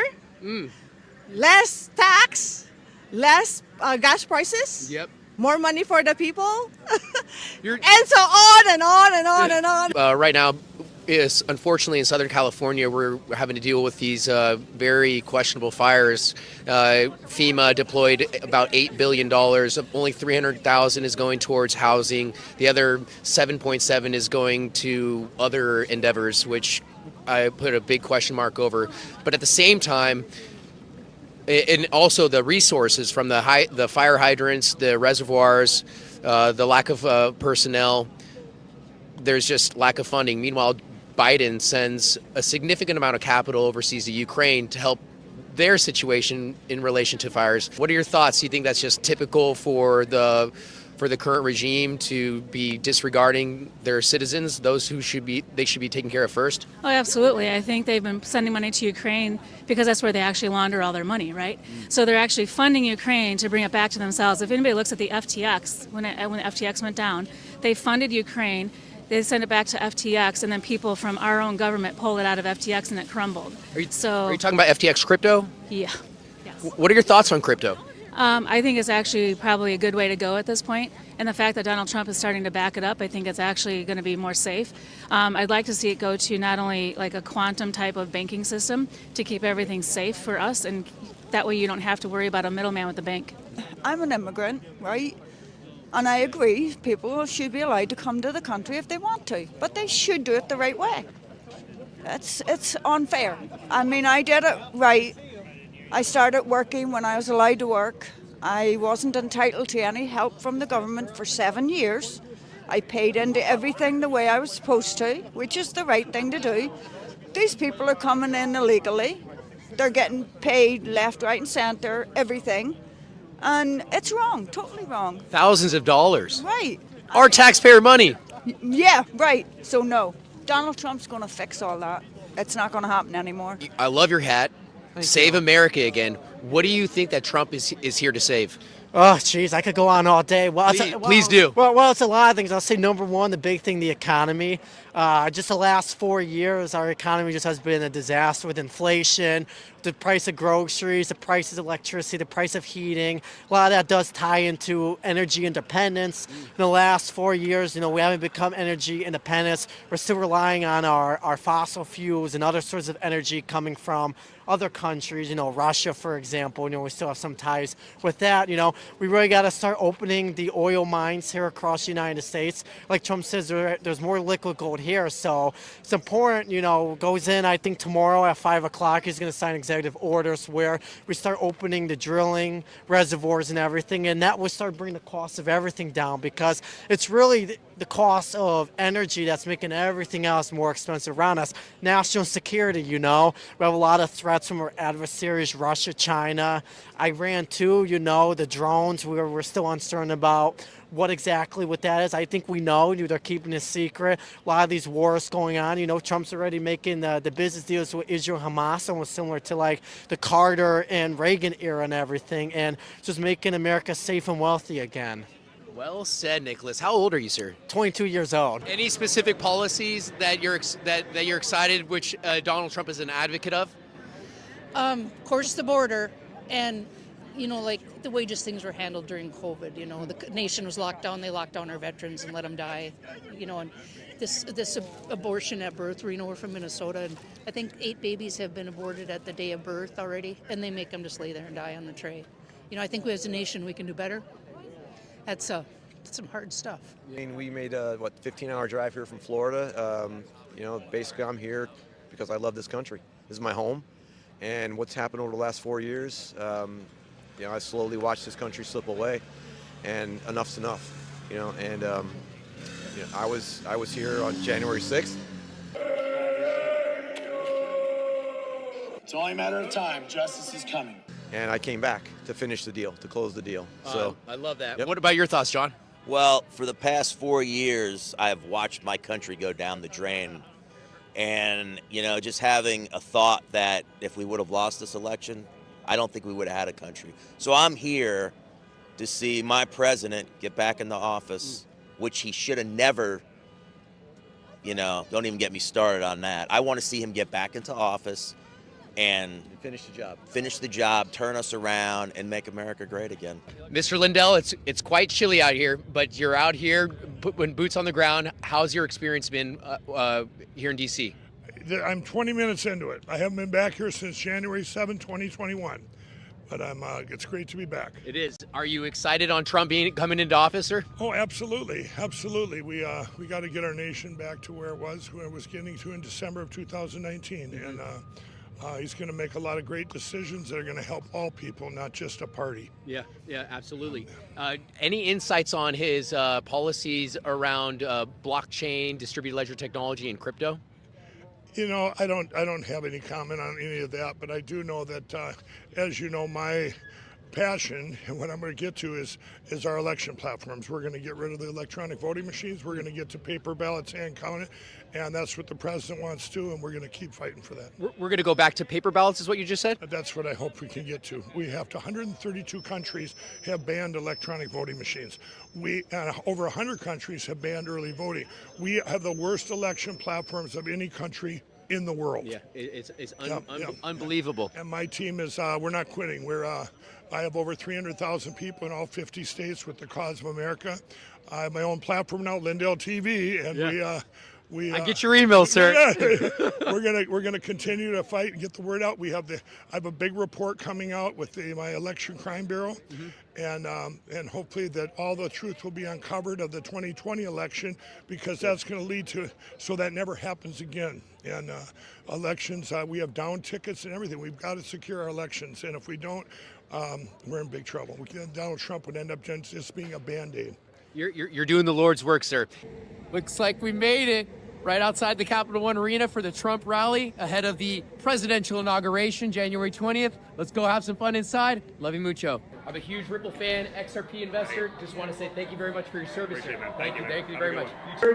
Ladies and gentlemen, we're here at the Capital One Arena, and we've got President-elect Donald Trump behind us. And I have to my right an American patriot, Andrea Hanna, who is not only a patriot, but a digital asset investor.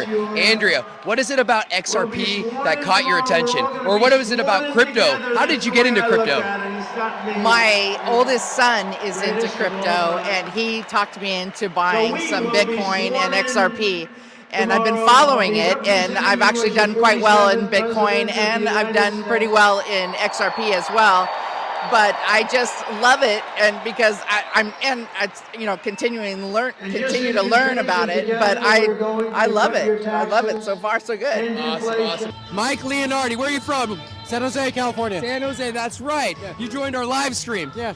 What were your thoughts on this epic victory rally featuring President-elect Donald Trump? That was awesome. I mean, what else could you want? So I noticed that you were on your feet majority of the time, applauding every word he said. What were some key statements that stuck out to you the most? Immigration, the economy. I mean, how about our military, like actually making it masculine again, like not woke, right? So, yeah, getting rid of DEI, not trying to make the kids transgender. Ray Fuentes, I'd love to meet Ray Fuentes. Oh, no, I love to meet you. He's the young man who's going to carry the torch for us. That's right. All right? Hey, thank you for Ray that. Fuentes, love you, man. No, love you. That's my slogan is love you mucho. Could you love you muchísimo. Muchísimo. Love you mucho.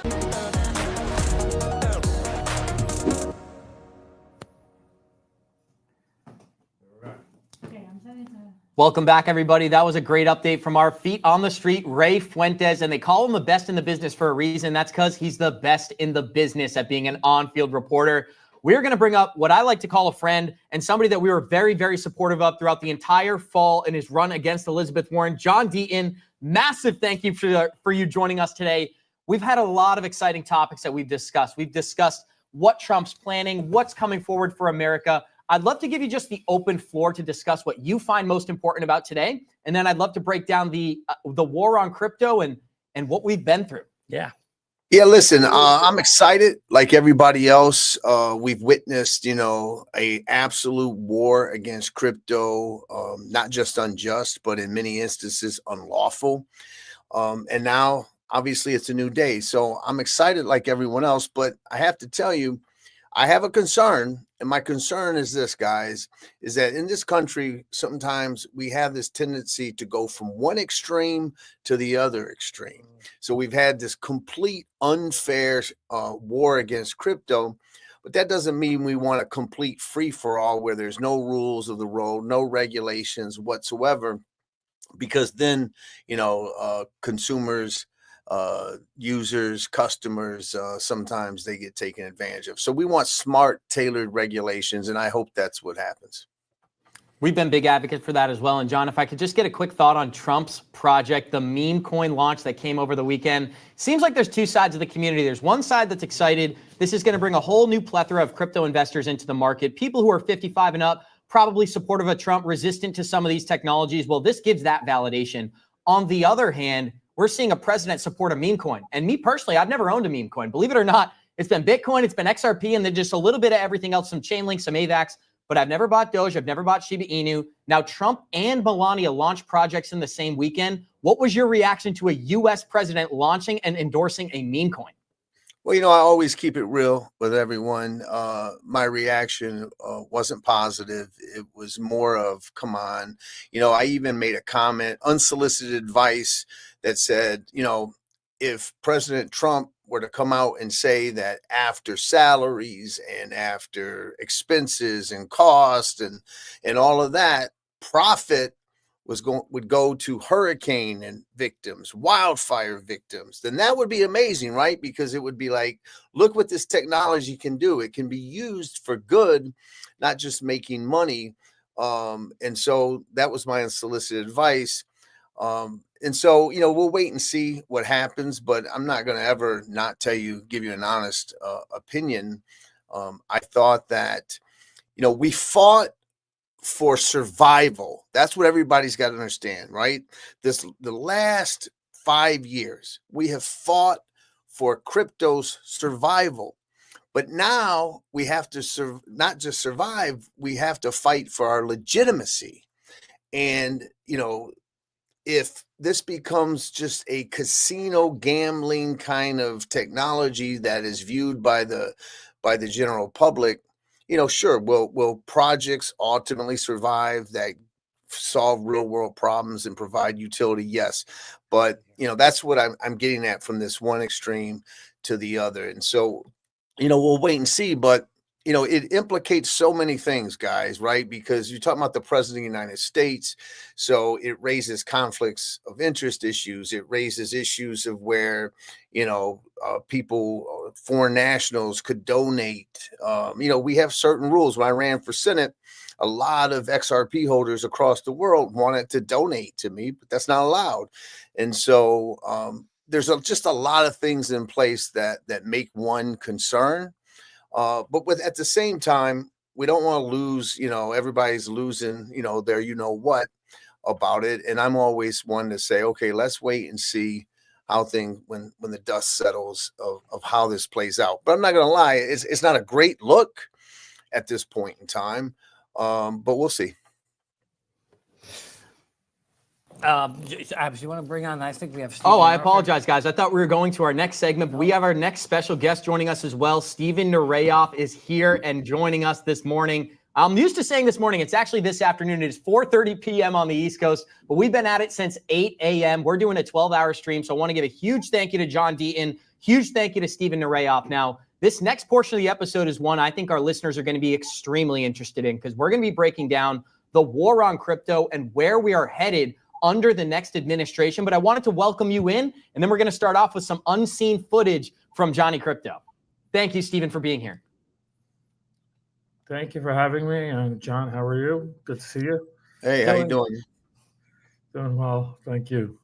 So, guys, what we've queued up is some unforeseen Washington, D.C. footage. I want to make sure that you have it queued up and ready to go. So I'm going to kick it over to you, Johnny, and then we'll get this thing rolling. Yeah, before we kick that up, I just want to say, first of all, John, to you, I want to say thank you for all the memorable debates you had with Senator Warren. Those were fascinating.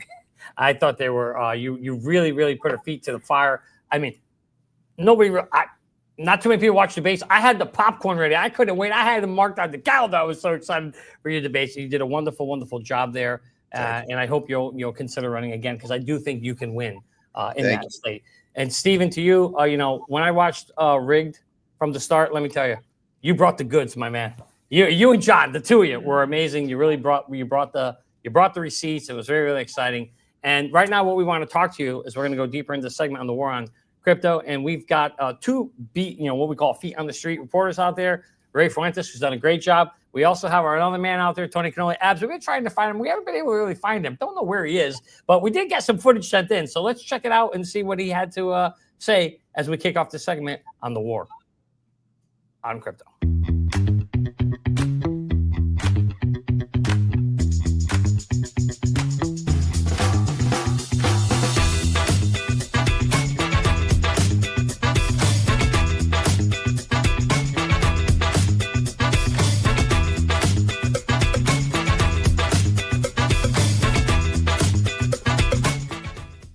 My name is Tony Cannulli, and I'm investigating the war on crypto here in Washington, D.C.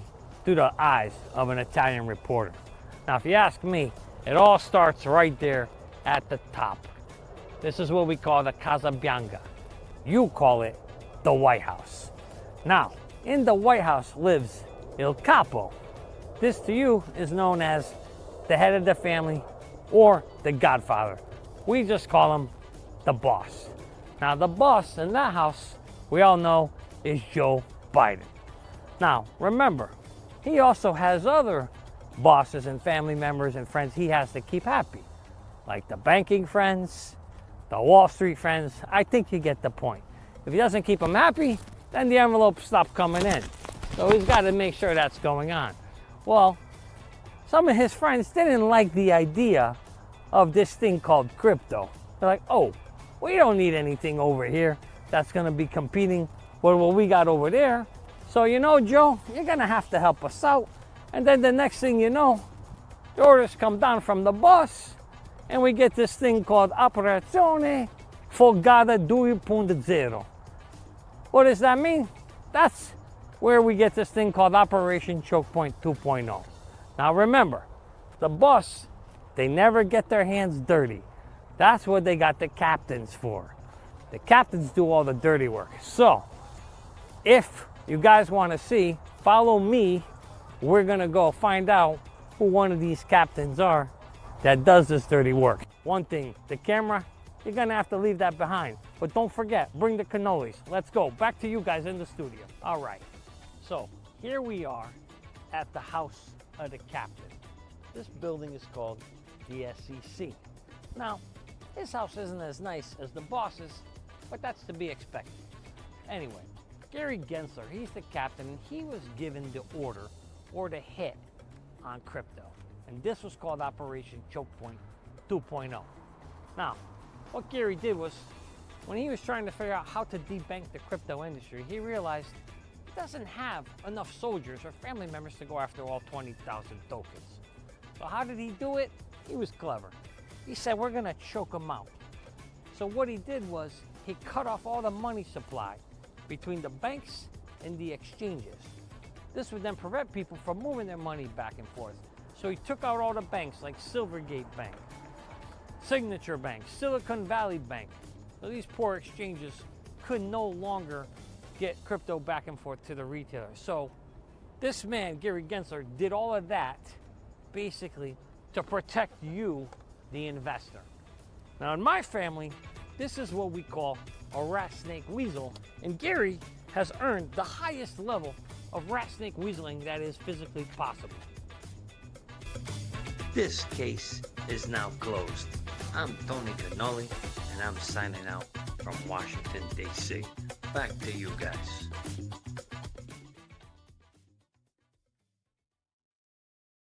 So, John, something that we've been extremely optimistic about is the resignation of Gary Gensler. And just about an hour ago, we got confirmation of that. What that whole clip was about is basically not only the war on crypto and Operation Choke Point, but what the XRP army in particular has been through. I don't think there's anybody better to address this than yourself. Feel free to address Operation Choke Point 2.0 and what that could mean for people like ourselves under Trump's administration. Well, listen, they control the money, they control everything. They control the money, they control your lives. And so, you know, I always said that the Ripple case and the XRP case was, you know, one of great magnitude. I called it the most significant non-fraud SEC enforcement action in modern history, the most important securities case and a non-fraud case since the Howey decision in 1946. But I also said during that, arguably the biggest case would be the Custodio, Choke Point 2.0 and everything going on there, because if you don't have banking, if you don't have on-ramps or off-ramps, even with the exchanges, then you choke an industry. You know, if entrepreneurs, companies like Ripple trying to start out today, if they are denied critical financial infrastructure, access to that financial infrastructure, then they can't survive and they certainly can't compete. And so Choke Point 2.0 it's bigger than crypto. Quite frankly, it is an absolute direct attack on free market capitalism and our society and our economic system. And so we've got to make sure that it doesn't happen again. And it's real. It's already and let me plug something. FDIC Exposed is a X account.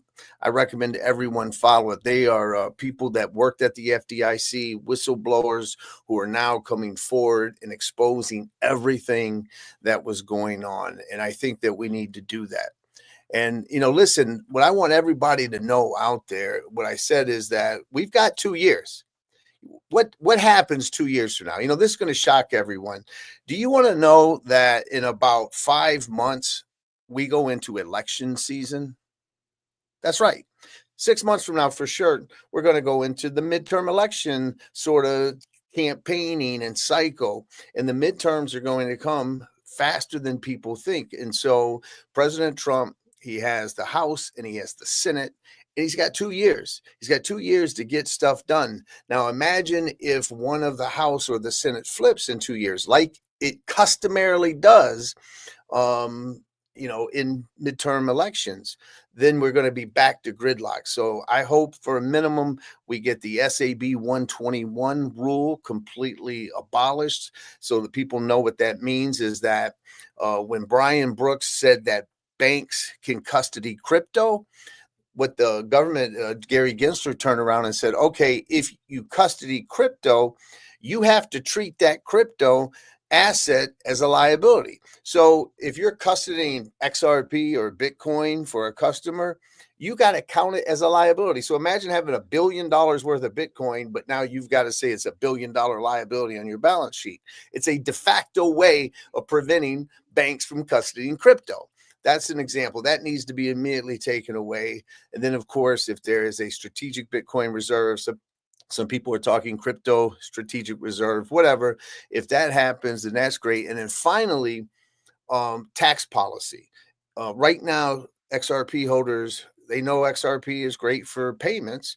If you pay and you've been buying and holding for a long time, guess what you're exposed to? So you want to use some XRP to buy a truck or to buy your cup of coffee or your breakfast on a debit card. Now you got to pay a capital gains tax on that XRP that you're using as currency. So changing the tax laws in a way that doesn't happen, those three things, guys, if that's what Trump does and then stays out of the way and lets free markets work, that would be an amazing. John, we're moving into what we call the age of Aquarius and associated with authenticity and truth. And I know your name has been tossed around out there quite a bit with potentially the investigating, if you will, this whole entire situation that happened with the FDIC and Operation Choke Point. Can you comment on where, is there any truth behind that? Have you been asked, or what's the story with there? Can you tell us a little bit more? I haven't been asked. I volunteered and I pointed out, listen, I'm a former federal prosecutor, special assistant United States attorney for the District of Arizona. When I was there, I won a presidential citation for my efforts. I'm not doing that to brag. I'm just trying to say that I know what I'm doing. This is an area that I'm involved in. I've been a federal prosecutor. I've led multi-agency investigations before. Like I said, I was awarded an award by the President of the United States for my efforts. And so what I said is, hey, this is such an important issue. I'll do it for free. Everybody fantasizes about certain things, right? They fantasize their tokens are going to go up and they're going to buy a Lambo. I fantasize about having subpoena power so that we could actually get to the bottom of this. And so if I was involved in it, I guarantee you I'd be relentless, and I guarantee you I'd get to the truth. And I tell you one thing, I'd also issue a final report, and the only redaction would be personal information, social security numbers, phone numbers, emails, and things like that, protect people from harassment. But we've got to have transparency moving forward in this country. And listen, people are underestimating really what Choke Point 2.0 and just how big it is. And if you really think about it, imagine when billionaires like Brad Garlinghouse are being debanked. If a billionaire is being debanked, what's the hope for an average Joe? And so, and imagine if they were able, everybody out there, when you get an account on Coinbase or Uphold or Kraken or whatever it is, what do? You link your account to a bank account. Now imagine if you're denied all that. And so it's a way for traditional banks to choke out disruption. And that's not what America is. And so we really got to get to the bottom of it. You know what, John? During the President Trump's speech today, he said that, that his life was under attack. They tried to take his freedoms away because when, you know how it works, when the old power wants to keep it and the new power wants to come in, well, there's always that battle, right? And he had said that he wants to restore, this is his word, restore fair, equal, and impartial justice under the law. So I can't imagine us having a better environment for what you're trying to do, and having a president that's seeking that. It just seems like this is the right time, because I got to tell you, it's been a long, long time. I'll never forget when we started the show 3 years ago, Abs used to say to me, hey, is Hinman going to go to jail? I said, nope, ain't going to be no justice. Is this guy going to go to? Nope, ain't going to be no justice. And none of them ever go to jail. Nothing ever happens to him. And I hope, John, that you do get on the case. I hope everybody out there starts tweeting President Trump. Tell him that you want to get out there, because we need somebody like you on this case, and we need justice in 2025. Yeah, well, listen, one thing too, and I was at the crypto ball, and I had the pleasure of meeting Bo Hines. He ran for Congress, and President Trump has named him the vice chairman or vice director. I'm not sure exactly the title, but basically right under David Sachs, right? David Sachs is the crypto czar. There's going to be a crypto council, and Bo Hines is going to be the vice chair, vice director of that. Great guy. We had a great conversation, and one thing on this crypto council that they're establishing, I just said, listen, we got to make sure that retail holders, small investors, have a voice on the council, have a voice in the administration. No offense. I've met Brad Garlinghouse. He's a great guy. I think he's probably crypto CEO of the year. He really is a genuine good guy to talk to. But when I started the Ripple case, it wasn't about him. I didn't care about Ripple, right? I didn't care about Ripple billionaires. I'm talking about the guy or the gal that's got 5,000, 10,000, 2,500, whatever it is. Some people 6 figures in their retirement accounts. And when the SEC came in and did their unlawful, what they did, basically ignoring 80 years of law and saying that all XRP, no matter how you purchased it and acquired it, whether you're a user and not even an investor, and whether you live in Japan where it's been declared not a security, no matter what, it's all illegal securities.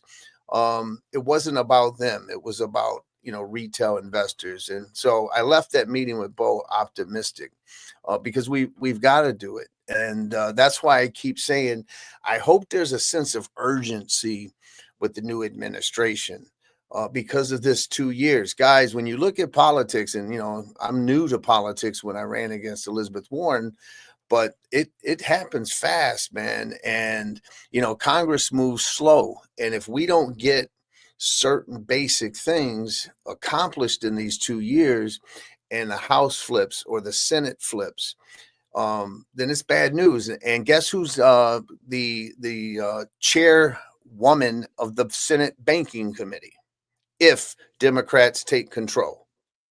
You know who that is? Yep. Warren. It's Elizabeth Warren, right? Yeah. She because Sherrod Brown, who was the banking chairperson, lost to Bernie Moreno. Well, the Republicans are in control, so it's not. But she's now the ranking member, which for the Democrats.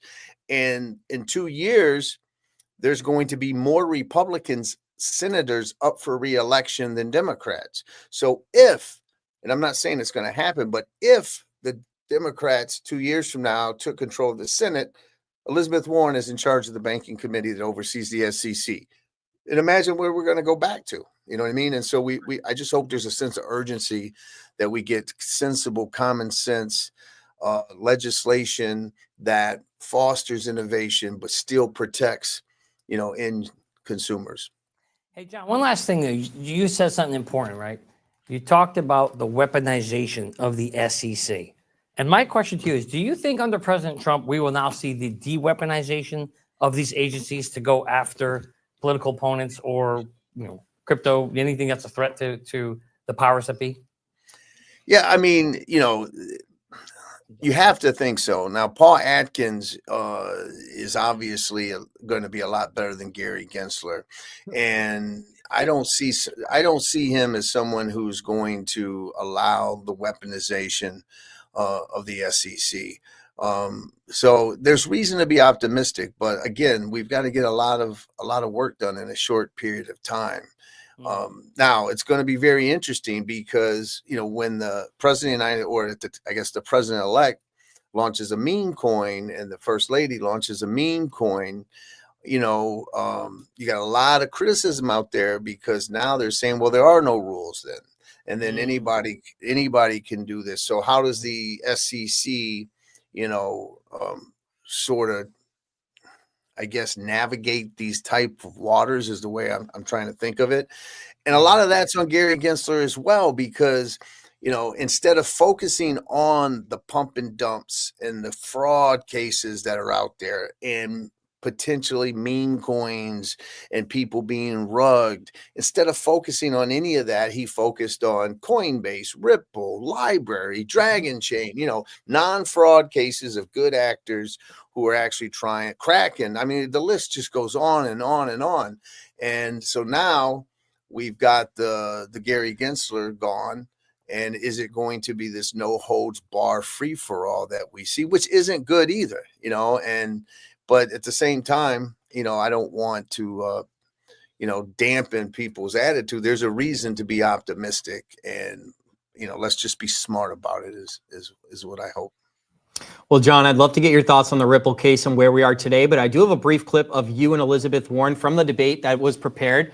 I'd love for you to elaborate after we show this clip on what it was like to debate someone like Elizabeth Warren. But before we get into it, guys, we got 63,600 people here. Show us some love. Smash that like button. If you're enjoying this content, we've officially been live for 7 hours and 37 minutes here. We are breaking records on this program, and we look forward to doing this with John. Now, here's a brief update. This was John Deaton explaining the Ripple case during his debate against Elizabeth Warren. About is what exactly do the crypto folks expect to get by funding 90% You want to know of something? your campaign? Everyone out there, I sued the government because the SEC had done something really bad to small retail investors, and a lifelong Democratic judge agreed with me. I did it all pro bono, and this token XRP was called legal because of my work. I won Lawyer of the Year, Consumer Advocate of the Year, Defender of Freedom Award because I did it for free. And guess what?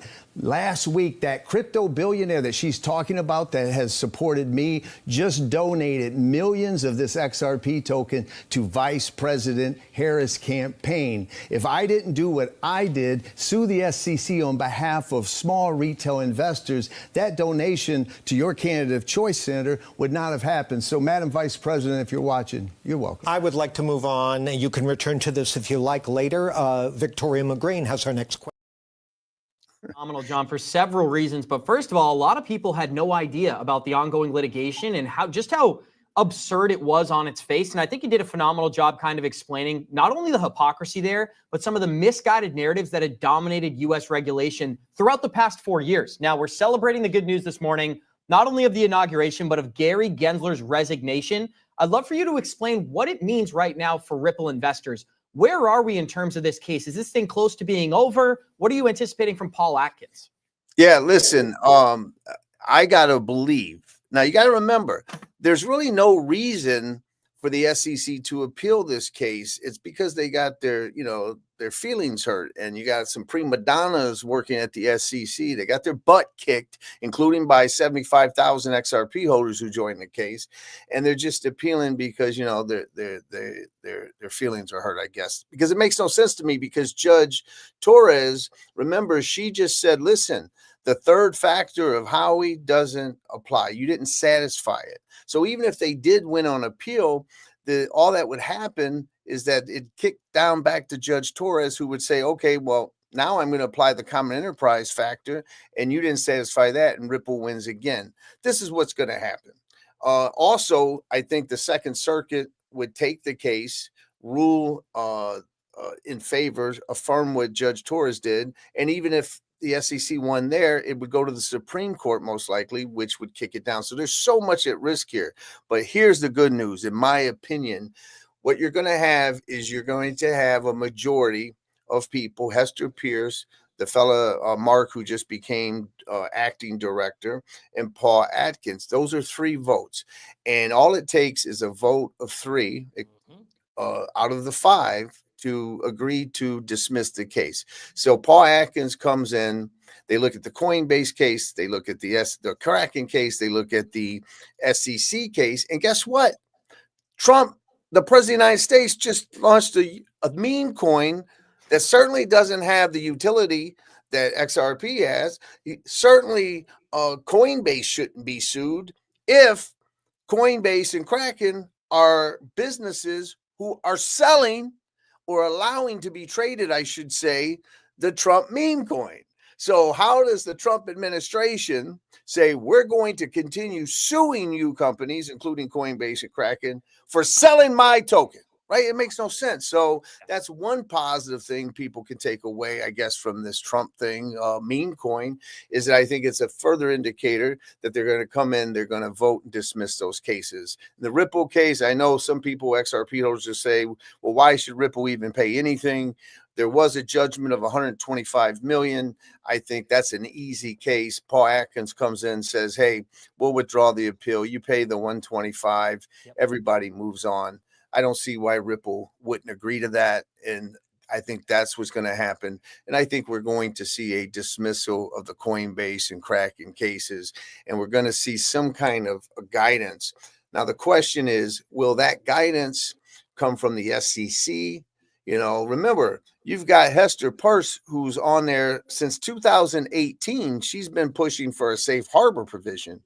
Or are we going to get real legislation, stablecoin legislation, legislation that says it's the CFTC that governs these tokens as digital commodities, not securities, and basically say to the SEC, the only time you're involved in a digital asset, if it's a pure ICO, sort of like the Ethereum ICO, if it's something like that, then you have jurisdiction. Aside from a pure ICO, there is no jurisdiction. It's to the CFTC. Reverse the SAB 121 and the other things we talked about. And I think that there's reason to be very optimistic. Well, we're optimistic as well, John. And one of the things that this reminds me of, this entire speech, there was a J.D. Vance speech that was given early February before he was ever considered running for vice president or being elected as vice president. And what he said was, Gary Gensler has taken the inverse approach to regulating this market. If a product becomes successful and it has utility, it gets attacked. If it's speculative pump and dump, somehow it survives. And that's what we've witnessed throughout these last 3 years. And I think he did a great job of highlighting that and giving the spin on Ripple as well. We're optimistic. We're excited for the future. And I think many of our listeners do feel the same way. Now, we are going to show the rigged from the start trailer. Now, this was something that you played a major role in. You had a phenomenal job in this movie, as well as Stephen Nareyoff, who is still backstage. We're going to be bringing him up next, guys. I did want to give a massive thank you to John Deaton and check out this rigged from the start trailer coming very serious here. Like, we climbed Everest, and 4 years later, and we're selling out movie theaters, and it's unbelievable, man. I'm just super excited for mainstream people to start to understand the cryptocurrency sector. So it's just really nice to see something that the mainstream person can understand and really start to learn about this transformational industry. The XRP Army is very excited because the price is just going astronomical. We had nothing to do with that, but it is like truly XRP is unleashed right now. Is the market's going to go like this? So put your seatbelts on, folks. And ultimately, we want to have it reach the masses worldwide. We have a worldwide launch November 21st. Listen, you never count America out, man.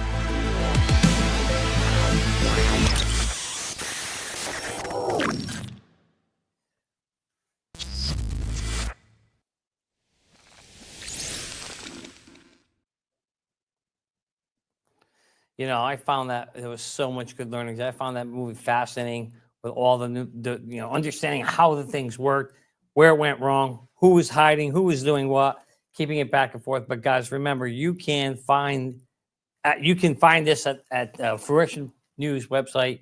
You can buy the movie for $9.99, or you can join for a subscription at $6.99. Abs, you want to take it from there? I'll take it over, guys. Now, John, one of the things We're that I getting find tired. so interesting about this film is that it goes really deep on the Ethereum alliance and some of the wars that we had to overcome in the crypto market. For somebody who hasn't seen this film yet, what is something that you loved about how Chris and Maya kind of approached this project and provided a little bit of insight into the war on crypto? Well, I think what people got to understand is that it's bigger than crypto. You're talking about a few people talking to our regulators behind closed doors and gaining a regulatory advantage over competitors. Now, we call that regulatory capture. And sure, it happened to XRP holders, and that's bad. And XRP holders were punished, and they lost out on all kinds of other opportunities. Accounts were frozen in IRAs because the SEC was calling it an illegal asset. All of that is terrible.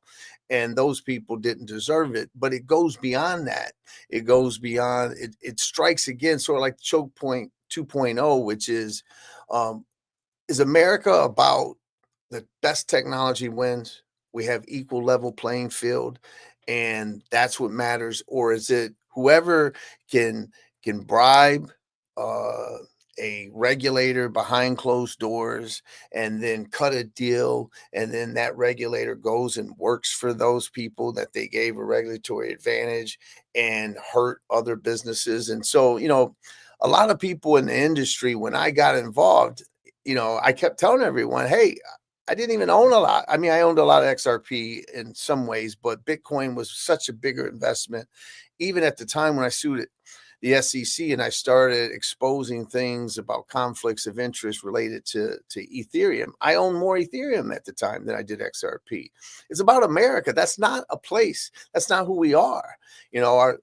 We've got to get away. And hopefully we'll see some changes in this election. We can't be a system where you are the FDA chairman and then you resign and Monday morning you're on Pfizer's board. Well, that's the kind of stuff that happens, and it happened in related to the SEC and XRP. And so Rick from the start and the producers, they delve into that, and it's sort of a mini class on regulatory capture. And I think that they did a good job in that area. It's a phenomenal film, and I think it's something that every single crypto investor should educate themselves with, guys. You can subscribe for only $6.99 at fruitionproductions.com. That is only $6.99. Now, it depends where you are, but typically that is less than a Starbucks cup of coffee, John D. And that's the type of inflation we've been dealing with now. I remember back in the day when you used to be able to pay $3.50 for a decent cup of coffee. Now it's $5, $6, $7. But guys, you can also purchase the film for $9.99 at fruitionproductions.com. Head on over and do that today. Now, John, one final question for you. Once again, I want to thank you for giving us time. You're but welcome. what Thank we've you, seen since November 5th is many of our favorite projects, us personally, on our show, we focused on XRP, Hedera, XLM, Chainlink, AVAX. These have been the top performing projects. So if you could speak to that a little bit, what do you think happened on November 5th, besides the election of Donald Trump, that is causing many of these projects to flourish, while Ethereum and some Bitcoin, they're trading up, but not nearly the same volatility? Well, it really shows you how the lack of clarity and the fear that you're going to need to take half of a project's budget and turn it into legal fees because you're going to fight the SEC. And people just don't underestimate the impact of this lack of clarity. There was a reason why, if you go back to right after Hinman's speech, and I don't blame him, but Joe Lubin was up on stage saying, look, Ethereum and Bitcoin have been declared non-securities. And since Bitcoin doesn't have smart contracts, Ethereum is the only game in town. Those are direct words. And if I were in his shoes, I would have said the same thing, because it was true, because they were given a free pass. And when I say free pass, clarity. They were given this regulatory clarity that the SEC does not believe these two tokens to be illegal securities. And when the SEC then goes on, the Bill Hinman or Jay Clayton or anyone else, Gary Gensler, doesn't matter, they go on TV and they're asked, well, what about XRP? Arguably, it's more decentralized. You could say that, no, we're not going to comment. We're not going to comment. We're not going to comment. The implication is maybe they are securities. So when you take away all of that uncertainty, then we get more of a level playing field and let the best technology win. And that's what I say to everyone out there. Like, quit being so tribalistic. Like I say and listen, I have a lot of my net worth in Bitcoin, and I say to my Bitcoin maxi friends, and they're friends of mine, in this day and age, you could disagree and still be friends with people. I'd say to them, well, listen, then you shouldn't be worried about XRP or this other thing. If Bitcoin's going to win, it's going to win. And I would say the same thing to other holders. Let the best technology win, but let's not let unelected bureaucrats who are conflicted, who have, dogs in the hunt. Basically, they are going on to jobs that are betting on a certain token. Don't engage in kind of that regulatory capture. Let's be America. Let's be where the best wins, right? And so I think we're at an era now where we feel that is back to the way it should be. And if that's the case, then let the best technology win. And you want to know what, guys? If I don't own one of the tokens that ends up going, a ballistic to the moon, okay, I don't own it. That's okay. Let the best technology win. Amen. Thank you so much, John Dean. It's always a pleasure when we get to connect with you. And we have Stephen Nareyoff joining us next. But John, I just wanted to give you a chance to say goodbye. If you decide to run again, I promise you one thing, this show will be supporting you. You know that for sure. I also live in Boston, so that issue did hit home. Any closing words for today? And again, thank you for your time. No, just everybody, Happy New Year.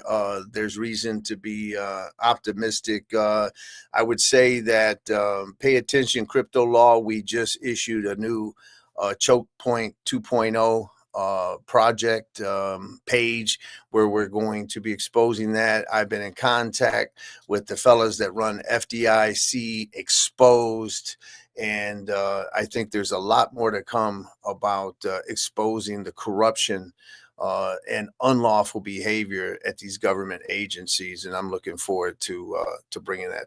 So everybody have a great night, and talk to you soon. John. Thank you so much, John. Have a great night, and can't thank you enough for making time for us today. Now, guys, that was almost like a perfect introduction for our next guest as well, as Stephen Nareyoff is joining us today. Stephen, again, I want to say thank you for giving us your time. Now, where I'd love to start is in the film Rigged from the Start, your scene was the most impactful for me. You were going over a group text message where you were showing some of the things that were being discussed behind the scenes, and I would love to give you a chance to just elaborate on that now. Some of the battles that you personally have had to overcome from the government. I've never heard it before, and I don't know if anybody else has a story like yours. You're the only person I know with this type of experience. So what have you had to overcome, and what was the SEC's role in what you've been through over the past half decade?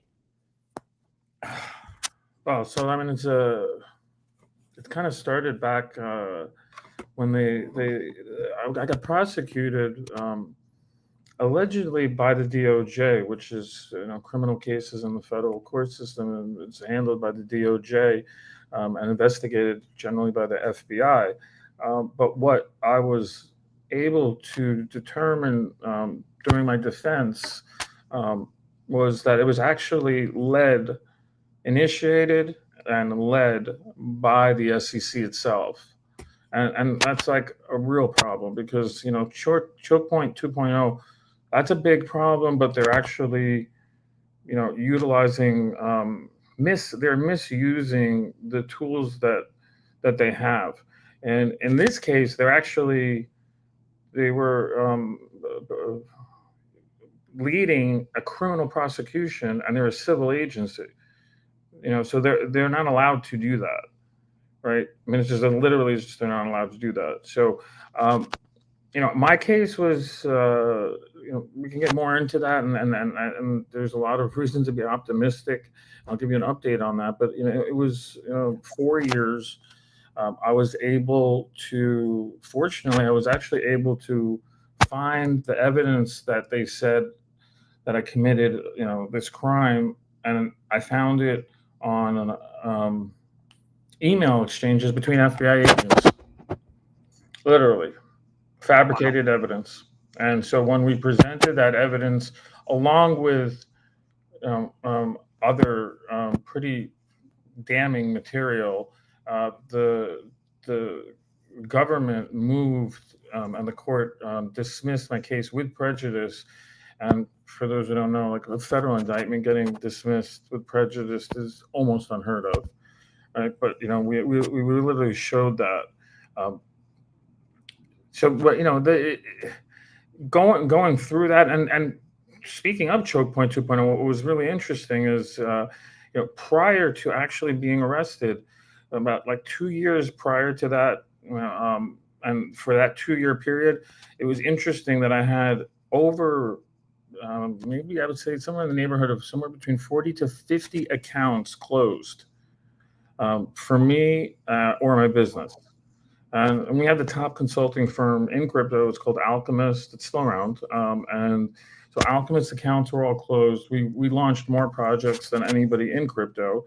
And so those accounts were closed. So it was like almost impossible for us to launch a new project.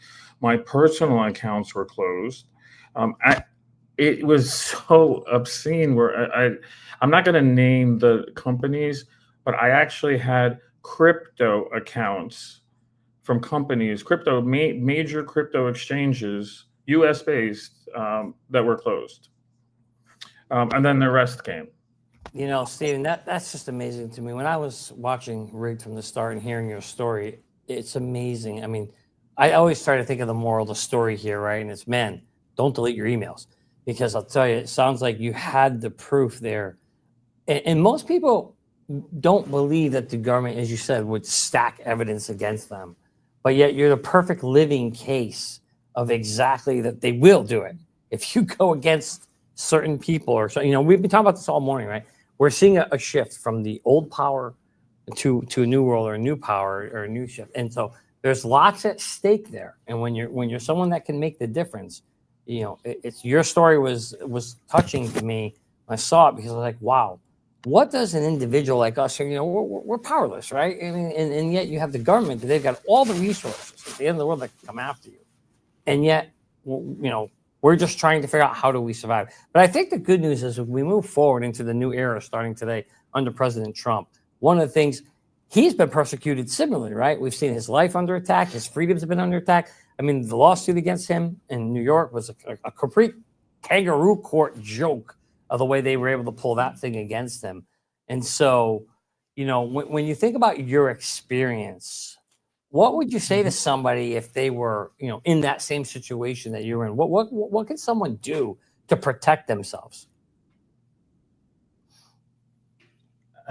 Here's the interesting thing is that the DOJ had already come after me once before, and it was an 8-year case. It wasn't a criminal case; it was a civil case. Went all the way up to the Supreme Court. It was in the tax division of the DOJ, but it was like, again, very curious. I won again, and then just like it was 3 or 4 years later, they come with a criminal case, and we proved that it was fabricated. So that's really, you're hitting on the key issues. Like, what would somebody else do? Now, look, let me give you. So my background is I'm a lawyer. I've already gone up against the DOJ once, right? I'm not a practicing lawyer like John. John is, and John is an amazing lawyer. But the chances of me getting out of that situation, we actually looked for statistics, but there were so few indictments that had been dismissed at the federal level that we couldn't come up with actually a statistic, even a fraction of a percent. How crazy is that? So it wasn't like 1 out of 100. It's not something. It's 1 10,000, and we don't know. But it's like it's a few decimal points over. So and that's I'm not. I think I'm probably as well equipped as you could be to defend yourself, right? I have a legal background. I understand the system.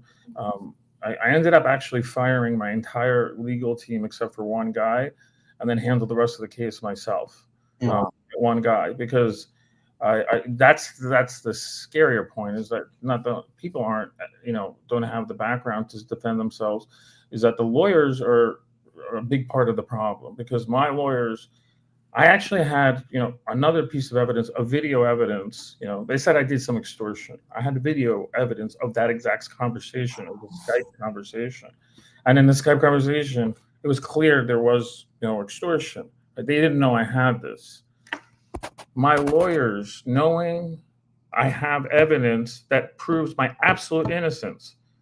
And they also found one more thing I should add.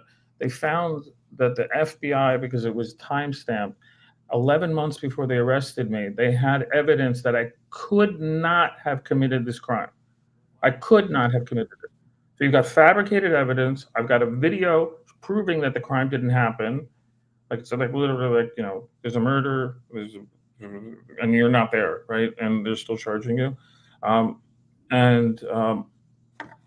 Yet my attorneys were pressing me to take a plea and to cooperate. So one thing I should say is, the reason they came after me was because of information that I had. Some of it is what I exposed on in the documentary, right? And about Ethereum, but there's more, quite a bit more. But the fact that they continued.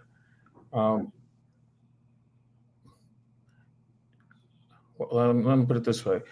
What they said to me was, they threw me in a van and they gave me a clipboard, and I just started looking at the clipboard, and it was like every OG in crypto, right, was on there, right? And they said, start giving us information, and this went on for like about 2 years. And I had some choice words of what they could go do with themselves, I refused to cooperate, but my attorneys wanted me to cooperate. They wanted me to take a plea deal, with some prison time, but not a lot. And then it got to, all right, well, you're not going to have prison time, but you're going to have, it's still going to be a conviction, right? And that's, federal conviction is a bad thing, right? And I'm said, why would I, I'm innocent, and you say you still want me to do that? So I guess, what I'm getting to is, if anybody wants to listen, it's really interesting. It's on my X account. It's just my name, Stephen Nureyev, @StephenNureyev. But there's the pinned post is Alan Dershowitz, who's on my legal team. And he actually speaks in that, it's like a 2-minute clip, and he actually speaks in there about people in crypto being targeted. And so what they tried to do with me is actually get information on these other people. And it wasn't like they were saying, John Smith, okay, we believe he committed, we have, probable cause that he, right, there it is.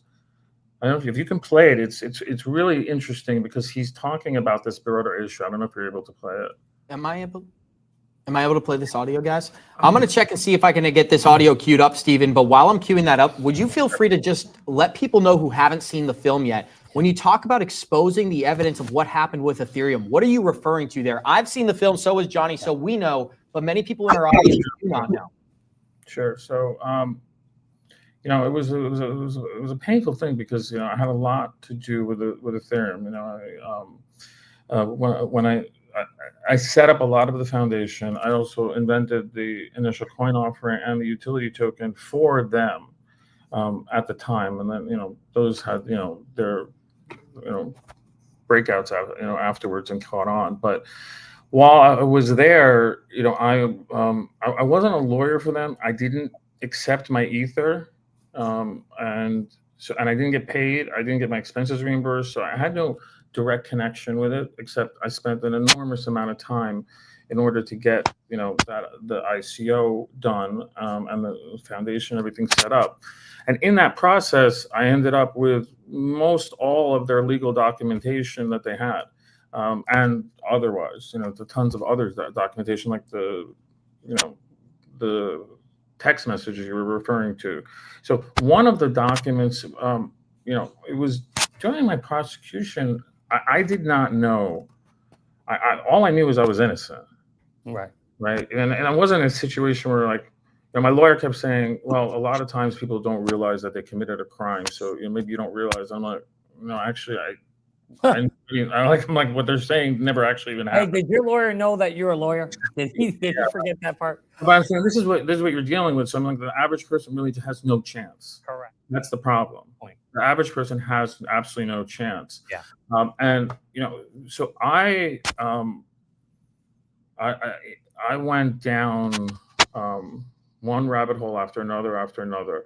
I had thousands and thousands of documents, from the Ethereum days, and I started just plowing through them. And I actually, I didn't know that was the reason why, they were trying to silence me at the time.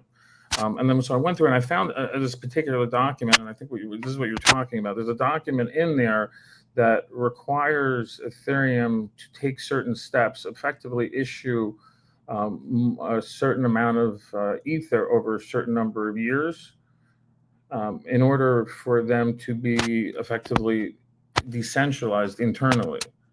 And Vitalik Buterin signed this document. And so it would have been about 100 million ether by, I think, within like a month or two of Hinman's speech, actually. Or no, it was more than 100. But that's what they had, 100 million. But it would have been a much higher number. It's in the documentary, and they did not issue that ether.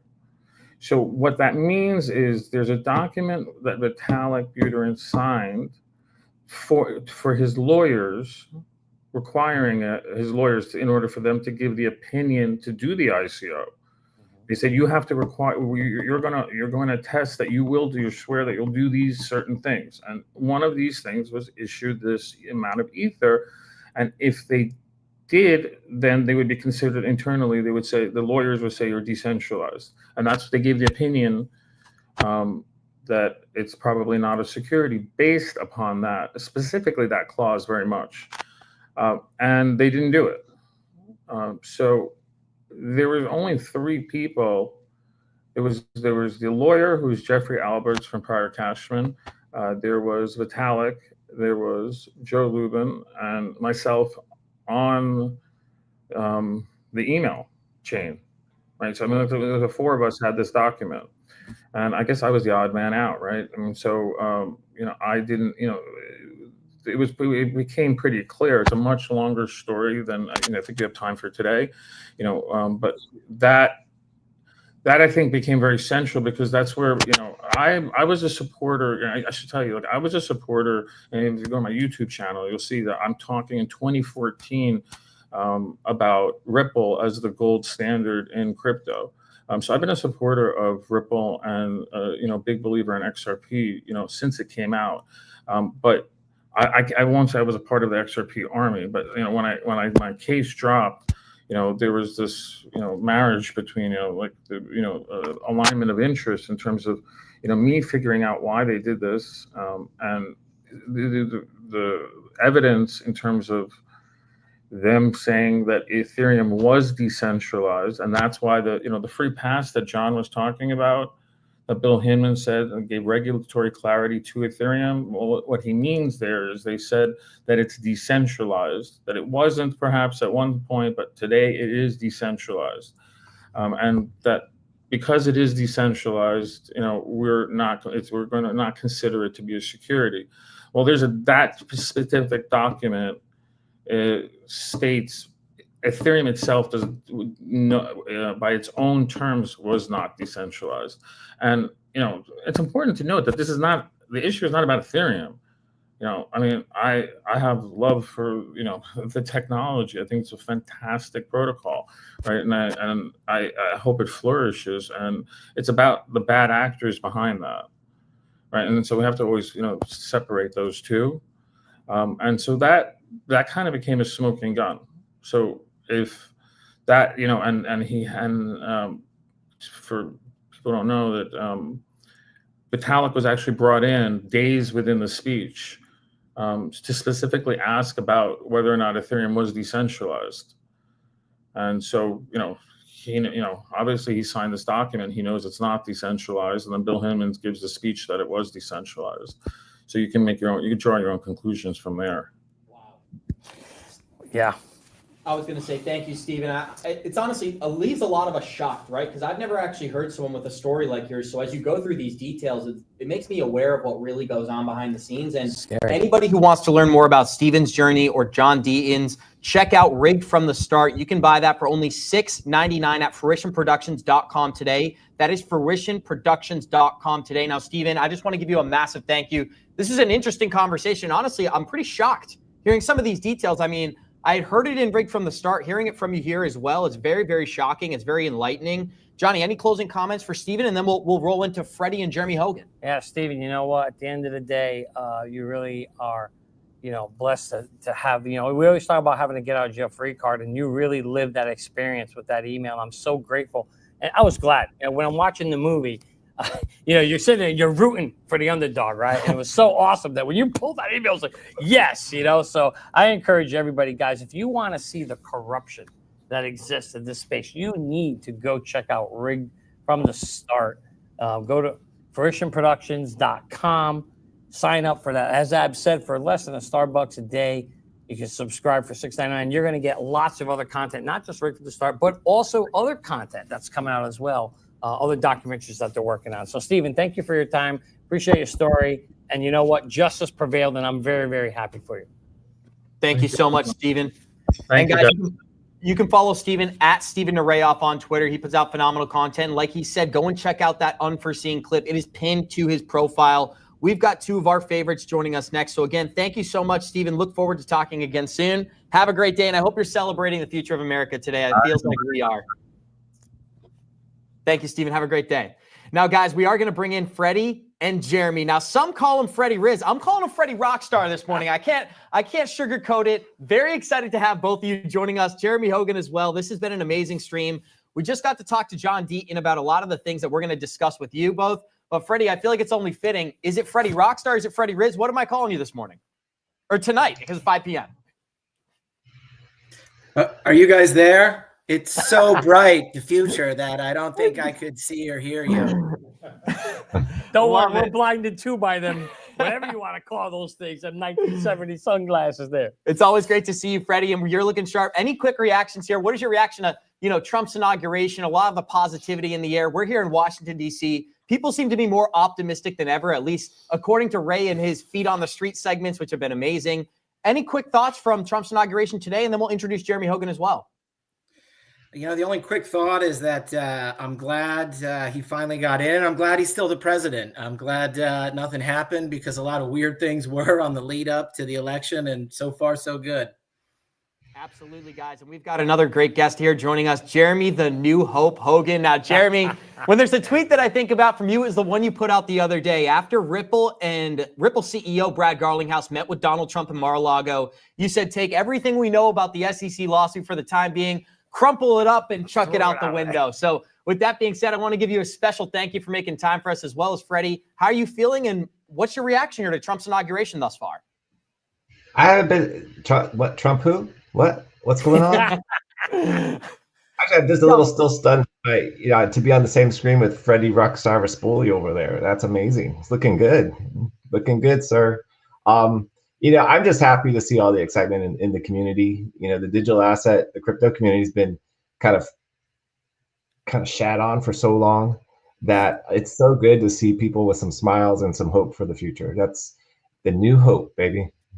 The new hope. Jeremy, when we had you on a long time ago, I'll never forget. I think it was the first time we had you on, we were talking about the crypto environment in the U.S. And you literally told us a story that your clients are asking you, what it takes to do crypto here in the U.S. And your advice to them was, get out of the USA. Don't do it here in America. I'll never forget that clip where Jeremy would say, don't do it here. Because just unfortunately, the war on crypto was real, very, very real. And we saw that, Gary Gensler was just attacking anybody and everybody who wanted to do anything there.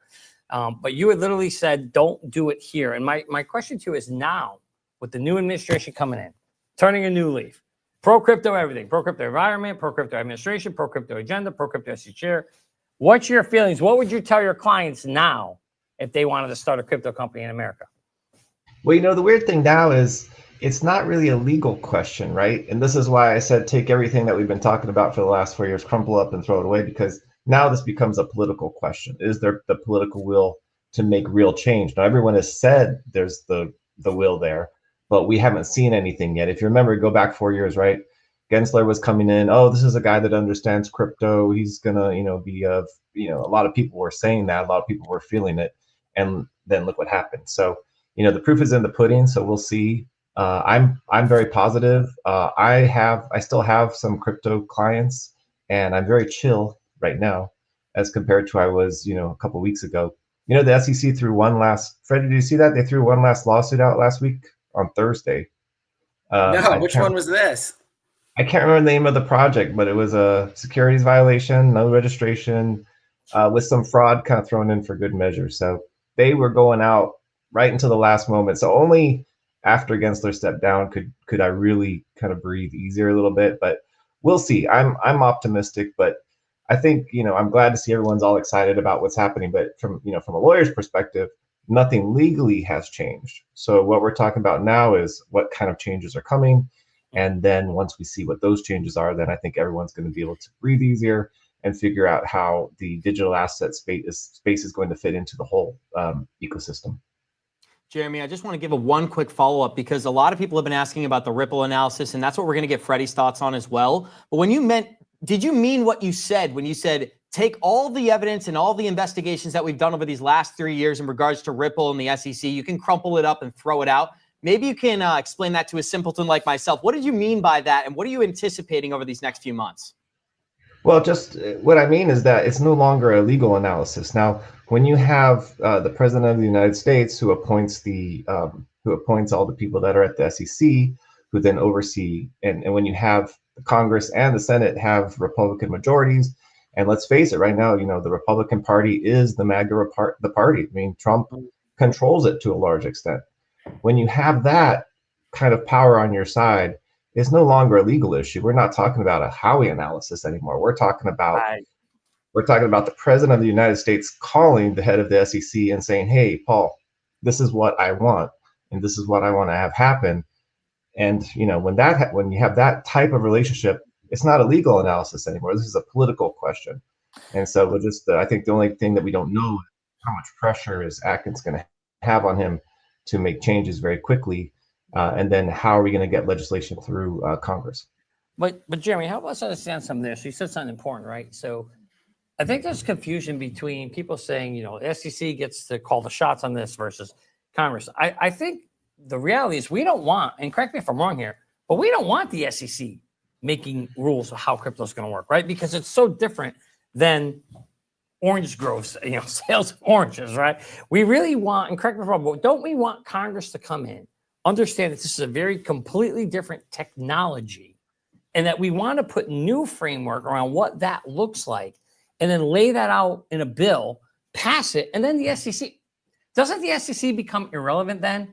Other than to enforce that bill, but really it's Congress that should be laying out this how this technology should be operated, correct? I mean, you make a good point, Johnny. So I think people overestimate kind of the power that the SEC has. They can make rules. They can, like, for example, if you wanted to register your crypto project with the SEC right now, it's just not reasonable way to, the very first question they ask is how many shares of stocks are you issuing? It's just not set up for crypto. So the SEC can do some things. They can promulgate rules, and they can say, well, we're not going to pursue these cases or that cases. But at the end of the day, they still have to enforce the law. And if Congress doesn't get off, its backside and make some laws that they can enforce that are reasonable, then we're going to still be stuck in kind of, at best, we're going to be stuck in a limbo where the SEC just says, look, we're not going to do anything, and we're just waiting on Congress. And that's not a good place to be either, because I think Fred will agree with me. We need some regulation here. I mean, we don't want the Wild West, that's not a good place to be either. And that's essentially where we would be stuck. So, but it's a great point because the SEC can only do so much. What we really need is Congress to act. Amazing, guys. And we got Freddie Riz joining us as well. So Fred Rispoli, I do have a different set of questions that I'm going to run by you, but feel free to give your take on the Ripple versus SEC thing as well, because not only are a lot of our listeners interested in that, it's so interesting that the president of the United States would be willing to give his time and attention to a company that is currently being sued by one of the most important regulators. We're watching the war on crypto and the anti-crypto army. We're seeing an exact 180 of that same sentiment. So it almost seems like we're swinging too far in the pro-crypto direction, if anything. And I'm saying that as a crypto guy. Now, don't get me in trouble, guys, with the community. But I think Jeremy Hogan did a great job of breaking it down, where he said, like, thus far, as a lawyer, we're still in the same environment. We're operating off potential changes that we're waiting to see happen. So what are some of your thoughts on where we are, and what's your analysis on the Ripple versus SEC thing so far? Oh, I definitely agree with Jeremy, and just you can see how well we complement each other, because I'm jacket, no tie, and he's tie, no jacket. So we're just the perfect team, coming together. I agree with everything he said. I would just add a couple of maybe procedural issues for everybody to keep in mind going forward, because I don't think that this appeal is going to get very far, but how far can it get and for how long? And you've got a range of things that can happen. And I was kind of looking into it today. So what does the SEC look like right now is the first thing. And there's only 3 commissioners because that one guy, kind of forget who he was or his name, that's no longer there anymore, already assigned him to the dustbin of history. There's Hester Pierce, Mark Uyeda, and Caroline Crenshaw, believe it or not, is still there. She was not renominated. She won't get renominated, but she can still serve until somebody replaces her. So it's a 2-1 majority. And I asked a SEC lawyer that is very well known in the XRP community to give me a little heads up on whether the SEC can still do anything, and they can. They don't need a full 5 set commissioners. They just need a quorum of 3. So the good news is that 2-1, we don't actually have to wait for Atkins to get confirmed for anything to happen, anything significant to happen at the SEC. Now, that said, that's just what the SEC has the ability to do. And to be fair, it would be extremely aggressive if the acting chair, Mark, who's just named acting chair today, and Hester decided, hey, we're going to end the Ripple lawsuit tomorrow. It just would be very atypical and very aggressive. It's possible, but unlikely. And so what else is going on? Well, you've got the Division of Enforcement who resigned on Friday. You've got the General Counsel who resigned on January 20th, today. It's unlikely that anything significant is going to happen until those 2 positions are filled, as well as Paul Atkins getting confirmed. Confirmations have taken an average of 100 days. And so I think the SEC chair will go a little bit faster, but, we're probably not going to see that happen until late February or March, maybe earlier.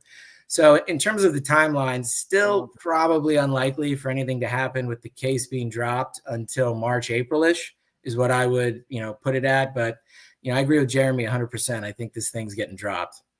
Before we switch gears over to Fit 21, you mentioned something about the case, possibly coming to an end, or the monkey finally getting taken off their back, because that poor monkey, he's been up there for a long time, guys. 4 years he's been on Ripple's back. And finally, I think we all feel we're getting to the end, or near the end, where he's going to be coming off.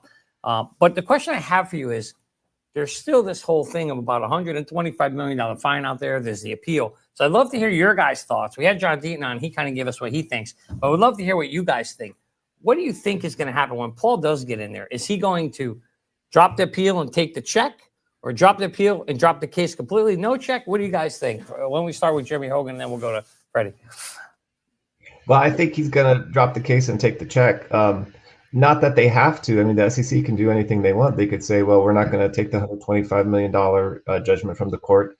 But just the optics of that are going to be, and I think, Mr. Atkins is a very straight shooter from what I know, and a very straight-laced guy. It would be really, the optics of it would be weird to have a judgment from a judge saying that they violated the law and the penalty is $125 million. And then the SEC to unilaterally turn around and say, well, we're not going to accept that. We're just going to drop the case because of X, Y, Z. I just don't think, it'd just be hard, I think, for a commissioner of the SEC to get their mind around doing that, although it's possible. So I think they're going to reach some sort of settlement agreement, which is not necessarily a horrible thing. I mean, if they drop the case, if there's a dismissal, it kind of sometimes can open you up to relitigation on those issues, whereas a settlement closes the door forever. So, if you're Ripple, you've already set aside the money. A settlement might not be a bad option as compared to maybe just a dismissal of the case. Yeah, I mean, I think the biggest or the most likely possibility is that the appeal is just withdrawn and the parties agree to abide by Judge Torres's judgment, which means 125 million go to the SEC. I mean, I just can't imagine them. I don't know when a government agency has ever turned down free money. That money's already been paid. Remember, it's just sitting in a trust account ready to go to the SEC, on a moment's notice. And so that's the most likely. Now, if it was going to be a huge L for the SEC, and Jeremy was kind of hinting at it, like a settlement could be drafted where in exchange for some of the issues that Ripple was appealing, they lower that amount of the 125 million. But I don't again see why, as Jeremy was saying, they would go that low. I think that the key point to remember is the best thing would be just to let Judge Torres's situation stand, because something very good happened at the tail end of this lawsuit, which was when they were fighting over the wording of the judgment of the final order. And if you remember, the SEC was really trying to add all these things into the judgment, saying what Ripple's doing now is still illegal. They can't do certain things in the future, very specific things. And there is that whole little battle about what could be in there and what shouldn't. And ultimately, Judge Torres essentially just said, no, the judgment's going to say you can't break the law. And that's essentially it. And what that means and why there was such a big fight was Ripple has already changed everything that they got tagged on for being illegal security sales. They've already changed in the way they do their business. So they're not worried about anything that they got in trouble for going forward. And going back to how Jeremy started the conversation, it's all political. So the odds of them being sued by anybody again at this SEC for what they're doing now in terms of the way they do sell XRP, is very unlikely. So ultimately, you would assume that they're just going to let the district order court stay in effect, withdraw the appeal, and we'll all move on. Okay. So basically, Freddie, you say March. We're gonna if we had to put a stake in the ground, gambling man, March. You think the case is over? I think I heard you say. And Jeremy, when do you think this thing's coming to an end? Because I know our listeners, our viewers, that's what they want to know: is when is this thing gonna be over?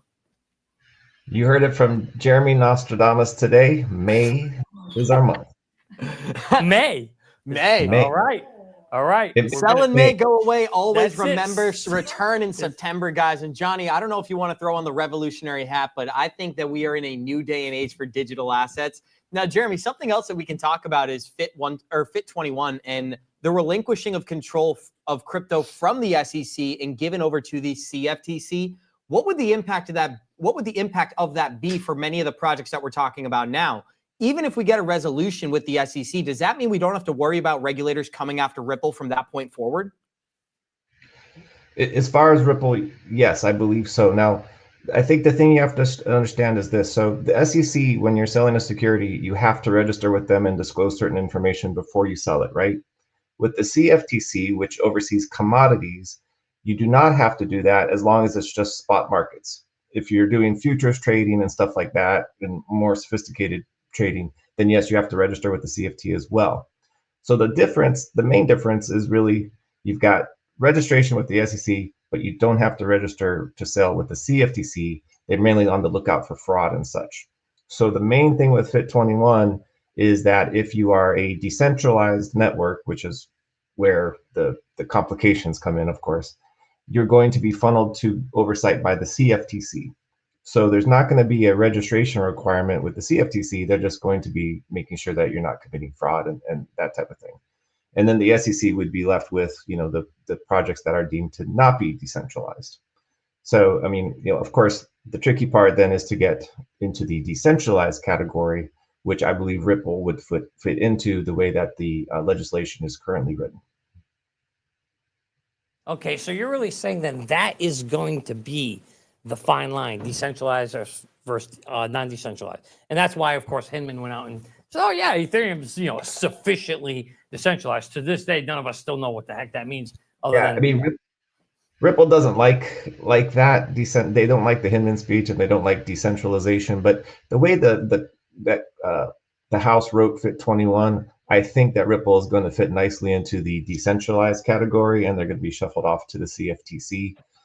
It's pretty broad in the way it's written. And to make it even nicer, if you don't fit into the decentralized category, there's some kind of process by which the CFTC will come back to you and say, no, you're not decentralized because of X, Y, and Z. And you're kind of given a chance to reorganize your stuff and come back to them later and say, how about now? So it's really well written as far as I think for projects, because it kind of gives them a chance to say, hey, this is what we're going to do. What are we going to be categorized as? And then the CFTC and SEC have to come back and say, you're going to be categorized in this way because of this, for these reasons. So it's well written from project standpoint. Now you've piqued my interest. So if you were to look at the crypto industry as a whole, where we are today, we had over 27,000, or actually 30,000 coins. Not all are active. Well, of the ones that are active, Jeremy, if you had to say to yourself, just a guess, how much would you say, what percentage of those coins would you say would fall under the CFTC control versus the SEC based on the way the FIT 21 bill is being proposed? Just a rough guess. I'm just curious because I'm curious now. I only really pay attention to the ones I own. So okay, all right, we'll start with those. Yeah, I mean, 90%, 95%. Wow, wow, 95% you think would fall under the CTFC control? Yeah, so I mean, if you CTFC. So you mean I'm getting all excited that Paul Atkins is coming into the SEC? I'm all excited because he's a broker and he's not even going to have anything to do with this industry. Well, and I just want to make sure I understood that right.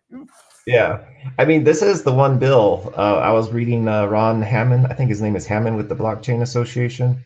Really nice guy. He puts out something every week about what's going on, and he thinks that the FIT 21 could come up this year because it was already passed by the House, so it would just have to be thrown over to the Senate for amendments and stuff. So that is one bill that we could see this year. So I'm kind of excited to see how that goes. All right, very good. Well, that's awesome to know. So now, really, what I care about is who's taking over control of the CTFC. That seems to be more critical. But Freddie, question for you: when you think about where we're, as we were just talking about this industry, do you think that we will see, regulation around coins outside of Bitcoin? Let's say, Ethereum or so. Where do you see that one falling? Well, I kind of think, and here's probably a point that I don't know if it's a disagreement, but might disagree with Jeremy. If we disagree on the internet, it means we can't be friends anymore. But I would just say this. We'll keep you guys separated. We got you covered. I would just think that FIT 21 probably isn't going to happen just because now with a whole new Republican-controlled Congress, I think it's going to be reworked, made better. I mean, I think it's going to be good that we're going to have I think we're going to have crypto legislation. Right. It would just surprise me if they just said, all right, let's use the old thing we had and redo it again. It just never seems like that's how Congress is. But, as Jeremy said, it would be easier because they already passed it once. But I do think they'll make it a little bit different. And I think that where we're going to go into right now, and I think it's really important for the crypto industry to come together and be unified, which is a tall order and a tall ask. But when Trump released his meme coin, you saw some of the cracks start to happen with the intra-crypto fighting of people's coins here and there. And, should he have done that? And what's up with the Melania token and all this? And so that's, not going to be good going forward. I mean, ultimately, I think we're going to be fine. So I don't want to put a sad taste in anyone's mouth, but I think there's going to be now a battle between exactly what you said. How are certain coins called? Are any particular coins going to get called out as being outside of the scope of what's going to go to the SEC and what's going to go to the CFTC? And so that's why you had an enormous amount of money being spent by the crypto lobby to get all the candidates elected that need to be elected. And the good news is the fact that so much of it went to Fairshake, which is supposed to be crypto for all, as opposed to, specific companies donating really a lot.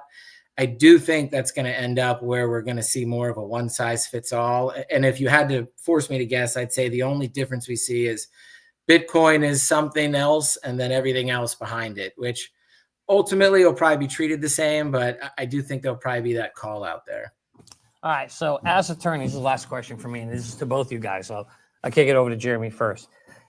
As you think about this new regulation that's coming to help define this industry, Jeremy, what is the one thing you would want to see in a bill that would be helpful to help, kind of take away all the ambiguity around this space? I think you touched on it right there. The one word is certainty. When someone reaches out to me and says, "This is what we're doing," for the last 4 years, when someone reached out to me and said, "This is what we're doing, can we do it?" The answer is always 100% of the time, "I don't know." And this is the danger if you do it this way. This is the danger if you do it this way. This might be the best way to do it. Oh, I'll tell you what, why don't you just go to Dubai? That's much easier, right? That was the conversation normally, right? And so we need certainty in this space because, if you have certainty, even if it's bad, even if the law that comes out is not good, as long as people know what they can and can't do, they can, form their business model around those regulations. People will find a way. It's kind of like life, right? Business will find a way to make money. Just like that, plant that's cropping up in your driveway in the cracks is going to find a way, to live. So as long as we have certainty, the business and the digital asset space will flourish. Without it, we're stuck in a limbo. We're stuck in the last 4 years. What's been happening to Ripple? There's no certainty. No one wants to do business with a company that doesn't have certainty and doesn't know where it's going to be able to go. Yeah, and that's funny because coming from an attorney, that's what kind of keeps you guys in business, right? It's having have a bunch of attorney friends. And they're like, we like the gray areas. That's how we make our living. But I have a question for you. Do you really think, and maybe Freddie, you can answer this do you really think we will get certainty? Does Congress ever write bills that are clear and have that certainty where you don't have to, we don't have to figure out what the heck's going on? We're going to 100% get a crypto bill. The level of certainty is just going to be to be determined. And that's just how, we'll definitely get a bill because, people, I've already seen on X that some people were frustrated that in Trump's inaugural address, he didn't bring up crypto or the strategic Bitcoin reserve. Yeah. And, the thing is guys, just relax. I can guarantee you he's thinking about crypto every day and his inner circle is thinking about crypto every day because they literally 3 to 4x their net worth, which was already like in the billions because of crypto. So it's going to happen. We're going to get, some type of bill. But what Jeremy was saying about certainty is it's all going to come down to the first part of any major bill whenever you read it, which is the definition section. I was going to say something maybe a little more controversial, but I'll step back and say it this way is because the reason it's been so problematic is, to be fair, there are elements of crypto that are like securities, and there are elements of crypto that make it like a commodity. Just like if you're going to think of, well, what is a lawyer? I was going to use a different example, but I decided to go with lawyer for the show. Freddie, Trump is president now. Don't be scared. We know that when you're thinking of a lawyer, like, yes, is somebody, good looking? Do they have a little bit of gray in their hair? Are they wearing a jacket? Do they say, Latin phrases, like res ipsa loquitur? That's, things that you might have elements of what a lawyer says, but you can have all of those elements and you're still not a lawyer. And so, what makes you a lawyer? Well, you have to pass the bar or be admitted to the bar. And that's usually meaning you have to pass the bar exam. So whatever this legislation is, the very first section that says definitions, then it'll say a crypto asset must be, and then it'll list a whole bullet points of things. And the clearer that is, the better off the industry is going to be. Yeah, and here's the good news. We got a definition today, Freddie. I'm super excited, and you guys will be excited too, because we now have clarity and certainty that there are only 2 genders in the world. So you guys can mark that in the books. We know that is done. And with that said, Ab's like, floor is yours. Well, Johnny, thank God we have the U.S. president to clarify that for us. Now, guys. Yeah, because he's got nothing else to worry about but describing how many genders we have. I mean, things are good if that's the most important problem we're dealing with today, I guess. But I did want to just make this announcement. Caroline Pham is going to be appointed as acting CFTC chairman. Jeremy, I'd love to get a reaction from you and Freddie, and then also a massive thank you for making time for us this morning. Yes, thank you. We're entering a new age, right? The age of pro-crypto and crypto innovation happening inside the United States. What is your reaction to Caroline Pham being appointed as chairman of the CFTC? Well, I'm not allowed to say anything bad about her because she is a Vietnamese lady and my wife is Vietnamese, so I cannot say. All right, we're going to have to go to Freddie on that one. Due to personal bias here, guys, we're going to put Jeremy in the back of the room. I'm just kidding. Yeah. Of course I'm kidding, Jeremy. We love you, Any Jeremy. thoughts there? What's your thoughts? Did we lose Well, me or Fred? No. I think the same thing. Just like Mark Vieta, she's appointed the acting chairperson, and so I don't know. And I thought we were still waiting on who he was going to nominate for the CFTC chair. Maybe I missed that, but I thought it was still unclear. So, is she going to be the permanent chairperson at some point, or just is she filling in? I mean, if she's filling in, still good, still a lot of positive things on the crypto side from her, but there were some issues. I'm trying to remember because I have something in my head saying I wasn't thrilled, but I mean, 100 times better than what Gary Gensler was doing at the SEC. Agreed. And Johnny, go ahead, Jeremy. Sorry. I was just gonna say I don't remember the case, but she's I think attacked decentralized exchanges a couple times, and I think that's probably what Fred is thinking of. She hasn't been very friendly for the DEXs. Oh, that's very interesting. And she could be, and she's currently in charge temporarily, we're saying, but we don't know if that's going to be permanent. And the fact that. Go ahead. I was just saying, I don't think he's nominated a permanent chair yet. But he has kind of said, you're the acting chair for now. So we'll see. And also Mark Ueda, right? And I was surprised that it wasn't Hester Pierce. Do you guys have any comments there that Mark Ueda was chosen as kind of the interim? I'd love to start with Freddie and then we'll go to Jeremy. I'm trying to be positive, but zero surprise whatsoever. I am thankful that Miss Pierce always has strong dissent opinions, and I'm proud and thankful that she puts a lot of thought into these dissent opinions. But I just was never impressed with the way she carried out doing some of those dissents. I just think there was more that could have been done, even when you're in a minority. I think she's going to be an excellent person to be a soldier to the cause rather than the leader of the other soldiers. So I 100%, thought that it was going to be somebody else other than her. Oh, absolutely, guys. Johnny, I'd love to give you a quick chance to comment here, and I'm going to figure this out in the background. Yeah, I'm just kind of wondering now. I mean, I thought we were kind of in a good position with Paul Atkins coming in. Now it has me wondering. So the two things we got to keep an eye on now is who's going to become the CTFC chair and if this Fit 21 bill is going to pass. It sounds like, guys, those are the two things that really we should be looking at and examining to understand if we're really, truly going to get pro-crypto regulators. Exactly right. That's it. Those are the two things. And as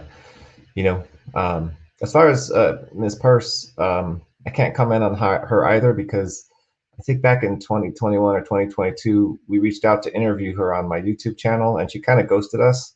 So I got ghosted by Commissioner Pierce.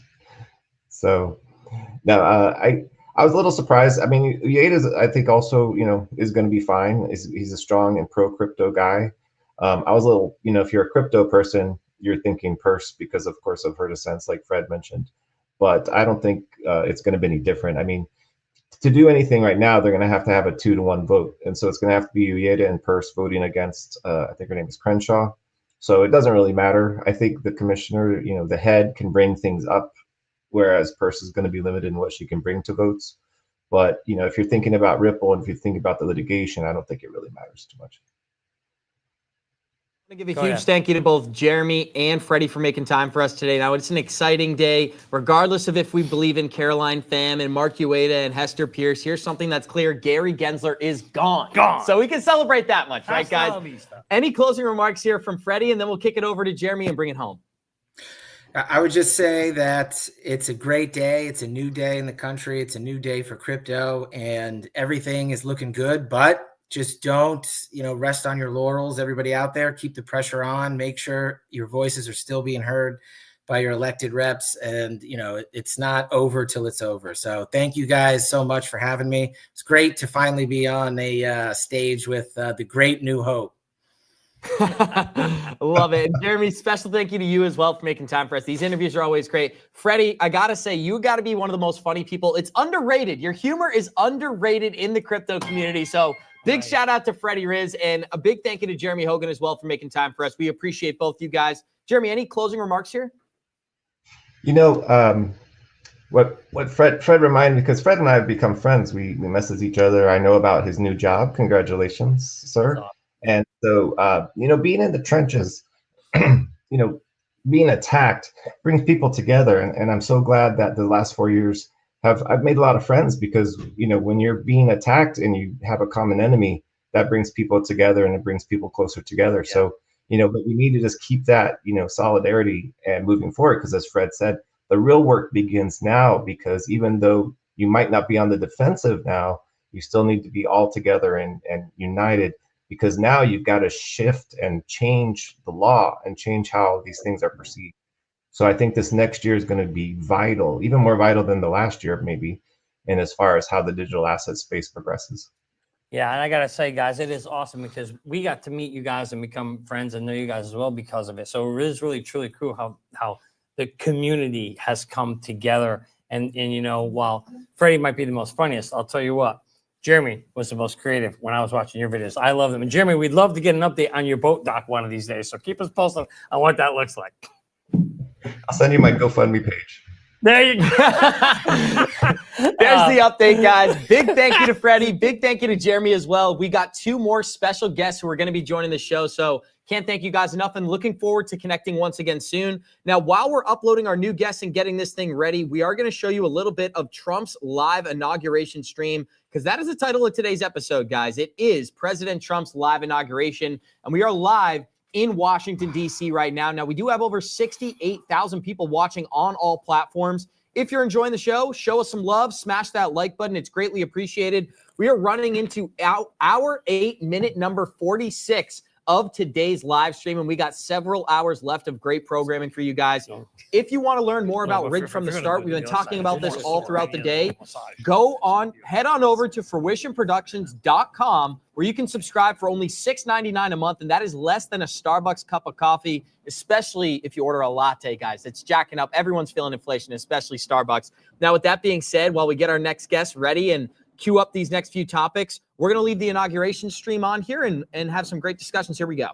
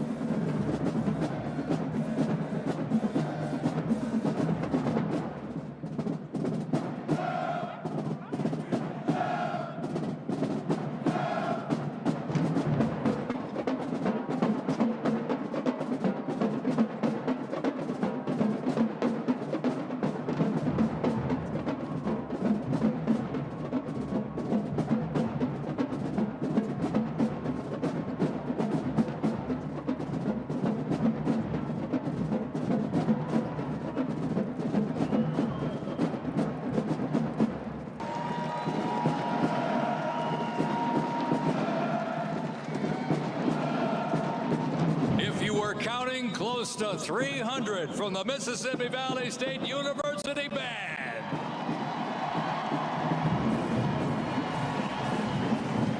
You know, since its founding, the band has consistently played a significant role at their university and across the United States. They have performed for athletic events, Mardi Gras parades, Rose Bowl parades, and many, many more.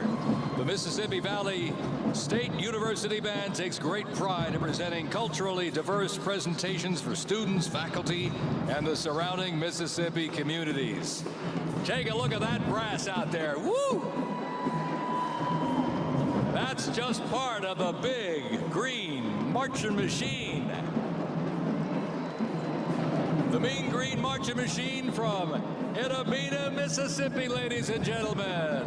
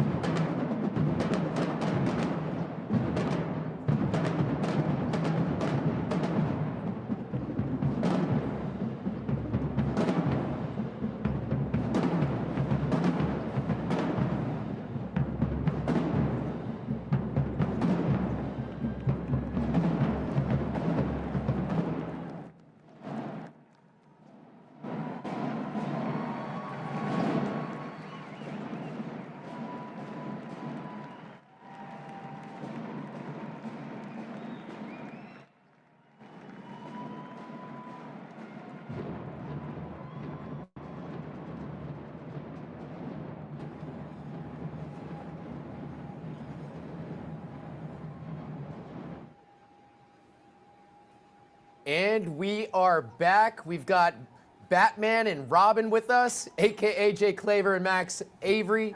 Jake, the CEO of Syndicately, the founder of Digital Wealth Partners, owner of Beyond Broke, the man of many, many, many titles. Then we have Max Avery, the guy. I'm just kidding. The one and only Max Avery, the chief business officer of Syndicately. I'm more like the Joker. So much more. Excuse me? Said I'm more like the Joker. The Joker? You're very realistically. Well, you're much more handsome than that, Max. So let's stick with the Robin, if you don't mind, sir. But anyways, guys, thanks for joining us today. This is a wonderful 12-hour production, all about the inauguration, all about the transition of a peaceful transition of power, the passing of the guard. So let's dive on in. How do you guys think this is going to impact crypto, which also aligns with Syndicately and many of your businesses that you operate? And if you don't mind, let's first off introducing yourself and then talk about the companies, and then we'll pave the way into the discussion of the future of digital assets. Yeah, absolutely. So appreciate you guys having us. Excited to be here on this momentous day, very historic day. So Jake Claver, I am the director for Digital Ascension Group, which is the parent company to many of the ventures that Ray mentioned just previous. So Syndicately does end-to-end fund automation for SPVs or Reg D funds here in the U.S. So if you're basically going to raise capital and syndicate a deal, whether that's real estate, private equity, purchase of a business, syndicate an aircraft with you and your buddies. We have a platform that makes it super easy and simple to do that. That'll be going live here in the next week or so, which is exciting. Separate of that, Max and I is also an owner, just so you know, of Beyond Broke Mastermind. And him and I started this together almost 2 years ago. I got about 1,300 members there in that group. A lot of aligned interest and great culture when it comes to professionalism and digital assets. All of our members have a significant allocation to them, whatever that means in their financial picture. And we go over, a lot of things there in that group: financial education, business resources, and we also do some private investments through that group as well for fintech companies and other opportunities with progressive technologies. And then separate of all that, we do have the family office where we provide a full scope of services when it comes to the estate planning, wealth management, CPA services, philanthropic funds and foundations, anything that you could want if you came into $50 or $100 million in crypto, private security, jets, yachts, any of it. We've got access for all those things. And then Digital Wealth Partners is the wealth manager that's underneath that, where we provide institutional custody, returns against your XRP or other digital assets, and the ability to borrow against them, all while providing you financial advice. Did you hear 50 to 100 million abs? I think I heard that correctly, Ray. Okay, maybe it's going to take us some Looks time. like Ray. It looks like Jake is paying for dinner. No, I'm just kidding, guys. And I want to give a big shout out to Max as well. I didn't get to say hi to you both. Always excited when I get to talk to you, as well as Mikkel. I want to give a big shout out to the Mikkel Mafia, even though he's not here. We're big fans of Mikkel as well. Now, Max, I believe Ray had a question, so I don't want to steal the thunder. I'm going to kick it over to Ray, and then we'll get into Max's response. Well, actually, what was just behind Jake was the Wealth in Numbers book, which I believe, Max, you were the brains behind the Wealth in Numbers. Let's dive on into that first, set the stage, because it's basically a handbook, a 101 handbook all about SPVs, special purpose vehicles. Let's tie into what SPVs are and how it's paving the way for these new and emerging investment opportunities. Sure.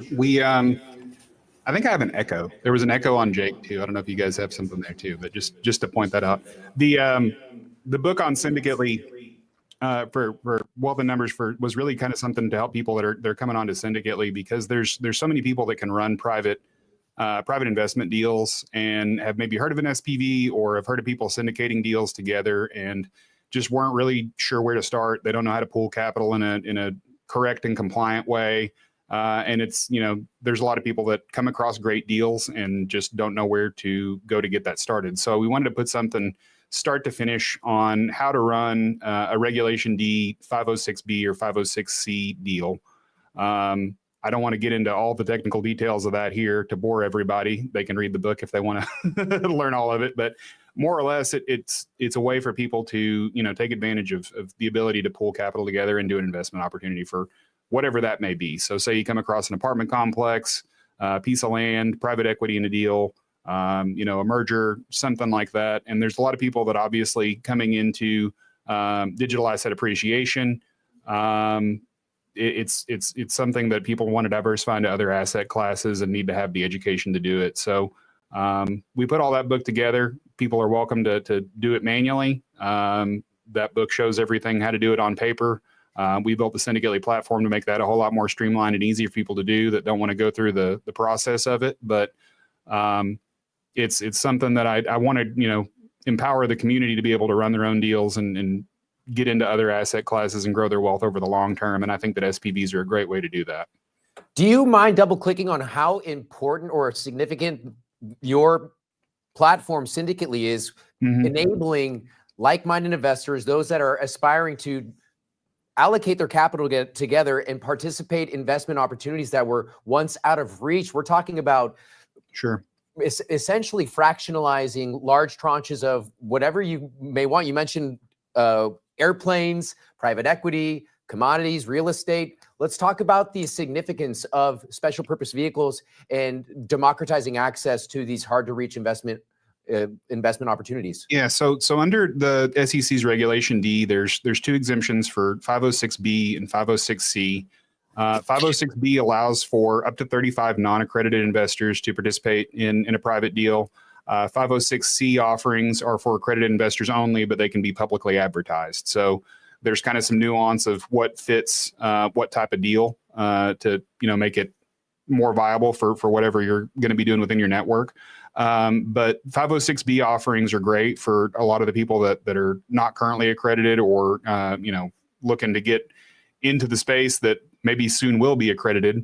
It allows people to pool capital privately and raise money for those types of deals. And so the platform itself really does everything from creating all of the compliance documents required, setting up a legal entity, setting up a bank account, handling all the KYC and AML checks for compliance to make sure that you're dealing with people that are above board, and really keeps you on the right side of the tracks from the SEC's perspective, to be able to do those offerings. And it also puts it in a way where it's not just a handshake deal and you have everything on paper, and it's a contract between the parties so that everyone can feel safe and secure and sleep well at night knowing that it wasn't just they were sending money to their Uncle John to sit in his bank account and hopefully he gives you money back. So well, all laughs aside, we're talking about some of the most highly regulated investment opportunities, which is, can you talk about the navigating this landscape? Jake, why don't you start it off and we'll segue over to Max. Yeah. Yeah. So we got into this through the mastermind, just transparently, right? We started this group. People came in, and there were a lot of people that talked about doing an investment group for the XRP community or other people in digital assets. And we wanted to bring that to life. And we didn't really see anybody else, making good on that promise. So we went out and found a platform and figured out how to do it. Been through the trenches. We did 16 deals over the last 2 years to allow people in that community to get access to private equity in different areas that they wanted access to. And to your point, democratizing access to these hard to get investments. Most of the time, in order to get actual allocation on a cap table, you're going to need at least $250,000 that you're willing to invest in private equity in particular. So you'll go out and source that through. I heard SpaceX at $6 million. It is. Yeah. It was actually, if we had a $5 million tranche at 97 when they were doing that tender offer that we could have got, I think Link2 ended up with that deal. I told our investors about it a week before they even had access to it. Wow. And then I had investors that we told calling me back, telling me they were selling it for like 150 to them. So anyway, that's their model. Nothing wrong with it. But yeah, there's a lot of situations where you got to be a big player in order to participate on some of these.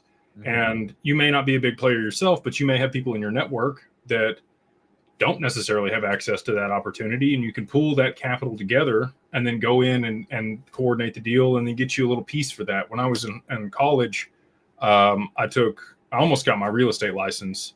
And one of the classes that I took was real estate investments. And we had to write a thesis on a property and structure a deal where we went and found and sourced a property and put the numbers together. And then we're going to market that to other investors, and we would take 30% on the upside on the deal, and they would come in with the capital and we would run it. And so I just, you probably have some expertise in some area that other people around you don't, and people will pay for that expertise, especially if there's alpha and upside in it. And so I think on the other side of price appreciation here, you also might want to diversify your risk. So a lot of the investors that I work with that do have that $50, $100 million net worth, they'll pull the trigger on 300 grand in something fairly quickly. If it's more than 300,000, it's a higher risk tolerance. They need to do a lot more DD on it. And so let's say, you do find that apartment complex, or you do find that private equity deal, and you yourself, same way. Now you got, 50, 100 million, you're okay with rolling 300 at it. But if you want to take it down yourself, it's going to be 2 million. So you go out and you find, 5 of your buddies that also have similar wealth to you, because you all were all in digital assets at the same time. And you all syndicate the deal and all throw in 300 piece. Well, and now you're spreading the love, right? They get the upside, you get the upside, and everybody's risk tolerance is at a better level. So that's how I think this could be really impactful in the future. And we're excited to bring it to market and provide it to people that, not just necessarily in digital assets, but across the board for people that are syndicating deals and pooling capital to get things done. You hit the nail on the head, sharing the love, and there's a lot of love in our global XRP family here. So just want to double click on that.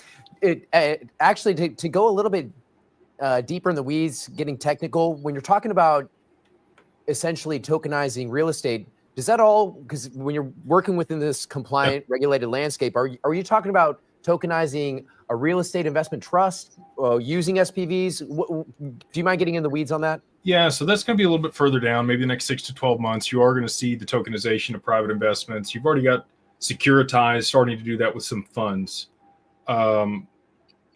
Moving real estate and things that are titled on chain is going to take a little bit more time. I don't know if you've been to your like city hall recently where they hold all of the deeds and titles to properties and things, but a lot of it's still in file cabinets. Wow. They're still working on getting that into an electronic format. There are some states that have moved over. I think there's like 21 states that have moved over to e-title for vehicles. And I'm confident that that'll continue to, come along. But until there's an actual incentive to really drive that, where the government gives them some funding to get that done, things are fine the way they are. You know how government is. So the workaround for that is really what we've put together. When you put together an SPV, it is a securities offering. It's a regulated securities offering. All the risks are disclosed to the investors. They're going to look at a PPM, a subscription agreement. They're going to look at the terms on the deal. They're going to look at the underlying collateral. They're going to do all their due diligence, and they're going to be informed. And that's really what Gary's big hoopla has been about this whole time on the ICOs and everything else in digital assets, is there isn't a structured way to make these offerings to the public in a way that allows them to understand the risks associated with them. So this does that. And then you can tokenize the equity in the SPV, or it's a tokenized security is what it ends up being. And that can be, moved onto a secondary market in a regulated exchange with broker dealers. I think this is going to be the fastest way to market for tokenized real estate in the very near future, to your point.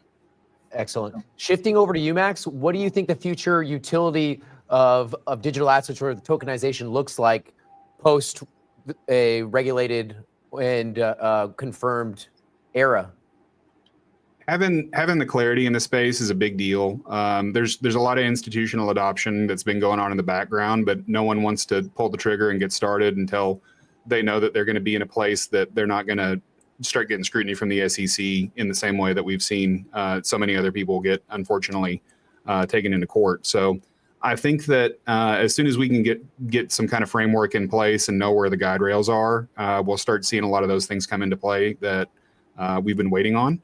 And once tokenized assets are being able to be brought on chain, the utility tokens that so many of us believe in for XRP and XLM and HBAR that already have a fair number of tokenized assets there, and the system works well without going down randomly like other projects like we've seen over the weekend, that I think that we'll start to see a lot more volume come into the networks. I think that we'll start to see secondary marketplaces stand up in a way that people can go transact those tokenized assets, place things for sale, do bid offers, and move things back and forth in a way that we're on the cusp of that becoming a very real next step. And so I'm excited for where we are going to be, having this conversation a year or 2 years from now.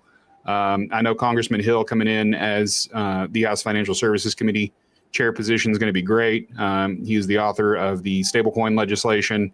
I expect to see all that get put up very soon, and we'll probably start to see those bills roll out in the very near future, according to everything I've been told. You know what? We had earlier on the show Greg Kidd, who confirmed that not only did he buy or acquire Vast Bank, but it's also launching the first stablecoin USBC through his institution, and it's also going to be FDIC insured. Do you think that's going to become a more reoccurring type of offering or opportunity for these? Let me take a step back. Do you think that this is going to be a greater movement where you start seeing banks and fintechs converge?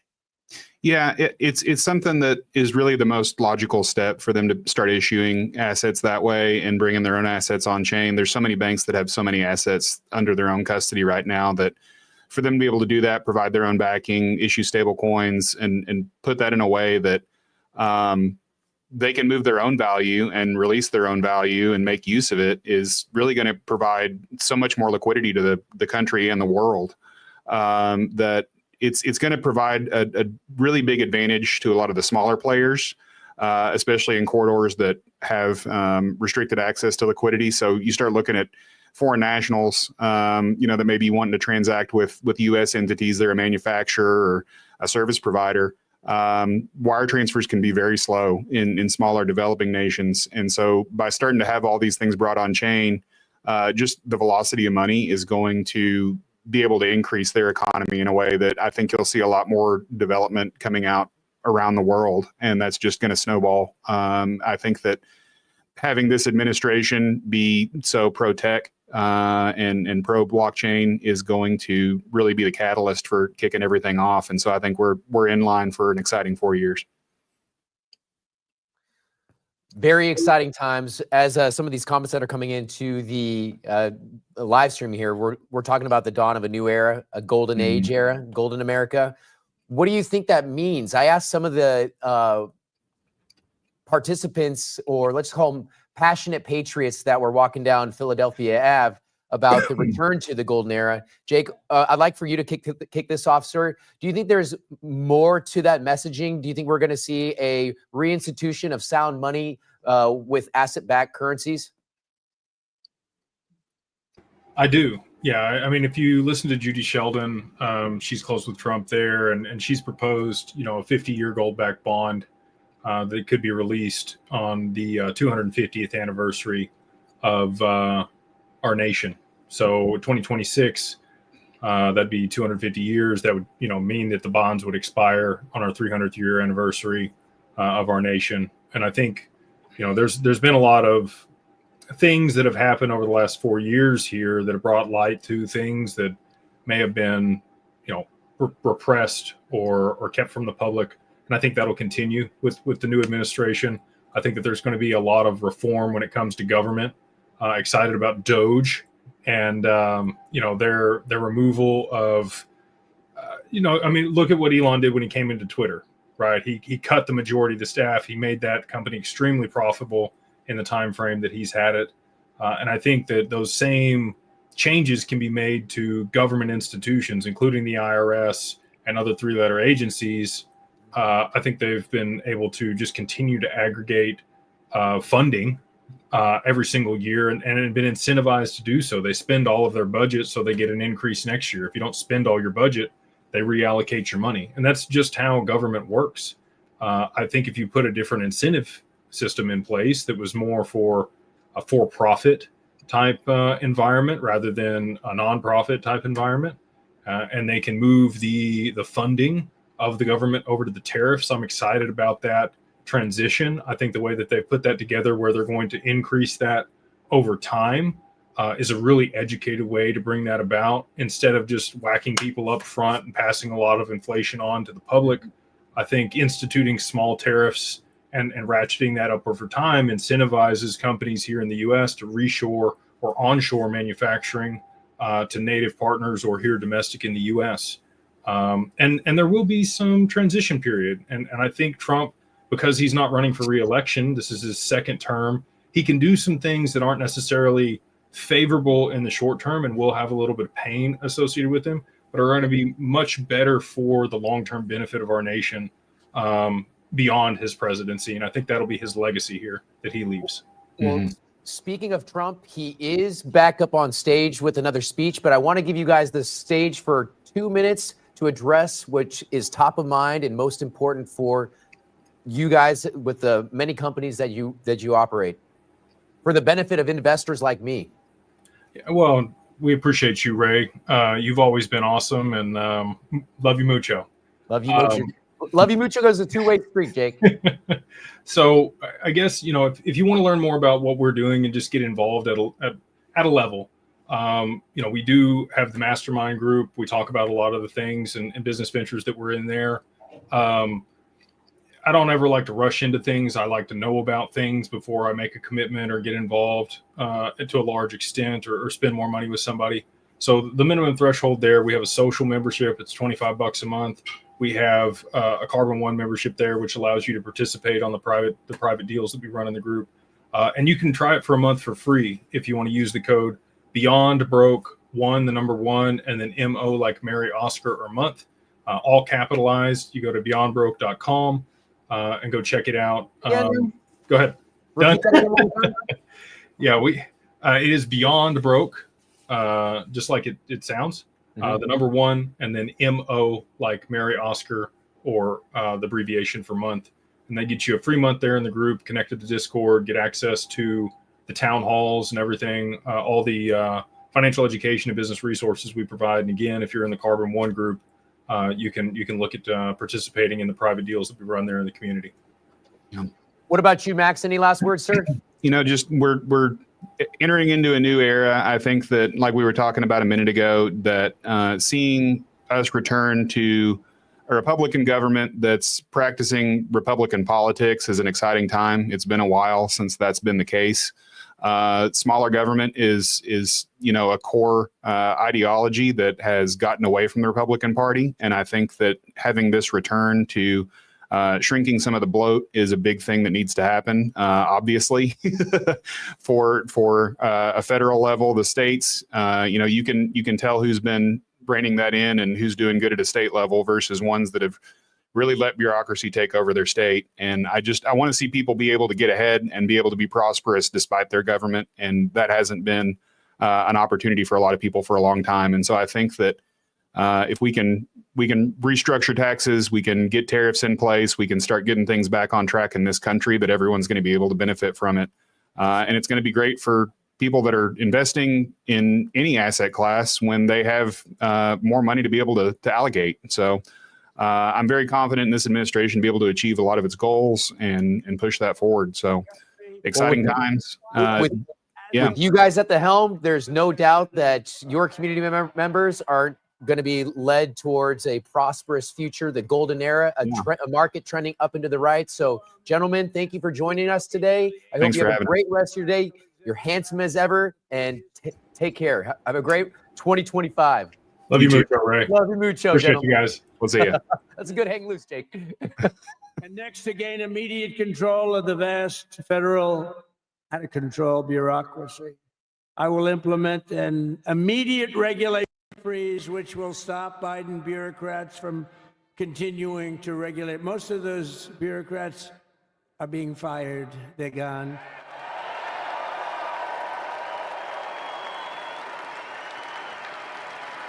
Should be all of them, but some sneak through, but we have to live with a couple, I guess. I'll also issue a temporary hiring freeze to ensure that we're only hiring competent people who are faithful to the American public. And we will pause the hiring of any new IRS agents. We will also require that federal workers must return to the office in person. And we're going to take the 88,000 people that they hired to go after you with guns. By the way, they're allowed to use guns and harass you like they were so many other people. Remember this. Okay, remember? Do you remember a little statement about tips? Does anybody remember that little statement? I think we won Nevada because of that statement. But they went out and harassed you over the tips. In other words, we are restoring control of our government to the people. We're going to take those 88,000. Let's see if they'd like to work on the border, because that's where we want them, really.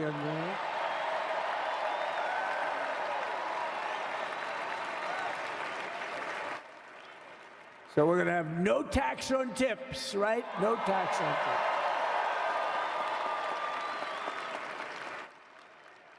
And we may have, like the Speaker of the House, is he here? He's done such a good job. Is Mike here? Is he around here someplace? I saw him just a little while ago. Hello, fellas. Look at you guys. Yeah, I know it. He's great. He's doing great. They're all doing good. The Republican Party has never been unified like it is right now. They want to save our country. And we're going to more than save it. We're going to make it greater than it's ever been before by a lot. Next, I'm going to sign a presidential memorandum directing every member of my cabinet to marshal every power at their disposal to defeat inflation and rapidly bring down the cost of daily life, because your costs have gone through the roof in the last 4 years. Perhaps you didn't notice. Does anyone notice their costs are like double, triple, quadruple? You can't buy bacon. Apples have doubled in price. You want an apple, anybody? Pay twice what you did 2 years ago. We'll put more money in your pocket. and will bring back the American dream and to reduce energy costs and liberate our economy. So we have more oil and gas than any country in the world, and we're going to use it. We're not going to do the wind thing. Wind. Big, ugly windmills, they ruin your neighborhood. They ruin you. If you have a house that's near a windmill, guess what? Your house is worth less than half. And did you see up in New England with the whales? You see what's happening? So they had 2 whales killed in about 14 years. Last year and the year before, total, they had 28. So if you're into whales, you don't want windmills either. And they're the most expensive form of energy that you can have by far. And they're all made in China, by the way, practically all of them. And they kill your birds and they ruin your beautiful landscapes. But other than that, I think they're quite good, right? Now, remember when we used to joke and kid when we were kidding, but we don't kid anymore? They want to watch the debates on television. They want to watch your favorite president on television. But the wind isn't blowing, so we can't watch television that night, Gladys. Remember? Gladys, I'm sorry, the wind is just not blowing. We're not watching Trump tonight.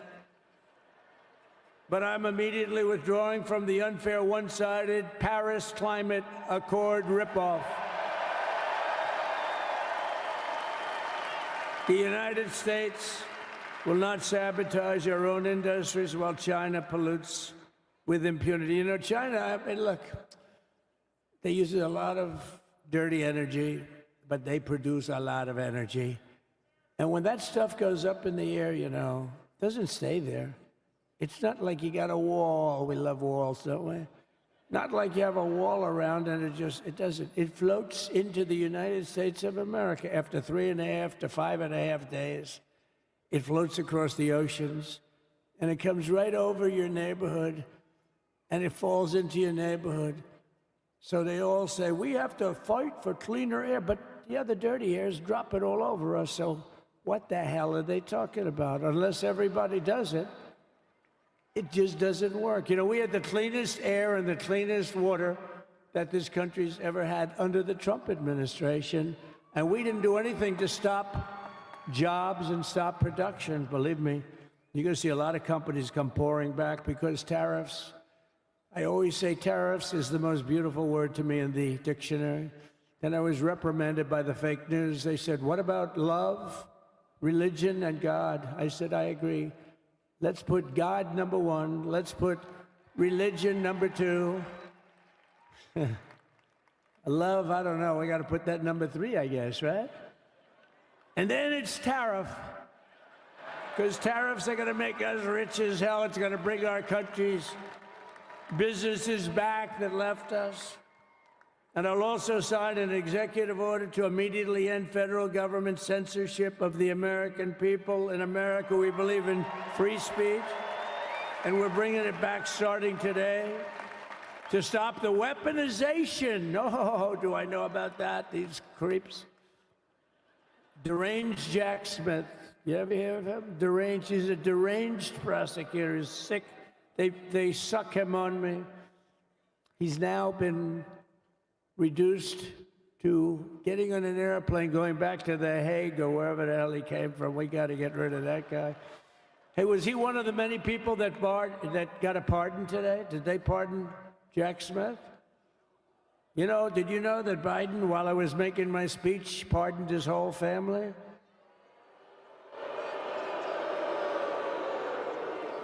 The brother, the whole deal was pardoned. Can you imagine that?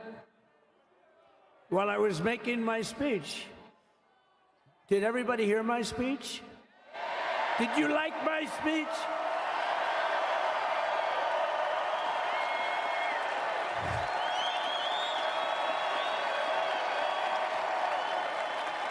Thank you. I mean, the only thing wrong with it is I had a lot of tough things to say, and I have some great people that work for me. Sir, this is such a great speech. It's so unifying.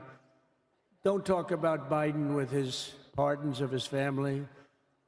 We want a unified country They said, don't talk about the J6 hostages that you're going to be releasing today.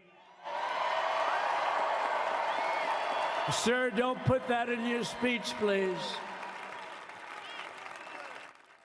I said, but I want to put it in my speech. They said, sir, it won't be unified like it is. It's so beautiful the way it is. And it is getting great reviews. You know, if I put things like that in, I'll get terrible reviews. One little paragraph that's a little bit wrong, the fake news goes crazy, right? So I said, all right, I won't put it in my speech, but you know what? I'm speaking in front of a hell of a lot of people at a place called Capital One Arena, and I'll talk about it there. So we're going to be going over the beautiful Oval Office, one of the great offices in history. Even if it wasn't beautiful, it's the Oval Office, but it is beautiful. And we love the Oval Office. It all starts with the wars start and end there. Everything starts and ends at the Oval Office. We love it. But we're going to go to the Oval Office. We're going to release our great hostages that didn't do, for the most part, they didn't do stuff wrong. You take a look at what went on, and look what happens in other parts of the country. In Portland, where they kill people, they destroy the city. Nothing happens to them. In Seattle, where they took over a big chunk of the city, nothing happened. Minneapolis, where they burned down the city, nothing happened. Essentially, nothing happened. All they want to do is go after the J6 hostages. A 76-year-old grandmother was arrested the other day because she was looking, I think because she was looking at the Capitol or something like that. No, we're not going to put up with that crap anymore.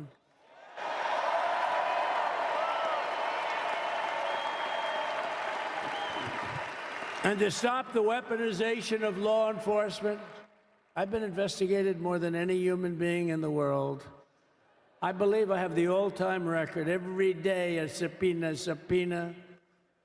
Every single day would get subpoenas.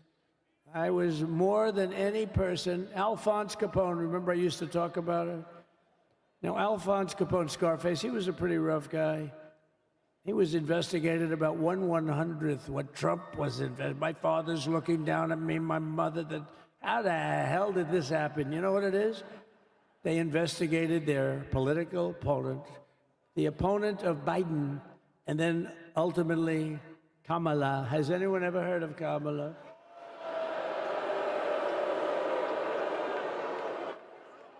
We had to beat two opponents. You know, we had to beat Biden, then we beat him. Now he goes on top. The guy was like 39 points down. I think I could have beaten Trump. They should have left me and I would have beaten. No, his debate performance wasn't the best, right? That's what killed him. And then they had to change, and that's like you get into a fight. The great Dana White spoke last night. We love Dana White, right? UFC. That's like he puts in two fighters, one of them's getting creamed, getting really beaten, and they say, all right, take him out, let's put somebody else in to finish up the fight. That's what they did to us. They gave us somebody new, but we took care of both of them. So we beat actually two opponents. But to stop the weaponization of law enforcement and our government, I will also sign an order directing every federal agency to preserve all records pertaining to political persecutions under the last administration, of which there were many, and beginning the process of exposing any and all abuses of power, even though he's pardoned many of these people. Can you believe it? He's pardoned them. You know why he did it while I was speaking? Because that way I couldn't speak about it. I was speaking. I didn't know he did it. I finished my speech, and they said, sir, he pardoned his whole family. I said, oh, can I go back out there and talk about it? Somehow that wouldn't be very elegant. Our First Lady would say, please don't do that. But we have plenty of time to talk about it, and we will. We're doing all of this on our very first day in office. You know, don't forget, we've been in this position, really, where we won the primaries in record time. We were the fastest win of a primary ever in political history, which is a very nice thing. It's nice to know. Well, the second election was rigged, so we knew we were doing well. And if it wasn't, you know what? If it wasn't, I would have never run. But this third one was just a monster. Boy, was that a big one, huh? That was a big one. On the second one, we got like 10 or 12 million votes more than the first one. How about that? We did great on the first one. We did much better on the second one. But bad did we do well on the third one. So we're gonna have some fun.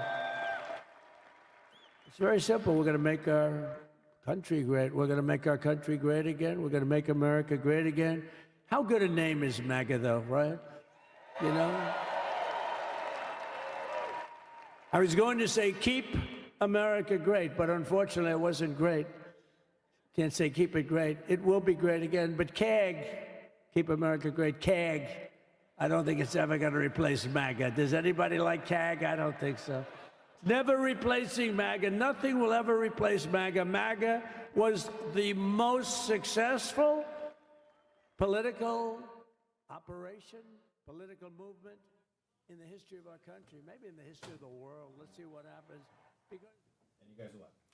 Speaking of making America great again, Abs, we've got two absolute legends joining us, Jimmy Valley and Molly Elmore. They'll be hopping up on stage in just a moment. There they are, those two beautiful individuals. Molly and Jimmy, how you doing today? Doing great. Thanks for having us. Thank you for joining us. Great. Thank you, Ray. Oh, no, thank you, Jimmy, for sharing your time. We know you are a hot commodity, a tokenized commodity. That's right. That's right. Anyways, on that topic. See, Abs has got his MAGA hat front and center. That's awesome. You know what? For Jimmy Valley, I'll throw it on. I haven't had it on all day. For you, I'll do that, Jimmy. I love it.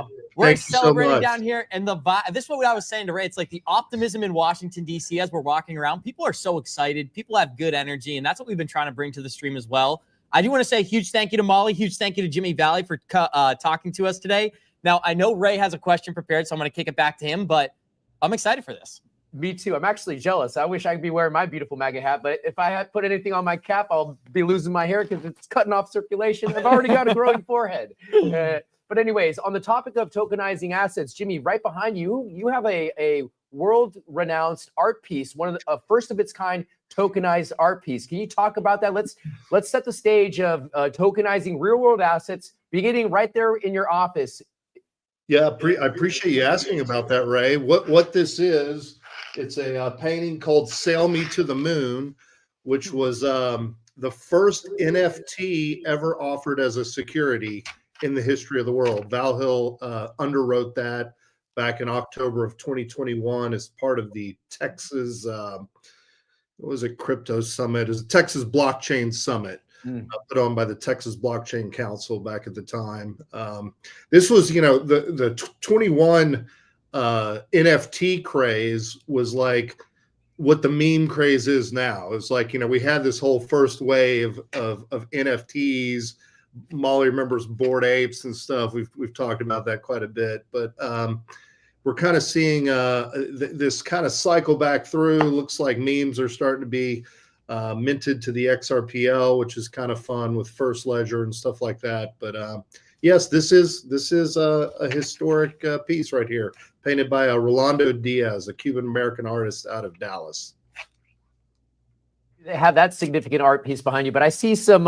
Is it a bull? The Link to bull box right behind you as well. Yeah, this one right here. That's a Link to gift. Is this one? That's in Toro over there. So, yeah. Thank you to your former employer for saying. I get one of those around Christmas. It seems like maybe just before a few years ago now. Time flies. Yeah. Very nice. Well, Molly, Jimmy, that flag looks new. Yeah, I brought the in light of the occasion, and I think President Trump today said 2 times that we were returning to freedom, sovereignty, and an independent nation.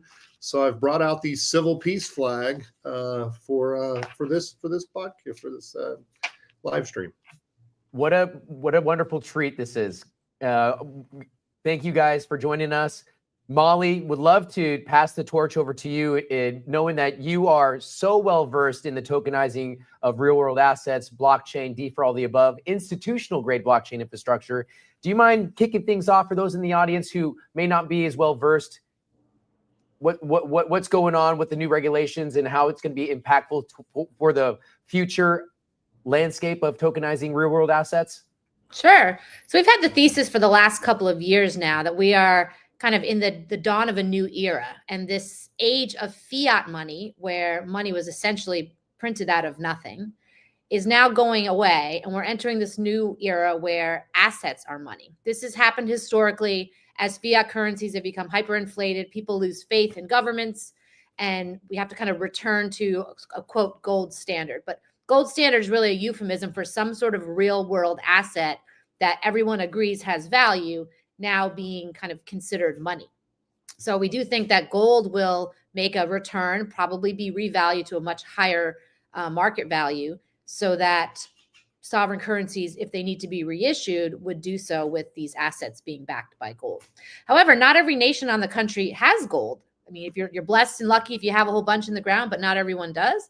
And part of my interpretation of the level playing field is that each nation can leverage whatever resources and assets they have and use those to kind of compete fairly in the global marketplace. And so assets like real estate, silver, art even, could be tokenized, which means a digital representation of the property rights associated with that asset are now being basically just tracked and stored on the blockchain. Because when you think about it, when you own a house, the way you represent or kind of communicate to other people that you own that house is by having the deed to it. And that deed will give you rights to live in the house, sell the house, burn the house down, have a party there, whatever it is you want to do. And if you were to sell the house, you don't actually pick up the house and give it to someone, right? You transfer that deed. So that's really what a token is on the blockchain. It's kind of like a digital deed that represents ownership rights of specific assets that you can use to exchange for value. Because money, if you look at it, just a very simple fundamental concept is, people exchange things. Generally, those things are energy. It could be your time at a job. It could be savings that you have or a future promise of something. And so the exchange of money is an exchange of energy, and using tokens on the blockchain will allow people to use assets like real estate and gold and other minerals to be considered money, which will get us out of this fiat trap where a very, very tiny percentage of people, like 0.0001, had the ability to print US dollars, actually Federal Reserve notes out of nothing. And everybody else in the world had to work for money except this one tiny group of people who had the power to print money out of nothing. So it's exciting to see us embark to a new era where it's going to be more fair, a level playing field, I like that description of it. And that will involve the tokenization of assets around the world so that we can compete and exchange value in a very different way. Do you mind talking about, or the last guest we had on was Jay Claver, who mentioned that we're months away from seeing the potential tokenization of real estate investment trusts. Do you align with that, or would you be willing to opine on how close we are to seeing tokenized real estate? I mean, real estate's been tokenized for several years. I think it's one of those things that we see in technology where it looks like it's going really, really slowly, and then it crosses a tipping point over which then everything becomes tokenized.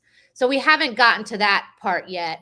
One of the issues with real estate specifically is there are a tremendously large number of properties that would need to be kind of transferred to the blockchain.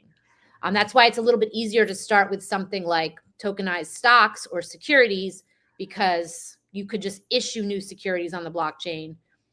But the old securities, the old capital markets are going to have to move over all at once. So, Ray, I think we're going to probably in some industries experience a flip the switch moment where entire markets get moved over because it would be impractical to have, to have, like, imagine you're a real estate agent and some of the properties you're selling are tokenized and some are not. It would just create this kind of stressful thing. So I think with real estate, it's going to take a little while, though. How about this? We're seeing BlackRock acquire so much real estate at a rate that's ungodlike. Do you think that's necessary, or the first step in seeing a potential large quantity of real estate tokenized all at once? Yeah, so I live in Atlanta, and BlackRock has been buying up extraordinary amounts of homes in this area. Have a friend who's a realtor who works for the largest realtor broker who does all that for BlackRock, and it's fascinating to learn about. Yeah, I think that BlackRock could probably put those properties into some kind of assets under management framework and sell off equity in them, like stocks. I'm not really sure. That's not been my area of focus. We are involved in a real estate venture that will be tokenizing real estate and allow for a much more seamless process of kind of transferring ownership of houses. But yeah, real estate, if you think about how many homes and office buildings and lots there are around the world, that's quite a gargantuan, multi-generational task. Like, we happen to know the United States, there are 144 million properties. That's a lot. So wow. just take a Hey, minute for that. shifting gears over to you, Jimmy, I'd love to hear more about what you guys are doing at Val Hill Capital specifically. I know that you've got the Vault, which is an environment that caters to your community of like-minded professionals and investors. Do you mind double-clicking on what the Vault is and what Val Hill Inc. specializes in? Sure. So Val Hill started as a family office, and we're kind of evolving into more of an investment banking type of institution focusing on digital assets.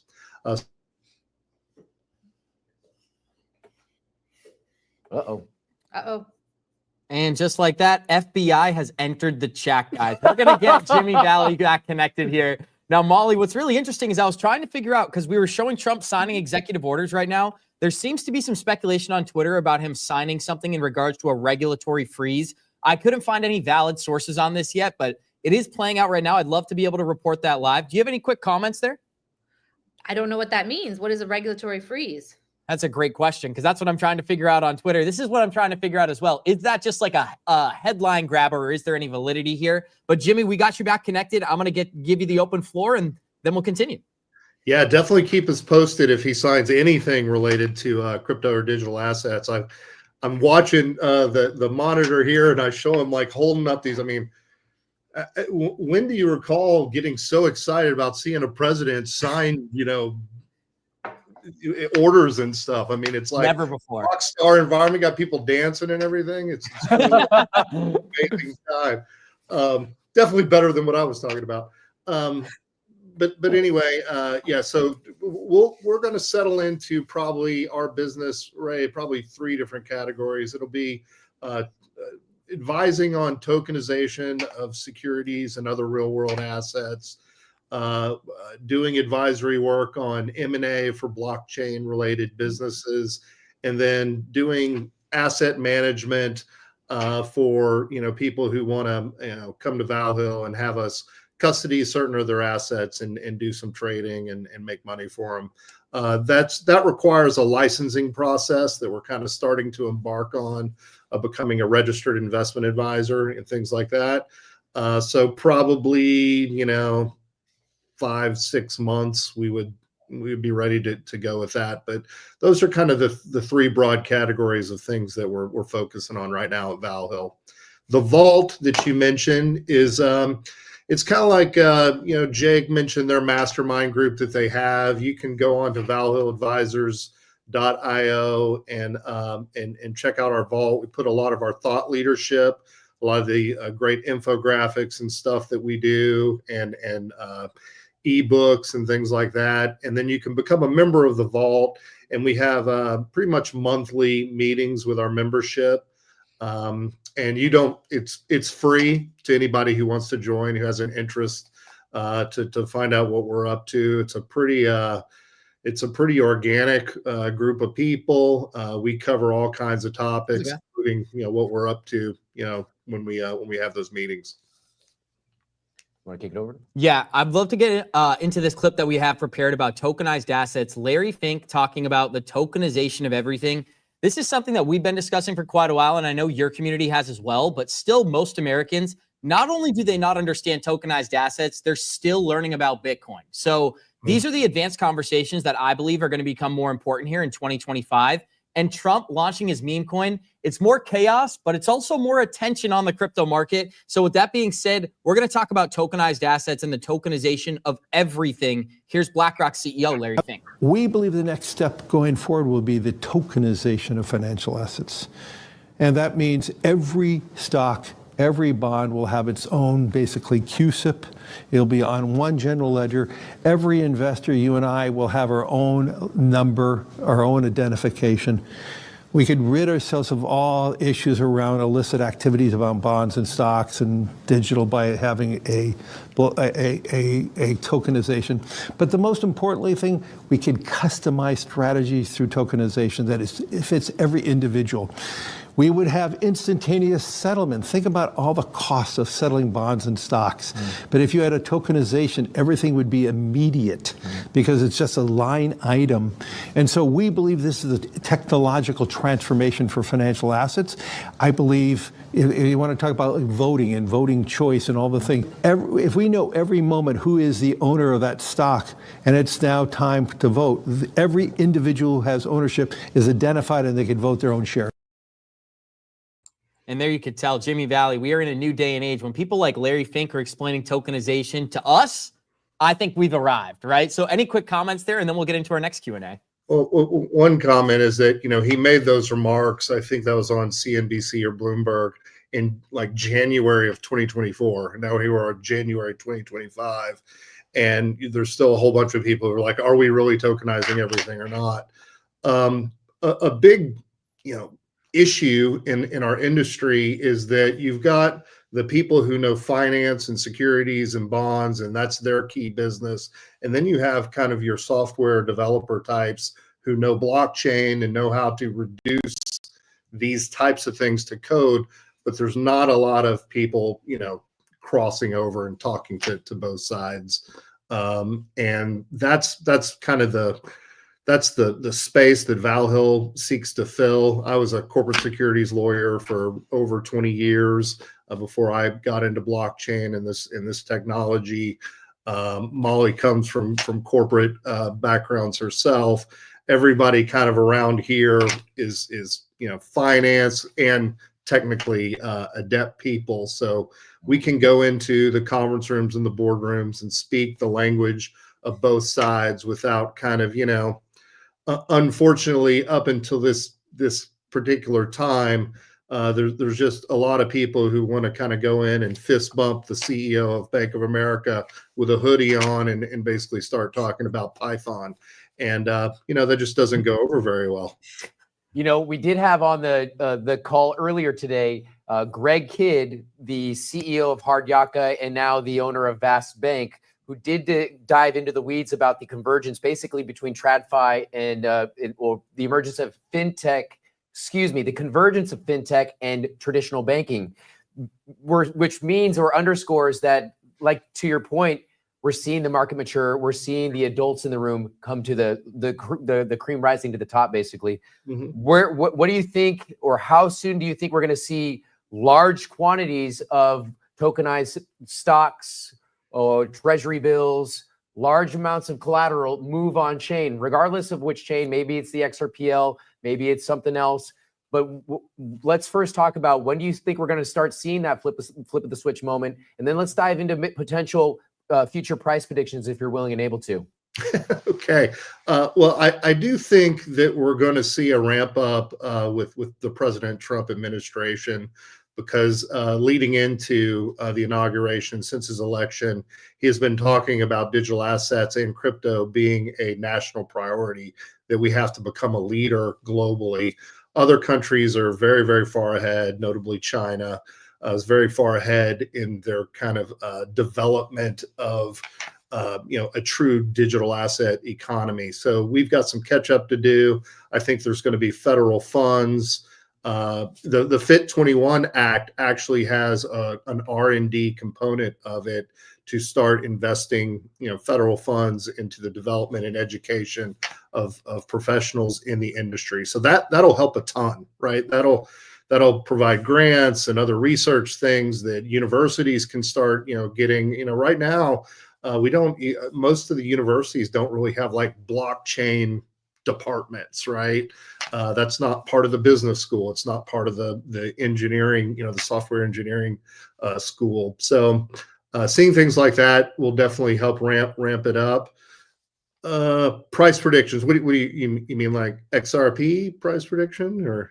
Oh, well, that would be really nice. Being that this production is predominantly funded by XRP. Sadly. Well, I like the way Chris Dodge always said it, that there were many XRP harmed in the making of this. Yes, exactly. Yeah, I think that's the better way to say it. But so I think, we're going to see all of in fact, I think CoinGecko within the last 48 hours came out with the Made in USA coin chart. You've seen President Trump allude to eliminating capital gains taxes on US type cryptos. XRP currently stands at #1 in the Made USA crypto grouping, which is kind of cool. So,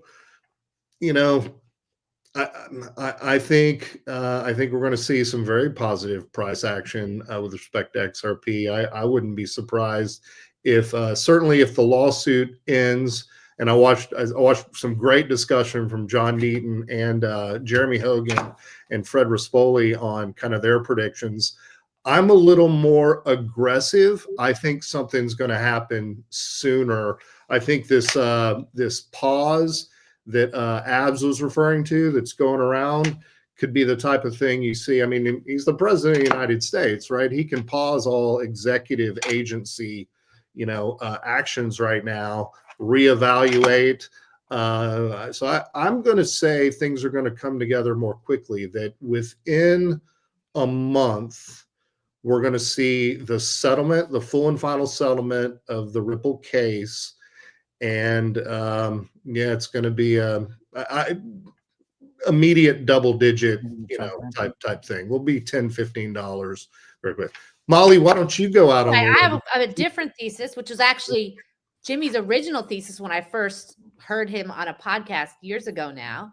Back when I was crazy. Talk dirty to us, Molly. I think we're going to experience like a Plaza Accord or a Bretton Woods 3 type situation where fiat currencies collapse, there's a big panic, everybody's stressed out, and then government can step in and be the savior of us all and have some kind of new plan in place where we have sovereign currencies that are asset-backed digital currencies. And XRP in the global security, in the name of global security, national security, could get massively revalued, as would gold, to kind of reboot the financial system to weed out all the kind of gross fiat corruption that's been a part of it. So I think that the value of XRP, I made a video about this not too long ago. There's asymmetrical risk here. There's really no downside for them to value XRP very, very high. There is a risk if they value it too low. There could be a liquidity crisis, which if you're going to go through all this effort to rebuild this new financial system, you want to put in an insurance policy to prevent any kind of collapse or catastrophes.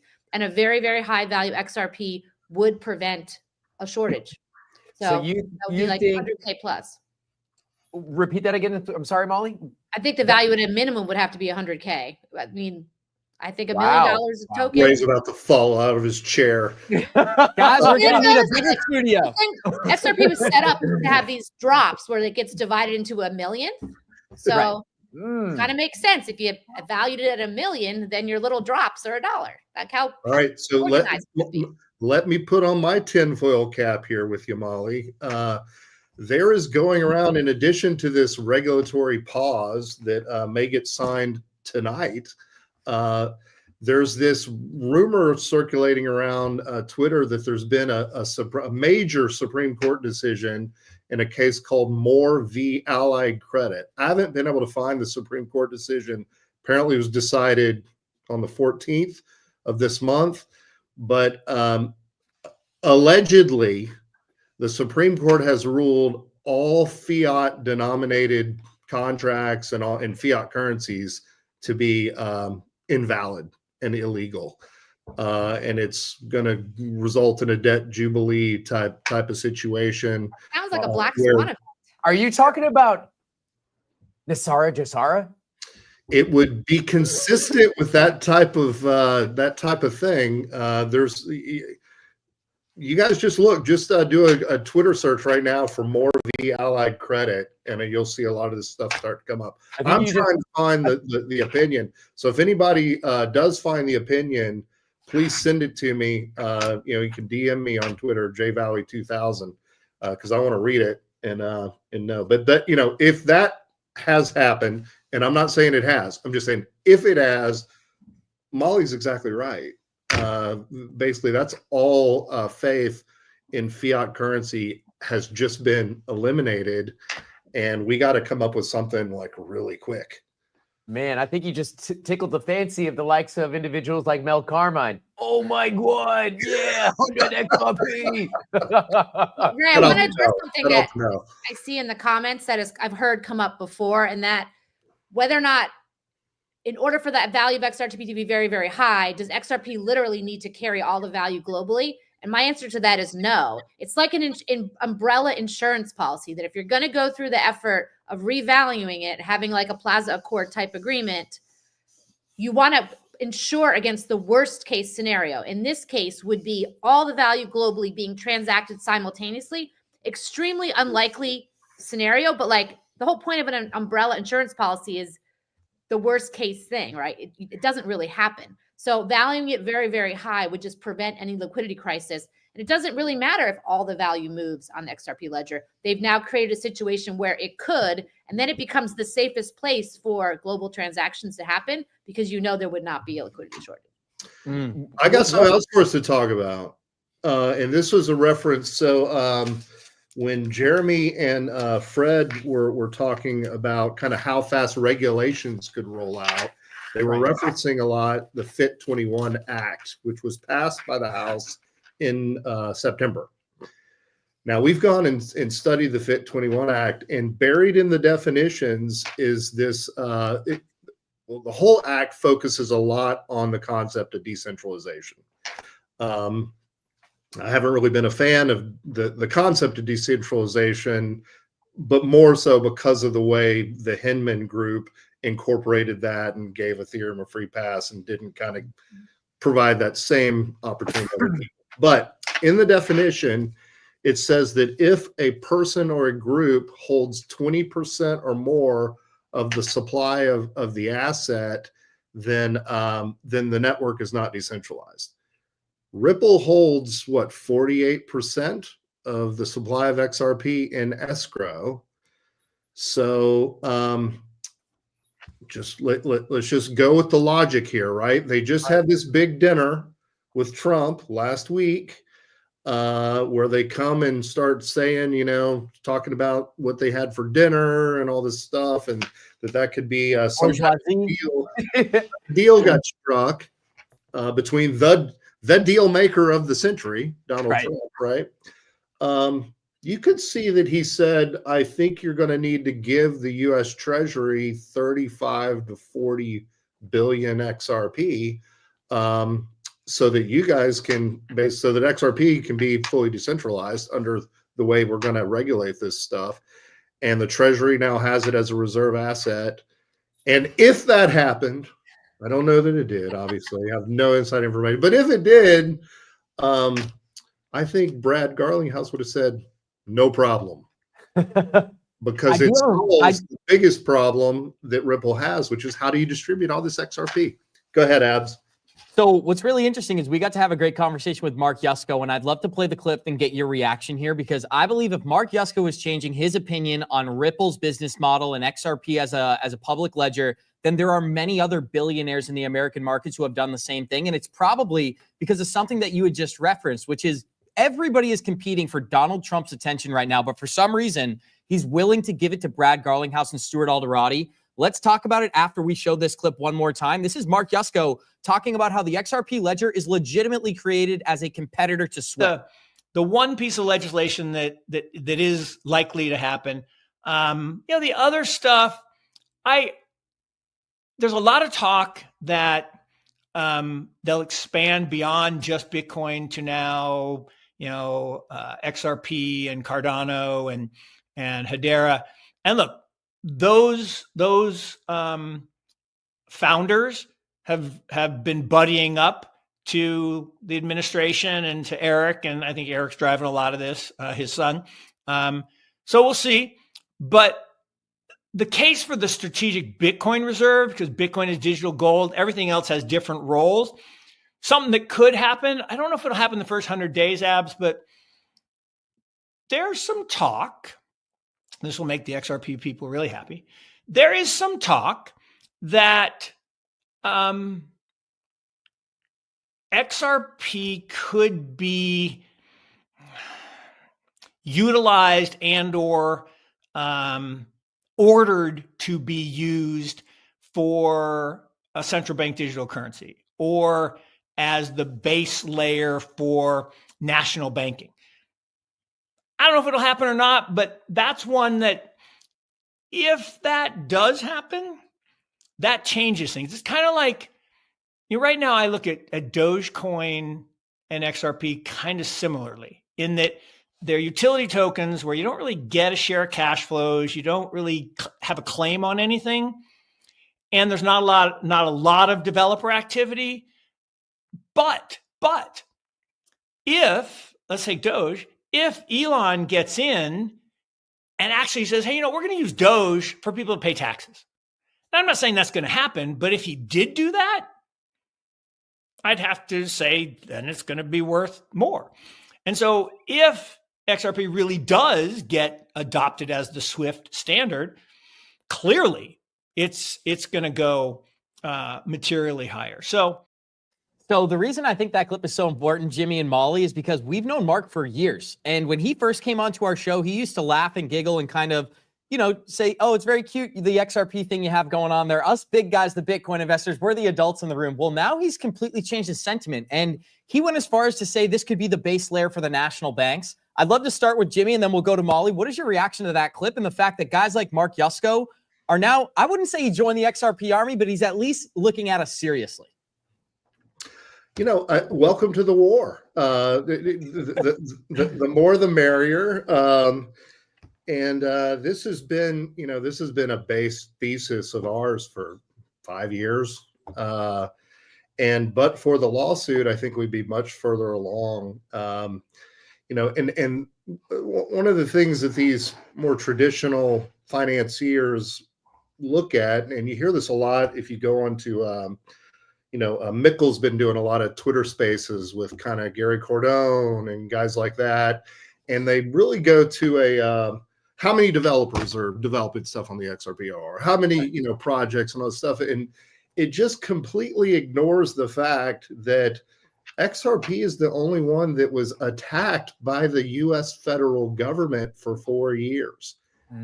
Obviously, people who make their living developing applications and projects on networks like blockchain networks are not going to go spend their time on a network that's being sued by the federal government. The investors are the same way, right? You've heard Mr. Wonderful say when talking about XRP that I'm not going to go invest in a lawsuit, against the federal government type of thing. Well, we were crazy enough to do that. Because I think we saw something in the project and in the network and in the analysis, both the due diligence preceding the lawsuit and in the analysis of the claims that the SEC made in the lawsuit, that really kind of showed it was all kind of bullshit. And fortunately, we are now getting to the point that all those clouds are going to start to clear. And these excuses or reasons that a lot of these people who were adverse to XRP had are going to start to go away. And I think, welcome to the party. Welcome to the party. It's time. Absolutely. I think it's past 5 o'clock over here. I think it's well deserved on our end. But this has been a 12-hour production for it feels like for our third day straight with all the activities we've been doing. But before we close things out and switch gears over to a highly decorated and world-renowned developer, Boone Bergsma, let's close things out on a high note with a forward-thinking prediction. Molly, we'll start off with you. Don't mean to put you on the spot with hard numbers, but let's get your best price prediction on XRP, and let's let's throw this into 2026. What's your prediction for 2026? So a year from now, I think our financial system is going to look completely different than it does today. So I wouldn't expect what you would consider traditional market value increases like we've been watching in the sort of stock market our whole lives. I do think there is going to be some kind of black swan event that triggers actually price resets like Plaza Accord or Bretton Woods type of situation. I think XRP will be valued at $1 million a token. Stellar will be the retail facing blockchain for business to retail type things. And I expect the value of that to be very high as well, probably upwards of 10,000, but I'm not so sure about the value of that one. Wow. Over to you, Jimmy. What's your thoughts? And then if you don't mind buttoning this up, what would the future price potential for XRP, what would that make the future price potential for Ripple shares? So I don't want to. I like Molly's predictions. I'm just going to what she just said. That would be unbelievable if that's the world we wake up into. Somebody just said, "Say it again." $1 million. Love it. I have a different opinion about the impact of the escrow onto Ripple's equity valuation than most people. I kind of come from a school that when they put it in a cryptographic escrow, that was a very significant corporate move that effectively made it as if it wasn't theirs anymore. Now I understand that when it's released, it kind of goes through Ripple, and that's how it's been going into the market for many years now. But I really think from a corporate perspective, and Brad Garlinghouse has said publicly that on the balance sheet, the escrow XRP is valued at 0. So they only value it as income, as revenue when they sell the XRP into the market out of the escrow, which would make it pretty easy if it is valued at 0.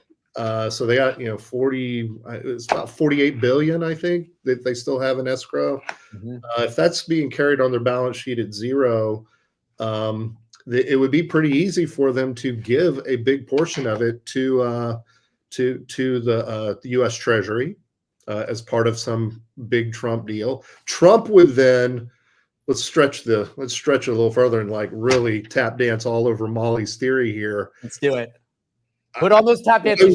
Why wouldn't you, once you had 40 billion XRP, immediately value it at $10,000 or something, and then pay off the debt to China, Russia, UK, whoever else is holding our debt? You could just send them some XRP. Guess what? You just globally distributed the XRP at a very high value.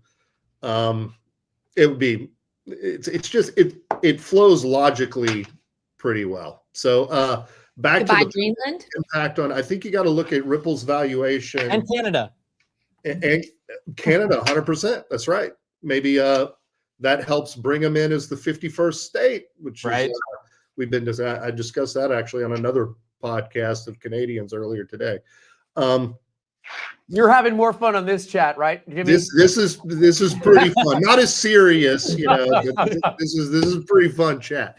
The valuation of Ripple equity, then I think you got to look at it of the services that Ripple's going to be providing to the banking market and the financial institutions kind of going forward. I think it's still a uber valuable company. I think it's still going to end up with 15 to 18 billion XRP that after all this deal were to occur, they maybe could put that on the balance sheet as an, President Trump is talking about revoking, was it SOB 121 or whatever, that says that the banks have to hold crypto as a liability. Now that can be held as an asset. All of a sudden Ripple says, okay, we don't have to deal with the escrow anymore because we did this beef bourgeon deal with Trump.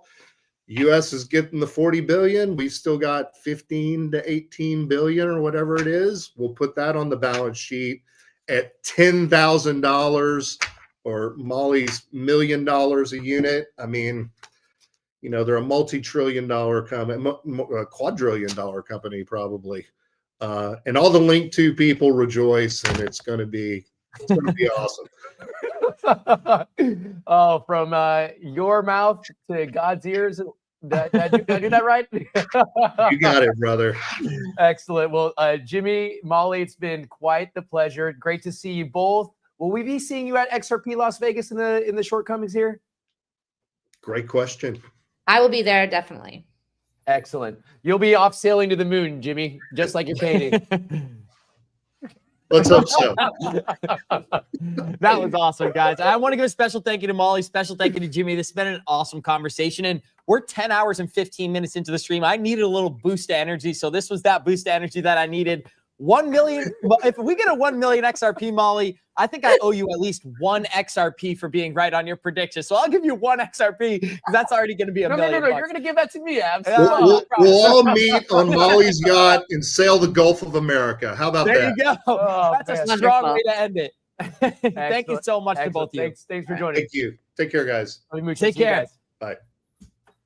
So, guys, we are going to get back to our live coverage of Trump's inauguration stream, except for the fact that we've outlasted it tonight. We already have 74,000 people here still joining us and watching live. If you're enjoying this program, show us some love. Smash that like button. We appreciate each and every single one of you. And this has been a phenomenal and an amazing stream. Now I got that little boost of energy, Ray. Maybe we'll go for another 12 hours here, guys. Let's see how long we got the studio for. And I'm only kidding because I know we got a great guest out back. But at least one more thought-provoking conversation with the #1 developer in the world, Boone Bergsma, the highly decorated XRPL developer and beyond. I mean, you're diving into blockchain, you're diving into AI, Boone. You're on mute still, so we're looking forward to everything you have to say. That's all things innovation, all things forward thinking. What are you working on? What's crossing your desk right now, Boone? And also, thanks for joining us, sir. Well, glad to be here. Thank you, Ray, and really appreciate that intro.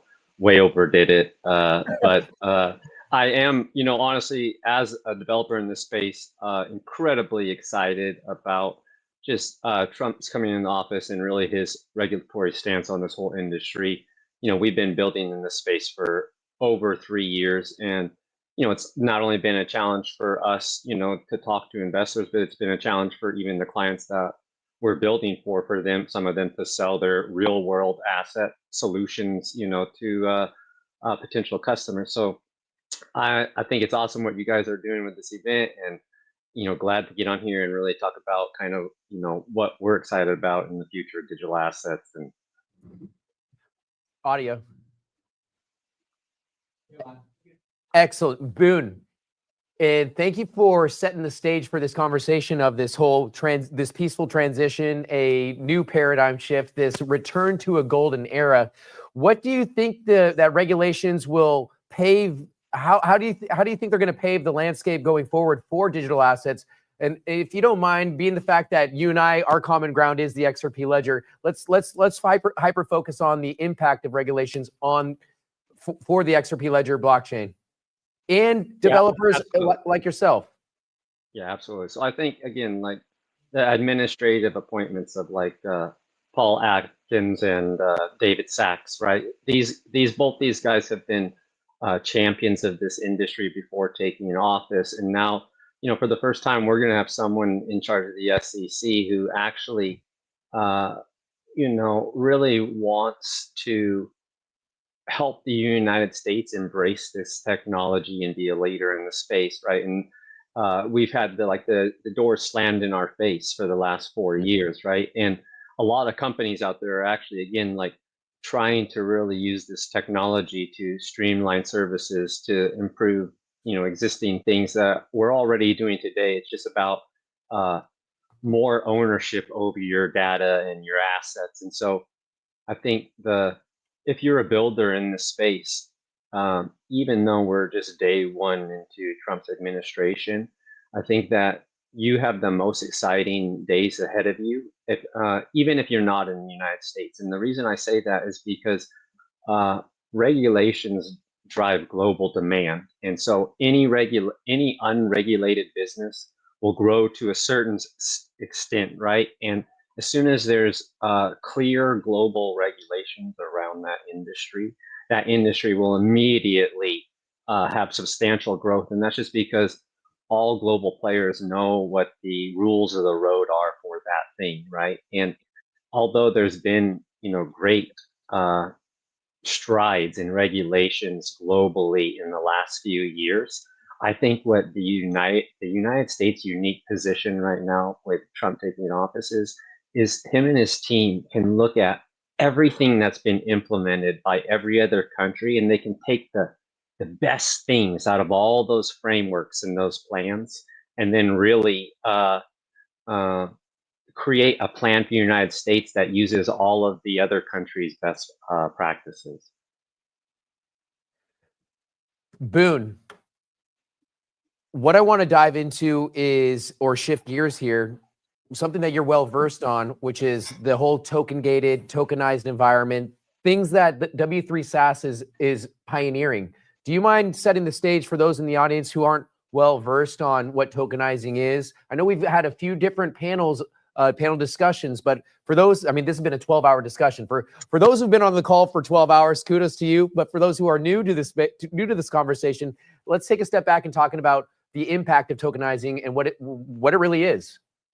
Yeah, absolutely. So I think that one of the most important things to just distill tokenization down to is it's a more distributed way of storing data and storing that in immutable and permanent ways, right? And so when the internet moved to cloud, it was a major change in the infrastructure and the way data was saved.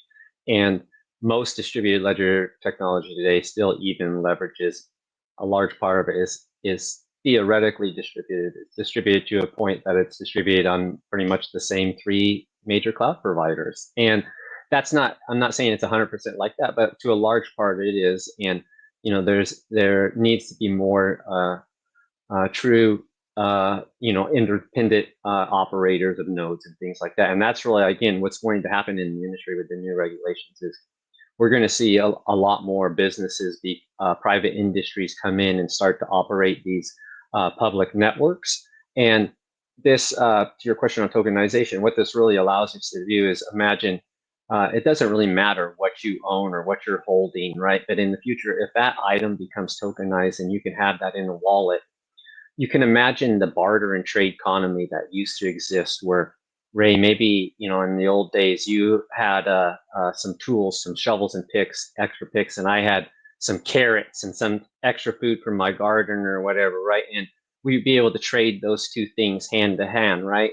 Well, this is going to take global trade to the next level where whatever that tokenized thing or packaged of tokenized things and packaged or certain tokens you have, we can enter into an agreement and exchange the true ownership of those things in the blink of an eye for a fraction of a penny, right? And so it's like these things that used to take, we used to trust a centralized party, and we still do. We trust centralized parties to hold our data, and that data a lot of times can only move after this legal advisor, a lawyer signs it and then emails it to this other lawyer, and they do these things, and it becomes costly and slow to do these different things. And tokenization is really creating a way to represent the ownership of something and have it in a more liquid form that makes it, more tradable across any ecosystem.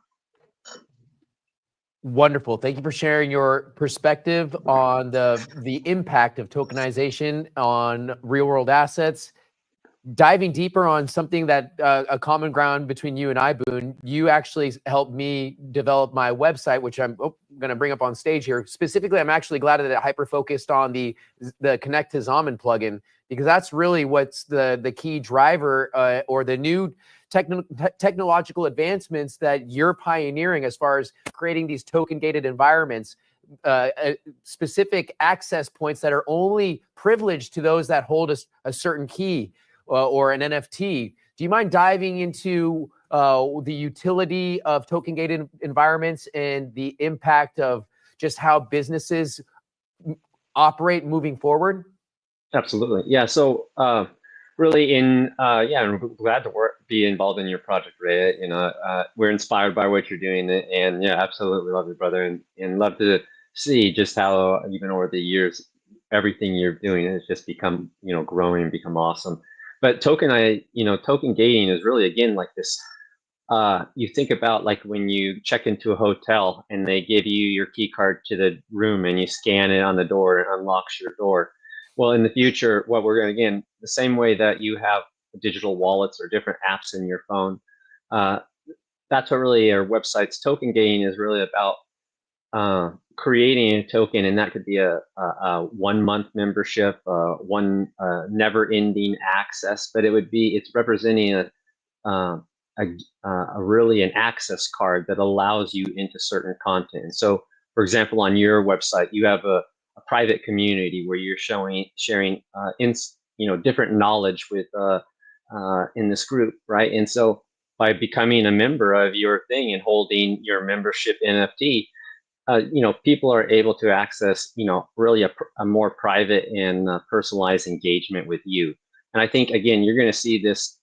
You saw a little bit of this happen in the past with some celebrities, but I think now that you just saw Donald Trump, launch a meme coin and how, successful that was immediately, you're going to see a lot of these celebrities think, wow, I should have a token and I'm going to have token gated access to me. So if you're holding 1 million of my token, I'll have dinner with you once a year. And if you're holding 10 million of my token, I'll invite you to my yacht party once a year, right? And so that's really these token gating experiences is about, allowing people that are actually holding your token to get into different experiences that people who aren't holding your token. It's a good way to, to also find communities that you want to be a part of.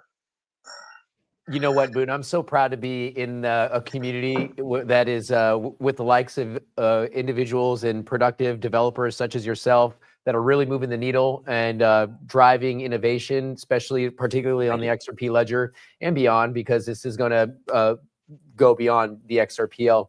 Now, if you don't mind, I'd actually like to double click on you as an individual. How did you get into this developer role for those that may be speaking to the younger demographic that may be interested in also pioneering the next wave of innovation? Yeah, I've had a checkered past, and I was born with a life-threatening disease that complicated my life growing up, and ultimately led to a lot of bad choices in my early years in my life. But I've always been entrepreneurial, and probably 15 years ago, I really dived deep into technology and web development, and started a little career in business doing website development, and moved along through that for a while. And then about 5 years ago, really started paying attention to DLT and tokenization, and realizing again how we were getting ready to move to not a new internet, but a new way of using the internet, right? And I realized that these ideas and businesses that I wanted to build in Web 2, that if I started building those in Web 3, like they could be really unique and at the forefront of something. And so that's why we started building this platform called W3 SaaS. And you think about like WordPress and WooCommerce or Shopify. These are platforms that help you as a business launch your business, online business, and get it out there. We really wanted to create a similar type of platform to help businesses be part of Web3. And that started with DLT and tokenization about 3 years ago. And then I would say over the last 7 months, we've also gone completely down the rabbit hole on AI and integrated AI and AI agents into this platform as well. And so our goal is to if you're an entrepreneur or a small business owner or a nonprofit and you really want to take part in this next generation technology, that's what we're trying to do. We're trying to create a solution where you don't have to be an expert in all these new things. You don't have to bring on a whole new Web3 dev team, but you still need the tools to take part in this next marketplace. I'm glad you brought up the era of AI agents, this AI agentic movement. What are your thoughts on the impact of being able to purchase a subscription to an AI platform that W3 SaaS is developing, and how significant will it be to a business owner such as myself, I mean, we're talking about potentially multiplying an individual and having helping you scale. Yeah, if I'm going to be honest with you, before 8 months ago, when people were trying to talk to me about AI and everything, I was just like, poof. I got too much with tokenization. I can't, And then I was also just kind of like, I never really thought about applied AI outside of all the hype of robots and things like that, right? And so then when I dug into AI and really realized how the technology itself could be applied to productivity and even just fact checking, all these different things, and streamline activities, I thought, wow, this is actually just as revolutionary and game changing as DLT. Now, fast forward 8 months of being deep into this space, I would say AI is truly going to revolutionize just about every industry.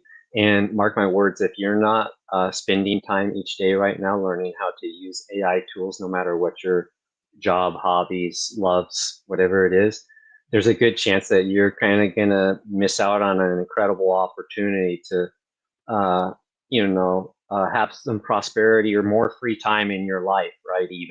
And I think, again, time is one of the most precious things. So AI in our mindset right now, again, is it's really something that you can use to 10x what you're already doing if you learn how to use the tools right. Wow. We have over 75,000 viewers tuning in right now, Boone. I would love to share some alpha with them. Would you mind sharing what particular AI platforms or solutions that you have grown with or for? Yeah, so I think we're really still in the early stages of saying, like which frameworks or models are going to be winners. But I think that there's definitely my personal favorite, I'll just tell you for like general purpose use case is Claude. I really like Anthropic and Claude, and I use it do for a lot of daily things. But there's a ton of LLMs that we use all kinds for different purposes in our company. And all of them, what's again even being really surprising is, how just recently you've had an AI model like DeepSeek, which is a Chinese company and it's open source model, and it's just taken the leaderboard on a bunch of AI things. And so I think, these types of things, when you have someone like Donald Trump taking office, when his AI advisor lets him know that one of the leading AI models right now is a Chinese company, I think you're going to see a lot of innovation happen on the US side in this space. But then I also, again, I'll tell you guys like a cool tool that, is helpful for people who are trying to figure out how to use AI in their business too, would be like Langflow, where you don't have to be a coding expert, but it can really help you like figure out how you could create teams of agents that are going to be doing, smaller micro tasks to help you do something, and I think there's a lot of interesting things happening around the ELIZA framework, that the AI 16Z coin is part of. And I'm not really saying you should get involved in any of these different kind of AI coins. Always do your own research and things, because there's a lot of, pump and dumps every single day. But there is definitely going to be a convergence with DLT and AI. And I think the two of them are going to create a bull market type environment like we've never seen, because we've never had these types of two technologies working side by side with each other like we're seeing right now. What are your thoughts? And before we wrap things up here, Boone, we are going to shift gears to actually another exclusive interview with the team at Zonix. I believe you're familiar of Prasant, the CEO. I hopped onto a pre-recorded call with him at midnight last night, or this morning, because he's all the way in Dubai in India, while Sanjeev, his chief business officer, is traveling as well. So, but before we wrap things up, I do want to talk about and bring things back to the XRPL. One, I'd love to get a price prediction before we close things out in the short term, because of the collateral or the innovation that's around the chain. But then also let's talk about anything top of mind that we haven't discussed before we do close things out that you would like to share with the audience here? We have more than 75,000 viewers tuning in right now, Abs. I guess he called me, so I'm gonna come on screen. You better. I want to give a big shout out to you. We got to actually talk for the first time at the first ever XRP Las Vegas, so that was a great experience, and it's great to see how much knowledge you have about things that a lot of people don't even have a fundamental understanding of. We were talking about this earlier. Most people are still learning about Bitcoin. If they heard XRP, they're ahead of the game. You're talking about tokenizing the entire economy. You're talking about ownership rights and how everything is going to be on a blockchain. So it's really exciting. And I think it just goes to show that communities like ourselves are going to have very, very prosperous next half decade under Donald Trump. But I do have something to say, and I'm glad you brought up Bitcoin. Boone, do you also foresee a future where the XRPL is moving Bitcoin? I have said that in the past, actually, at the last XRP Las Vegas conference, that I think things like spin the bits are a much more likely solution for moving Bitcoin in the future.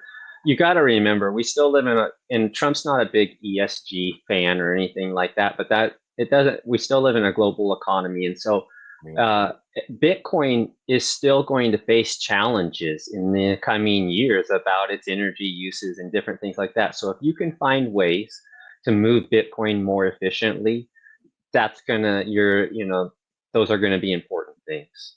And then to answer your other question, and I know you got to finish up here, Ray, I would say, important thing I'd just love to, visit our company, W3, web3industries.ai or Can you spell that out, Boone?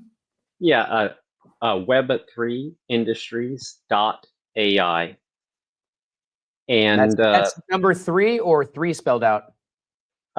Yeah, just the number 3.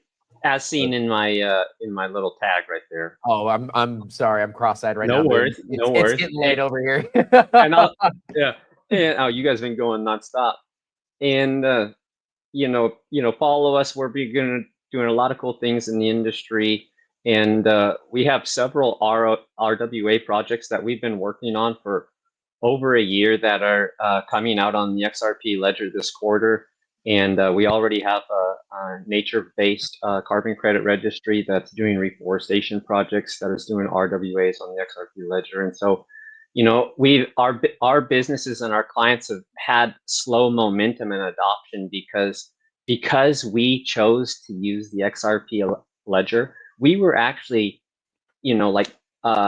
persecuted by some of the businesses that we tried to approach because they were like, oh, Ripple's being sued, and why would we ever want to use or buy a product that's on the XRP ledger? And it's like, thankfully, I think we're getting ready to turn the tides where, because our clients tokenized on the XRP ledger, that's going to benefit them, right? And that hasn't been in the past. Oh, well, Boone, this has been quite the conversation. It's been a pleasure to connect with you. But before we do let you go, was there any last comments? Actually, you mentioned your customers. Who is your preferred customer, and how can they reach you, sir? Our preferred customer is really any small, medium-sized business enterprise that is looking to use tokenization really in any vertical. So our solution, W3 SaaS, it doesn't matter. And again, even if you're not wanting to use XRP Ledger or you want to use an EVM or one of the other chains, we can still help you. And we're really excited about the opportunities for businesses right now in Web3. And I think whatever you've been thinking about doing, now's the time to take action. Love you. Thank you very much for joining us. Abs, any closing thoughts? Well, I want to just give a shout out to Boone as well as anybody else who's studying this type of information, because the more that we go out and the more that we talk to people, just everyday regular people not in the blockchain space, it seems like they're becoming more open-minded to these concepts. Just a few years ago, when I used to talk to Bitcoin with my family and my father in particular, very contrarian, could not wrap his head around the idea of buying something that wasn't physical. Now him, all of his friends, all of these football fantasy guys or fantasy football guys, I meant to say, they're all excited about Bitcoin. They're even buying Solana. They're talking about XRP. So I think it's only a matter of time. And earlier in the interview, you referenced how Trump had launched a meme token and how that's going to draw a lot more people into this market. I believe this is an attention-driven market. And I think that the United States president launching a meme coin, whether the individual project is a massive success or not, I do think it's going to draw more attention to the space and inevitably validate the space for a lot of these older investors. So I thought that was great, Boone. And I just want to say thank you for jumping on today and giving us some of your time. And Ray, back to you. Appreciate it. Ray, appreciate it. Hey, love you mucho, Boone. Before we let you go, any last thoughts? Anything top of mind? Want to make sure that you got everything off your chest, sir. This is a once in a lifetime opportunity where we're all gathered together to celebrate the passing of the guard, the new President Donald Trump, our 47th. Woo! Hey. No, or just show off some dance moves, Boone. No worries. You don't want to see that. You don't want to see that. No, I just want to thank you. Most important thing, thank you guys very much. Feel blessed to be part of this show. Feel blessed to be part of this country. Excited for all the days ahead of all of us. And, let's go 2025. Let's go 2025. Boone, love you mucho. Thanks for joining us. Love and I you. hope you have a great jump to your week. It's only Monday. Oh my gosh. Yeah. Guys, I want to give a special thank you to Boone as well. And we are going to be talking about a little recap of today's events with Johnny Crypto. But first, I want to give a massive thank you and shout out to the 75,700 people who are watching right now. If you guys enjoyed this program, it'd be great if you could smash that like button. But also, what I would love to do is give you a little bit of insight into what you can learn about us. And we are going to be giving you behind the scenes access through this subscription service. It is fruitionproductions.com. For less than a cup of coffee a month, you're going to get exclusive content. You're going to get exciting opportunities. And maybe most importantly, you're going to learn the information you need to know about the crypto space. So head on over to fruitionproductions.com for $6.99 access to all this exclusive and exciting information. Guys, I am 10 hours and 39 minutes into the stream. I would be disingenuous to say that my brain doesn't feel a little bit fried here, Boone. So I'm happy I have somebody to talk to as we go through this whole thing. And I'd love to give you a little bit of insight, a little bit of a breather. We're going to come back and do a live summary of today's episode. But first, here's Merlin. Managing your crypto across multiple platforms can be a hassle. That's where Merlin comes in. It gathers all your coins into one easy-to-use dashboard. At merlincrypto.com, you can track the performance of your assets and exchanges no matter where they're stored. Merlin lets you set custom exit strategies and receive alerts when targets are reached, so you can capitalize on bull runs and avoid unexpected drops. Experience it for yourself. Try it free today at merlincrypto.com. Am I live? That is Merlin, the smartest way to track your crypto, guys. And for anybody who follows us on a daily basis, I want to give each and every single one of you a massive shout out.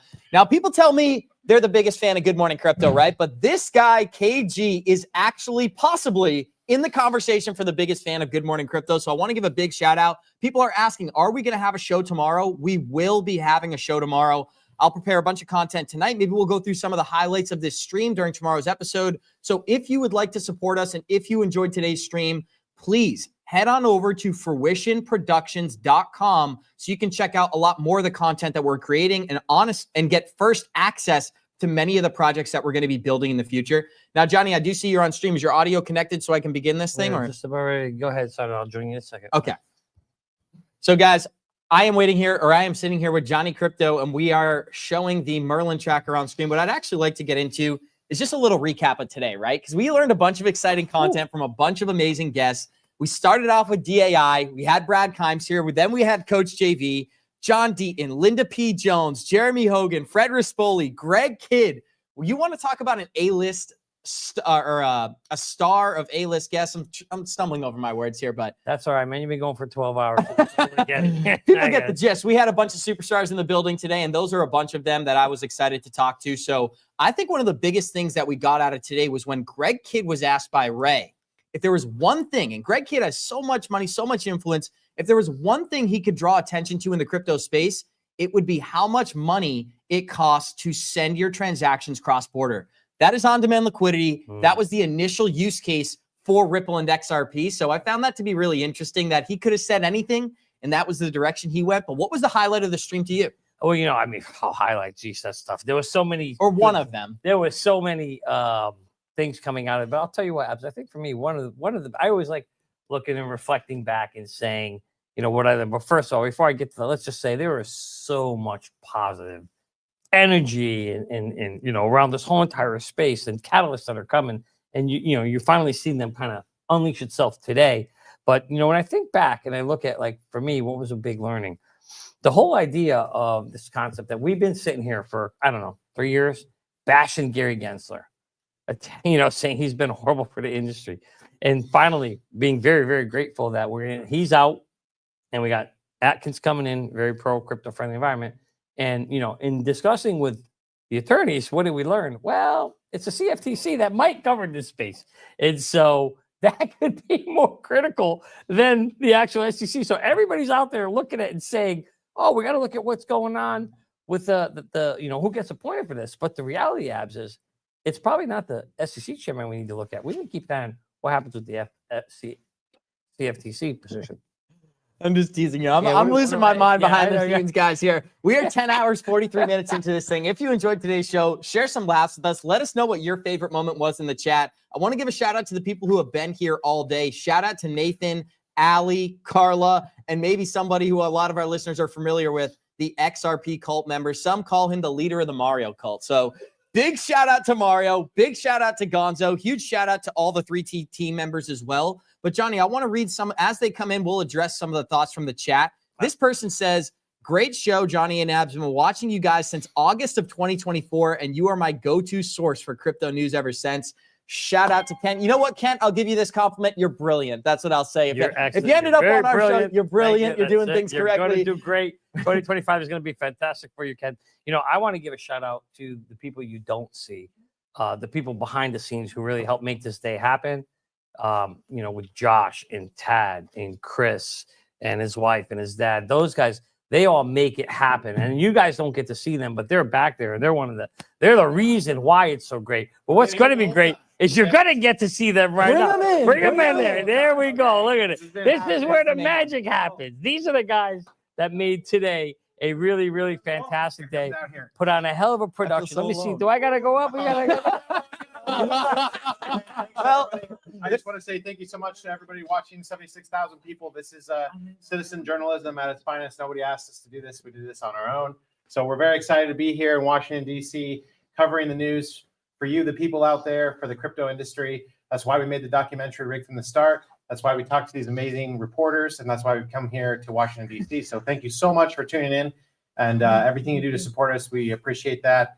We appreciate the donations. We appreciate you purchasing the documentary or just watching and tell your friends about it. So thank you so much. Yeah. And hey, I just want to say for the record, make sure you go to fruitionproductions.com and sign up for that prescription. Go get signed up. Come on. For less than a cup of coffee, you can be part of our family. So smash that like button and spit that and get that subscription going. Now, guys, that's some impressive insight there. It took Johnny 10 hours and 45 minutes to get the website domain correct, but he got it done. He got it done. That's right. It's a great day. Listen, hey, you can't always be perfect, but you get it right at the end. That's all that matters. Don't forget, it's going to be great. And yes, it's going to be great. But I just want to end with this, man. How excited are you for 2025? Oh, I couldn't be more excited. Are you going to be able to sleep Seriously. this year? I'm not going to sleep this year. And this is a phenomenal start, guys. When you think about the markets, the friendships, the energy, this stream in particular, we are headed for uncharted waters. Molly even talked about $1 million XRP, guys. We hit every single category during this stream, and there's 76,000 people here enjoying this, guys. If you enjoyed the stream and you want to support us, head on over to fruitionproductions.com, and for less than a cup of coffee a month, you can get access to exclusive content and more streams like this that we're going to be doing in the future, guys. But I want to center this conversation around the future right before we get into our final interview here. Yep. When you think about the future of America and where we've come over these last 90 days, just give me some thoughts, Johnny. I mean, I don't really have a specific question, but we went from Kamala Harris and Tim Walz and the anti-crypto army to Donald Trump, Paul Atkins, White House crypto czar, Brad Garlinghouse having meetings. There was a picture that we showed earlier today where J.D. Vance was shaking hands with Brad Garlinghouse on January 19th. That was last night. So these things are coming to fruition behind the scenes, no pun intended. What is your outlook here in 2025 about the things that we've been focusing on for almost a half a decade? I think it's like one of those things where, it's like you pick a holiday. It's like Christmas and you love it and you can't wait for it to get here. And, here you are sitting in January and Christmas is so far away. But the reality is now it's coming and we're on our way to having an amazing, I think not only year, but I'm looking at more of we're starting off a kickoff of new technology, and it takes time to do that. And to get there, you also need the right people apps. You need the right policies in place for that to happen. And I'm going to tell you something right now. That was never going to happen under the Biden administration. It was never going to happen under the Kamala administration. But I'll tell you where it is going to happen. It's going to happen under President Trump's administration. What a beautiful way to end the day, guys. And I just want to say a special thank you to every single person who joined us. We got Linda P. Jones back in the live chat as well. And let's not forget our man, the feet on the street.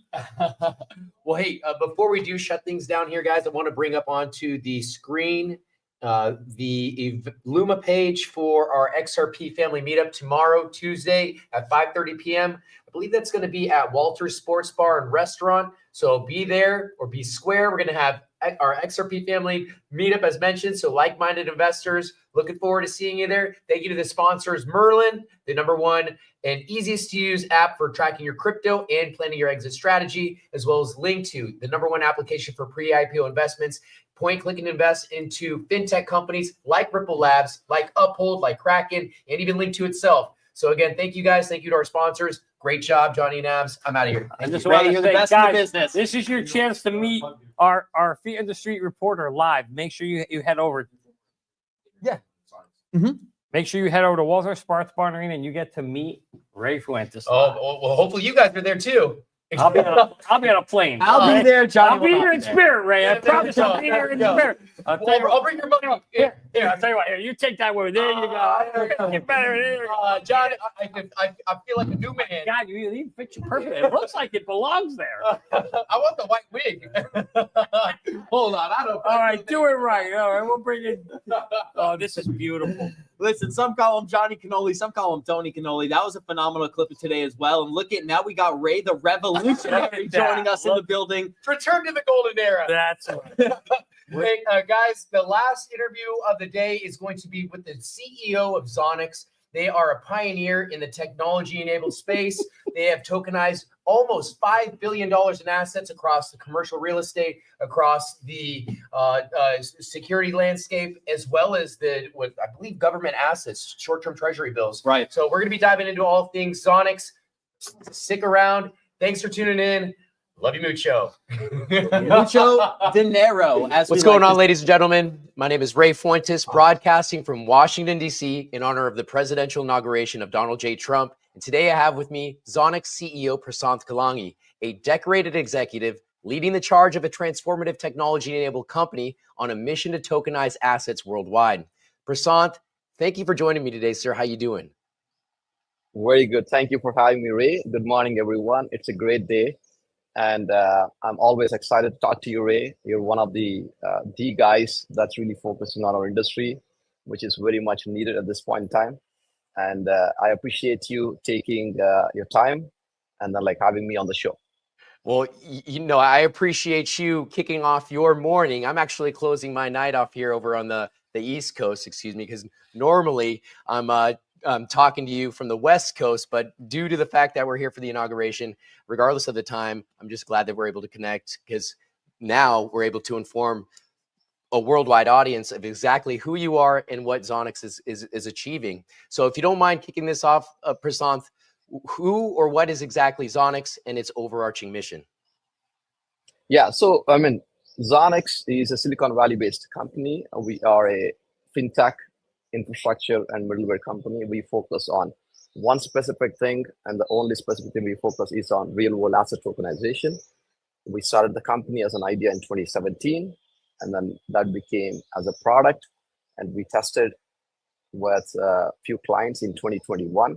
And since 2021, we've been rocking in this space. What Zonix really does is it provides end-to-end technology suite of solutions for any asset owner or anyone who wants to get into real-world asset tokenization, leaving the complexities of regulation, compliance, and all the blockchain, wallets, payments. It's a fully one platform that's end-to-end, that's baked in for anyone who wants to jump into real-world asset tokenization. So we have major asset classes and major clients ranging from anywhere from commercial real estate all the way to exotic assets that we call. They are based in the US and also we're expanding to other markets. Wonderful, Prasanth. Kudos to you and Sanjeev and the team at Zonix Do you mind taking a step back, though, for those in the audience who may not be familiar with what tokenizing is? If you might just with a broad brush, to the best you can, briefly, what exactly tokenizing is and the assets that you aim to tokenize. Yeah, so the great question. So if you see in the world, there's like the total combined wealth in the world is a combination of private assets and publicly traded assets, right? The publicly traded assets, everyone understands it, how they want to participate. There is a process for it in terms of like listing and then getting them traded on exchanges. But whereas the private assets are concerned, right? So there's a lot of wealth in the private assets. Majority of the wealth, if I'm not wrong, it's 70 to 75% is concentrated in the privately owned assets, whether these are real estate assets or mining assets or any sorts of those assets, supply chain, etc., etc., etc. So these assets are usually highly illiquid in nature, meaning like the entry barriers of these assets are very high. You cannot enter these assets. And also once you enter, the exit for you to come out of these assets is also very difficult. So these become a barrier for everyone who want to invest. But these have got fantastic returns and the whole wealth has been made in these assets if you see historically. So when you come to the concept of tokenization, and it is not new, it has been there for a long time. The semantics and the language has changed. I'll give an example. So in real estate, there is something called syndication. So that means a bunch of people come together and then they form a syndication. And there's a structure of a GP and a LP and a co-GP model in most of the cases. And there is a LLC that's formed, or there's a company that's formed where a GP manages the company and LPs participate in investing in it. And this syndication tries to go pool the money in a most regulated and compliant manner. And they deploy the money and then they buy an asset. It could be an asset that's a strip mall in Austin, Texas, where there's a high yield coming out. And then when one of the LPs want to exit or say, okay, I want to exit, I want to buy out. So there's no other buyer for the LP. So they have to, it's very difficulty for them to exit and find a buyer. Or as an example, if I'm an LP in this syndication and I want to borrow money against my share in the syndication, there is no bank, there's no one that's giving me a loan or even borrowing because it's part of a syndication and you are holding a piece of that part in that syndication. When it comes to tokenization, you can buy a fractional portion of the same asset, in this example, the strip mall, and you have also a choice to exit whenever you want, and you also have an option to lend this token and borrow some money against it in the on-chain mechanism. There's a great details behind the scenes, but I'm just trying to oversimplify here so people can understand it. So tokenization essentially, in my definition, is really digitizing a traditional asset in a compliant regulated manner, and in cases fractionalizing it, and then offering that as an investment vehicle in the form of security token. Wonderful. I know that and thank you for explaining and oversimplifying for those that may not be well versed with the tokenization landscape or the digitization of real world assets. Coming from a fintech leader similar to Zonix, my former employer Link2, where they are tokenizing private securities, how do special purpose vehicles impact your business model from a fractionalization landscape? I mean, great point, Ray. Great point. So there is still regulation, clarity is required in some parts of the value chain of the tokenization. So the structures that are followed today is SPVs. So each SPV is spinned off, and an SPV holds an asset, and you tokenize an SPV that is holding the underlying asset. So it is similar to what you have explained with your partners there, tokenizing private securities. It's exactly the same thing. The representation of that value will be on the chain, and the track and trace mechanism and everything will be on the blockchain. That is powerful. Thank you very much, Prasanth. And it's exciting to hear what SPVs are doing for everyday retail investors such as myself, enabling them or us to participate in investment opportunities that may not have existed for our demographic or our cohort of investors, especially if we're talking about fractionalizing the investment opportunity around commercial real estate or specific real world assets like private securities or commodities. So kudos to you. This is very significant and a wonderful opportunity to be a wonderful time to be alive. And to that point, Prasanth, understanding that we are amidst a transition of power or a new presidential administration that is crypto friendly, and that Zonix is leading the charge in a highly regulated landscape, as you mentioned, what type of impact will these new regulations have on the tokenization industry? And how is this going to set the stage for Zonix to be a leader in this industry? Yeah, very good question. So we were debating about that internally as well within Zonix and also with our partners.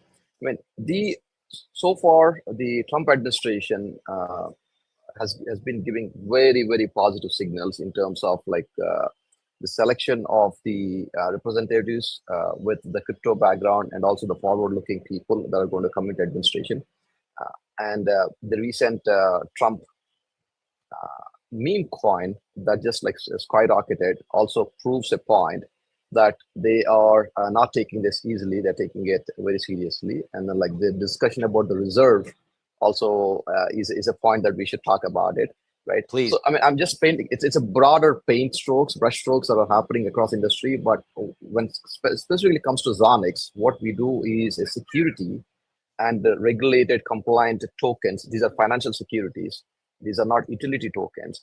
So there needs to be much clarity that needs to be given by the administration. There should be some regulation clarity in terms of like how these offerings will be structured, and then like the secondary market for these, the listings and the exchanges, and there's like slew of things that needs to happen. I think they're already working on it. In my opinion, I'm very positive, and honestly, I'm excited. And being a Web3 guy and being in the blockchain for quite some time, I welcome this administration. I welcome any administration that is focusing on this industry with the seriousness and also recognizes that this is an industry that's going to stay. This is not an industry that's just going to come as a fly on the wall. People have been brushing it off. This administration recognized it is going to stay, and it is going to stay. It's going to grow. So I am very positive and pumped up that it is this government is going to focus on all types of assets in Web3 world, right? Whether it's meme tokens, whether it's utilities, whether it's securities. And there is serious business here. It's not anymore like a garage a product or like a mom and pop shop. It's actually it's gone way beyond that.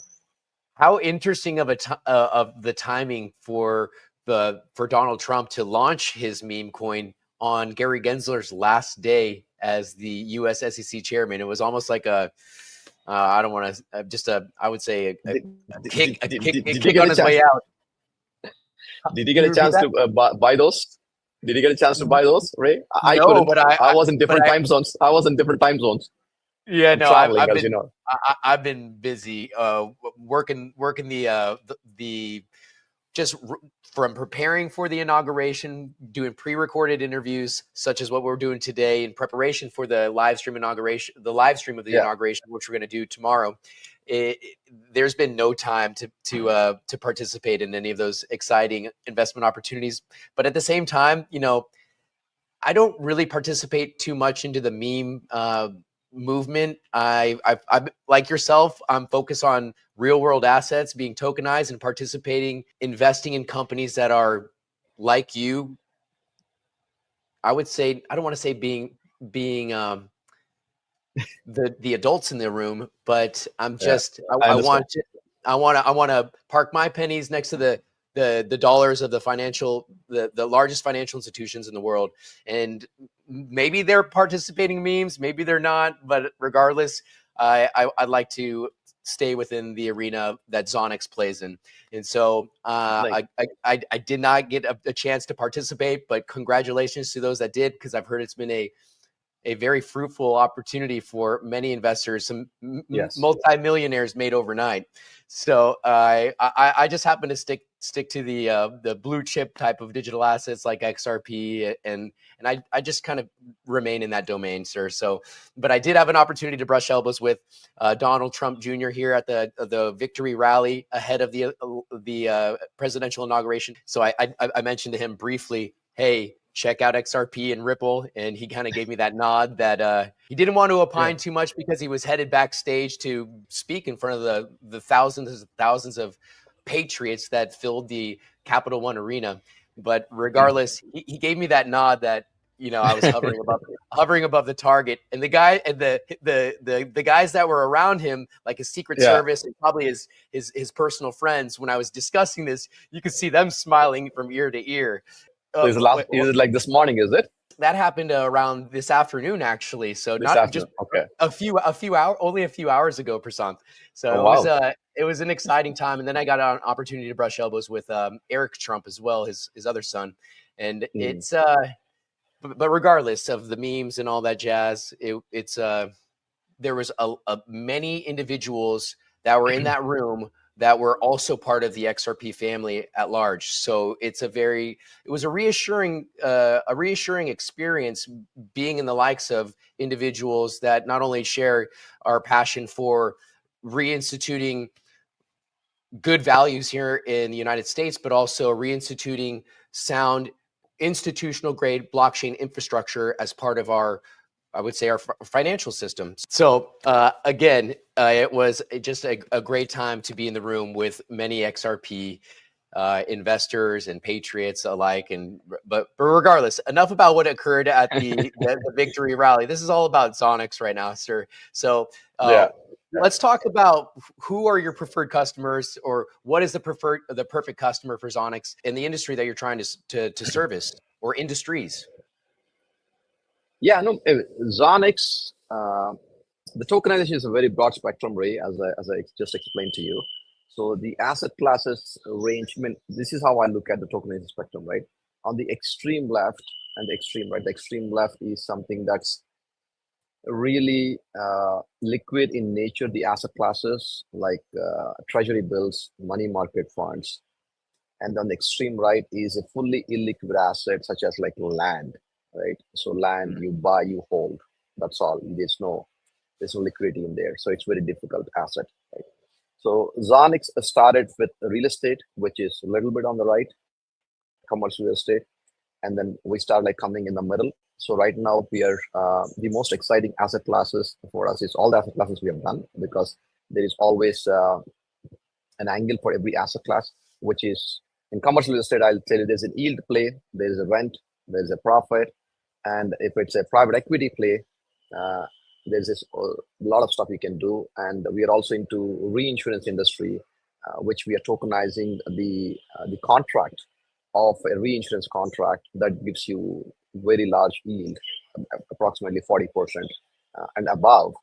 These are in the state of Florida. It's a publicly listed company that is doing it with Zonix. And the other very interesting and exciting asset class, which everyone is talking, the hottest asset class, is data centers. So Zonix is doing data center tokenization in the form of private equity in some aspects, some actually as the debt as well. So these are structured in different ways.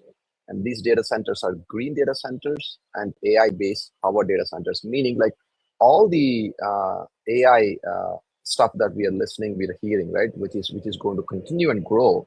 It requires massive amount of data to be computed with these large learning models.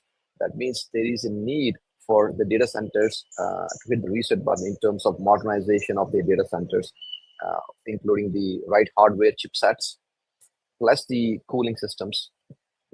And right, data is the new oil, and this modernization requires by hyperscalers and also everyone. And so there is a Zonix client and a partner, Aurum Data Centers, right? Aurum Private Equity is based in California. They're doing data centers in LA, Niagara Falls, close to Canada, Saudi Arabia, India, across the world. And then we are very excited to announce this project, which is a public information, with XRPL as the blockchain behind. So Ripple, Zonix, and Aurum Private Equity Data Centers are partnering this with providing an investment opportunity for individuals to get into these data centers, massive opportunity. And that's just the beginning, I believe. So we are specializing into very deeply into data center asset class, commercial real estate asset class, reinsurance, and mining asset classes, which are where we're working on an asset class in Indonesia for a precious metal mining, and also supply chain invoices.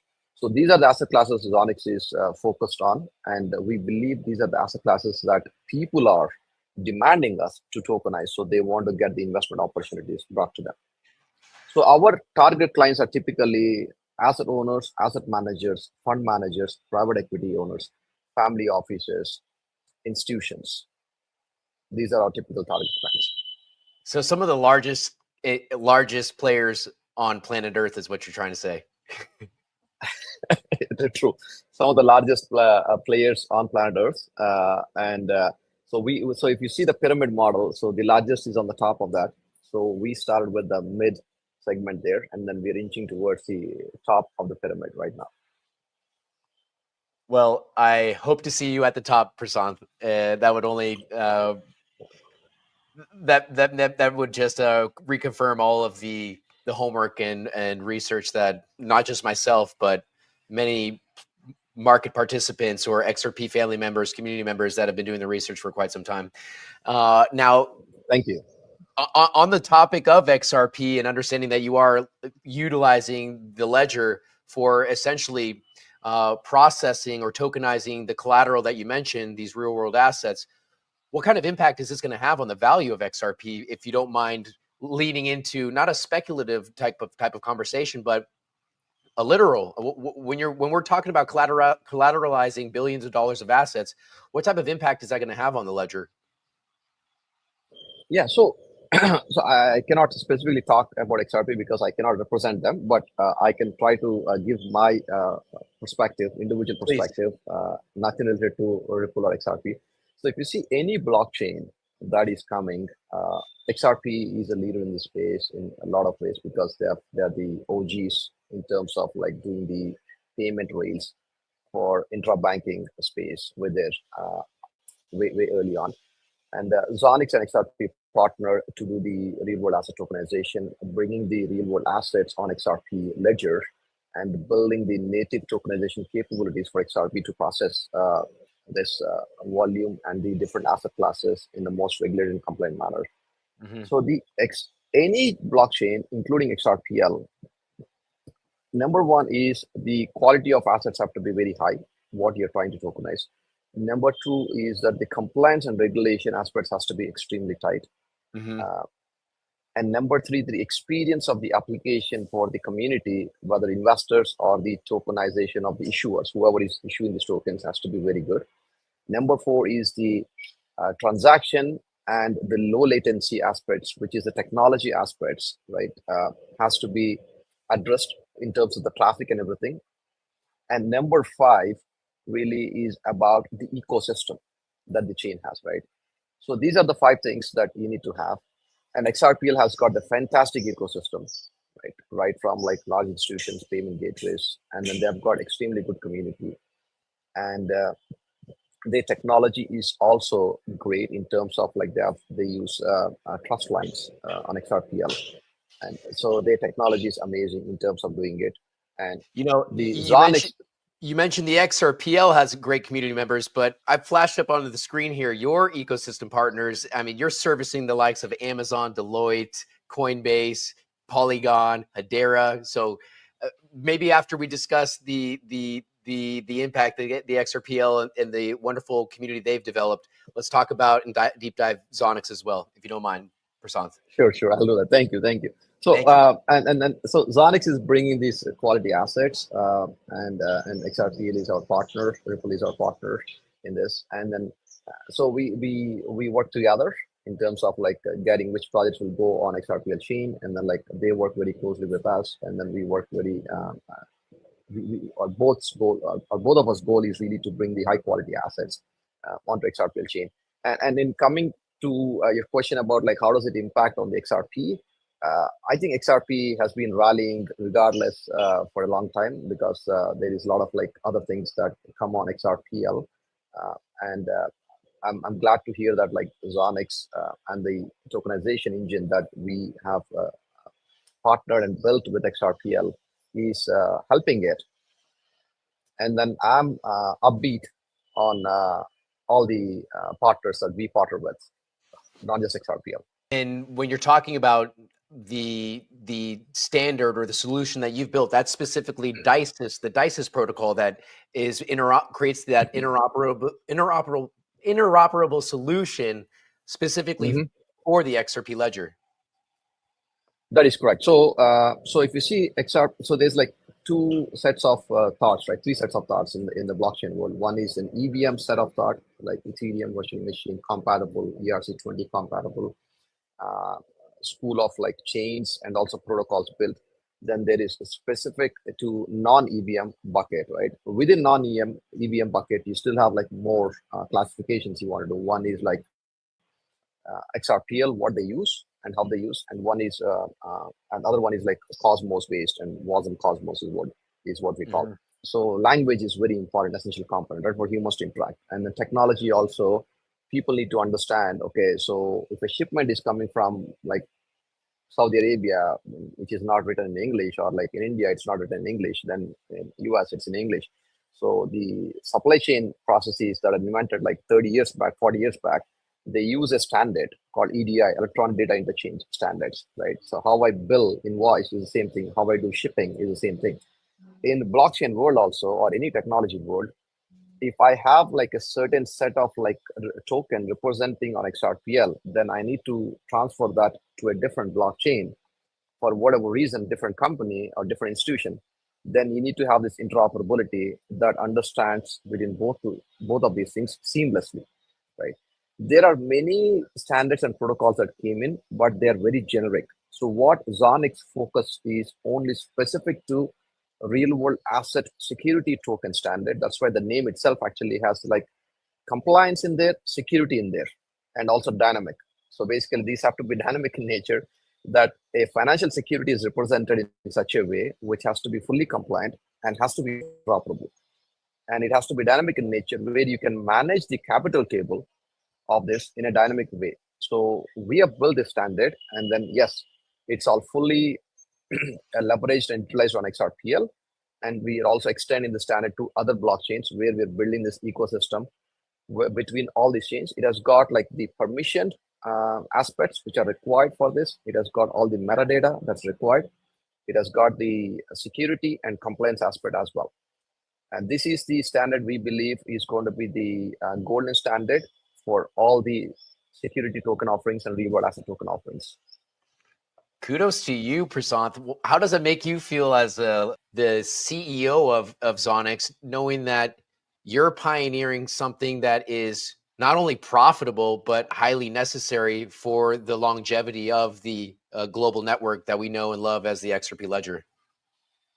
I mean, it gives me immense pride, not just for me, for the entire team, my co-founder Sanjeev, and also the entire tech brains that we have got. We have been doing it for a long time. I mean, just to answer your question, right? So we when we started this company, and then when we formed this company, we got the idea in 2017, but we formed it in 2021. So we have given ourselves like 10 years in our mind. We know this is a very long and I would say road ahead because there's no utility at that time for real world asset tokenization. People used to look at us and say like, what are these guys talking about? What is tokenization, right? So when like we start talking about 2020, 2019, when people don't even know what tokenization is. And now we see the fruits are coming out. 2024 has been exciting for the entire industry, and Zonix being the pioneer and leader in this space. And it took us like, I mean, we started talking to XRPL back in 2022, 2021, we started talking. And then like that's how we started like formulating this. And I believe like two leaders are joining in a lot of ways, Ripple and Zonix, and then trying to really bring what the industry needs and what the world needs, to be honest with you. And it's a new way of looking things. It's a new way of doing business in the, for the last 300 years, we have done business in a certain way and investments in a certain way. And it's totally going to be a new way. And it took time, I think I'm glad that the momentum got in place like since last year. Very exciting. Congratulations, Prasant.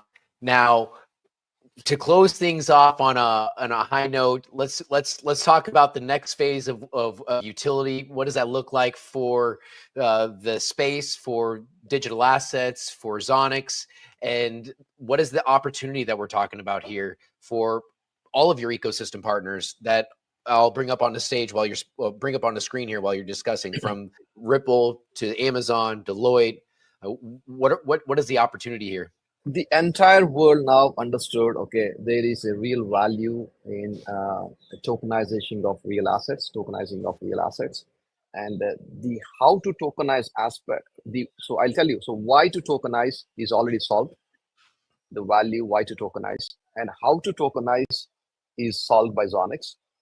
Okay, what do you do once you tokenize is the distribution piece of these tokens, meaning like you got to create liquidity, generate liquidity. You got to sell these tokens, right? Side. Mm-hmm. They create the buy side, the demand side, right? Which Zonix is going to launch a product called RWA Connect, which is not public fully yet. So because since you said it's on a high note, I want to leave the message here, because that's a good product that we are launching, and it is going to create the gap, the distribution side, which is the buy side gap. It's going to bridge that gap. We're launching like Q1, end of Q1. We've been piloting the product. It's called RWA Connect. And then comes the secondary trading and the collateralization of lending and borrowing protocols. So there's a roadmap, and then there's adoption that's happening piece by piece. And the entire ecosystem, what you just flashed on the screen, which is Zonix ecosystem, all the blockchains we partner with, all the institutions we partner with, all the big four, big five consulting companies we partner with, who are like thought leaders in this space, right? And all the payment rails, all the wallets, all the custodians we partner with, require to have the seamless system and ecosystem, which Zonix is the center. And then we are actually driving this, and we are seeing the growth and the adoption and the momentum that's kicking in. And the 2025 is going to be a rocking year for the entire Web3 industry, and especially for RWA tokenization industry. Wow. Congratulations. What an opportunity it is for me to be on this virtual call with you today, Prasant. This is just a blessing, and I really appreciate the opportunity for you to hop on, or your willingness to hop on and join us, the Fruition team, Good Morning Crypto, because we're all over here on the East Coast in honor of the presidential inauguration. And this is self-funded. And we're actually, it's not only self-funded, we're using our XRP to fund our way here, Ray. I really appreciate it, Ray. And like, you are a man with like a lot of energy. I've been noticing it for off late, and then you're a very big supporter. And really, thank you for doing this and having me on the show. And then like, you're witnessing the live inauguration there, and then I'm sure you're going to talk to a lot of people there. And you stay fit, get some sleep. I know you've been traveling quite a lot, and then like you're the you guys, like, you are the cheerleaders for our industry, okay? And then like much needed. I forgot my pom poms at home, but you're right. I'll be there across the finish line, rah-rahing all you guys as we win. It's just a wonderful time to be just a part of something greater, and something that revolutionary, like you mentioned, something that's never been done before, a new paradigm shift, a new way of thinking, a new way of doing business. So Prasant, before I let you go, how can those in the audience follow what you're doing at Zonix, and either you follow not just Zonix, but you as a leader as well? Yeah, thank you. So you guys can follow us on Twitter, on X. It's Zonix Inc. And then you can follow me personally at Twitter at @DKalangi, my last name, THEKALANGI, which is flashed on it. And also, please check our website, zonix.com, and our LinkedIn pages. Awesome. I appreciate this, Prasant. Let me bring up that homepage of yours, that good-looking homepage of yours, so those in the audience can just sink their teeth in the opportunity that you guys are creating for the XRPL and the ecosystem at large. though, like you mentioned, you're servicing some of the biggest customers or players in the world. We're talking about Amazon. I don't think it gets any bigger than that, Prasant. So kudos to you. Kudos to Sanjeev and the team. Please tell Shefali and your team that I say hello. And I thank you for the opportunity. Actually, before I let you go, if you don't mind, Prasant, would you mind sharing with the community, just so they're familiar of how large of a fish you are, in addition to the players that you're servicing, but how much in assets have you tokenized to date?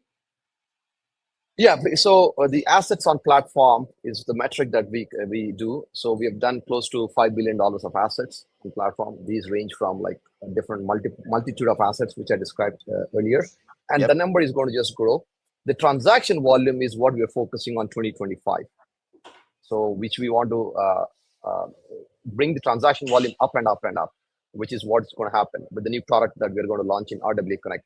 So if any of you want to tokenize, any of you want to understand what tokenization is, please go to our website. There's a chat bot. You can just ask it. It comes to our sales and BD team. And then if required, it comes to me and my partner, Sanjeev.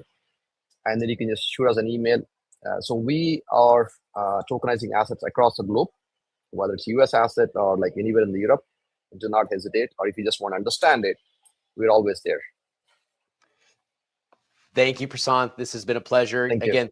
Thank you for joining Thanks, us. Ray. I hope you have a great rest of your day, and enjoy that cup of coffee. Apologize for interrupting that delicious treat of yours.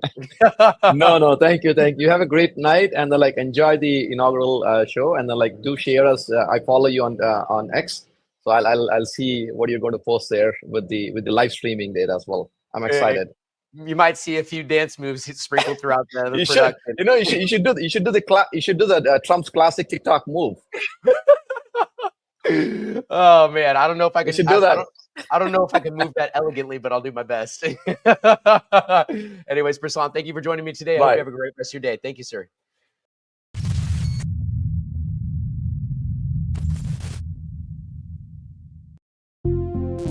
SEC is preparing to sue that crypto startup. The asset in question here is called XRP. Jay Clayton drops this lawsuit on his last day in office, like mission accomplished. We became convinced that this whole case was merely a show. The SEC has become a rogue agency. And our approach in the last several years have been just really a disaster. Day one, I will fire Gary Gensler and appoint a new SEC chairman. We don't need more digital currency. We already have digital currency. It's called the US dollar. The SEC came out and said Ether is also not a security. We believe current offers and sales of Ether are not securities transactions. I also have some theories as to some of the non-legal things that the SEC was trying to do. He was also being paid as a profit-sharing partner from his law firm, Simpson Thacher. That mission of the Enterprise Ethereum Alliance was fulfilled. Hinman has this unique personal financial interest. He could not be involved in certain matters because they benefited him financially. These two individuals are working at crypto firms that made very big bets on Ethereum. Jay Clayton, within a couple of months, goes to One River, who benefited from this decision. When you follow the money, it paints a very clear picture. China's financial elite working with the U.S. financial elite and the regulators of the U.S. financial system to front run the new global digital financial system. Who wins? That's the question here. Who wins? Because I think that China wins. Charles said the Chinese have been courting Vitalik hard.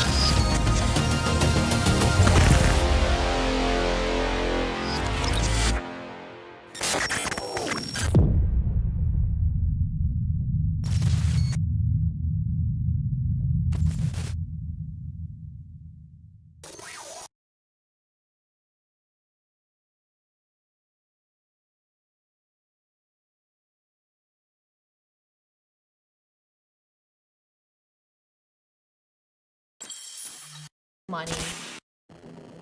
What is money? how is money created? And if our current money system is broken, like what's a better alternative? People have lost faith in fiat currencies. The debt is so out of control that the whole system has to be reset or rebooted. The government has a history of taking assets. The Federal Reserve can basically create as much money as they want. The bureaucracy beast system has been weaponized against the American people. This is just the beginning. A new era of financial freedom where individuals can control their own money. This blockchain revolution that Satoshi started. There's going to be a reckoning, and we're not going to like it, for sure.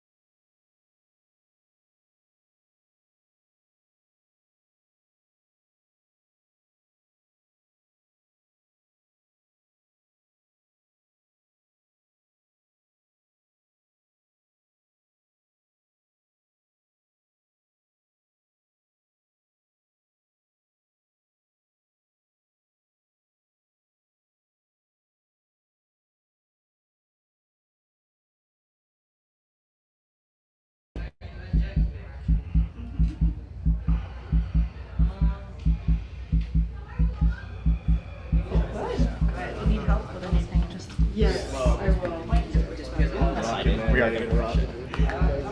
It's going to be awesome. It's going to be an exciting day today. Again, as we always say, bring the energy, right? High energy, high vibration. Make sure every single person feels absolutely special. And I just want to say thank you to every single one of you guys. And I want to close your eyes for just a moment.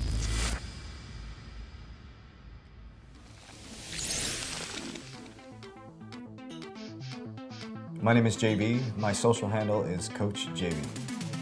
Wake up, America. Why should everybody learn the cash flow quadrant? Better buckle up and get prepared. You should understand these 3 things. I love you very much. I'm super grateful for you. And let's get after it today. As we always say, warriors, let's get your shit together. Let's go. Our mission of the channel is to really provide financial education to the middle class, to help them get out of the just over broke system, which is we call the job. Based on deep-rooted indoctrination, a lot of people didn't get the financial education they needed, and we're working to help as many people free their minds, financially, spiritually, and mentally.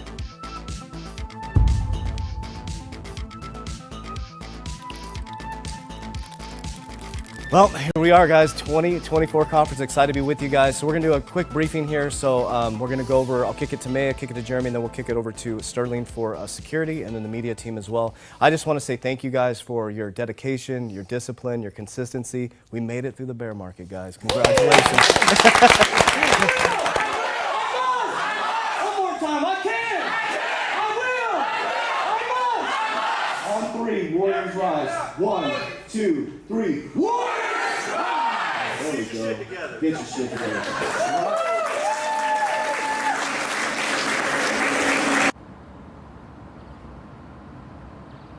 When you walk into a dark room and you turn on the light, what happens?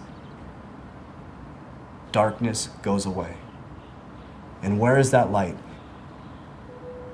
It's inside of you.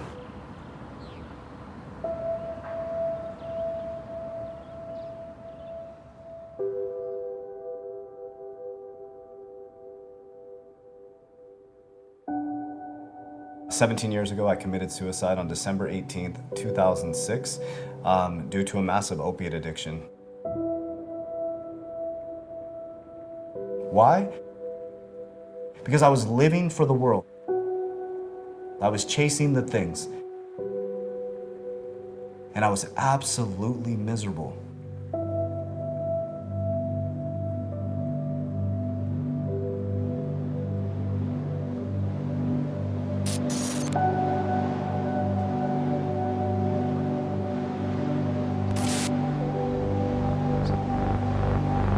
Ironically, I went from, addicted, suicide to a banker at a bank, and just seemed like the most unlikely place to be for me coming out of my situation. I moved up very quickly to a vice president of bank, ended up going to CBA Executive Banking School, got a 4-year degree. But I found myself inside of the banking system feeling uncomfortable. Something wasn't right. So in 2017, well over 6-figure job, VP at a bank, Cinderella story, right? From suicide to VP at a bank. I decided to walk out in August 2017, and I've been on this dynamic journey of ups and downs. I started what was called 3T Fitness. I started, as a mindset education, fitness, holistic healing from the inside out. And ironically, in 2020, COVID hit, and it completely shut down our business. We actually lost everything. We ended up moving back in with my parents. I looked my mom in the eyes and I said to her, "This will never happen again. It's time for me to grow up. It's time for me to become a man. And it's time for me to understand how this works." I was never taught about money. I was never taught truly how to be a man, how to raise my family properly. I was never taught how to balance a checkbook, and ironically, I was a banker. So really think about that for just a moment. I had an education in banking, but I still didn't understand the system. I went into a deep passion of understanding how the banking system works, understanding how these systems are set up so the wealthy win. And some guy named Jay Bills walked into our gym one time and said, "Have you ever heard of XRP?" And I was like, "XRP?" And the first time I looked it up, the question I said to myself in my mind was, why are the banks not using this? I had this subconscious mind programming that cryptocurrency was a Ponzi scheme, that it was a fraud. And so I was in this weird paradigm of trying to understand, what is this XRP? What is cryptocurrency? What is Bitcoin? And so I started to do some social media posts on the actual research I was doing. As we always say, we love you and appreciate you. Warriors, rise! Get your shit together. Let's go. My name is Johnny Crypto with a K, and I'm wishing you guys all a great day. My name is Abs, and I'm here representing Good Morning Crypto. We were doing shows randomly with Coach JV, myself, Abs, and as Coach was planning one of his trips and he was going to be departing away for a week, we were looking to fill some of that airtime, and we said, hey, we need to do something for that week.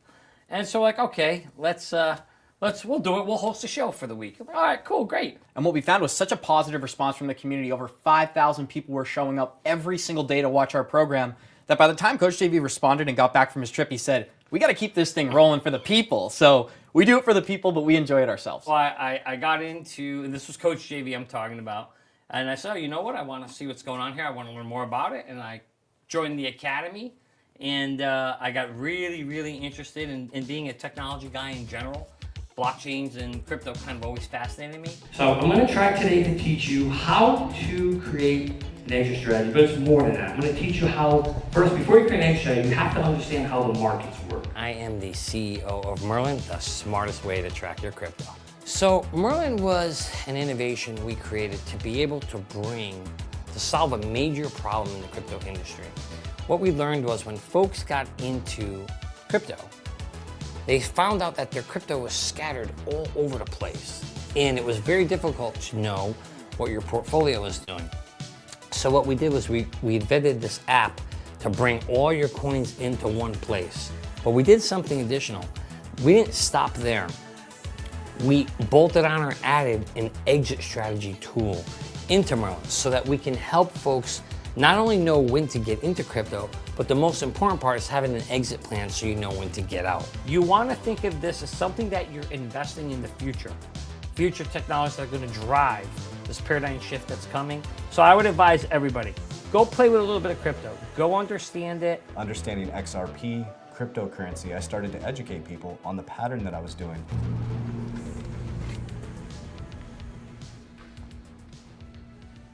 So this is where it all started. This is where I was introduced to XRP. So from the 3T Warrior Academy, we were able to get back up running, and we expanded into many different things, teaching cryptocurrency education, financial literacy, financial discipline, and how to diversify from these markets. So from this being shut down, losing everything in 2020, we've radically transformed our lives to being financially free, spiritually free, mentally free. We've helped over 8,000 people since 2020.